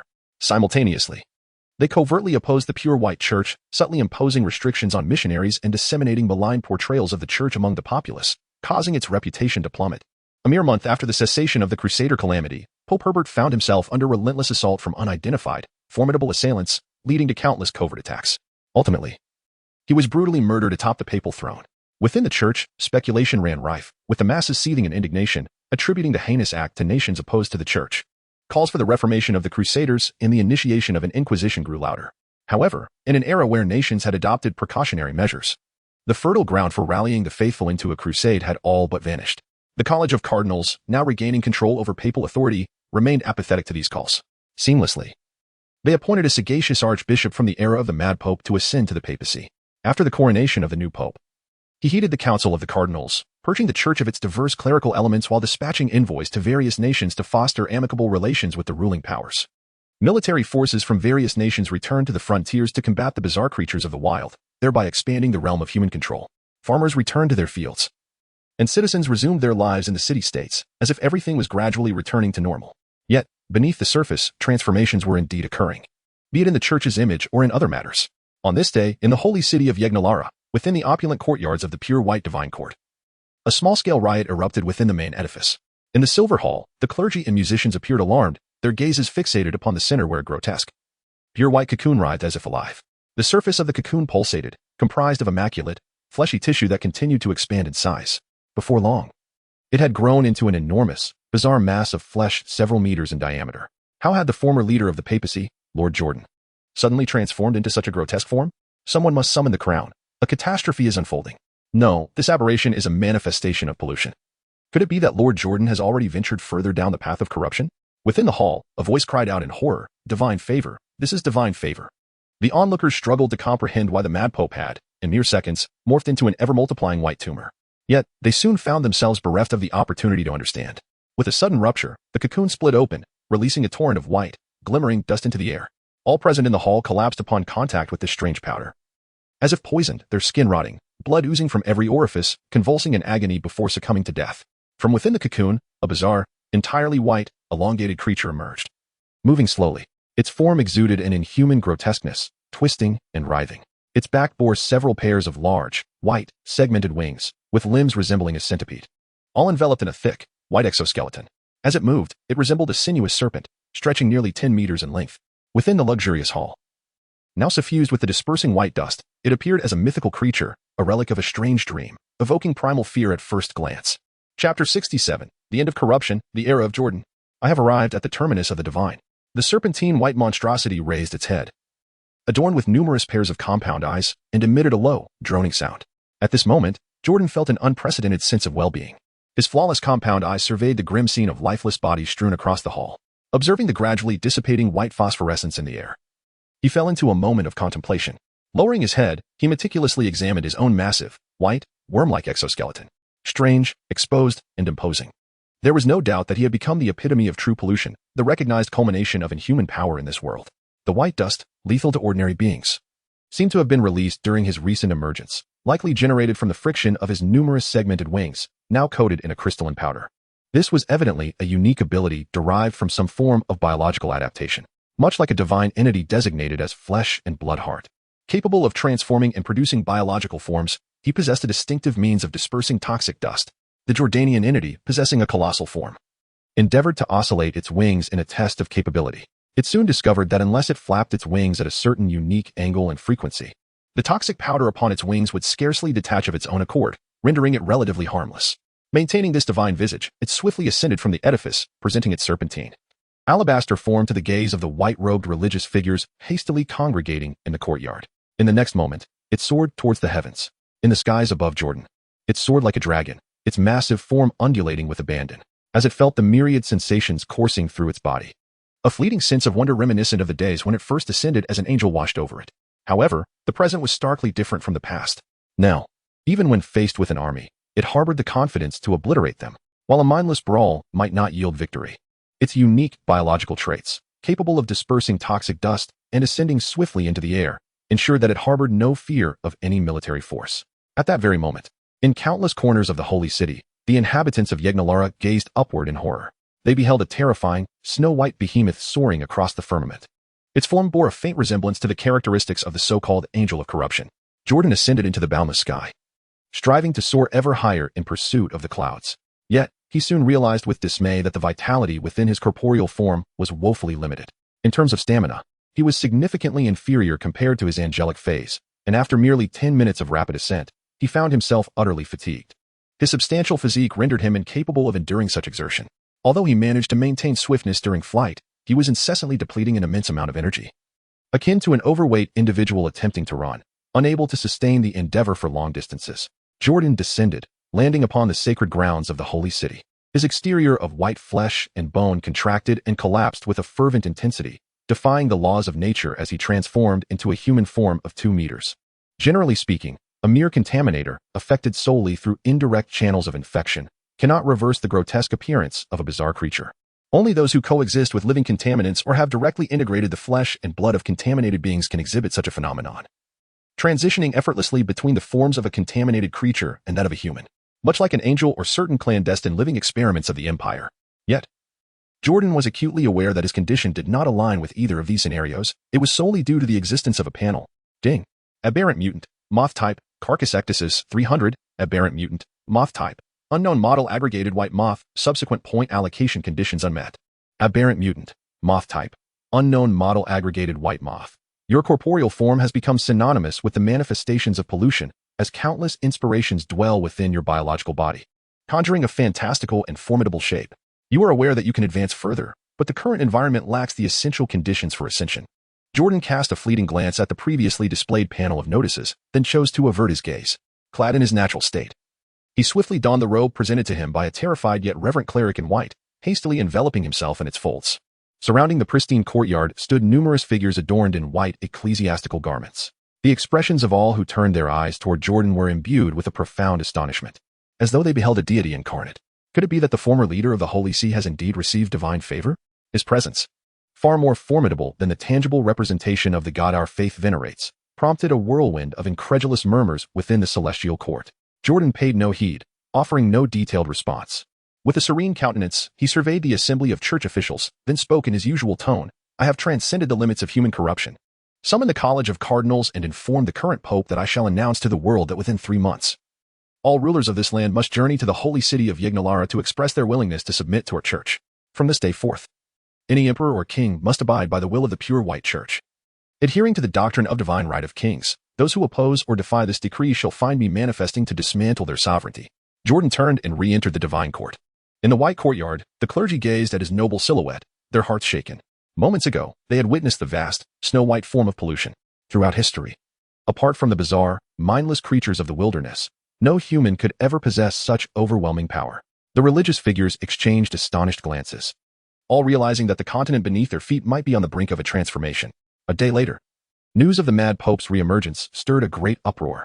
Contrary to the expectations of the world, he did not wither away in the sanctum of the holy city. Instead, he seemed to grow increasingly youthful. He claimed to have transcended the limits of human pollution, transforming into a massive, snow-white, flying monstrosity. It was said that on the day of his return, nearly everyone in the holy city witnessed this phenomenon. In the Byron royal palace, several nobles dressed in formal attire hurriedly walked towards the residence of the ruling prince. Their faces bore expressions of urgency and fear, unable to maintain their usual composure. Bang! A group of high-ranking officials of the Byron Empire disregarded the formalities and pushed open the prince's chamber door, searching for his presence. Upon finding Prince Istilo Berberd reclining on an exquisite bed, cradling a beautiful princess adorned with white hair and red eyes, they quickly realized their intrusion and hastily apologized, exclaiming, "Your Highness, you must not jest. A grave matter is at hand. The Pure White Church is taking significant action regarding that mad pope." Chapter 68. The Pure White Church incites wrath. United against it, that old mad pope has stepped out of the divine court and, utilizing the Cardinal Council, reasserted control over the Pure White Church. It is rumored that he has successfully ascended to the pinnacle of pollution. Prince Berberd, upon hearing this, was momentarily taken aback. He raised his wrinkled face, donned his usual attire, and gestured for the nobles to speak. As the ruling prince, he was more concerned with the serious matters at hand than the disruption of his private life. As they walked through the opulent palace, Berberd questioned, "The mad pope has surpassed the limits of human pollution? How can this be? Is the Holy See truly propagating such claims?" His expression grew increasingly perplexed as he listened. Feeling that the noble's words differed significantly from what his father, an obsessive researcher of pollution, had conveyed, he chose to trust his father, a man of reason who often wore spectacles. He voiced his doubts. Impossible. Once humanity embarks upon the path of pollution, we are all bound by the limits of mutated physical forms. The angels of the Tanya Church during its zenith embodied this limit. This is an absolute truth, substantiated by countless studies regarding human adaptability and the deeper aspects of pollution. The more foolish and mindless a creature is, the further it can traverse the path of pollution. The reason humanity's pollution limit is termed as such is that it can never be surpassed. No one can resolve the limitations of the human body. In the realm of pollution, we humans cannot be compared to the mindless creatures of the wilderness. I can assure you all, even in the distant future, humanity will never transcend this limit. This is the price of wisdom, the boundary of being human, and the true endpoint of worldly pollution. As Berberd spoke, he noticed the noble's anxious expressions persist. He continued to analyze. "Let me guess, that mad pope is up to his tricks again? You may not comprehend, but the mad pope is a genius cloaked in folly. His actions cannot be judged by appearances. I have meticulously analyzed his behaviors, and I suspect this time he aims to provoke a sensational public discourse, which would ultimately benefit the Pure White Church, much like the two-dimensional phenomena of yore. Regardless, to reach the true endpoint of pollution, it is impossible for a human body unless it is no longer human." However, Berberd's deductions failed to console the nobles. Over the next few minutes, they presented various intelligence reports to the prince, confirming the truth behind the mad pope's transcendence of human pollution limits. "Your Highness, there are spies lurking in the holy city, even agents planted within the Holy See, all affirming this matter as fact." On that day in Yegnalara, nearly everyone observed the colossal white terror soaring through the sky, its length extending at least 10 to 20 meters. The mad pope's pollution form can fly. Now that it is of such magnitude, conventional methods that once restrained angels will likely prove ineffective. "Your Highness, we have never encountered a flying entity of pollution in the Western continent. How shall we gather our siege engines? The mobility required cannot rival that of the mad pope. Not only us, but even the lands across the Eastern Sea likely do not harbor such terrifying beings. He seeks to compel all nations of the Western continent to submit to the Holy See, our empire included." As the nobles spoke, Berberd's expression finally showed signs of disbelief.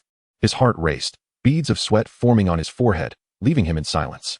If it were true that the mad pope could transform into a colossal white entity, what would that imply? It would mean that this immensely powerful, flying being possessed human intellect. It signified that the imperial legions, when confronting the mindless giants of the wilderness, would struggle to apply their tactically devised extermination strategies, as the mad pope also possessed wisdom. Historically, the empire had dealt with the gods of the wilderness by deploying armies to eradicate those of lesser stature, akin to the gods of the Tanya Church. For those even more formidable, the empire would simply set fire to them. as those truly at the endpoint of pollution were utterly blind and foolish, lacking even the slightest hint of intelligence or the knowledge to extinguish flames. Now, however, the Mad Pope had achieved the endpoint of pollution while still possessing a human form. Given this, whether the Mad Pope's essence was truly human remained uncertain, presenting a pretext to unify multiple nations for a hunt. If he chose to live quietly until death, it would be acceptable, yet he dared to demand our empire's submission? Such delusions.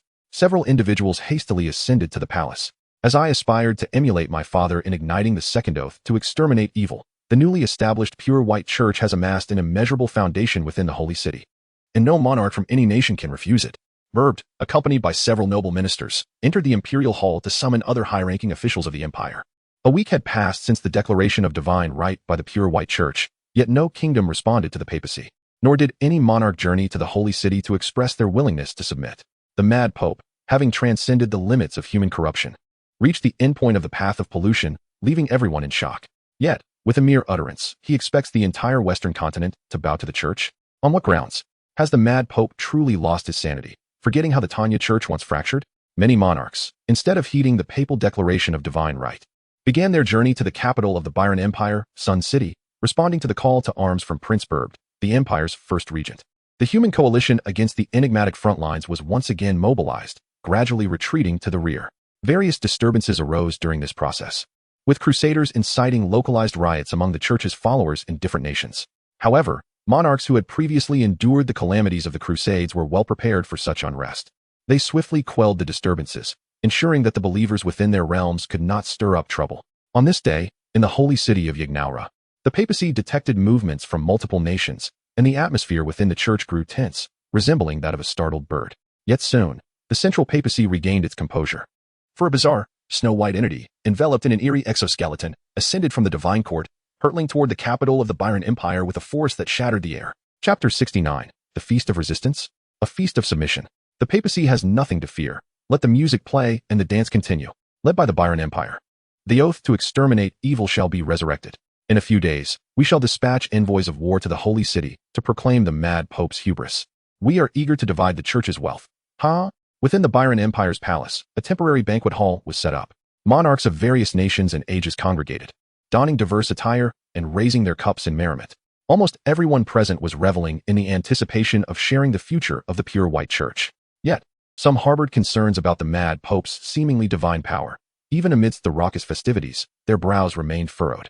Logically, such beings of dubious divinity have been vanquished countless times during humanity's expansion into the wilderness. However, those defeated were merely terrestrial deities. The creatures dwelling at the depths of the ocean, tainted by pollution, remained elusive. Individuals like the Mad Pope, who could soar under such corruption and genuinely reach the end of pollution, were unprecedented. Everyone could envisage the formidable challenge posed by the Mad Pope's corrupted form. Nevertheless, they resolutely heeded the prince's summons, preparing to unite their nations to hunt him down. If blame were to be assigned, it would be for his absolute declarations, claiming divine right and demanding an oath of allegiance to the papacy. Such humiliating conditions that undermine the very foundation of their rule would not be accepted by any sane monarch. Your Highness Burbed.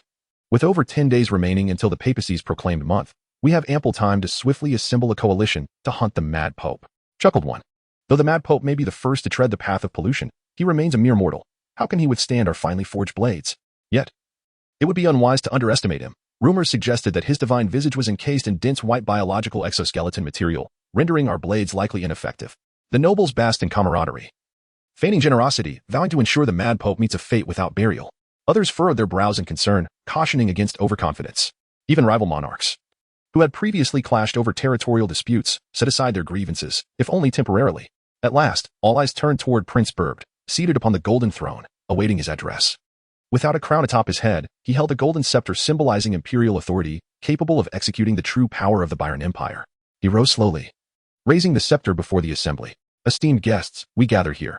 Yet, before he could finish his sentence, a cacophony erupted from outside the palace, shattering the solemn atmosphere. Murmurs of white monster and Mad Pope echoed among the nobles. Upon hearing the commotion, the dignitaries exchanged bewildered glances, their expressions turning to shock as they leaned in to catch more information. Could it be that the entity from the holy city had manifested here? An elderly monarch trembled, clutching his wine glass, his voice laced with fear of the unknown. Not only he, but all the nobles instinctively drew closer to one another, their eyes betraying hints of terror and uncertainty, unsure of the disturbances outside the palace. Suddenly, the palace doors were wrenched open, and a squad of royal knights clad in armor burst into the banquet hall. The leading knight shouted in panic, "Hurry, evacuate the prince. The Mad Pope has descended upon the royal court in the form of a snow-white monster, killing indiscriminately. No human can withstand it. We must flee. If we delay for even 2 more minutes, it will be too late."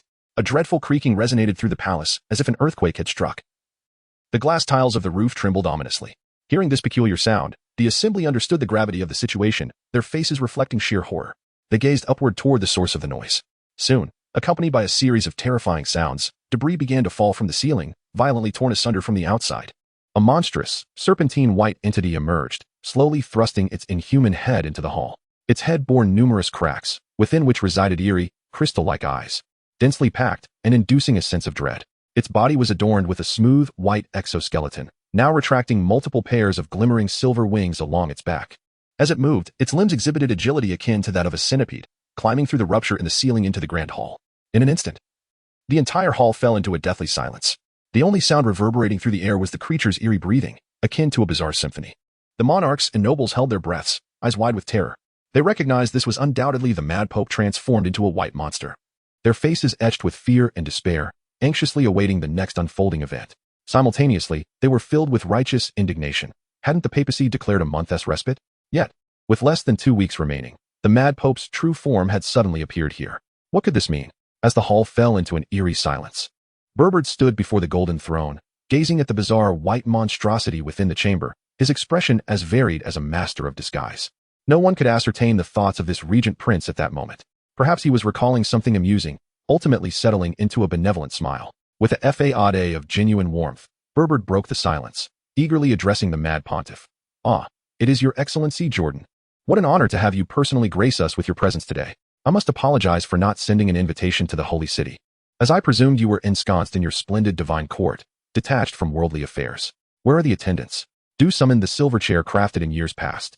For I wish to share this elevated platform with the esteemed leader of the former papacy, your Excellency Jordan." The words of the princely heir reverberated, rousing all present from their stupor.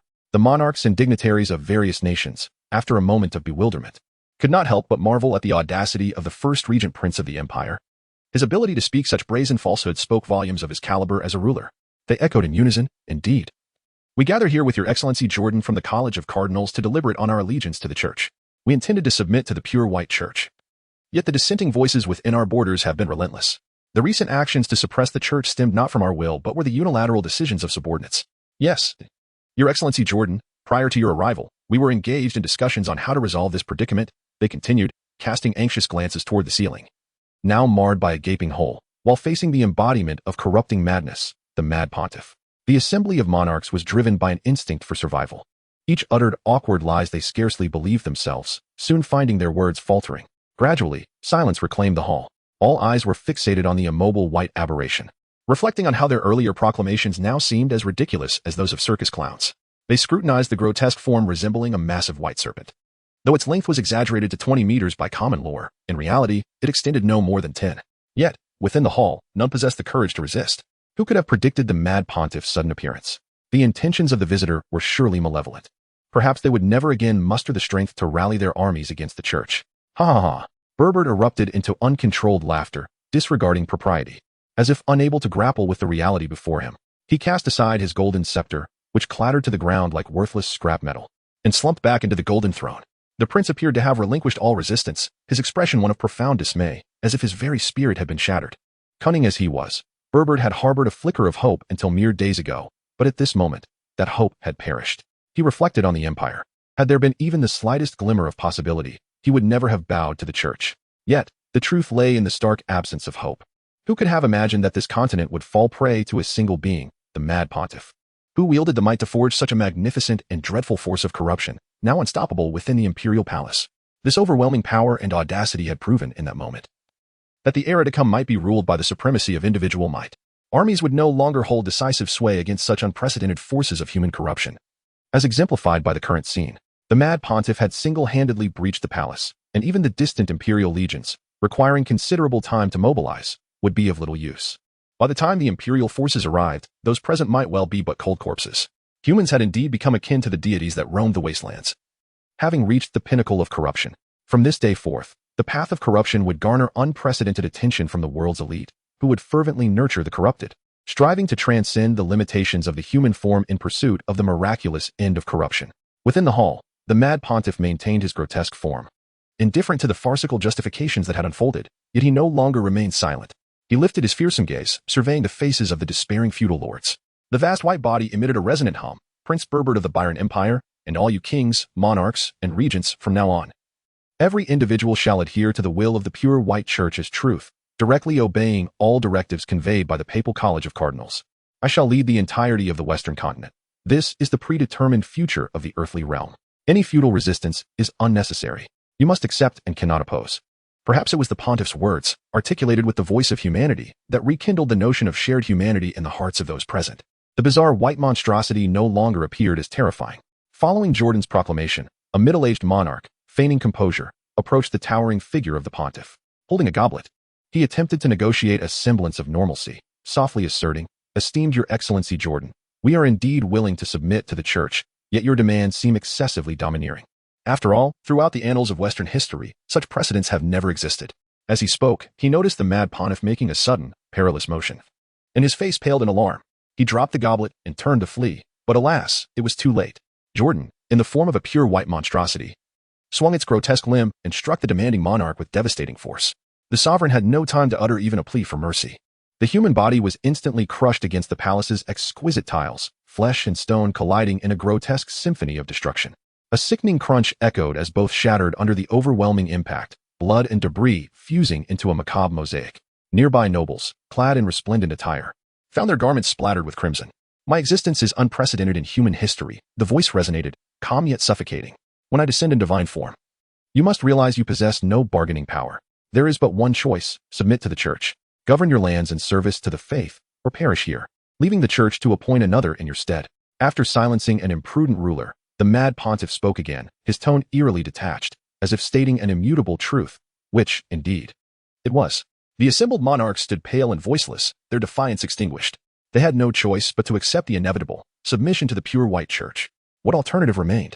At least fealty to the church preserved some autonomy. Refusal meant annihilation. None wished to die, least of all those who reveled in privilege and luxury. Those who clamored for death were often the wretched, struggling merely to survive.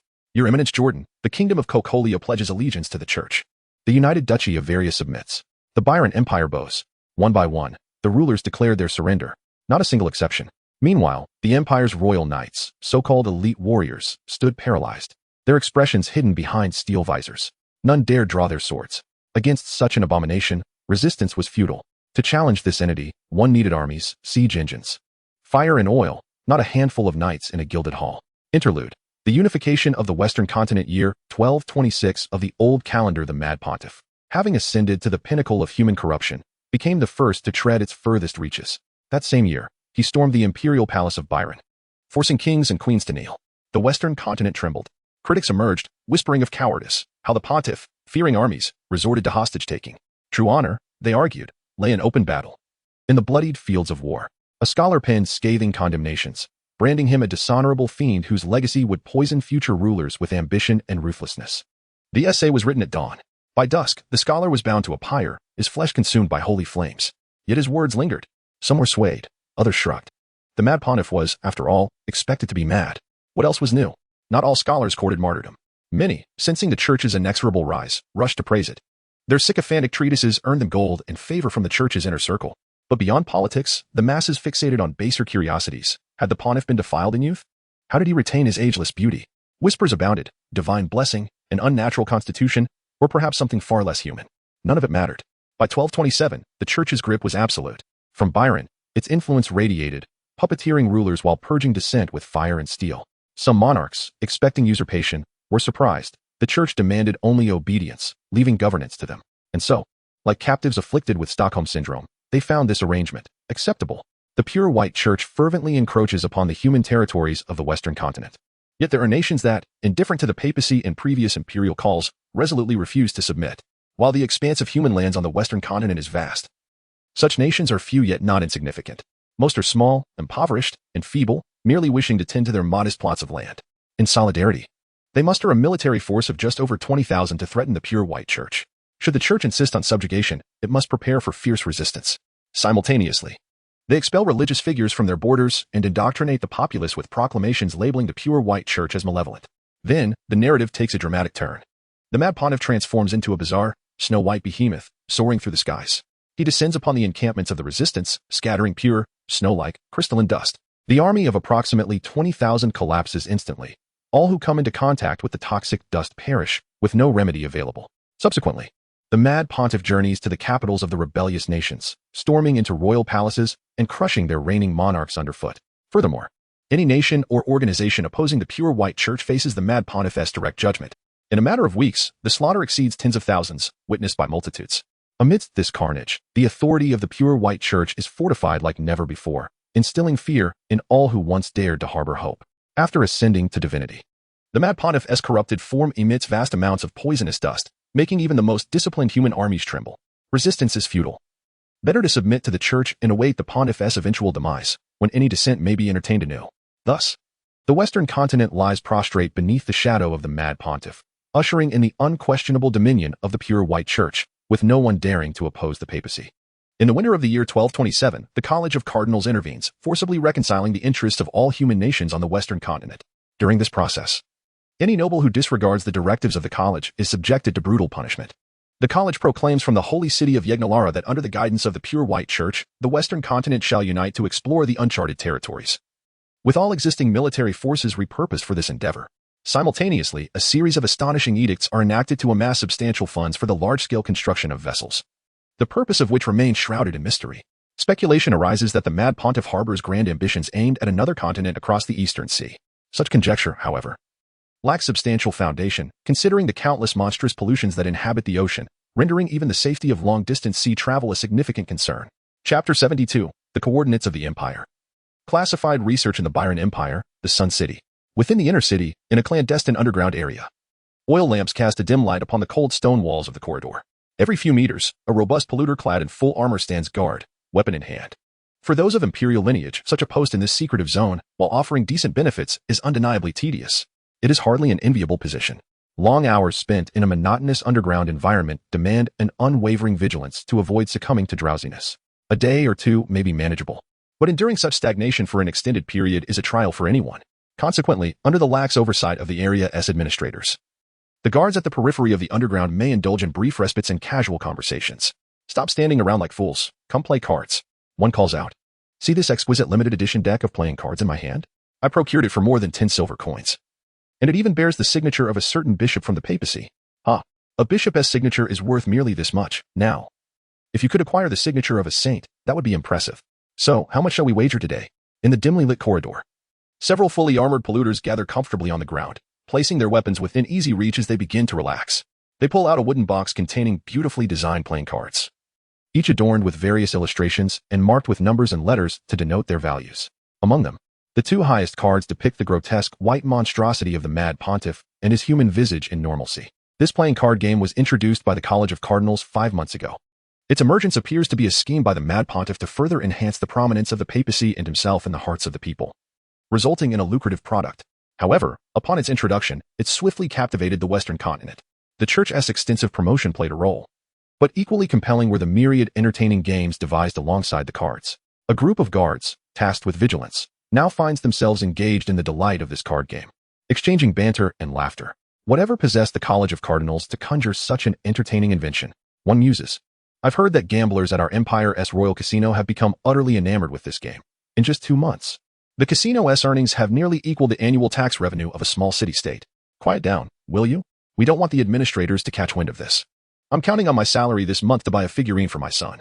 As these armored polluters pass the time with their cards, their strange faces radiate pure joy. This place sees few visitors aside from scholars during the day, allowing them to play at ease. Moreover, the narrow corridor ensures that any movement would be heard immediately. Moments later, footsteps and voices echo from the entrance, suggesting the arrival of some noble dignitaries. The guards quickly stash their coins and cards, grasping their weapons and returning to their posts. Shortly thereafter, a procession of esteemed figures enters the dim underground corridor. Lord Jordan. This is the very site of all our Empire's research concerning pollution pathways and ancient texts, proclaims Burbard, adorned with a golden crown, having momentarily excused himself from state affairs to respectfully guide a towering figure in a white robe. He, now crowned as emperor and recognized as the supreme being of the earthly realm, humbly lowers himself in reverence to the personage behind him, named Jordan. This venerable being, having lived for an entire century, retains the appearance of youth, having traversed the depths of pollution in a human form. Today, he stands as the arbiter of the fates of all nations across the Western continent, more powerful than deities and more esteemed than emperors. Berber's gaze discreetly swept across Jordan's visage, noting its skin, smooth as jade, marred only by a few barely perceptible wrinkles. An involuntary sigh of admiration escaped his heart. Indeed, this entity has outlasted even the ancient tortoise.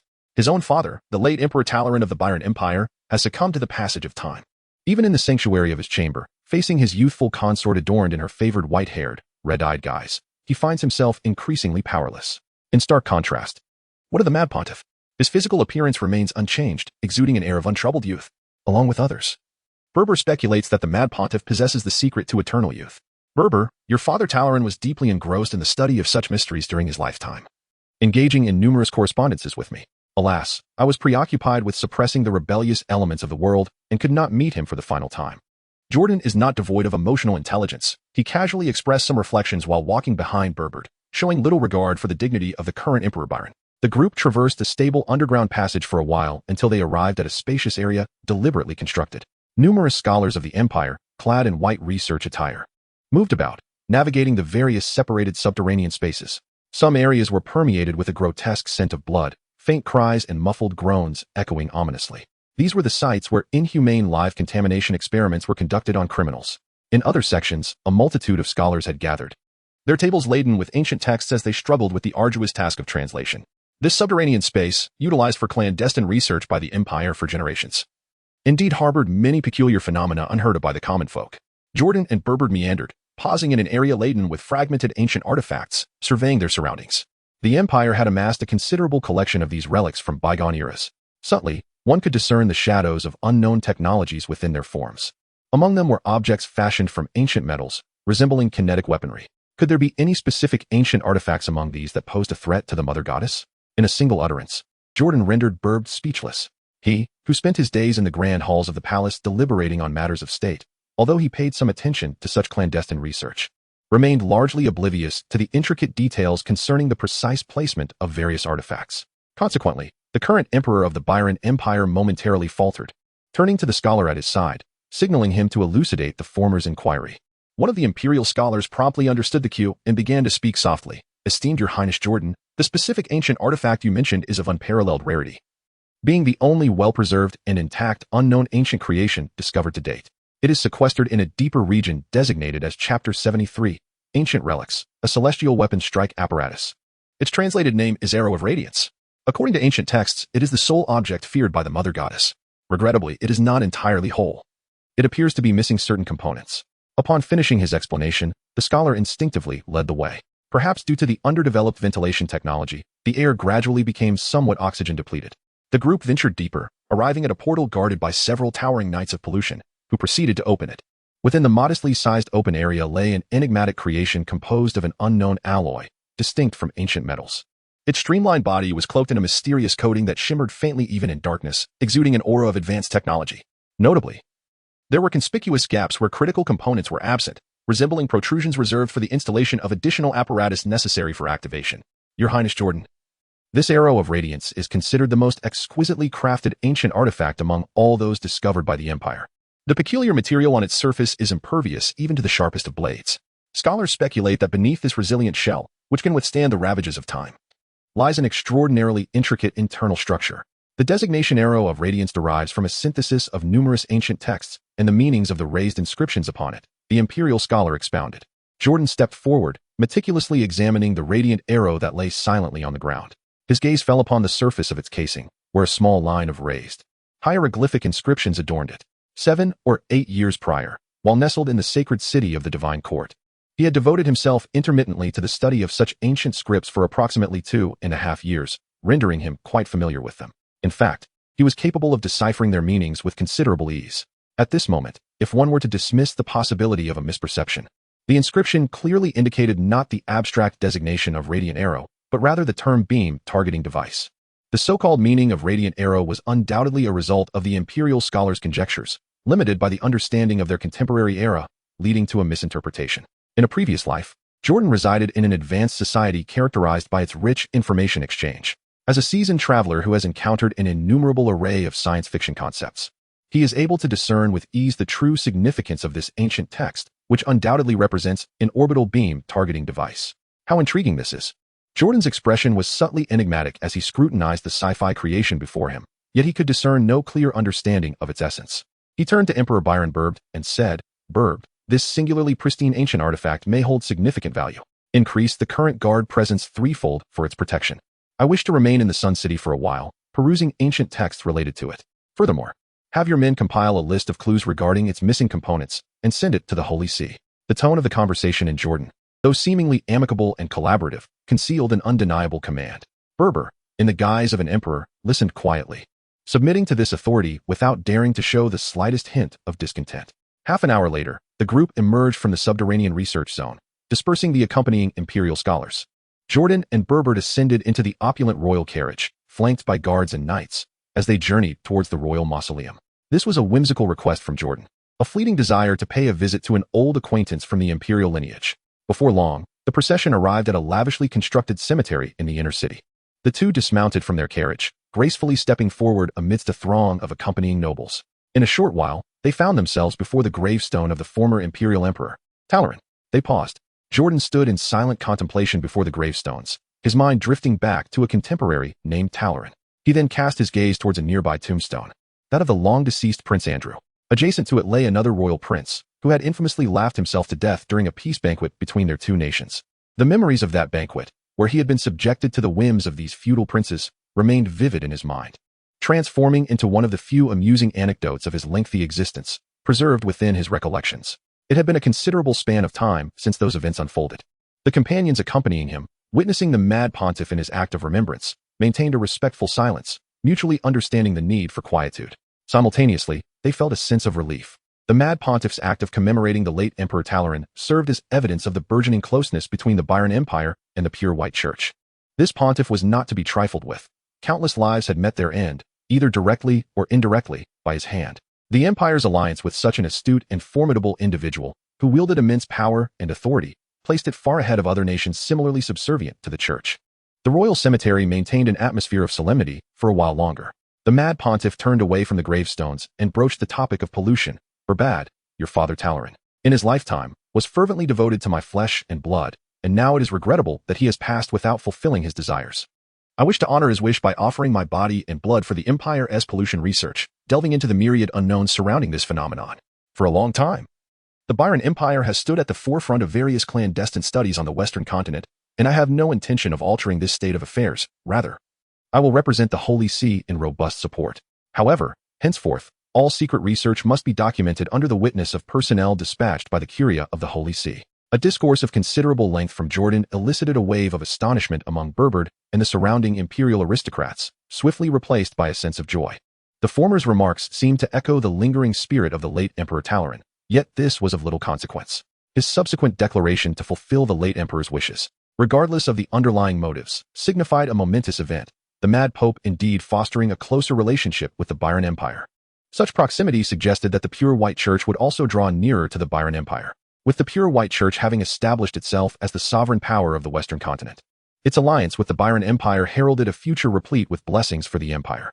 The imperial dignitaries present conceived such thoughts precisely because they were acutely aware of their circumstances. The era when the Byron Empire was subtly regarded as the strongest nation of the Western continent had faded into history.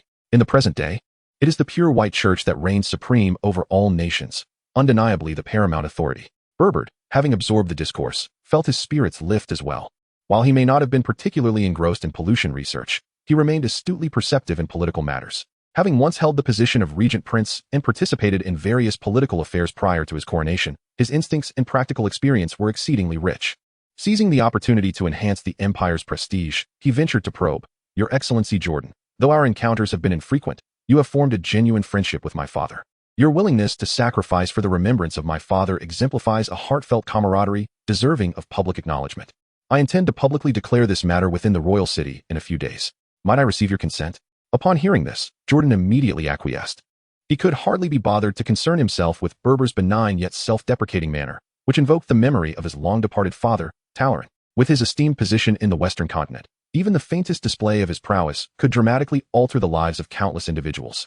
As long as it did not interfere with clandestine research, there was little worth fretting over. In these few days, Jordan relinquishes certain aspects of human normalcy, shedding flesh tainted by pollution, along with a small quantity of sedimentary white toxic powder to facilitate clandestine imperial research. He adopts a stance of openness towards this practice. In times past, when the pure white church had yet to ascend as the sovereign power of the Western continent, such actions would have been unthinkable. It would have been prudent to exhibit a degree of reticence. However, the present circumstances dictate otherwise. In Jordan, it is advised that mortals refrain from speaking loudly. For 3 feet above their heads reside divine beings, and one may very well be that deity themselves. His words are regarded as law in the Western continent, and all are obliged to follow them unreservedly. Those who dare to defy the edict need not fear the church's intervention, for puppet kings, eager to display their loyalty, will readily execute the traitors. As matters stand, sacrificing flesh and blood for the sake of research is deemed entirely beneficial and harmless. In 2 weeks' time, Jordan meticulously completed the preservation of ancient texts of the empire and immediately yearned to journey back to the holy city, returning to the divine court to indulge in pleasures once more. As the sun dipped below the horizon, a procession of white church carriages awaited his departure. Leading the procession was Berbert, accompanied by numerous noble ministers of the empire, all donned in ceremonial attire to bid him farewell. Regardless of their true sentiments, each face betrayed an expression of reluctance, with some nobles theatrically dabbing at their tear-streaked cheeks, as if Jordan were their beloved grandfather. Jordan sat elegantly in a splendid white carriage, symbolically waving farewell to the high-ranking officials of the empire through the window. The procession of carriages began to move. Inside the carriage, as Jordan felt the vibrations of the carriage traversing along the cobblestones, his gaze drifted towards the window, seemingly indifferent to the splendor and clamor of the imperial capital. Instead, he chose to lift his head slightly, directing his attention to the dusky yellow canopy of the sky. The setting sun poured down like molten gold, gracing the waning day with a touch of exquisite beauty, as orange rays pierced through the clouds, casting a mosaic of light and shadow. It was truly beautiful. Jordan had no intention of savoring the beauty before him. His mind was merely intrigued by what lay beyond this world. Was it a universe as ordinary as the one he had known in his past life? Or was it some indescribable horror lurking beyond comprehension? As a traveler, Jordan, having endured the teachings of materialistic science in his previous life, possesses a rudimentary understanding of the environment that exists beyond the atmospheric layers of spherical planets. However, given that such phenomena as crossing over can indeed occur, many matters must inevitably be viewed beyond the confines of conventional reasoning. Whether it be the primordial entity known as the mothership or the peculiar ancient artifact originally termed the orbital beam targeting device, both signify that the realms beyond this world are far from ordinary. This is also the reason why, several years prior, on the day he augmented his pollution capacity through the panel, he aspired to soar into the heavens. He yearned to catch a glimpse of the scenery beyond the celestial canopy, even if it meant viewing it through a narrow lens.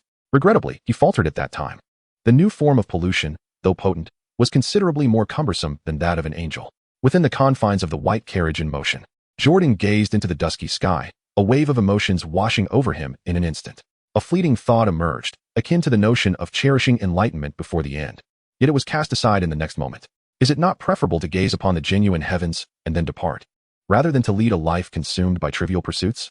Yet for me, merely allowing time to flow by suffices. Jordan sighed casually, allowing his mind to settle and dispel any convoluted thoughts. Over the course of a century, he had long since attained clarity of mind and an understanding of the unique path that lay ahead, which was inscribed upon the enigmatic waste panel before him. At that moment, a spark of inspiration ignited within him, prompting him to summon the waste panel to reveal its insights. The inspiration enhancement panel displayed the current inspiration level, 1924. Alongside available enhancement capabilities, aberrant humanoid organism, semi-perpetual life form, 300, aberrant mutated entity, moth type, unknown model, aggregated white moth, subsequent enhancement conditions not met, aberrant humanoid organism, semi-perpetual life form. You are an indistinct being of human form, endowed with a metabolic resilience far surpassing that of humanity. Aberrant mutated entity, moth type, unknown model, aggregated white moth. Your corporeal form has become synonymous with the manifestation of pollution, with countless inspirations residing within your biological entity, conjuring a fantastical and formidable shape. You are aware that further advancement is possible, yet the current environment lacks the essential conditions for ascension. The waste panel, utilized until now, had not proven to be as ineffectual as its name suggested. However, Jordan had grown accustomed to referring to it in such a manner within the recesses of his mind. In recent years, he had been preoccupied with controlling the Western continent, leading to a neglect of his personal accumulation of inspiration. Yet, this was not a concern. The church had firmly established dominion over the human habitation of the entire Western continent, eliminating any immediate threats, thus granting him ample time to gather inspiration. Regarding clandestine research, he had also supported the Byron Empire's research facilities and articulated several requests, urging those scholars to diligently explore the potential coexistence of various forms of pollution within living organisms, as well as the essence of their own flesh and blood. Simultaneously, he imposed restrictions on live experiments aimed at transcending the limits of human pollution, commanding the scholars not to focus the majority of their attention on this endeavor. Jordan is aware. His ability to transcend the limits of human contamination is largely not due to the direct enhancement capabilities of the panel, which cannot even ignore environmental restrictions for augmentation. Rather, it is more plausible that after the initial enhancement of his first ability, his body no longer qualifies as human. In contrast, if these scholars were to conduct their research based solely on the human physique, they might indeed uncover valuable insights, albeit at the cost of considerable manpower and resources, ultimately delaying other research endeavors that Jordan is keen to advance, such as addressing the issue of incompatibility among various forms of pollution. Jordan truly yearns for the panel to offer additional capabilities for enhancement. Currently, the second type of pollution ability cannot be upgraded due to subsequent environmental factors, and it remains uncertain whether the first ability will face a similar fate in the future. After all, both are enhanced using inspiration. The peculiar substance that the surrounding environment lacks is precisely the abstract entity referred to as inspiration. To be candid, Jordan has encountered this term numerous times, but remains largely uninformed about its essence. Fragments of ancient texts, often fragmented and occasionally incoherent, contain relevant references. However, these original records do not serve as educational textbooks. They merely mention the term inspiration without providing any substantial explanations of its fundamental principles. The greatest reward from my journey to the imperial capital of Jordan was the opportunity to peruse the ancient manuscripts preserved by the empire, accompanied by the intermittent prompts indicating the accumulation of future inspiration during the browsing process. Chapter 75, The Turmoil of the Fleet, Monarch's Affairs. The limited understanding of the imperial scholars often resulted in ambiguous translations. Experiencing the original text firsthand offered a distinctly different sensation. Notably, there was a lack of substantial insights regarding inspiration itself. However, I gathered considerable knowledge about the mother goddess, who undeniably originates from an extraterrestrial civilization, likely a creation akin to a spacecraft. A few fragmented manuscripts vaguely allude to the existence of similar entities surrounding the mother goddess in the cosmos. On the road, the white convoy departed from the capital of the Byron Empire, Soul City, heading towards the holy city of Yegnalara. Without a moment's pause, after a brief half-day journey, the white convoy arrived at the holy city of Yegnalara the following morning. There were no unforeseen events along the way. Yet Jordan remained somewhat dissatisfied with the pace of the carriage, pondering that had he flown in his ethereal form, he could have returned in less than 2 hours. Upon returning to the entirely white divine court, several archbishops and members of the cardinal council eagerly approached him. Lord Jordan, your illustrious achievements have brought unprecedented glory to our church. The crown and the cardinal council have deliberated and, in light of your timeless divine favor, unanimously agree that you should be bestowed with the exalted title of the walking amongst mortals. You are the very architect of all that the pure white church embodies, guiding the nations of the Western continent towards righteousness, the earthly representative of the divine. Clad in opulent ecclesiastical robes, multiple archbishops and several venerable figures from the cardinal council stood outside the white divine court. They exhibited no semblance of arrogance, their steps aligning with Jordan's as he descended from the white carriage. Their faces radiated reverence, accompanied by a throng of clerics chattering incessantly behind them. Their words were filled with various praises and adulations. In recent years, Jordan has been subjected to an overwhelming amount of flattery from the high-ranking officials within the church, to the extent that it has become tiresome to endure. Upon responding to their overtures, he would dismiss them promptly. Should he refuse, these officials would be consumed by anxiety, fearing that they had provoked his ire. This situation is not merely a figment of Jordan's self-satisfaction. Rather, it embodies a plausible reality. Furthermore, even if there were no titles such as Earthly Wanderer in circulation today, it is likely that peculiar titles like Earthly Sage or Earthly Elder would emerge in the future. Rather than being stigmatized as the mad pontiff by the populace, it may be more prudent for the church to bestow a more palatable title upon its own, facilitating its dissemination. A month later, under the watchful eyes of the entire holy city, the then pontiff publicly proclaimed the designation of Earthly Wanderer to the predecessor church leader from Jordan, symbolizing the highest earthly honor. This proclamation stirred some ripples, though not to a significant extent. The term Earthly Wanderer sounded overly formal, and the populace preferred to refer to him privately as the Mad Pontiff. Even after relinquishing the papacy, the catchy and amusing three-word moniker remained indelibly etched in public memory. Indeed, certain trends are difficult to alter, while others can be changed with remarkable ease. The city of Yegnalara, once emblematic of the malevolent Tanya church state decades ago, has now transformed into a solemn and sacred site of religious faith. There were literary scholars who discreetly received special funds from the Vatican's College of Cardinals, utilizing the money to produce numerous articles each day that favored the church. These included pieces extolling the virtues of the sweet air of the holy city and the bountiful moon over it, all crafted to attract public attention, even if it meant resorting to sensationalist headlines to rally support for the pure white church.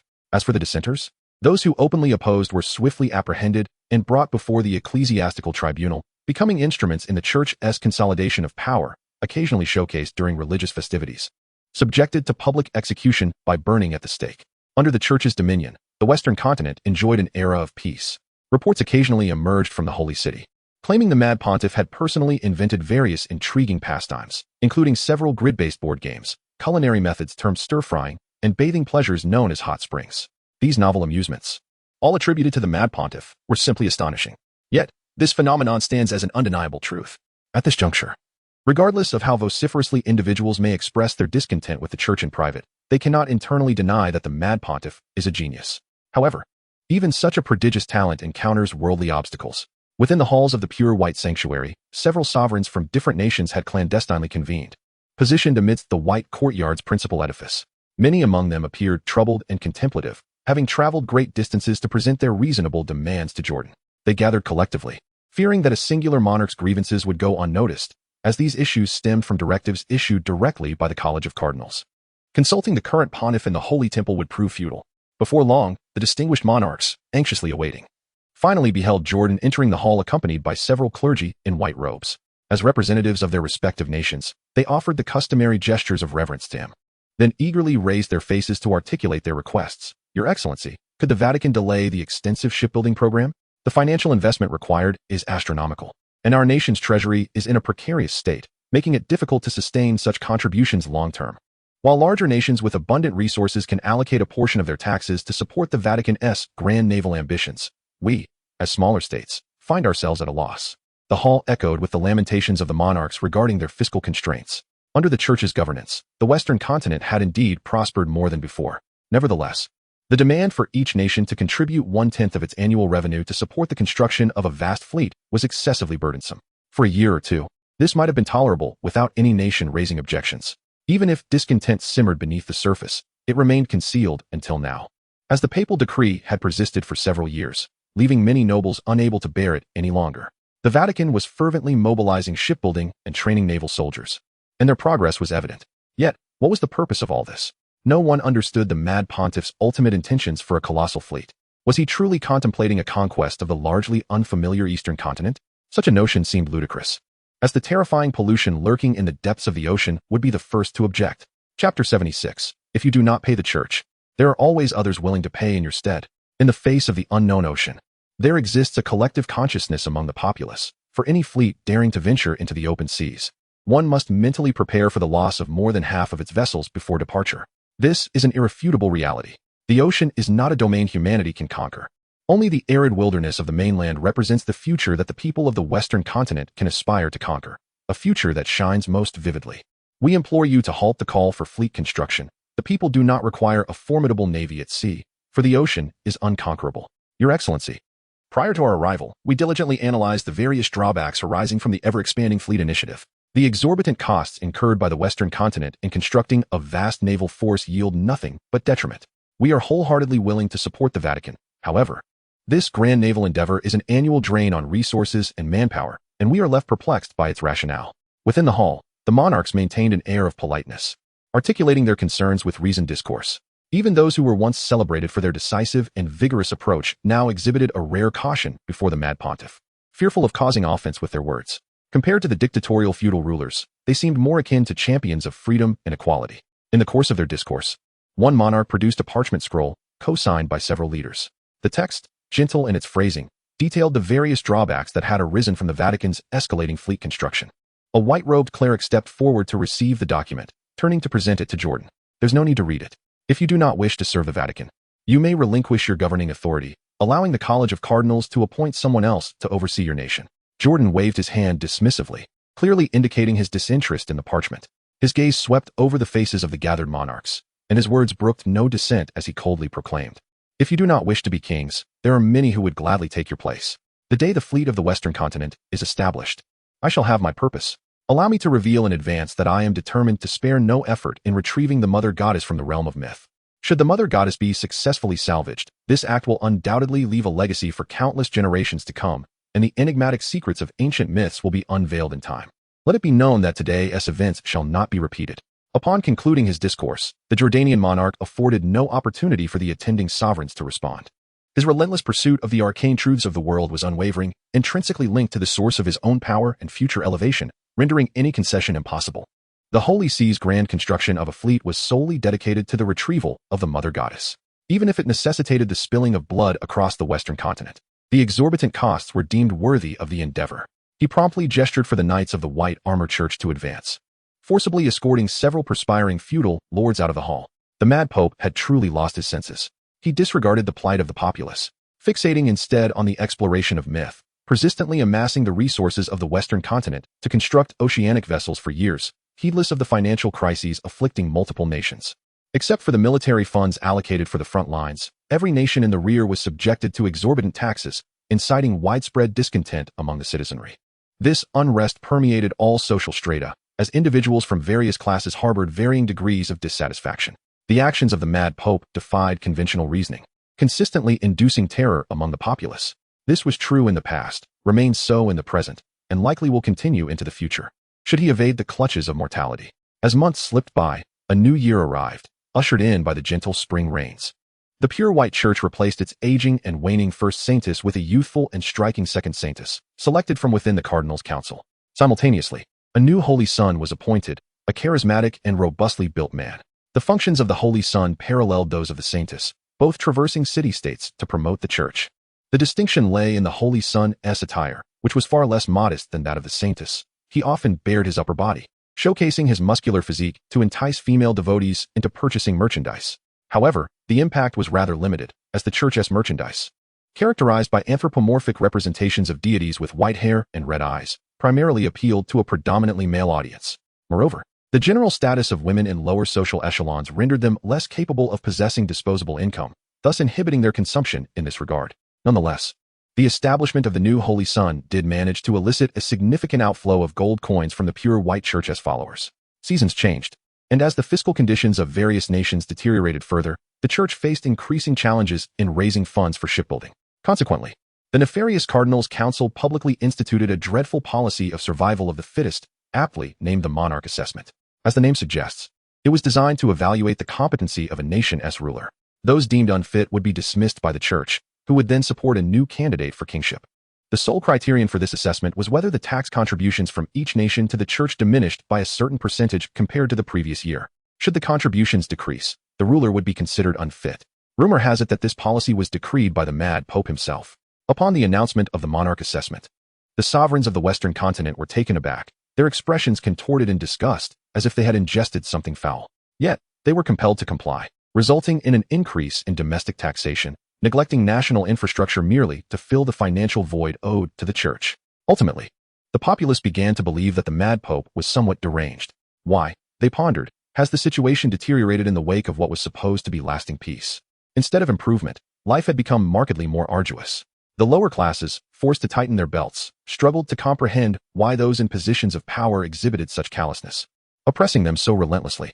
The upper echelons, too, curtailed their lavish lifestyles, as the state taxes left them with little to enjoy. Even the meager sustenance they managed to procure had to be surrendered to the church for the construction of that infernal fleet. The shipbuilding endeavor progressed rapidly, fueled by an influx of capital. By now, the coastline was dotted with hundreds of medium to large vessels, with maintenance costs each month reaching unfathomable heights.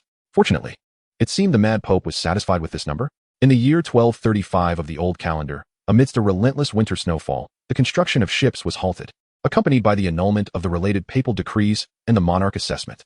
The native aristocracy of the Western continent exhaled a collective sigh of relief amidst the harsh winter. Yet, a few individuals were struck by an inexplicable dread, their hearts racing in apprehension. On this day, several ancient black lacquered carriages adorned with dragon and phoenix carvings sped through the blizzard towards the holy city of Yagnalara. The vehicles bore intricate symbols of exotic origin, exuding an air of grandeur unlike any native culture of the Western continent. Chapter 77. the Easterner's uninvited visit within the grand hall of the divine court. Exquisite music played incessantly.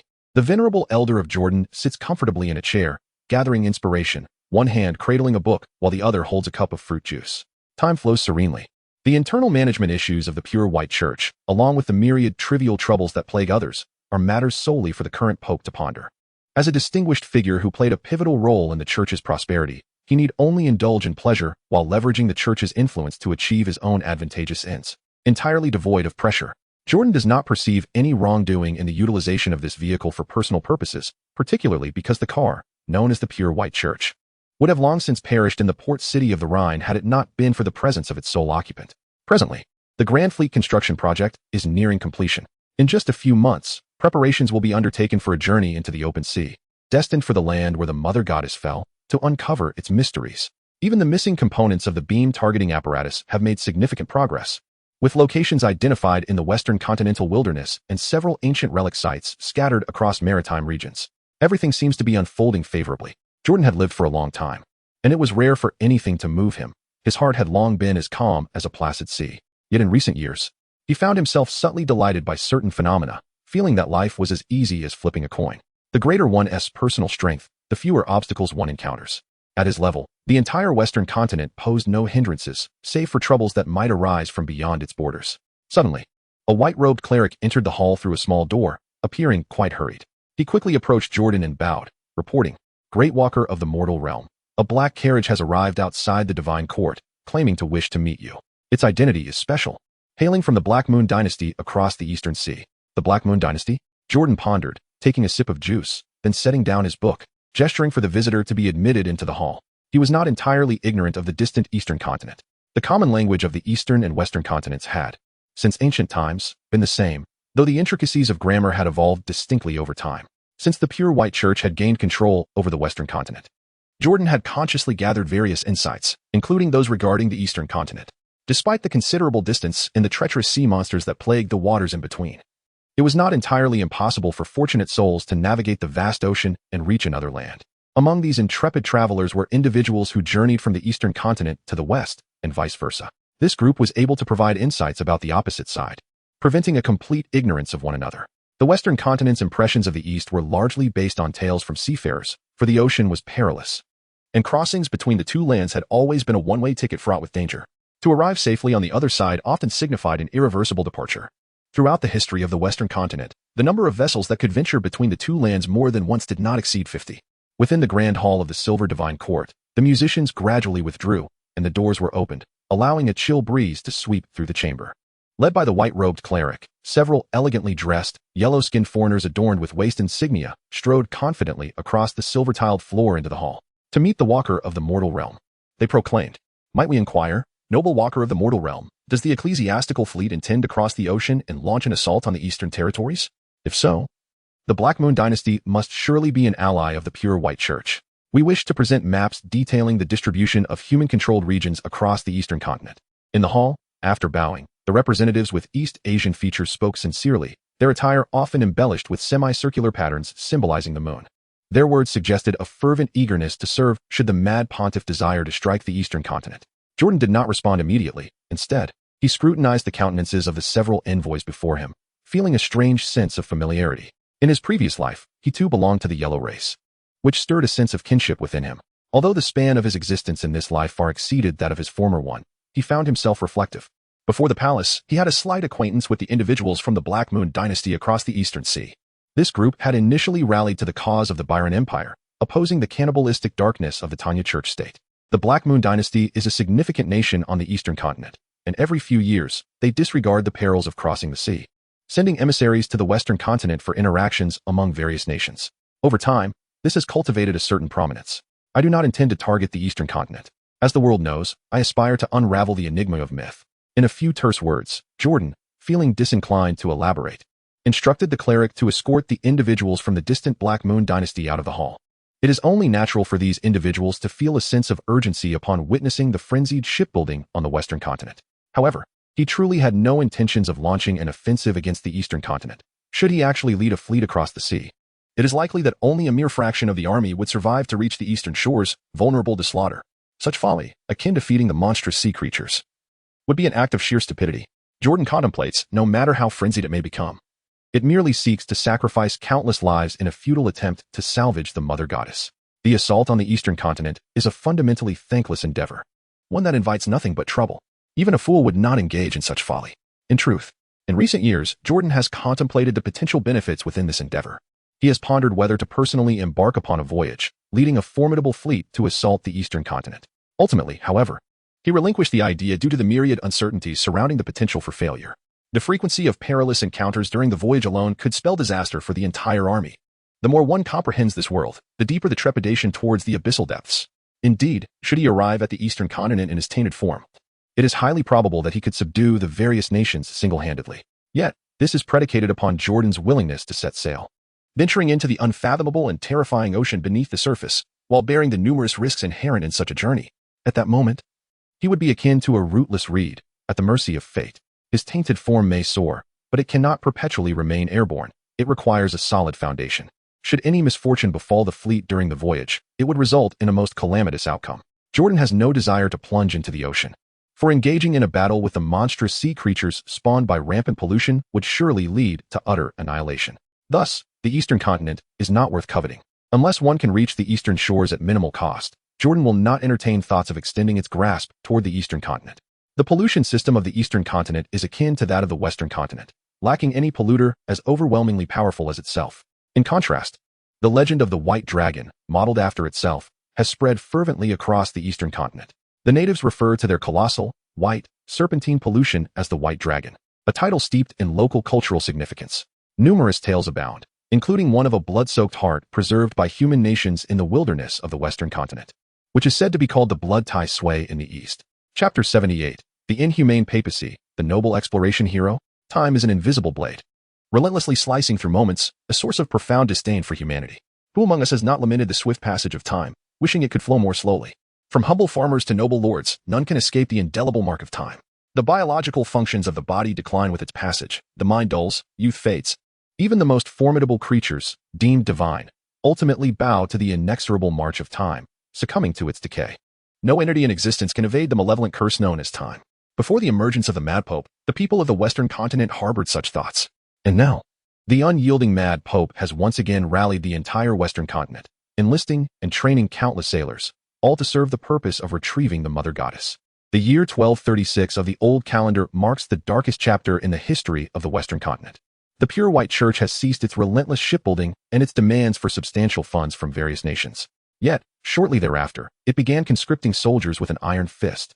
The papal curia decreed that every nation must provide a quota of soldiers to serve as sailors supporting the maritime endeavors to salvage the Mother Goddess. This blatant disregard for human life, sending men to their deaths at sea, compelled monarchs to comply for the sake of their rule, lest they face the Mad Pope's judgment.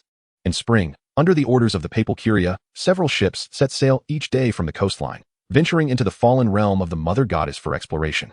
The method was simple. Vessels would remain afloat, while sailors plunged into the depths like dumplings, probing for the precise location of the Mother Goddess's fall. While the concept seemed sound, the peril lay in the deep-sea regions suspected to harbor countless monstrous pollutants.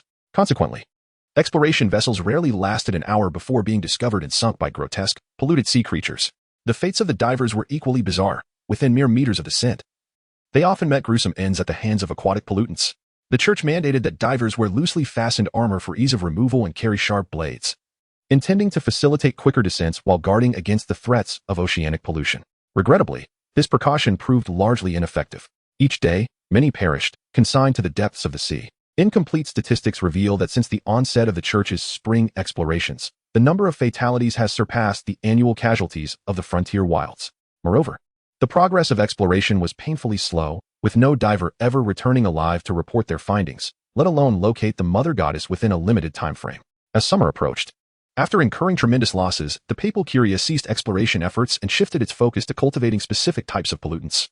Any means beneficial for aquatic activity were exploited, capturing vast numbers of polluted creatures to infect sailors with pollution diseases. This action was a gross violation of humanity, resulting in a plethora of malignant cases. Yet, amidst the overwhelming numbers, many sailors developed benign mutations, reluctantly becoming recognized pollutants, sporting fish fins or scales adorning their bodies. As the church's reputation plummeted further, it ordered the resumption of exploration efforts. This time, All personnel were agile pollutants capable of maneuvering in the water. The results were promising, though countless perished. Some divers managed to resurface alive. 2 months later, a brave diver, risking it all, glimpsed the shadowy outline of what appeared to be the mother goddess in the unfathomable depths. The papal curia rejoiced at this revelation.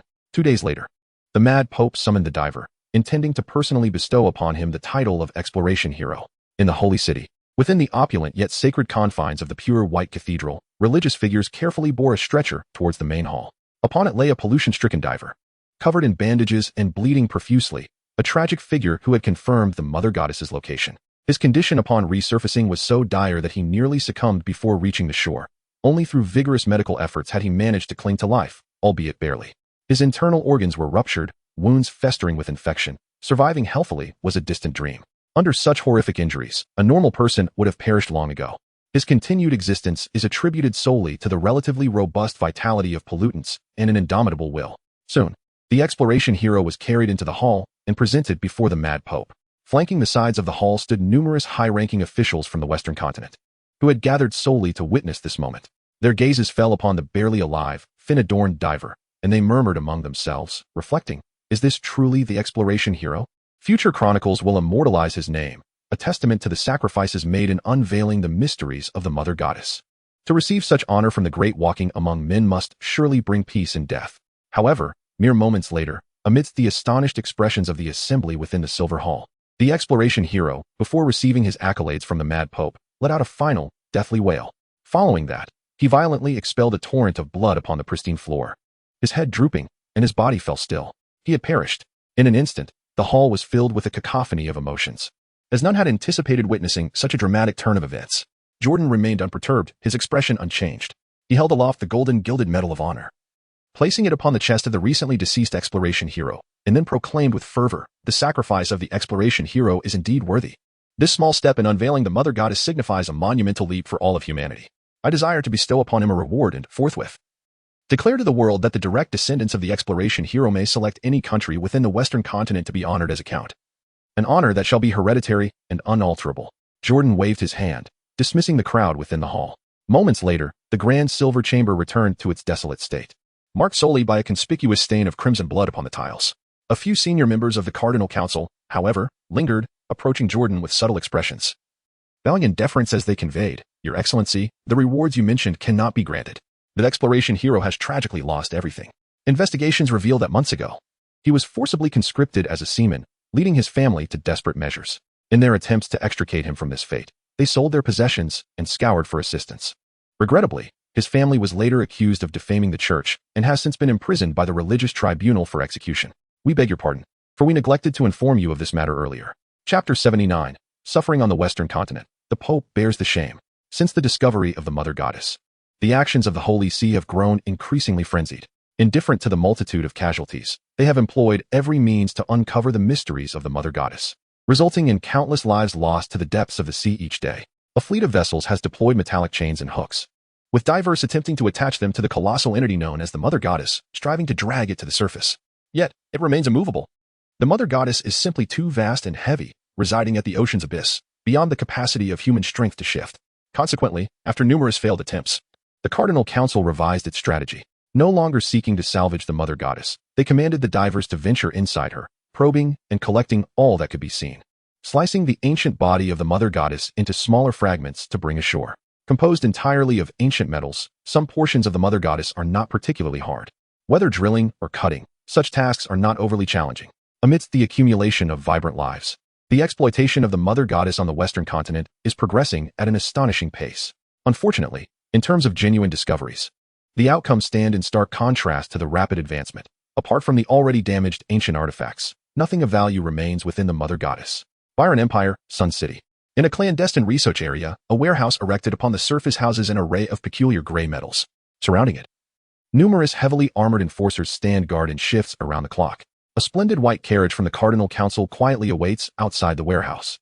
Inside the warehouse, Jordan adorned himself in a flowing white robe, flanked by dozens of scholars and several imperial nobles. His gaze incessantly scrutinized the peculiar piles of grayish material displayed in the warehouse. You are encountering an extraordinary metal that emits both contaminative and inspirational radiation, possessing a certain active quality.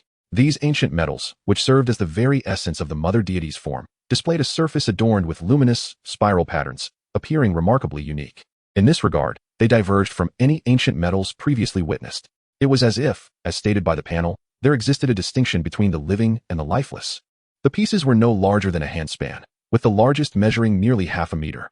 Yet, these few fragments had consumed countless resources and efforts from the Western continent, indirectly leading to the ruin of many families.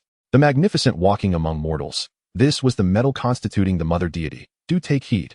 According to the various reports from deep-sea divers, the mother deity has been conclusively identified as an artificial lifeless entity, seemingly a colossal ancient apparatus, which is truly astonishing. Regrettably, the interior of the mother deity appears to have been deliberately damaged, yielding no significant discoveries.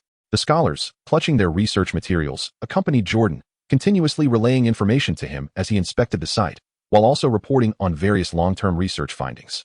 From studies on contamination to investigations of ancient artifacts, they spoke incessantly within the warehouse, regarding your flesh and blood. It resembles an unknown contaminative organism's flesh that is incomparably compatible with humanity, which we have named human contamination. Your flesh possesses a terrifying regenerative ability and unparalleled adaptability, proving to be even more potent in recovery than the beast of flesh's contamination pathways. We attempted to extract minute quantities of this flesh and transplant it into various contaminants, discovering that human contamination could curiously coexist within the human body alongside other pollutants. Conversely, when transplanted into other contaminative organisms, the reaction retained the immutable law that two distinct contaminants could not coexist, which is quite peculiar. Additionally, with the assistance of the Holy See, the Arrow of Radiance has successfully located all the missing components, adhering to your directives without rash action. Amidst all the reports, only the matter concerning the components of the Arrow of Radiance piqued Jordan's interest. For several consecutive days, Jordan found himself immersed in the subterranean research zones of the imperial capital. He diligently scrutinized a plethora of ancient texts, including those deemed to be mere fabrications and discarded relics of antiquity, all in pursuit of validating a certain hypothesis that lingered within his mind. At this juncture, the endeavor to salvage the mother goddess had proven fruitless, and the intrinsic worth of the artifacts within her had not met his expectations. However, this did not imply that the mother goddess herself lacked value. The world is replete with evidence that she emanates both pollution and that elusive inspiration. The true essence of both can be traced back to the ancient, unknown metal that forged the mother goddess. The nature of this metal remains shrouded in mystery. Nevertheless, Jordan was able to glean insights from the inscriptions displayed on the panels. It is understood that ancient metals devoid of vitality solely emit pollution. Conversely, those imbued with an enigmatic vitality not only exude pollution but also radiate inspiration. Jordan was uncertain about the origin of this vitality. He only knew that if the situation truly was as such, then the terrifying events mentioned in certain ancient texts, wherein the mother goddess is said to be destroyed by specific ancient creations, leading to great terror upon the earth, might no longer be mere fabrications. On this day, within the subterranean research facility, amidst the shelves laden with ancient manuscripts, scholars diligently served Jordan, perusing the related texts he had requested. Ultimately, they compiled a document for him to review after a half-hour of waiting. In the subterranean space constructed from piled stone bricks, Jordan stood, the focus of numerous scholarly gazes. He held documents in hand, silently surveying them for an extended period. Finally, he sighed a few words. Ancient records seek specific creations to summon light back to its rightful place, evaporating and annihilating the mother goddess, leading to the dissolution of malevolence, and thus the emergence of great terror in the world. Could it be true that the gaseous essence of the mother goddess can integrate into the natural cycle and subsequently evolve and proliferate? Alas, perhaps this is the predetermined future of our world. After uttering these lamentations, the mad pope left without a trace of nostalgia, accompanied by his close attendant. The scholars left behind appeared to be in a daze, grasping the meaning only partially. In the year 1237 of the old calendar, the pure white church abruptly ceased all activities related to the development of the mother goddess. The holy city of Yagnalara descended into chaos. The College of Cardinals apprehended the reigning pope from the sacred throne of the temple and brought him before the religious court. On the same day, representatives of the college publicly announced to the world that the pope, after his coronation, had long been a source of deception, leading to immense human and material resources being wasted on unnecessary endeavors related to the mother goddess, thus becoming the root cause of bloodshed and sorrow in the Western continent. The announcement sent shockwaves across the globe. The ire of the populace swiftly shifted from the deceived to the accursed pope himself. Scholars penned overnight articles branding him a timeless sinner, destined for eternal infamy. Chapter 80. Time flies, bringing tranquility and peace. In the year 1238 of the old calendar, under the influence of the no longer deluded mad pope, or rather, the man walking among us, the operational style of the pure white church normalized significantly. Tax burdens across nations were alleviated, and the College of Cardinals promulgated various beneficial policies tailored to the unique circumstances of each nation. The once wildly erratic Mad Pope seemed to have genuinely returned to a state of normalcy. He no longer issued frenzied papal decrees, nor oppressed the lower classes and the influential figures of different nations. Numerous beneficial regulations were implemented for the various strata of society. After enduring a year of darkness, the Western continent welcomed a flourishing era. In the latter half of the year, the Mad Pope's public perception transformed from that of a cold-hearted executioner to a widely revered philanthropist. This change was due to his genuine promulgation of various benevolent and just policies, rather than mere pretense. The Mad Pope had once instigated religious persecution, personally slaughtering thousands and ruthlessly eliminating all opposition to the church. Yet, his current actions unequivocally portrayed him as a good man. In the holy city of Yagnalara, on the day of the Mass, countless devotees clad in ecclesiastical attire gathered beneath the white stone cathedral, fervently raising figurines of deities. They sought to witness the ageless visage of the Mad Pope, blessed by divine favor, and their cheers and prayers echoed incessantly. Each year, the Mass in the holy city was presided over by the Mad Pope, providing a rare opportunity for the common folk to encounter this earthly paragon of divinity. Soon, as a 2-meter-tall figure in a white robe appeared on the high platform of the cathedral, the crowd erupted in fervor, enthusiastically chanting, "Your flowing church majesty. The unyielding man walking among us. Under the guidance of the man walking among us, a prosperous life awaits us in the Western continent, a future filled with hope." They implored, "Oh, great man walking among us, do not be swayed by the treachery surrounding you. The Mad Pope has taken my son to the depths of the sea. Oh heavens! The insightful man walking among us is about to deliver an impassioned speech, for it is the man walking among us who has fostered peace in the Western continent, allowing us to live unscathed by the ravages of war." The clamor resonated through the heavens, an array of voices rising in a cacophony. Jordan, clad in a simple white robe and holding holy water, stood upon a raised platform. His attire was rather unpretentious. He heard voices from below, uttered a few hollow blessings of the Mass, sprinkled the holy water, and then turned away. Subsequently, the newly appointed Pope, adorned with a silver crown and wielding a silver scepter, ascended the platform to deliver various proclamations. Within the sacred temple, among the religious figures awaiting on either side, there was a palpable tension as they listened to the faint insults emanating from the crowd below, witnessing the disinterested figures retreating along the silvery tiles. It struck them that the temple's guards were woefully insufficient. A group of lowly commoners dared to insult the divine presence. How utterly disgraceful. In the inner sanctum behind the platform, once Jordan's figure had vanished from sight, the clergy erupted in indignation, whispering scornful remarks about the outside populace. Such fools. They know not the brilliance of our forebear, Jordan, who willingly bears the burden of scorn to uncover the mysteries of the Mother Goddess. They are nothing more than wretched souls, akin to refuse, and mere lowly devotees, unworthy of further discourse. We shall wait until His Holiness concludes his address, and then the Lady and the Son shall ascend. Minutes later, after a lengthy discourse from the current Pope, he turned to reveal the Lady and the Son, clad in white robes adorned with motifs of red-eyed, anthropomorphic deities, who appeared together upon the high platform. In their hands, they raised wooden placards emblazoned with festive discounts. They declared that the church's figurines and related items would be available at reduced prices. In gratitude for the unwavering support of our devoted followers, from this day forth, every Mass day will witness discounts on items closely associated with the divine. The maximum discount shall be 30%, with some items available at half price. In celebration of the Mass season, in the year 1239 of the old calendar, the world began to recognize the Mad Pope as a great inventor, innovating numerous enhancements. For instance, he devised a wooden wheel structure that could run faster, a wooden water wheel for irrigation, and more advanced personnel management systems. In 1240, under the Mad Pope's suggestions, the metallurgy of the Western continent saw some improvements. That same year, he claimed to have received divine favor in a dream, producing numerous bizarre mechanical sketches. He gathered artisans to attempt to construct a curious machine named the steam engine, but ultimately failed due to insufficient metal strength. By 1241, the Mad Pope concealed his peculiar manuscripts, choosing not to share them with the world or pursue further inventions. Yet, despite this, no one doubted the profound wisdom he possessed. Believed to be a gift from the enigmatic divine, it was rumored that his manuscripts contained the secrets to achieving eternal life.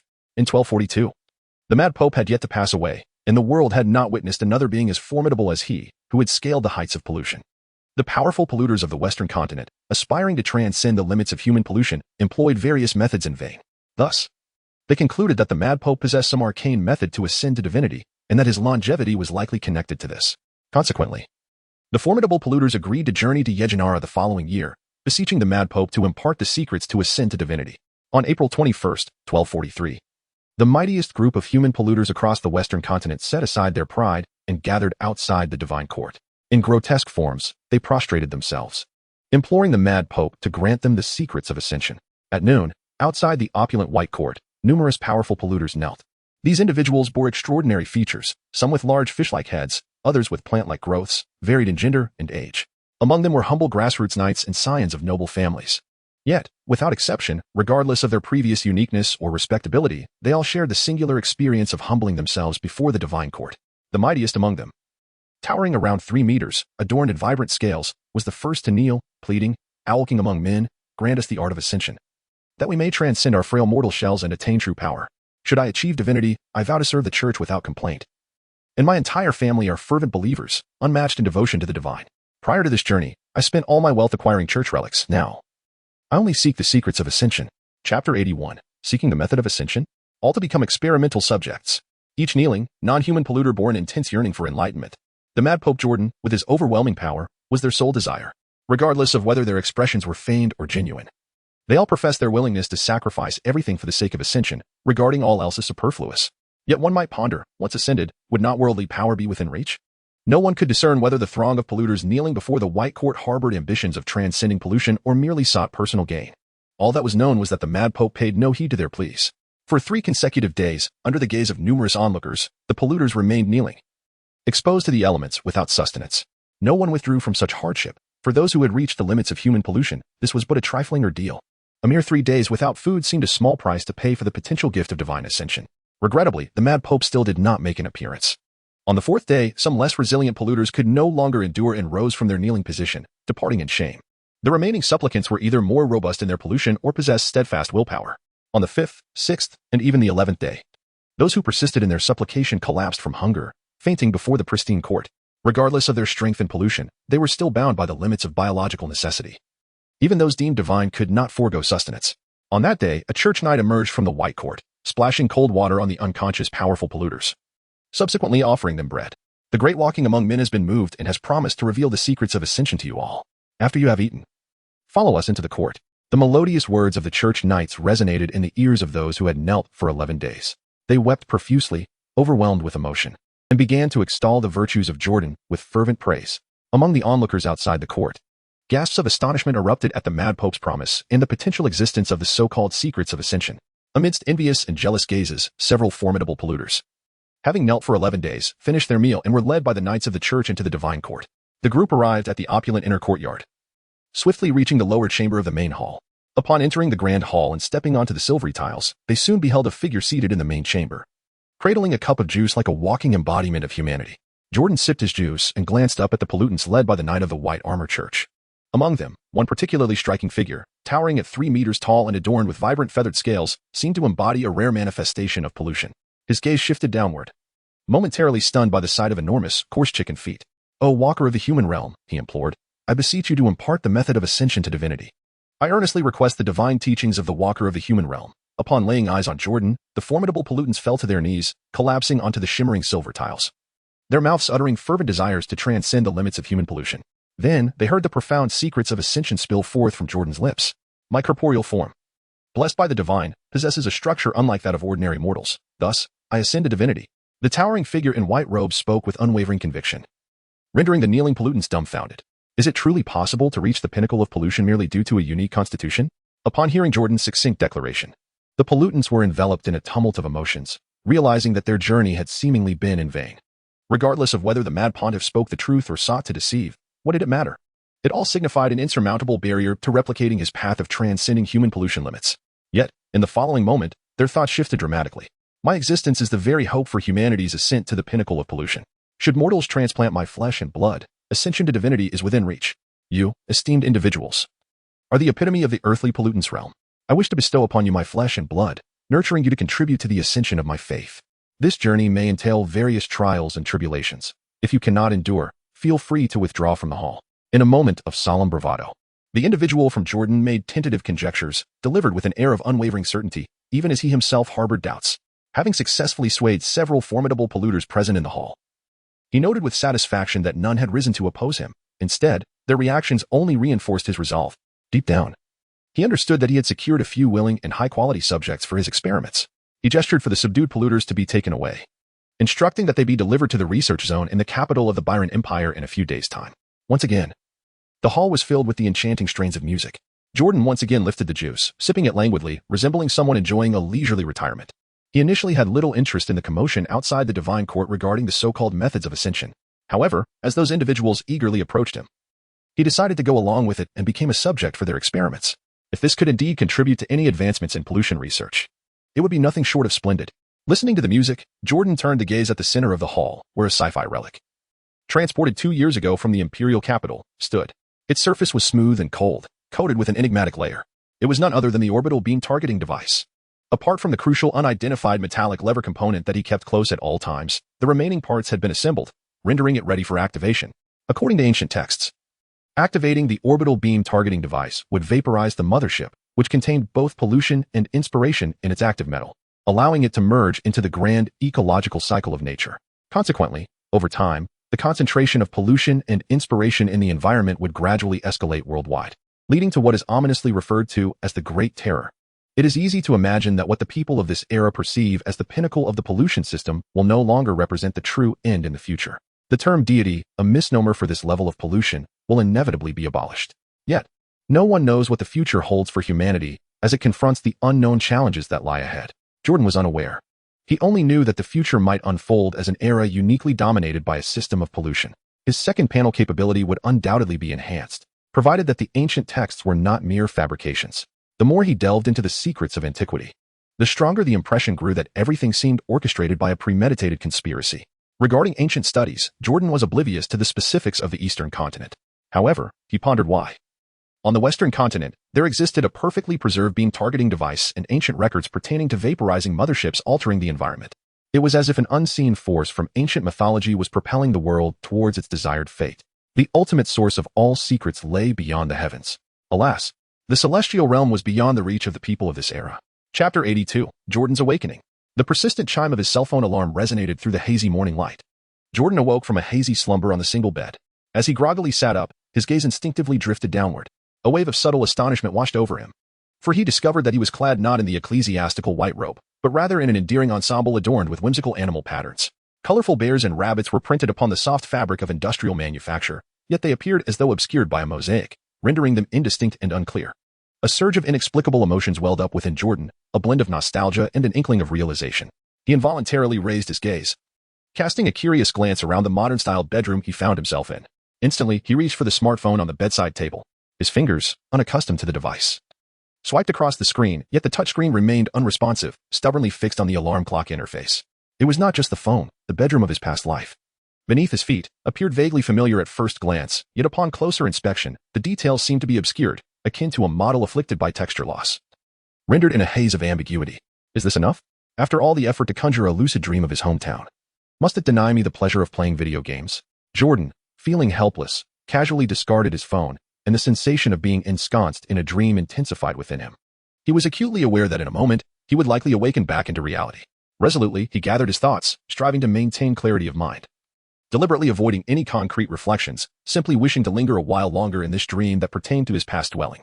In Jordan, a haze of thoughts lingers. He wanders through the rooms of a dreamlike past, pushing open the door to the bedroom and stepping into the living room.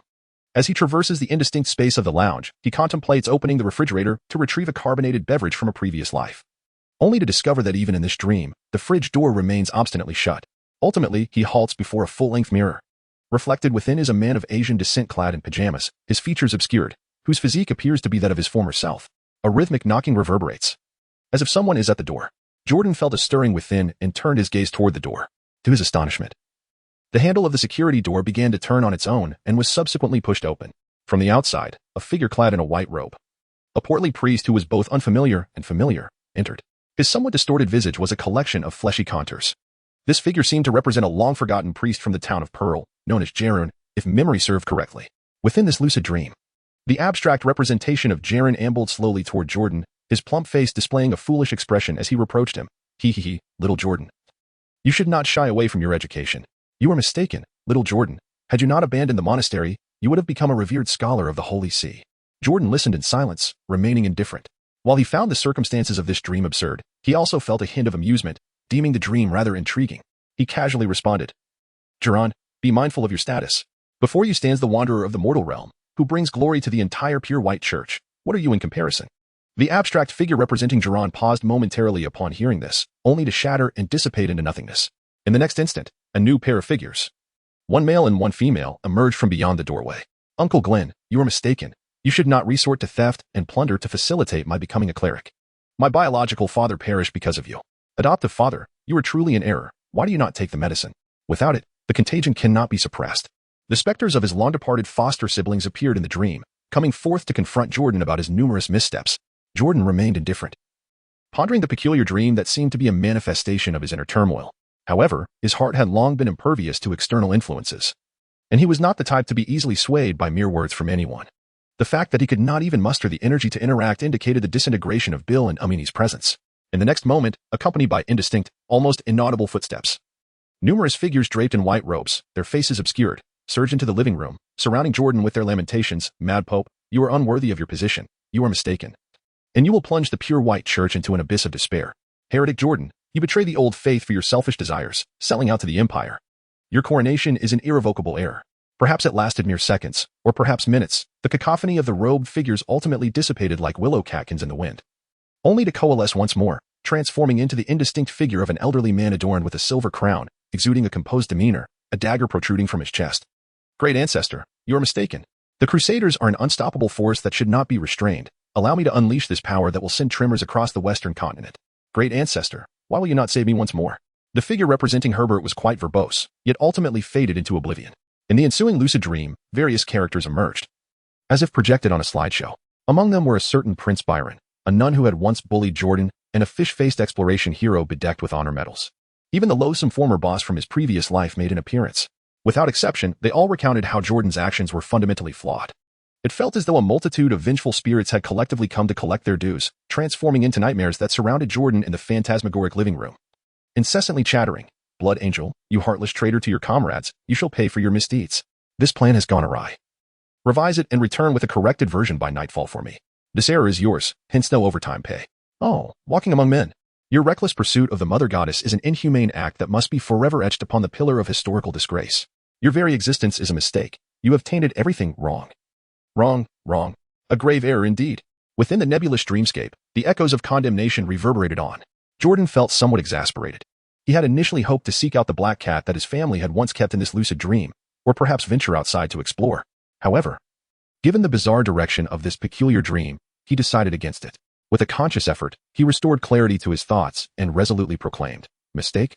No, I shall not err. I am a wanderer of the mortal realm, and all my actions and words are synonymous with correctness. My commands are the very essence of truth in this world." His response, unwavering and decisive, resonated with conviction. Jordan's mind operates with increasing clarity, the surrounding blurry bedroom scenery fading away like a receding tide of nightmares. In the next moment, consciousness becomes crystalline, and darkness envelopes him, as his corporeal reality regains control. The dream has dissipated. A silvery chamber awaits. Jordan lay upon the opulent bed, his countenance devoid of expression as he opened his eyes. His gaze fixed upon the familiar vaulted ceiling, then he glanced down at his white robe, feeling the familiar taint of power coursing through him. Instantly, a sense of reassurance enveloped him. Yet, the remnants of a nightmare rendered him unable to find solace in sleep. What an odd dream. Chapter 83, Adding Points. The path ahead? Midnight. Jordan was troubled by nightmarish dreams that disrupted his mood, so he resolved to forego sleep. He rose and rang a bell, summoning a group of white-robed clerics, instructing them to prepare a meal for him. Enveloped in a world that seemed perpetually backward, he found solace in indulging his palate, one of the few pleasures he cherished. Over the past few years, he had introduced numerous culinary techniques from his previous life into this realm, and had even invented a variety of musical instruments along with corresponding artistic styles. Yet, amidst his many titles, the accolades of a great gourmet and a distinguished artist did not resonate loudly. The most resounding title remained that of the Mad Pontiff.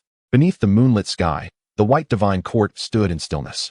Jordan found himself in a secluded chamber, seated at a round dining table, surrounded by a multitude of clergy ready to attend to his every need.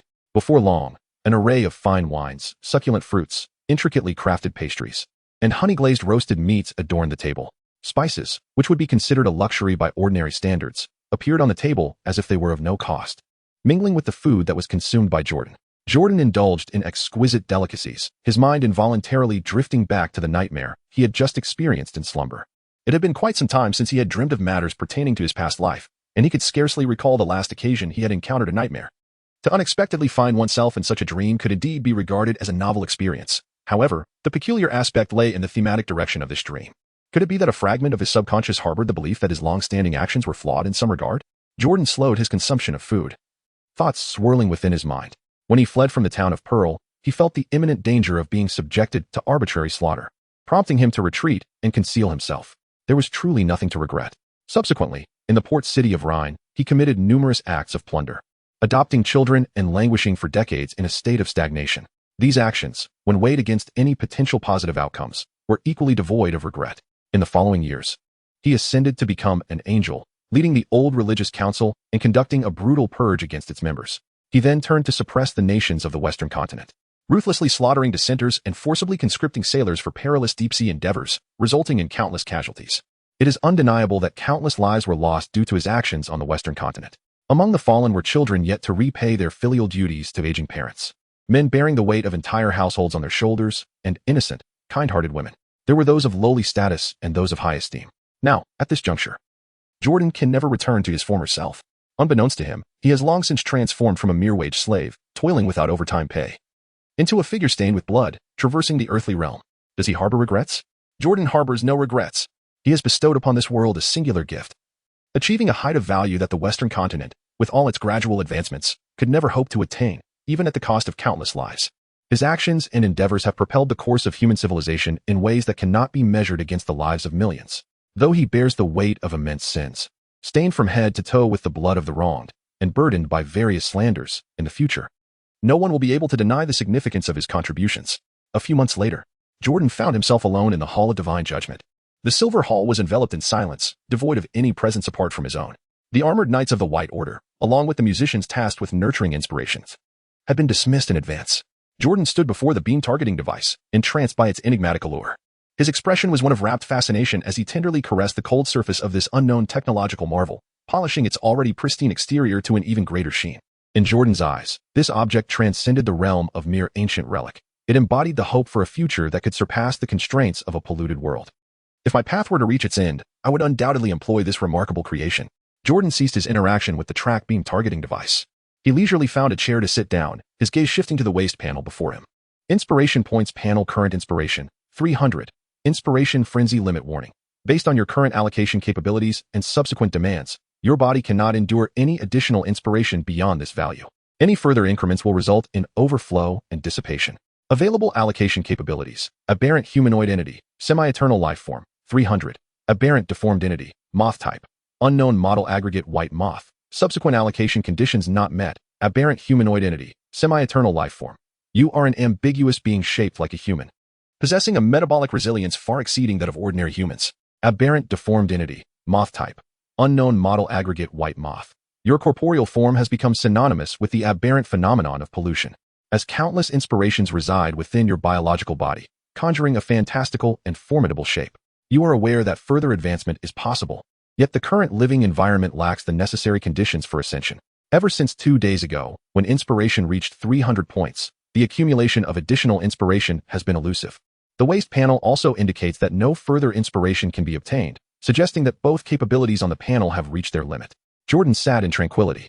After several silent breaths, he raised his hand to lightly touch the panel. After a considerable interval, he once again allocated points. Ding. Inspiration minus 300 anomalous humanoid organism, semi-eternal life form, 300, anomalous humanoid organism, eternal life form, subsequent point allocation conditions not met, anomalous humanoid organism, eternal life form, apart from instantaneous death and the passage of extensive time. Nothing poses a threat to you. You are the nascent manifestation of the characteristics of immortal life as envisioned in fantasy. The next stage requires an environment rich in concentrated inspiration for further evolution. Tear. The skin of Jordan ruptured, opening countless wounds. From each gash, black blood gushed forth like a severed artery, splattering an uncountable amount in every direction. Within mere seconds, the surrounding area was stained with this foul blood, rendering the opulent silver hall a scene of chaos and filth. The peculiar phenomenon, following the infusion of new elements, arrived with great swiftness and departed just as quickly. Jordan felt a sharp pain coursing through his body for just a few seconds, but soon the wounds on his surface ceased to bleed and began to visibly heal. Within him, he could faintly sense a tremendous vitality surging. Jordan gazed at the pristine inscription of newfound abilities on the waste panel, intrigued by the prospect of experimentation. Covered in grime and blood, he stepped forward and retrieved a silver fruit knife from the table within the hall. He brandished the blade against himself for a moment, then swiftly plunged it into his neck twice before pulling it out with haste. With a visceral squelch, his carotid artery was pierced, and blood gushed forth in torrents. Yet, merely 2 seconds later, the wound rapidly healed, restoring his neck to its former state of perfection. Jordan cast aside the silver utensils, his hand gliding over his smooth neck. Lost in contemplation, the enhancement of his first ability had surged to at least tenfold after the points allocation. Previously, although he could heal such wounds, the process was considerably slower.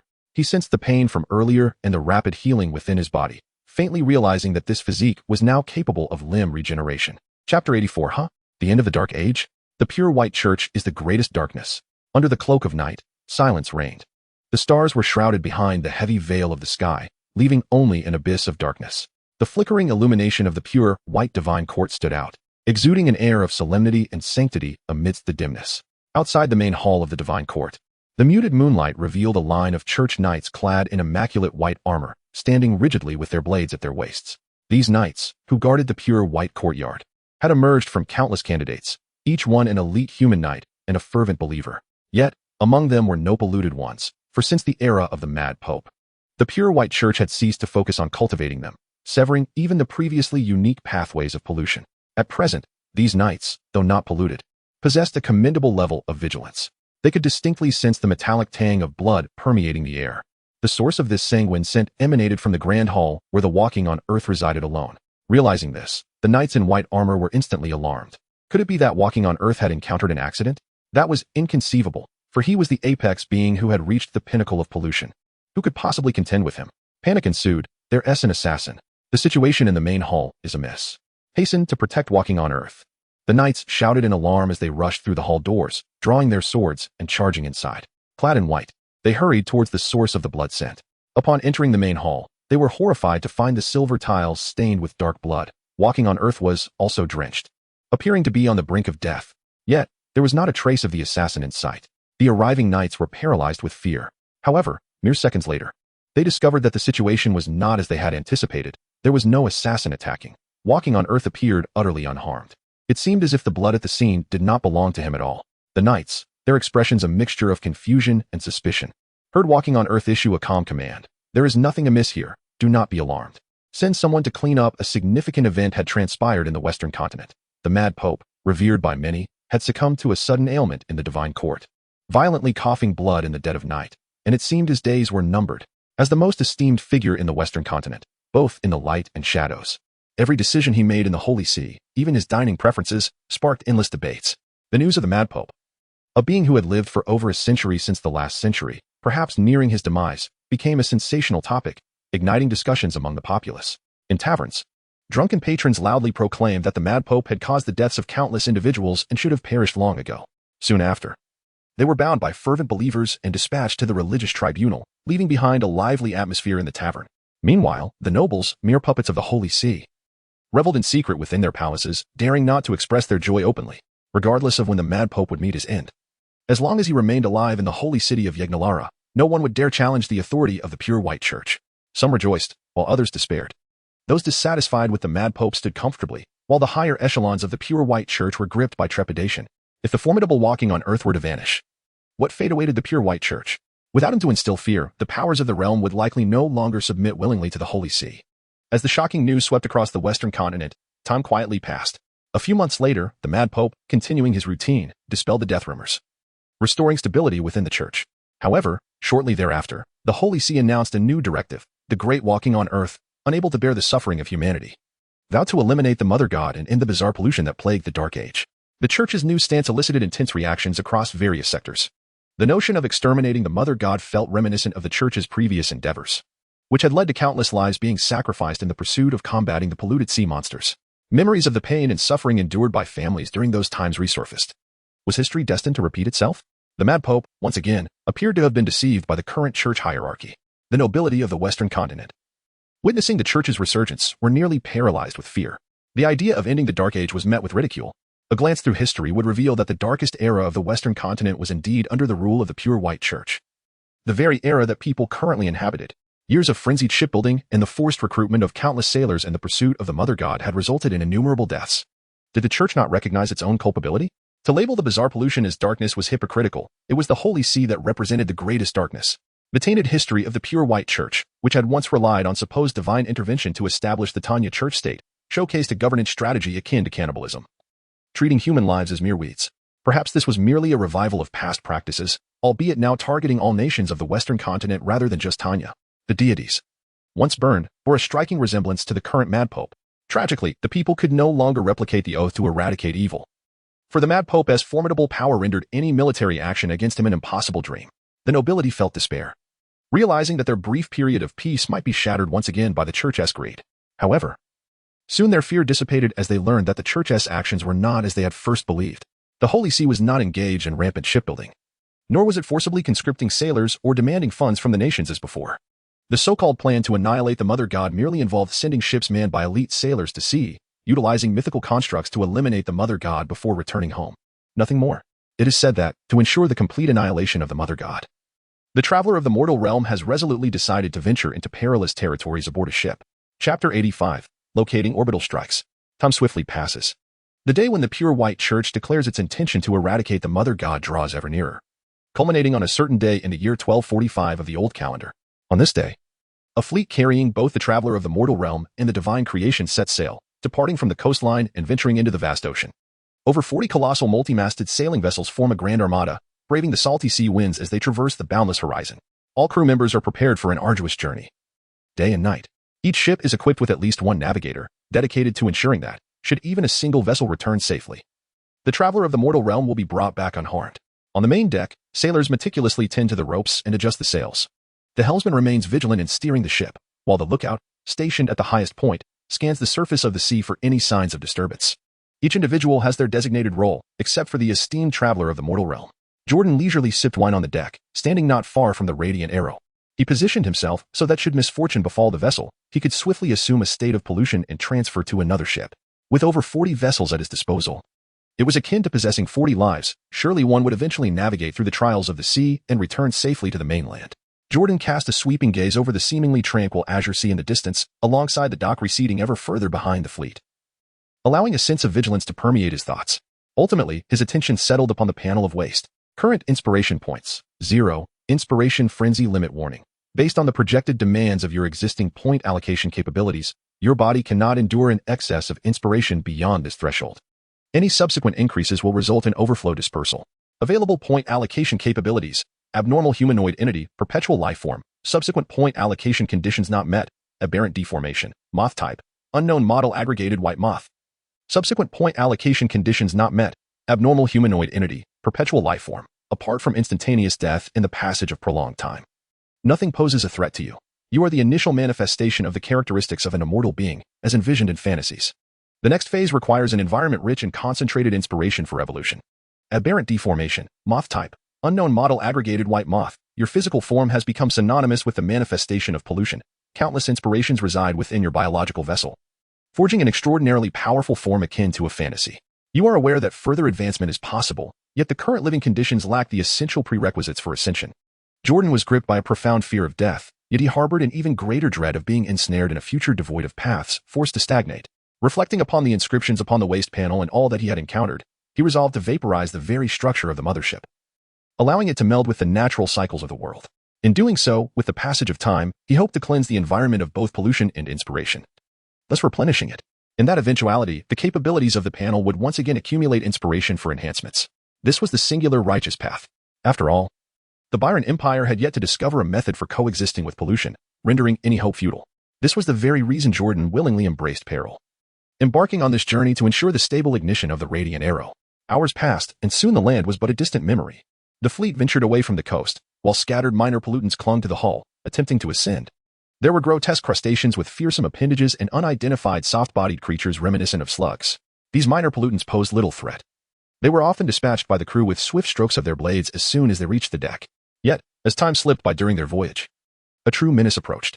A thunderous crash reverberated through the air, causing Jordan to pause mid-sip of his drink. The crew was drawn to the sound, turning their gazes toward the source.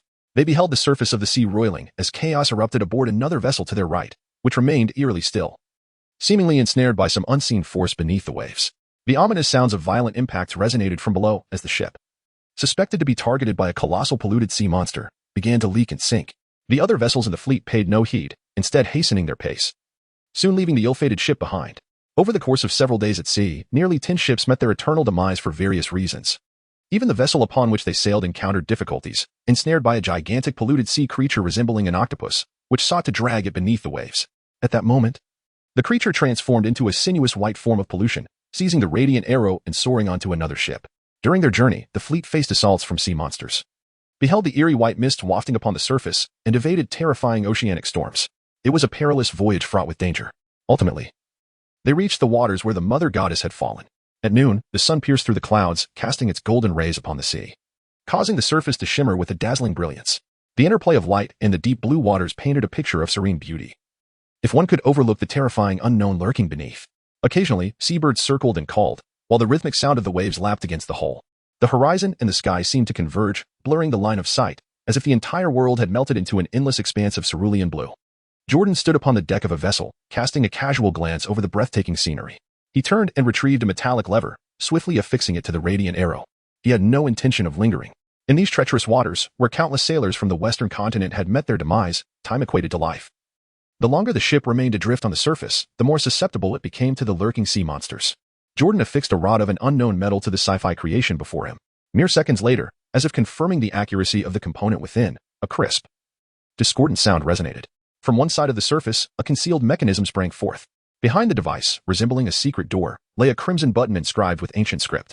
A gaze swept across Jordan, revealing an inscription that read "Activate Positioning," reminiscent of the procedures described in ancient texts. Merely pressing this button, regardless of the location of the orbital beam targeting device, would inevitably summon a terrifying strike from beyond the stars. With a guaranteed secure positioning time of no less than 1 month, Jordan decisively pressed the crimson button, turned on his heel, and commanded the sailors to heave it overboard into the depths. With a resounding splash, the divine creation known as the Radiant Arrow was cast into the abyssal sea. Having swiftly accomplished this task, the remnants of the fleet immediately set sail westward toward the continent. During the perilous journey, many vessels succumbed to unforgiving forces, forever lost to the ocean's embrace, an inevitable fate, given the lack of effective means to combat the corrupted sea beasts. Days later, only 6 ships remained when the fleet finally reached the coastal waters of the western continent, returning to solid ground. Chapter 86. The Death of the Abyssal Mother. The dissipation of corruption on the 1st of December, 1245 of the old calendar, under the gaze of countless witnesses. A celestial brilliance descended upon the distant ocean for several minutes. A boundless, scorching beam of light descended from the heavens, a sight akin to the apocalypse itself. Where the radiance touched, the sea boiled instantly, reducing all in its path to nothingness, leaving only wisps of rising steam, piercing through the clouds. The beam distorted the very air it traversed, rendering all else insignificant in its blinding presence. Words failed to capture the sheer, unstoppable devastation it wrought. The entire western continent erupted in chaos. Dread and awe gripped the hearts of many, marveling at the mythical power displayed, yet trembling at the thought that such annihilating force might one day be turned upon humanity itself. This day came to be known as the Day of Judgment, marking the demise of the Mother Goddess, the root of all corruption. None doubted that nothing could survive such divine retribution, not even the most corrupted beings who had reached the pinnacle of their twisted path. Yet, far from fading, the aftermath of the Day of Judgment only intensified. The pure white church unveiled a fragment of ancient mythos to the world, igniting a fervor for uncovering forgotten legends across the western continent. Scholars emerged, dedicating themselves to unraveling the mysteries of antiquity, archaeologists, mythologists, and ancient investigators. Under the church's deliberate influence, a structured understanding of mythic secrets and corruption pathways was compiled and disseminated to the public. The gods were classified into 3 categories: ancient gods, those of unfathomable power, their origins lost to myth; outer gods, dread entities beyond the heavens, capable of answering the radiant arrow's call, unleashing celestial punishment; old gods, pitiful remnants lurking in the wilderness, feeble enough to perish from a mere spark. The corruption system was divided into 5 stages, with 2 divergent paths. 1. Initial stage, benign corruption, merely infected, marking the threshold of the corrupted path. The method of infection determined one's future trajectory, the path of purity or the path of aberration. The path of purity involved implanting corrupted flesh or ingesting living contaminants, allowing the bearer to retain human form while assuming a corrupted state when necessary. The path of aberration led to uncontrollable mutations, eventually reducing the afflicted to monstrous visages. 2. First stage, subtle inhuman changes, accompanied by minor physical enhancements. 3. Second stage, more pronounced mutations, granting unique abilities tied to their corrupted path. Mere accumulation of corrupted flesh was insufficient, one's body had to adapt. 4. Third stage, reserved for prodigies whose bodies and minds had endured immense corruption, consuming vast quantities of tainted flesh. Consider the peak of human corruption, akin to the lost angels of the old faith. 5. Fourth stage, the true apex of corruption, achieved only by the walker among men, with no known methods for ascension. Years after the Day of Judgment, Signs of corrupted life dwindled. The old gods of the wilderness weakened, and polluted sea creatures grew scarce, replaced by ordinary fish. It seemed the death of the mother goddess had severed the lifeline of all tainted beings. Both land and sea grew lethargic. Corrupted humans, too, succumbed to unshakable drowsiness. Some never waking again, no matter the torment inflicted upon them. Fear spread as these unnatural phenomena signaled the approaching end of corrupted existence. In the holy city, within the halls of the pure white sanctuary, in the grand hall, Jordan sat serene in his flowing white robe, battling the relentless drowsiness that assailed his mind. Forcing himself to remain awake, his gaze was tranquil as he stared at the unchanged panel before him, the words upon it steadfast and unyielding. Silence enveloped him for an extended moment. The tumultuous events of recent years in the Western continent unfolded precisely as anticipated, with the ancient text proving utterly accurate. The so-called Great Terror has indeed manifested. Following the vaporization of the mothership, the world is poised to swiftly descend into a nadir of pollution and diminished inspiration. Only in the future, through the gradual progression of ecological cycles, may an infinite enhancement occur. However, the polluted existence of this era, bereft of the environmental support essential for its survival, has no viable path forward. In other words, any being tainted by pollution faces but one inevitable fate, to succumb to deep slumber and, in time, perish naturally. Thus it is. For dozens of days, Jordan had not dared to close his eyes. Since becoming an eternal being, the physiological demands of his body had undergone significant transformation. Although he could still engage in actions such as breathing, eating, and sleeping, these activities were no longer essential to his existence. The peculiar sense of fatigue he now experienced could hardly be classified as drowsiness. It was merely a spontaneous reaction of his body. Jordan is acutely aware that once slumber envelopes him, he shall inevitably succumb to a death-like stupor akin to that of other life polluters, rendering him susceptible to the whims of fate. Yet, the fatigue weighing upon his body grows ever more profound. In less than 2 months, he shall be unable to endure. Perhaps it is time to depart from the Western continent. Chapter 87, The Final Act, The End of the Saint. In the year 1257 of the Old Calendar, with the demise of the Mother Goddess, the bizarre and corrupting life forms, including all polluters, gradually descended into a death-like slumber. Countless human polluters fell into this deep sleep, inciting a plethora of adverse effects. However, such repercussions were merely transient. Just as life instinctively seeks a path, people, after an initial panic, came to accept reality with equanimity. Regardless of whether the bizarre pollution had become a relic of the past, life must inevitably continue. Thus, the wilderness of the Western continent became less arduous to cultivate, and the seas transformed into realms of safety. Rulers of coastal nations rejoiced. Even in venturing into the vast oceans, they would no longer encounter polluted sea monsters. While the Western continent commenced its endeavors in exploration, it also fervently developed the fishing industry. That year, amidst the unseen divine summons, a declaration was made to return to the embrace of the divine, as individuals embarked on ships, journeying northward into oblivion, leaving no trace behind. The opinions of the people of the Western continent regarding this mad pope were divided. He had forged unparalleled achievements, conclusively ending the era of bizarre pollution, abolishing malevolence from the world, and rendering the seas no longer a forbidden zone for humanity. In light of this monumental feat, which historical figure could rival such a legacy? Yet, no human is without flaws. The actions of the mad pope were often subject to debate. Nevertheless, his luminous image was sufficient to overshadow his myriad shortcomings. The more knowledgeable individuals of the world found it increasingly difficult to criticize the mad pope on this front. It was precisely due to their wisdom that they comprehended the ultimate implications of the mad pope's actions for humanity, even without delving into distant matters. The multitude of inventions attributed to the mad pope sufficed to silence dissenting voices, evoking genuine admiration for Jordan's name. Following the mad pope's disappearance at sea, the Western continent ostensibly experienced little upheaval. All entities associated with pollution succumbed to a deep slumber, and it was highly likely that the mad pope would follow suit. Yet, for the time being, no one dared to oppose the papacy. The hierarchical ruling system of the pure white church did not directly infringe upon the interests of various monarchs. Moreover, what if the mad pope was merely engaged in some trivial pursuit? The surprises and shocks he had brought to the world were already plentiful. If his disappearance was merely a ruse to draw out dissenters, those who emerged would only invite their own downfall. In the ensuing years, the mad pope had long been absent from the seas. Under the governance of the papacy, the Western continent flourished, yet no monarch stirred. All welcomed the era of rapid development and peace. Half of the Western continent had been cultivated by humanity, with the remaining half now devoid of excessive danger due to the eradication of pollution, awaiting exploration. As vast tracts of land were tilled, the aristocracy encouraged population growth, akin to a grand feast, voraciously dividing the cake known as the territory of the Western continent. Each month and year saw the establishment of towns and even city-states on this newly claimed human territory. Never before had human habitation expanded so swiftly. Scholars of the Western continent documented this prosperous era, dubbing it the Western Land Expansion Movement. This movement amassed immeasurable resources and wealth for various nations, alongside a burgeoning population. Yet, with distribution comes discord. Numerous monarchs harbored grievances over territorial allocations, their hearts filled with discontent. Each, with their own agendas, journeyed to the holy city of Yagnalara, voicing their discontent under the papacy's auspices. In truth, the distribution of land had been conducted with fairness by the papacy. Dissatisfaction with territorial allocations amounted to dissatisfaction with the church itself. In the past, no monarch would have dared to act in such a manner. Yet now, the shadow of the mad pope had long dissipated, confirmed to be lost in the boundless ocean. With his fate unknown, the individual might that had once suppressed an era was gone. Thus, the authority of the pure white church inevitably waned. To this day, the reason monarchs have not overtly rebelled is merely due to their entangled governance in the church's influence, for a significant portion of their subjects are adherents of the church. The discontent surrounding territorial distribution may be a simple grievance or a blatant test of waters. The outcome of this incident compelled the papacy to bow to the monarchs, promising to give greater consideration to future territorial divisions. The authority of the pure white church had diminished, akin to a poor precedent. Thereafter, various aristocrats from different nations presented an array of grievances to the papacy, with reasons that were flexible and often trivial. This incited an undercurrent of unrest within the seemingly peaceful Western continent. Ultimately, when the monarchs demanded a share of tribute and profits from merchandise sales, the papal curia could no longer tolerate it. Tensions escalated. The Pope of the Holy City accused the monarchs of multiple nations of rebellion and heresy, vowing to burn them alive. However, the Western nations, who had instigated this conflict, were well prepared.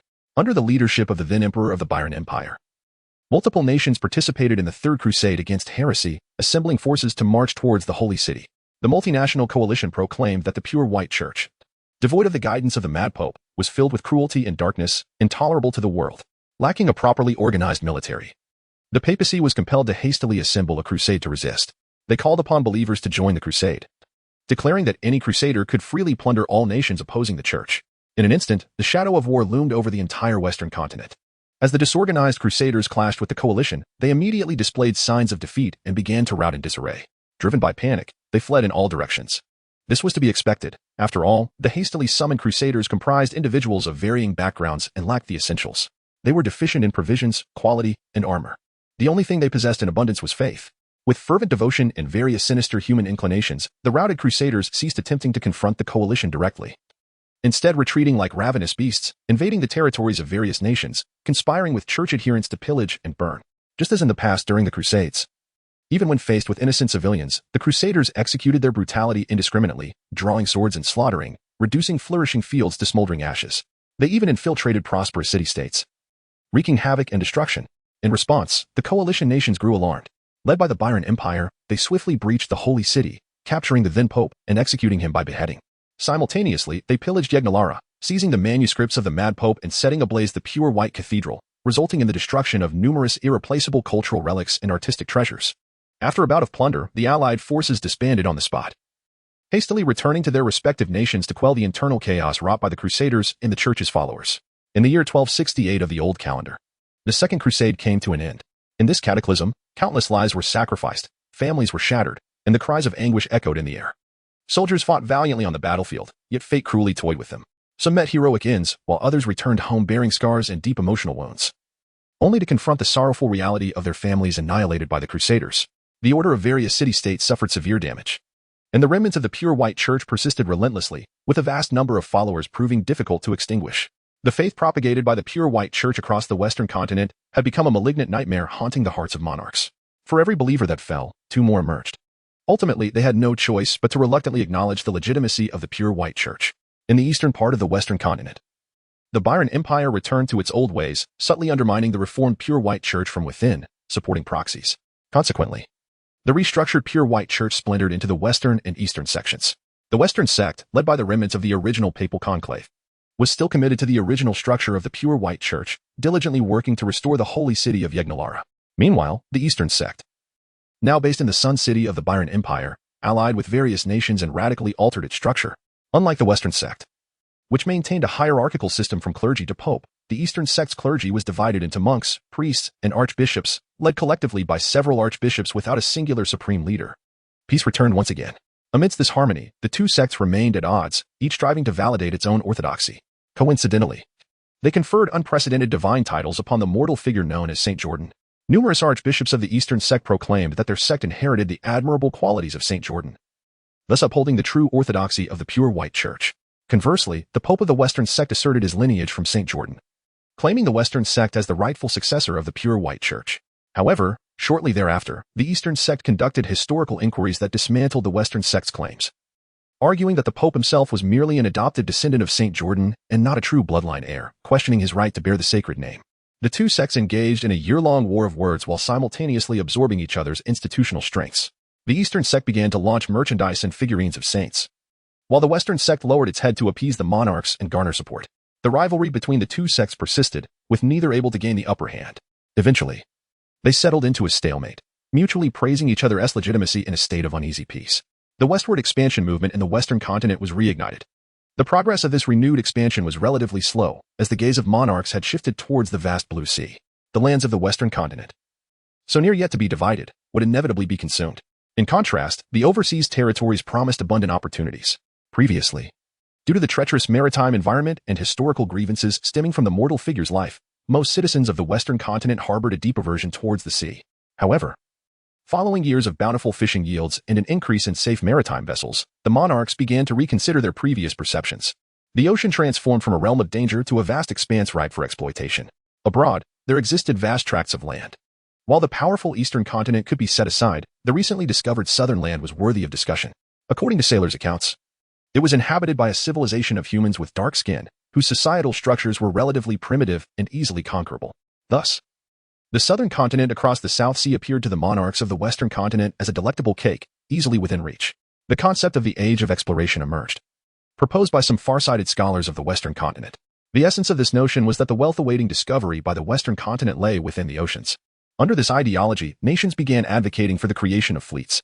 Simultaneously, inspired by the shocking blueprints outlined in the Mad Pope's manuscripts, many useful inventions emerged, such as the formulation of gunpowder and the peculiar weapon known as the flintlock gun.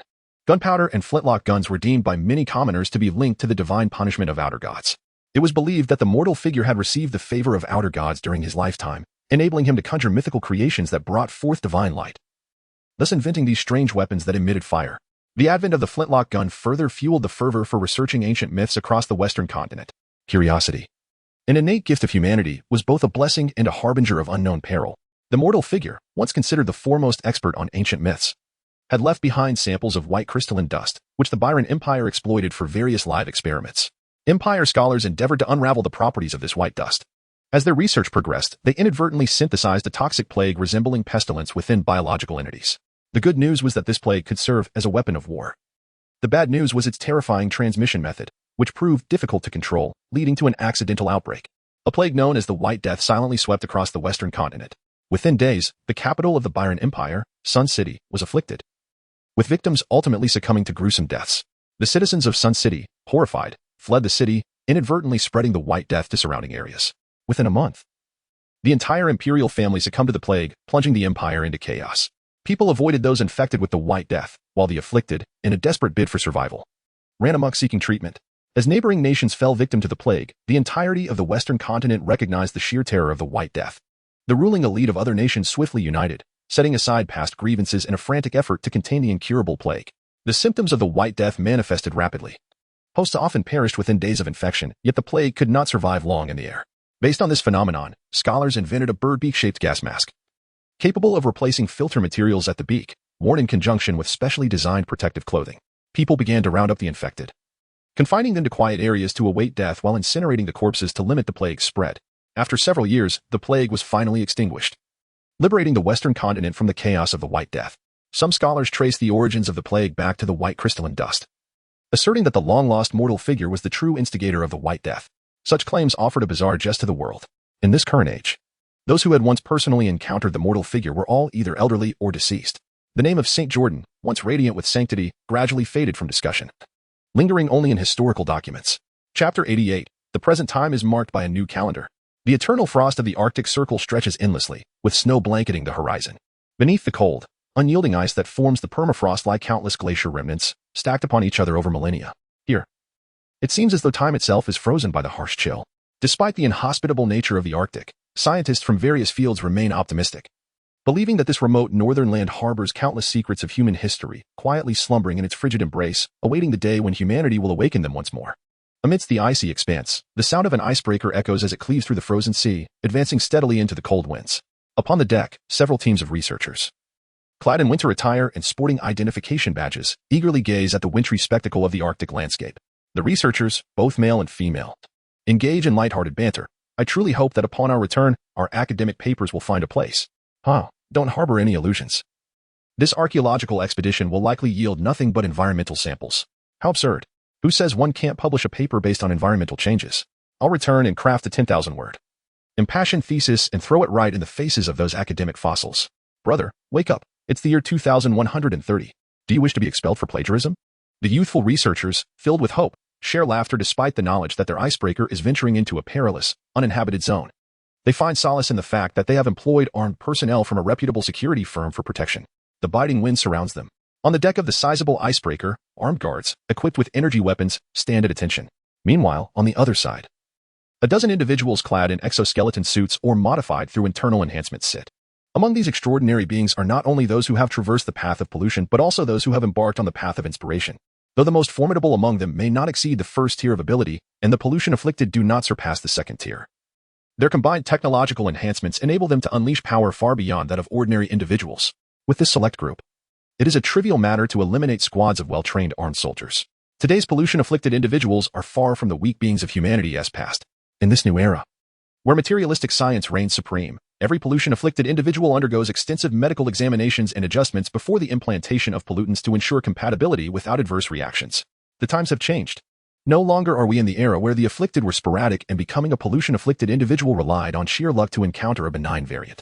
Nowadays, those renowned for their biological prowess and environmental adaptation exhibit pathways to pollution that are perfectly suited to their individual capabilities. By relying on human norms, they can disregard the side effects of combat stimulants, coupled with personalized subdermal enhancements, which do not hinder their transformation into polluted forms. They navigate their specialized exoskeletons designed for specific pollutant pathways with ease, capable of charging through bullets and grenades, slaughtering polluted creatures as effortlessly as chopping vegetables. If we were to liken it to a virtual stealth game, the pollution-afflicted would undoubtedly be categorized as robust heavy-armored warriors, while those who have embarked on the path of inspiration would belong to the agile, versatile spellcaster class, possessing abilities that verge on the fantastical. The path of inspiration emerged over 5 centuries ago, alongside the increasing severity of environmental pollution and radiation, evolving naturally from the changing landscape. It represents a newly charted path of extraordinary potential recognized and organized by humanity. Fundamentally, it validates the existence of inspiration within the material world. To this day, numerous scientific findings have emerged regarding pollution, yet the understanding of inspiration remains limited. We know it exists, but the mechanisms behind it remain elusive. It is established that under certain conditions, the human brain can attract what is termed inspiration, akin to the mystical practices depicted in web novels, drawing it into oneself. This maintenance of specific brain activities can be achieved through reading, engaging with music, appreciating sculpture, or even through aimless meditation. It sounds quite illogical. However, as long as there are patterns to follow, it becomes a subject worthy of materialistic scientific inquiry. Inspiration is intimately linked to pollution and is crucial for ascending to the 4th tier of the pollutant pathway. To climb to the 4th tier and become a formidable extraordinary being, 2 essential requirements must be met. First, one must undergo an exorbitantly costly, comprehensive biological modification procedure to transcend the limitations of the human body. Second, a certain amount of inspiration must be present within the biological entity to facilitate the transformation of pollution into the 4th tier. However, no precise means currently exist to quantify inspiration. It can only be vaguely detected through instruments. People know of its existence and a fraction of its operational mechanisms. Beyond influencing the advancement to the 4th tier of pollution pathways, an abundance of inspiration within the human body can trigger mysterious transformations, awakening fantastical abilities. Some may manipulate the inspiration in the air to materialize fireballs and launch them, while others, the rare extraordinary beings, can invoke inspiration to heal biological injuries or even repair inanimate objects through unknown means. These extraordinary abilities have been meticulously documented and categorized based on their emphasis into energy sequences, creation sequences, and idealistic sequences, collectively referred to as the path of inspiration. Due to the myriad expressions of these abilities, which differ amongst individuals, the strength of these abilities is classified into 4 tiers, S, A, B, and C. Furthermore, the enhancement of inspiration abilities is categorized into levels, with the current maximum being 3. The strength represented by these levels is not absolute. The path of inspiration, though somewhat abstract, eludes precise conclusions even from the most advanced scientists. There have been instances where extraordinary beings classified within the C tier, after enhancing their abilities, have exhibited performance equivalent to the A tier, and even undergone shifts in their sequences, albeit rarely. Indeed, anyone can capture and attract inspiration through specific actions. But this does not imply that extraordinary beings of the inspiration path are commonplace. Instead, The speed and quality at which the human brain attracts inspiration vary greatly among individuals and cannot simply be compensated for through effort. There have been those devoid of talent who aspired to become extraordinary beings, dedicating their entire lives to capturing inspiration, yet still found themselves unfulfilled until their last breath. Thus, only individuals endowed with such extraordinary talents can successfully accumulate a certain amount of inspiration within themselves, embarking on a journey towards the awakening of fantastical abilities in the sequence of inspiration. Ordinary citizens, if they yearn for the extraordinary, might as well tread the well-trodden path of pollution with steadfastness. Chapter 89. Archaeological investigation underway in the frigid Arctic seas. An advanced icebreaker cleaves through the thick sea ice, drawing ever closer to the edge of the permafrost. On the deck, a white-haired elder clad in a lead investigator's uniform, upon observing this, grasped the portable detector beside him. With a serious demeanor, he turned to the young researchers, who were idly chatting and admiring the scenery, and declared, "Enough idle chatter. Focus your minds. We have reached our archaeological destination. Check your scientific equipment and prepare for disembarkation. Be wary of wild contaminated creatures, and do not stray too far from the armed guards once ashore." The elderly investigator, adopting a facade of sternness, admonished the youthful researchers, reminding them of various precautions during their journey. He then began to direct the armed guards. The icebreaker gradually approached the illusory land formed by solid ice. Hovering above the icy expanse, 2/3 of the armed guards disembarked first. These mercenaries, led by the contaminated and extraordinary, diligently surveyed the surrounding stark polar environment with tactical equipment. They then raised their high-caliber kinetic rifles. The sound of suppressed gunfire echoed softly. 100 meters away, several pristine white creatures, seemingly mutations of snow foxes and snow hares, collapsed in response to the muffled shots. Firearms, an invention of the great sage St. Jordan nearly a millennium ago, stand as one of humanity's most magnificent inventions. They are the most widely utilized and potent weapons against contaminated creatures, proving both effective and economical. Even an ordinary soldier, armed with a submachine gun, can eliminate unthinking third-tier contaminated beings without sustaining harm. Before the might of gunpowder weaponry, all contaminated creatures appear as fragile as paper. Despite the formidable size of high-tier contaminated beings, possessing extraordinary abilities, they remain utterly defenseless. A barrage of rockets would effortlessly lay them to rest, leaving them lifeless on the spot. The filthy and feeble flesh of contaminated creatures cannot withstand the brilliance of human industrial achievement. This world is no longer the era of a century ago, when humanity cowered under polluted environments. Any creature composed of flesh is destined to falter before the onslaught of modern weaponry. Since the advent of modern firearms, countless contaminated beings have perished beneath their might.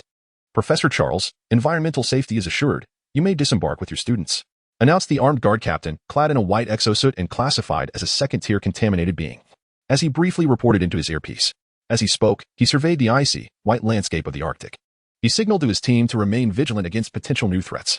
Finally, adjusting his tactical goggles, he boasted into the earpiece, "Professor Charles, our White Cross Security Company is a legitimate subordinate security agency of the Tribunal, a steadfast shield you can always trust on your wilderness journeys. Should you wish to engage my security team again, I can offer you a 9.8 discount." Standing upon the solid ice, the armed personnel, armed with an array of weapons, maintained a calm demeanor as they listened to their captain's self-promotional remarks. They exhibited no reaction, as his words were indeed valid. The wilderness is perilous, yet this danger is relative. Take the security operation, for instance.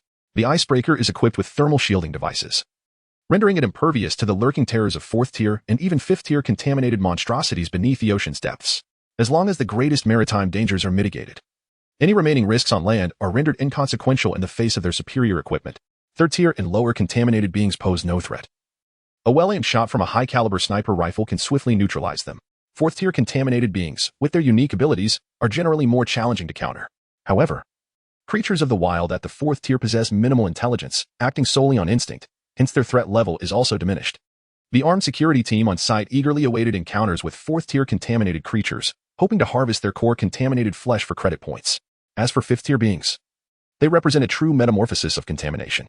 Regardless of whether they dwell in land, sea, or air, once a creature reaches this tier, they can often disregard the lethality of thermal weapons to some extent, making them exceedingly difficult to handle, even without any intelligence. They are beyond the capability of a single security team to confront.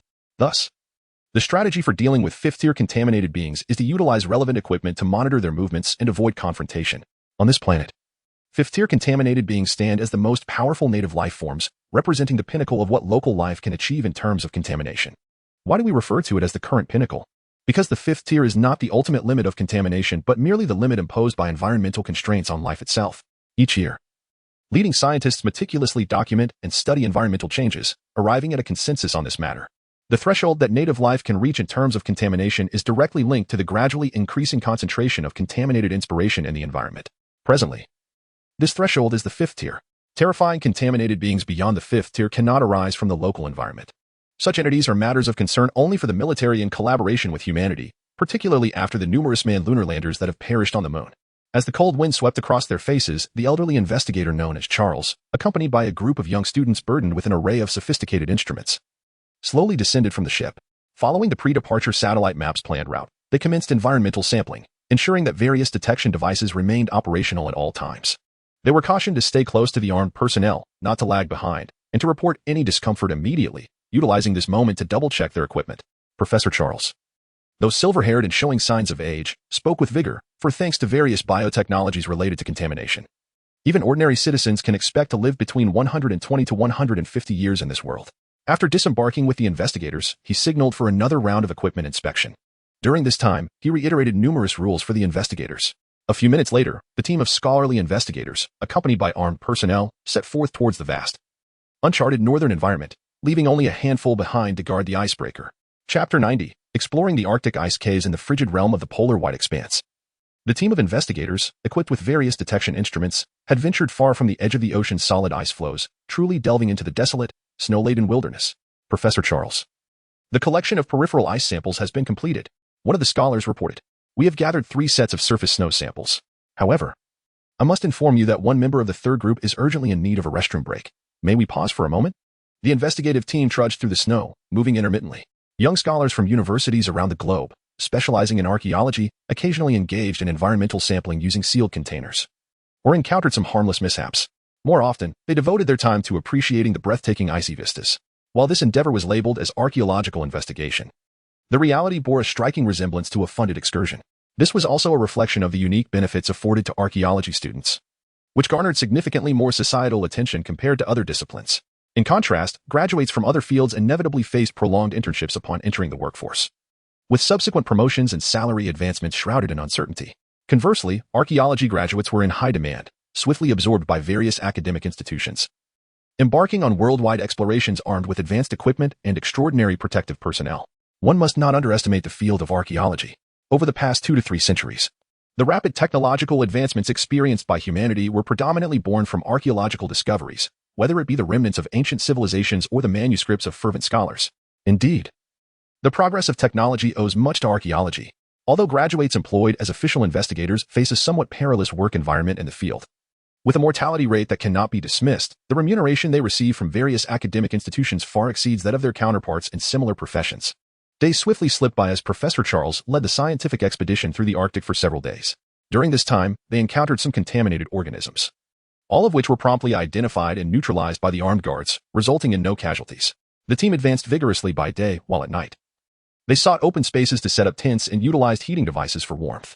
Some investigators even prepared roasted meals using these heating devices, reveling in the experience. Rather than feeling isolated in the Arctic wilderness, it felt akin to camping in one's own backyard. This was simply the norm. Humanity reigns as the sole sovereign of this era. The myriad of emerging contaminated organisms in the wilderness merely represent the living resources possessed by the human collective. Aside from the formidable 4th and 5th tier contaminated life forms, which could be detected and avoided using the detection instruments, the armed security personnel were more than capable of ensuring their safety. If one were to consider the world a century ago, it was a dominion of non-human contaminated life. Today, however, the tables have turned, and humanity stands as the planet's most formidable apex predator. Everyone, remain vigilant to the variations in the pollution and inspiration readings in our surroundings. We are nearing our destination. According to the data from the research satellite launched by multiple institutions months prior, an avalanche had likely occurred several hundred meters ahead, exposing a deep ice cave.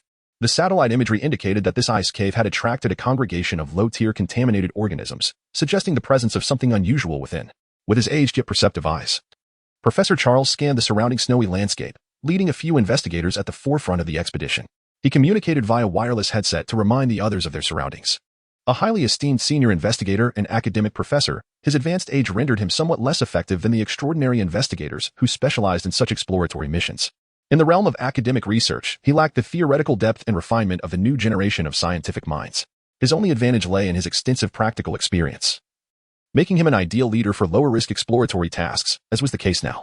As the frost fell around them, Charles's reminders prompted the young faces within the team to exercise caution and proceed slowly. Soon, they reached a snow-covered vantage point. Looking down, they observed a valley where the snow slanted sharply in a single direction, showing clear signs of prior massive collapses. The location where the team stood was likely one of the starting points of the avalanche. Further down the slope, a fissure revealed a colossal frozen pit. Its surface slanted and somewhat concealed, shrouded in darkness that obscured its age. Surrounding the cave entrance were numerous bizarre polar contaminated organisms, most adorned with white fur. The destination had been reached. The armed personnel immediately began to clear the area of contaminated organisms, preparing to enter the cave only after confirming its safety. Upon assessing the situation, Charles decisively commanded through his earpiece. Upon receiving the order, the armed personnel swiftly readied their long-range firearms, unleashing a barrage upon the entrance of the ice cave. Many of the white-furred, mindless contaminated organisms continued to wander aimlessly, oblivious to the unfolding chaos. Their heads were struck by high-caliber sniper rifles, exploding in a shower of gore. Each sound of the silenced weapon signified the collapse of another contaminated creature into the snow.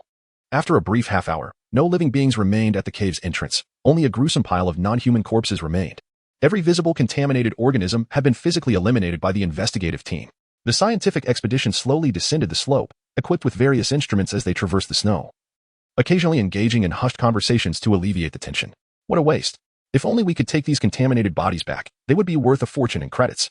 But alas, the investigation is far more important than the contaminated flesh, and besides, the quality of this flesh is rather low. It wouldn't fetch much in credits. This sunken valley appeared to be a naturally formed structure of solid ice, resulting from the freezing of the sea surface over time. The scholars of the investigative team advanced under the protection of armed personnel, and as they drew nearer to the ice cave, a sudden silence fell upon them, replaced by expressions of astonishment. As they approached the cave, the readings on their detection instruments began to rise steadily. Could there truly be something within this unknown ice cave? Chapter 91. What lies deep within the ice cave? Heighten your vigilance. There may be entities within the cave that emit pollution and inspiration autonomously. The thermal imaging revealed the presence of residual contaminated organisms within the cave, prompting the second-tier contaminants to exit first while ensuring safety. Professor Charles, with his silver hair, fully equipped, led the team to the entrance of the ice cave, once again relying on his past experiences to issue the most prudent directives. Throughout history, the role of an investigator has never been one of absolute safety. The reason he had managed to navigate through this perilous profession, which offered benefits tantamount to danger, unscathed into his advanced years, could be encapsulated in one word: survival. As long as personal safety was assured, casual investigations could proceed without unnecessary risks. The findings belonged to the academic institutions behind them, and he would merely gain a title of honor and some rewards. Why gamble with one's life? This was Charles's conviction. Under his command, several armed personnel remained stationed at the cave entrance while the others, led by a few second-tier contaminants equipped with individual exoskeletons, activated special lights capable of functioning in such extreme conditions to illuminate the cave's interior. With the armed security clearing out the non-human contaminated life forms within, the investigators began their descent into the depths of the ice cave, executing environmental sampling with practiced ease. This natural ice cave harbored immense archaeological value, with numerous traces of environmental changes observable within the crystalline formations. However, this value was no longer the primary focus of the investigation team, including Charles. The investigators were far more intrigued by what lay deeper within the cave. Entities continuously emitting both contamination and inspiration radiation, likely activated gray matter metals. These gray matter metals, historically referred to as ancient metals, had been confirmed as remnants left behind by unknown extraterrestrial civilizations.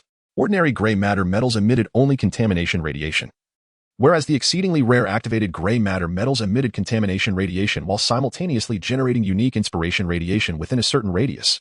Moreover, the existence value of the latter was incomparable to that of the former. The gray matter metals from extraterrestrial civilizations presented a surface pattern resembling spiral lines, exhibiting a dilapidated grayish-white sheen. Their composition had been analyzed multiple times by scientists, yet remained ambiguous, with many of their elements entirely absent on Blue Star. Ordinary gray matter metals typically originated from the ruins of unknown civilizations, whereas activated gray matter metals could be traced back to a singular source, an unknown civilization spacecraft, obliterated during humanity's Day of Judgment. Inside the icy grotto, the investigation team halted after a brief walk, awaiting the armed security personnel to advance further and conduct a thorough sweep. During this brief interlude, the youthful scholars comprising the investigation team felt a surge of excitement. Initially, they presumed this expedition would merely entail a routine outing for environmental sampling, little imagining they might encounter the unknown. Indeed, the first rule among investigators is to rein in curiosity. Yet, this antiquated regulation, passed down through centuries, had largely fallen on deaf ears among the newer generation of investigators. While it held some merit, it bore little weight against the true principles governing their work: modern lethal weaponry and various detection technologies. In the face of these two factors, any outdoor threat ceased to be a mortal concern. If activated gray matter metals were indeed present, wouldn't their academic institutions reap substantial rewards? Future research funding would no longer be a concern. Could the depths of this cave possibly conceal a remarkable relic, a creation of an ancient, unknown civilization akin to the Mother God? No, such speculation was unfounded, aside from the fragments of the so-called Mother God. Activated gray matter metals had never been discovered from any other source. The expressions of the youthful investigators behind their cold masks reflected a mix of excitement and the burgeoning thrill of participating in an unknown adventure. Observing the eager faces of his young investigators, Charles felt a pang of nostalgia. His full name was Carlovius Charles, born into a long-established academic lineage. Currently serving as an adjunct archaeology lecturer at several universities in the federal capital. Among the investigators in the ice cave, a considerable number were his students, embarking on their first missions. How long ago had he been just like them, filled with anticipation for each investigative task? Now, he had transformed into an old man. Having chosen this path out of love, yet feeling his youthful fervor dissipate, just as he began to reminisce about his lost youth. The words of the young investigators reached his ears, darkening his expression further. Unable to contain himself, he interjected with a reprimand. Good heavens! Have you all lost your minds from studying? ISNT history and geology fundamental to archaeology? How have your instructors taught you about continental plate shifts? The formation of the ice plates beneath our feet does not align with the timelines of the related ruins. Only the more ancient Arctic center could potentially harbor unknown civilization remnants. The group of young investigators, upon hearing Professor Charles' irate admonition, awakened to the realization of their oversight, recognizing they had neglected to consider such variables. After receiving a thorough scolding, they turned their excitement into a more tempered anticipation for what lay deeper within the cave. If activated gray matter metals were indeed present, their academic institutions would truly strike it rich. After all, gray matter metals were the sole resource aiding extraordinary cultivation. Ordinary gray matter metals were effective solely for contaminants, while activated gray matter metals benefited both contaminants and the extraordinary. Even in mere proximity to activated gray matter metals, one would gradually accumulate inspiration, and if contaminated, their internal pollution concentration would increase correspondingly. Thus, ordinary gray matter metals were exceedingly rare, monopolized by the affluent and powerful. Activated gray matter metals, due to their extreme rarity, were regulated by the Federation, forbidden for personal possession, only appearing in heavily secured top-tier meditation chambers. Any activated gray matter metals surrendered would garner rewards from the Federation based on weight, starting at a minimum of 1 billion credit points, with no upper limit. This was the source of excitement for the youthful investigators within the ice cave. Yet Charles remained unperturbed, calmly instructing the other investigators, standing steadfast in place, awaiting developments without any significant emotional fluctuations. Coming from an academic lineage, he had never lacked for sustenance or resources. While he understood the value of credit points as a universal currency, his desire for them was not particularly intense. Furthermore, even if activated gray matter metals were truly found deep within the cave, the wealth they represented would be divvied up among the academic institutions behind the investigation team. As for the investigators themselves, a reward of several thousand or tens of thousands of credit points each would be considered quite a boon. Chapter 92. The Somnolent Humanoid Life Form, Pseudo-Fifth Tier. Within the Arctic ice cave, the scholarly investigation team, comprised of various academic institutions, paused momentarily. After a brief interval of 10 minutes, the team leader of the second-tier contaminants transmitted a voice filled with astonishment and tremors through their headsets. Professor Charles. The threats within the cave have been neutralized. There is no longer any danger. You must come and see. What lies deep within the cave is simply unbelievable. Though I may lack expertise in archaeology, I dare assert that the artifacts residing within the cave are undoubtedly a groundbreaking discovery that will astonish the world. Listening to the tremulous words emanating from the headset, the young scholars stood in stunned silence. This captain of the armed security company, known for his composed demeanor during countless encounters, was now astounded to the point of faltering speech due to the enigmatic entities within the cave. Had he perhaps encountered a plethora of activated gray matter metal, triggering such a state of disarray? Charles pondered similarly. He gestured for the other investigators to accompany him deeper into the cave, inquiring through the headset, "Are there indeed numerous activated gray matter metals within?" "Yes, Professor Charles. There are indeed many activated gray matter metals," came the response through the earpiece. The investigation team, equipped with illumination devices, advanced further into the cavern. After traversing approximately 100 meters within the expansive ice cave, they encountered numerous recently slain, still warm bodies of contaminated organisms along the way. As they proceeded deeper, the scholars were soon met with a breathtaking sight. At the end of the icy cavern lay several ancient, massive sailing vessels, firmly encased in ice, seamlessly integrated with the frozen landscape. Upon the wooden decks of these ships rested numerous retro-styled sculptures crafted from activated gray matter metal, also frozen into the ice. The only means of observation was through the translucent ice crystals. Furthermore, both aboard the vessels and in the surrounding area, myriad figures of ancient humans clad in religious white robes were encapsulated in ice, transformed into lifelike sculptures. The scholars of the investigation team, donned in modern thermal attire and wielding advanced scientific instruments, stood transfixed, gazing at this scene. It was as though the ancient individuals from a distant era had transcended time to encounter their modern counterparts in this very place. My goodness! The surfaces of these gray sculptures shimmer with luminous, intricate patterns. They are indeed activated gray matter metals, altogether worth hundreds of billions in credit points. preserved so impeccably. These ancient vessels and their gray matter sculptures inspire me to draft an academic paper. While the activated gray matter aboard these vessels represents a monumental discovery, the location within the Arctic Circle raises perplexing questions about the presence of ancient ships in such a frigid environment. The young scholars were instantly taken aback, exclaiming in astonishment. They began to covet the colossal ice sculptures encasing the ancient vessels, eager to rush forward, shatter the ice, and seize an activated gray matter sculpture for themselves. Before such immense wealth, few could maintain composure unless the cost was an unending torment. The leading nations of the Human Republic Federation uphold a zero-tolerance policy regarding the management of activated gray matter. Any related criminal activities result in the perpetrators not facing immediate execution but rather enduring a lifetime of relentless punishment. Specialists are employed to inflict various tortures, only to heal the victims with advanced medical technology, allowing the cycle of torment to continue, regardless of how maddening the experience may become. This method, though effective in deterring crimes associated with activated gray matter, contravenes the humanitarian values espoused by contemporary society. Human rights are relative. Those who commit crimes related to activated gray matter forfeit all claims to such rights. This explains why, although the onlookers were filled with desire, they dared not attempt to claim the invaluable activated gray matter before them. Holding a lighting device, Charles scrutinized the ancient vessels. Astonished by the overwhelming number of activated gray matter sculptures and additional ordinary gray matter sculptures, even someone of his affluent background could not help but be taken aback by the potential worth of the items adorning the decks of these ice-encased ships. Professor Charles, you have finally arrived, exclaimed the captain of the armed security team, donning a powered exoskeleton and approaching with urgency. Upon reaching Charles, he spoke gravely. Professor Charles, swiftly call for assistance from an armed investigation team composed of extraordinary personnel. The current situation exceeds our capacity to manage. Just moments ago, tactical thermal imaging had suddenly indicated faint signs of humanoid movement within the largest of the ice-encased ancient vessels, coupled with our company's most advanced biological contamination detection devices. The data suggested the presence of a fourth-order entity, teetering on the brink of fifth-order classification.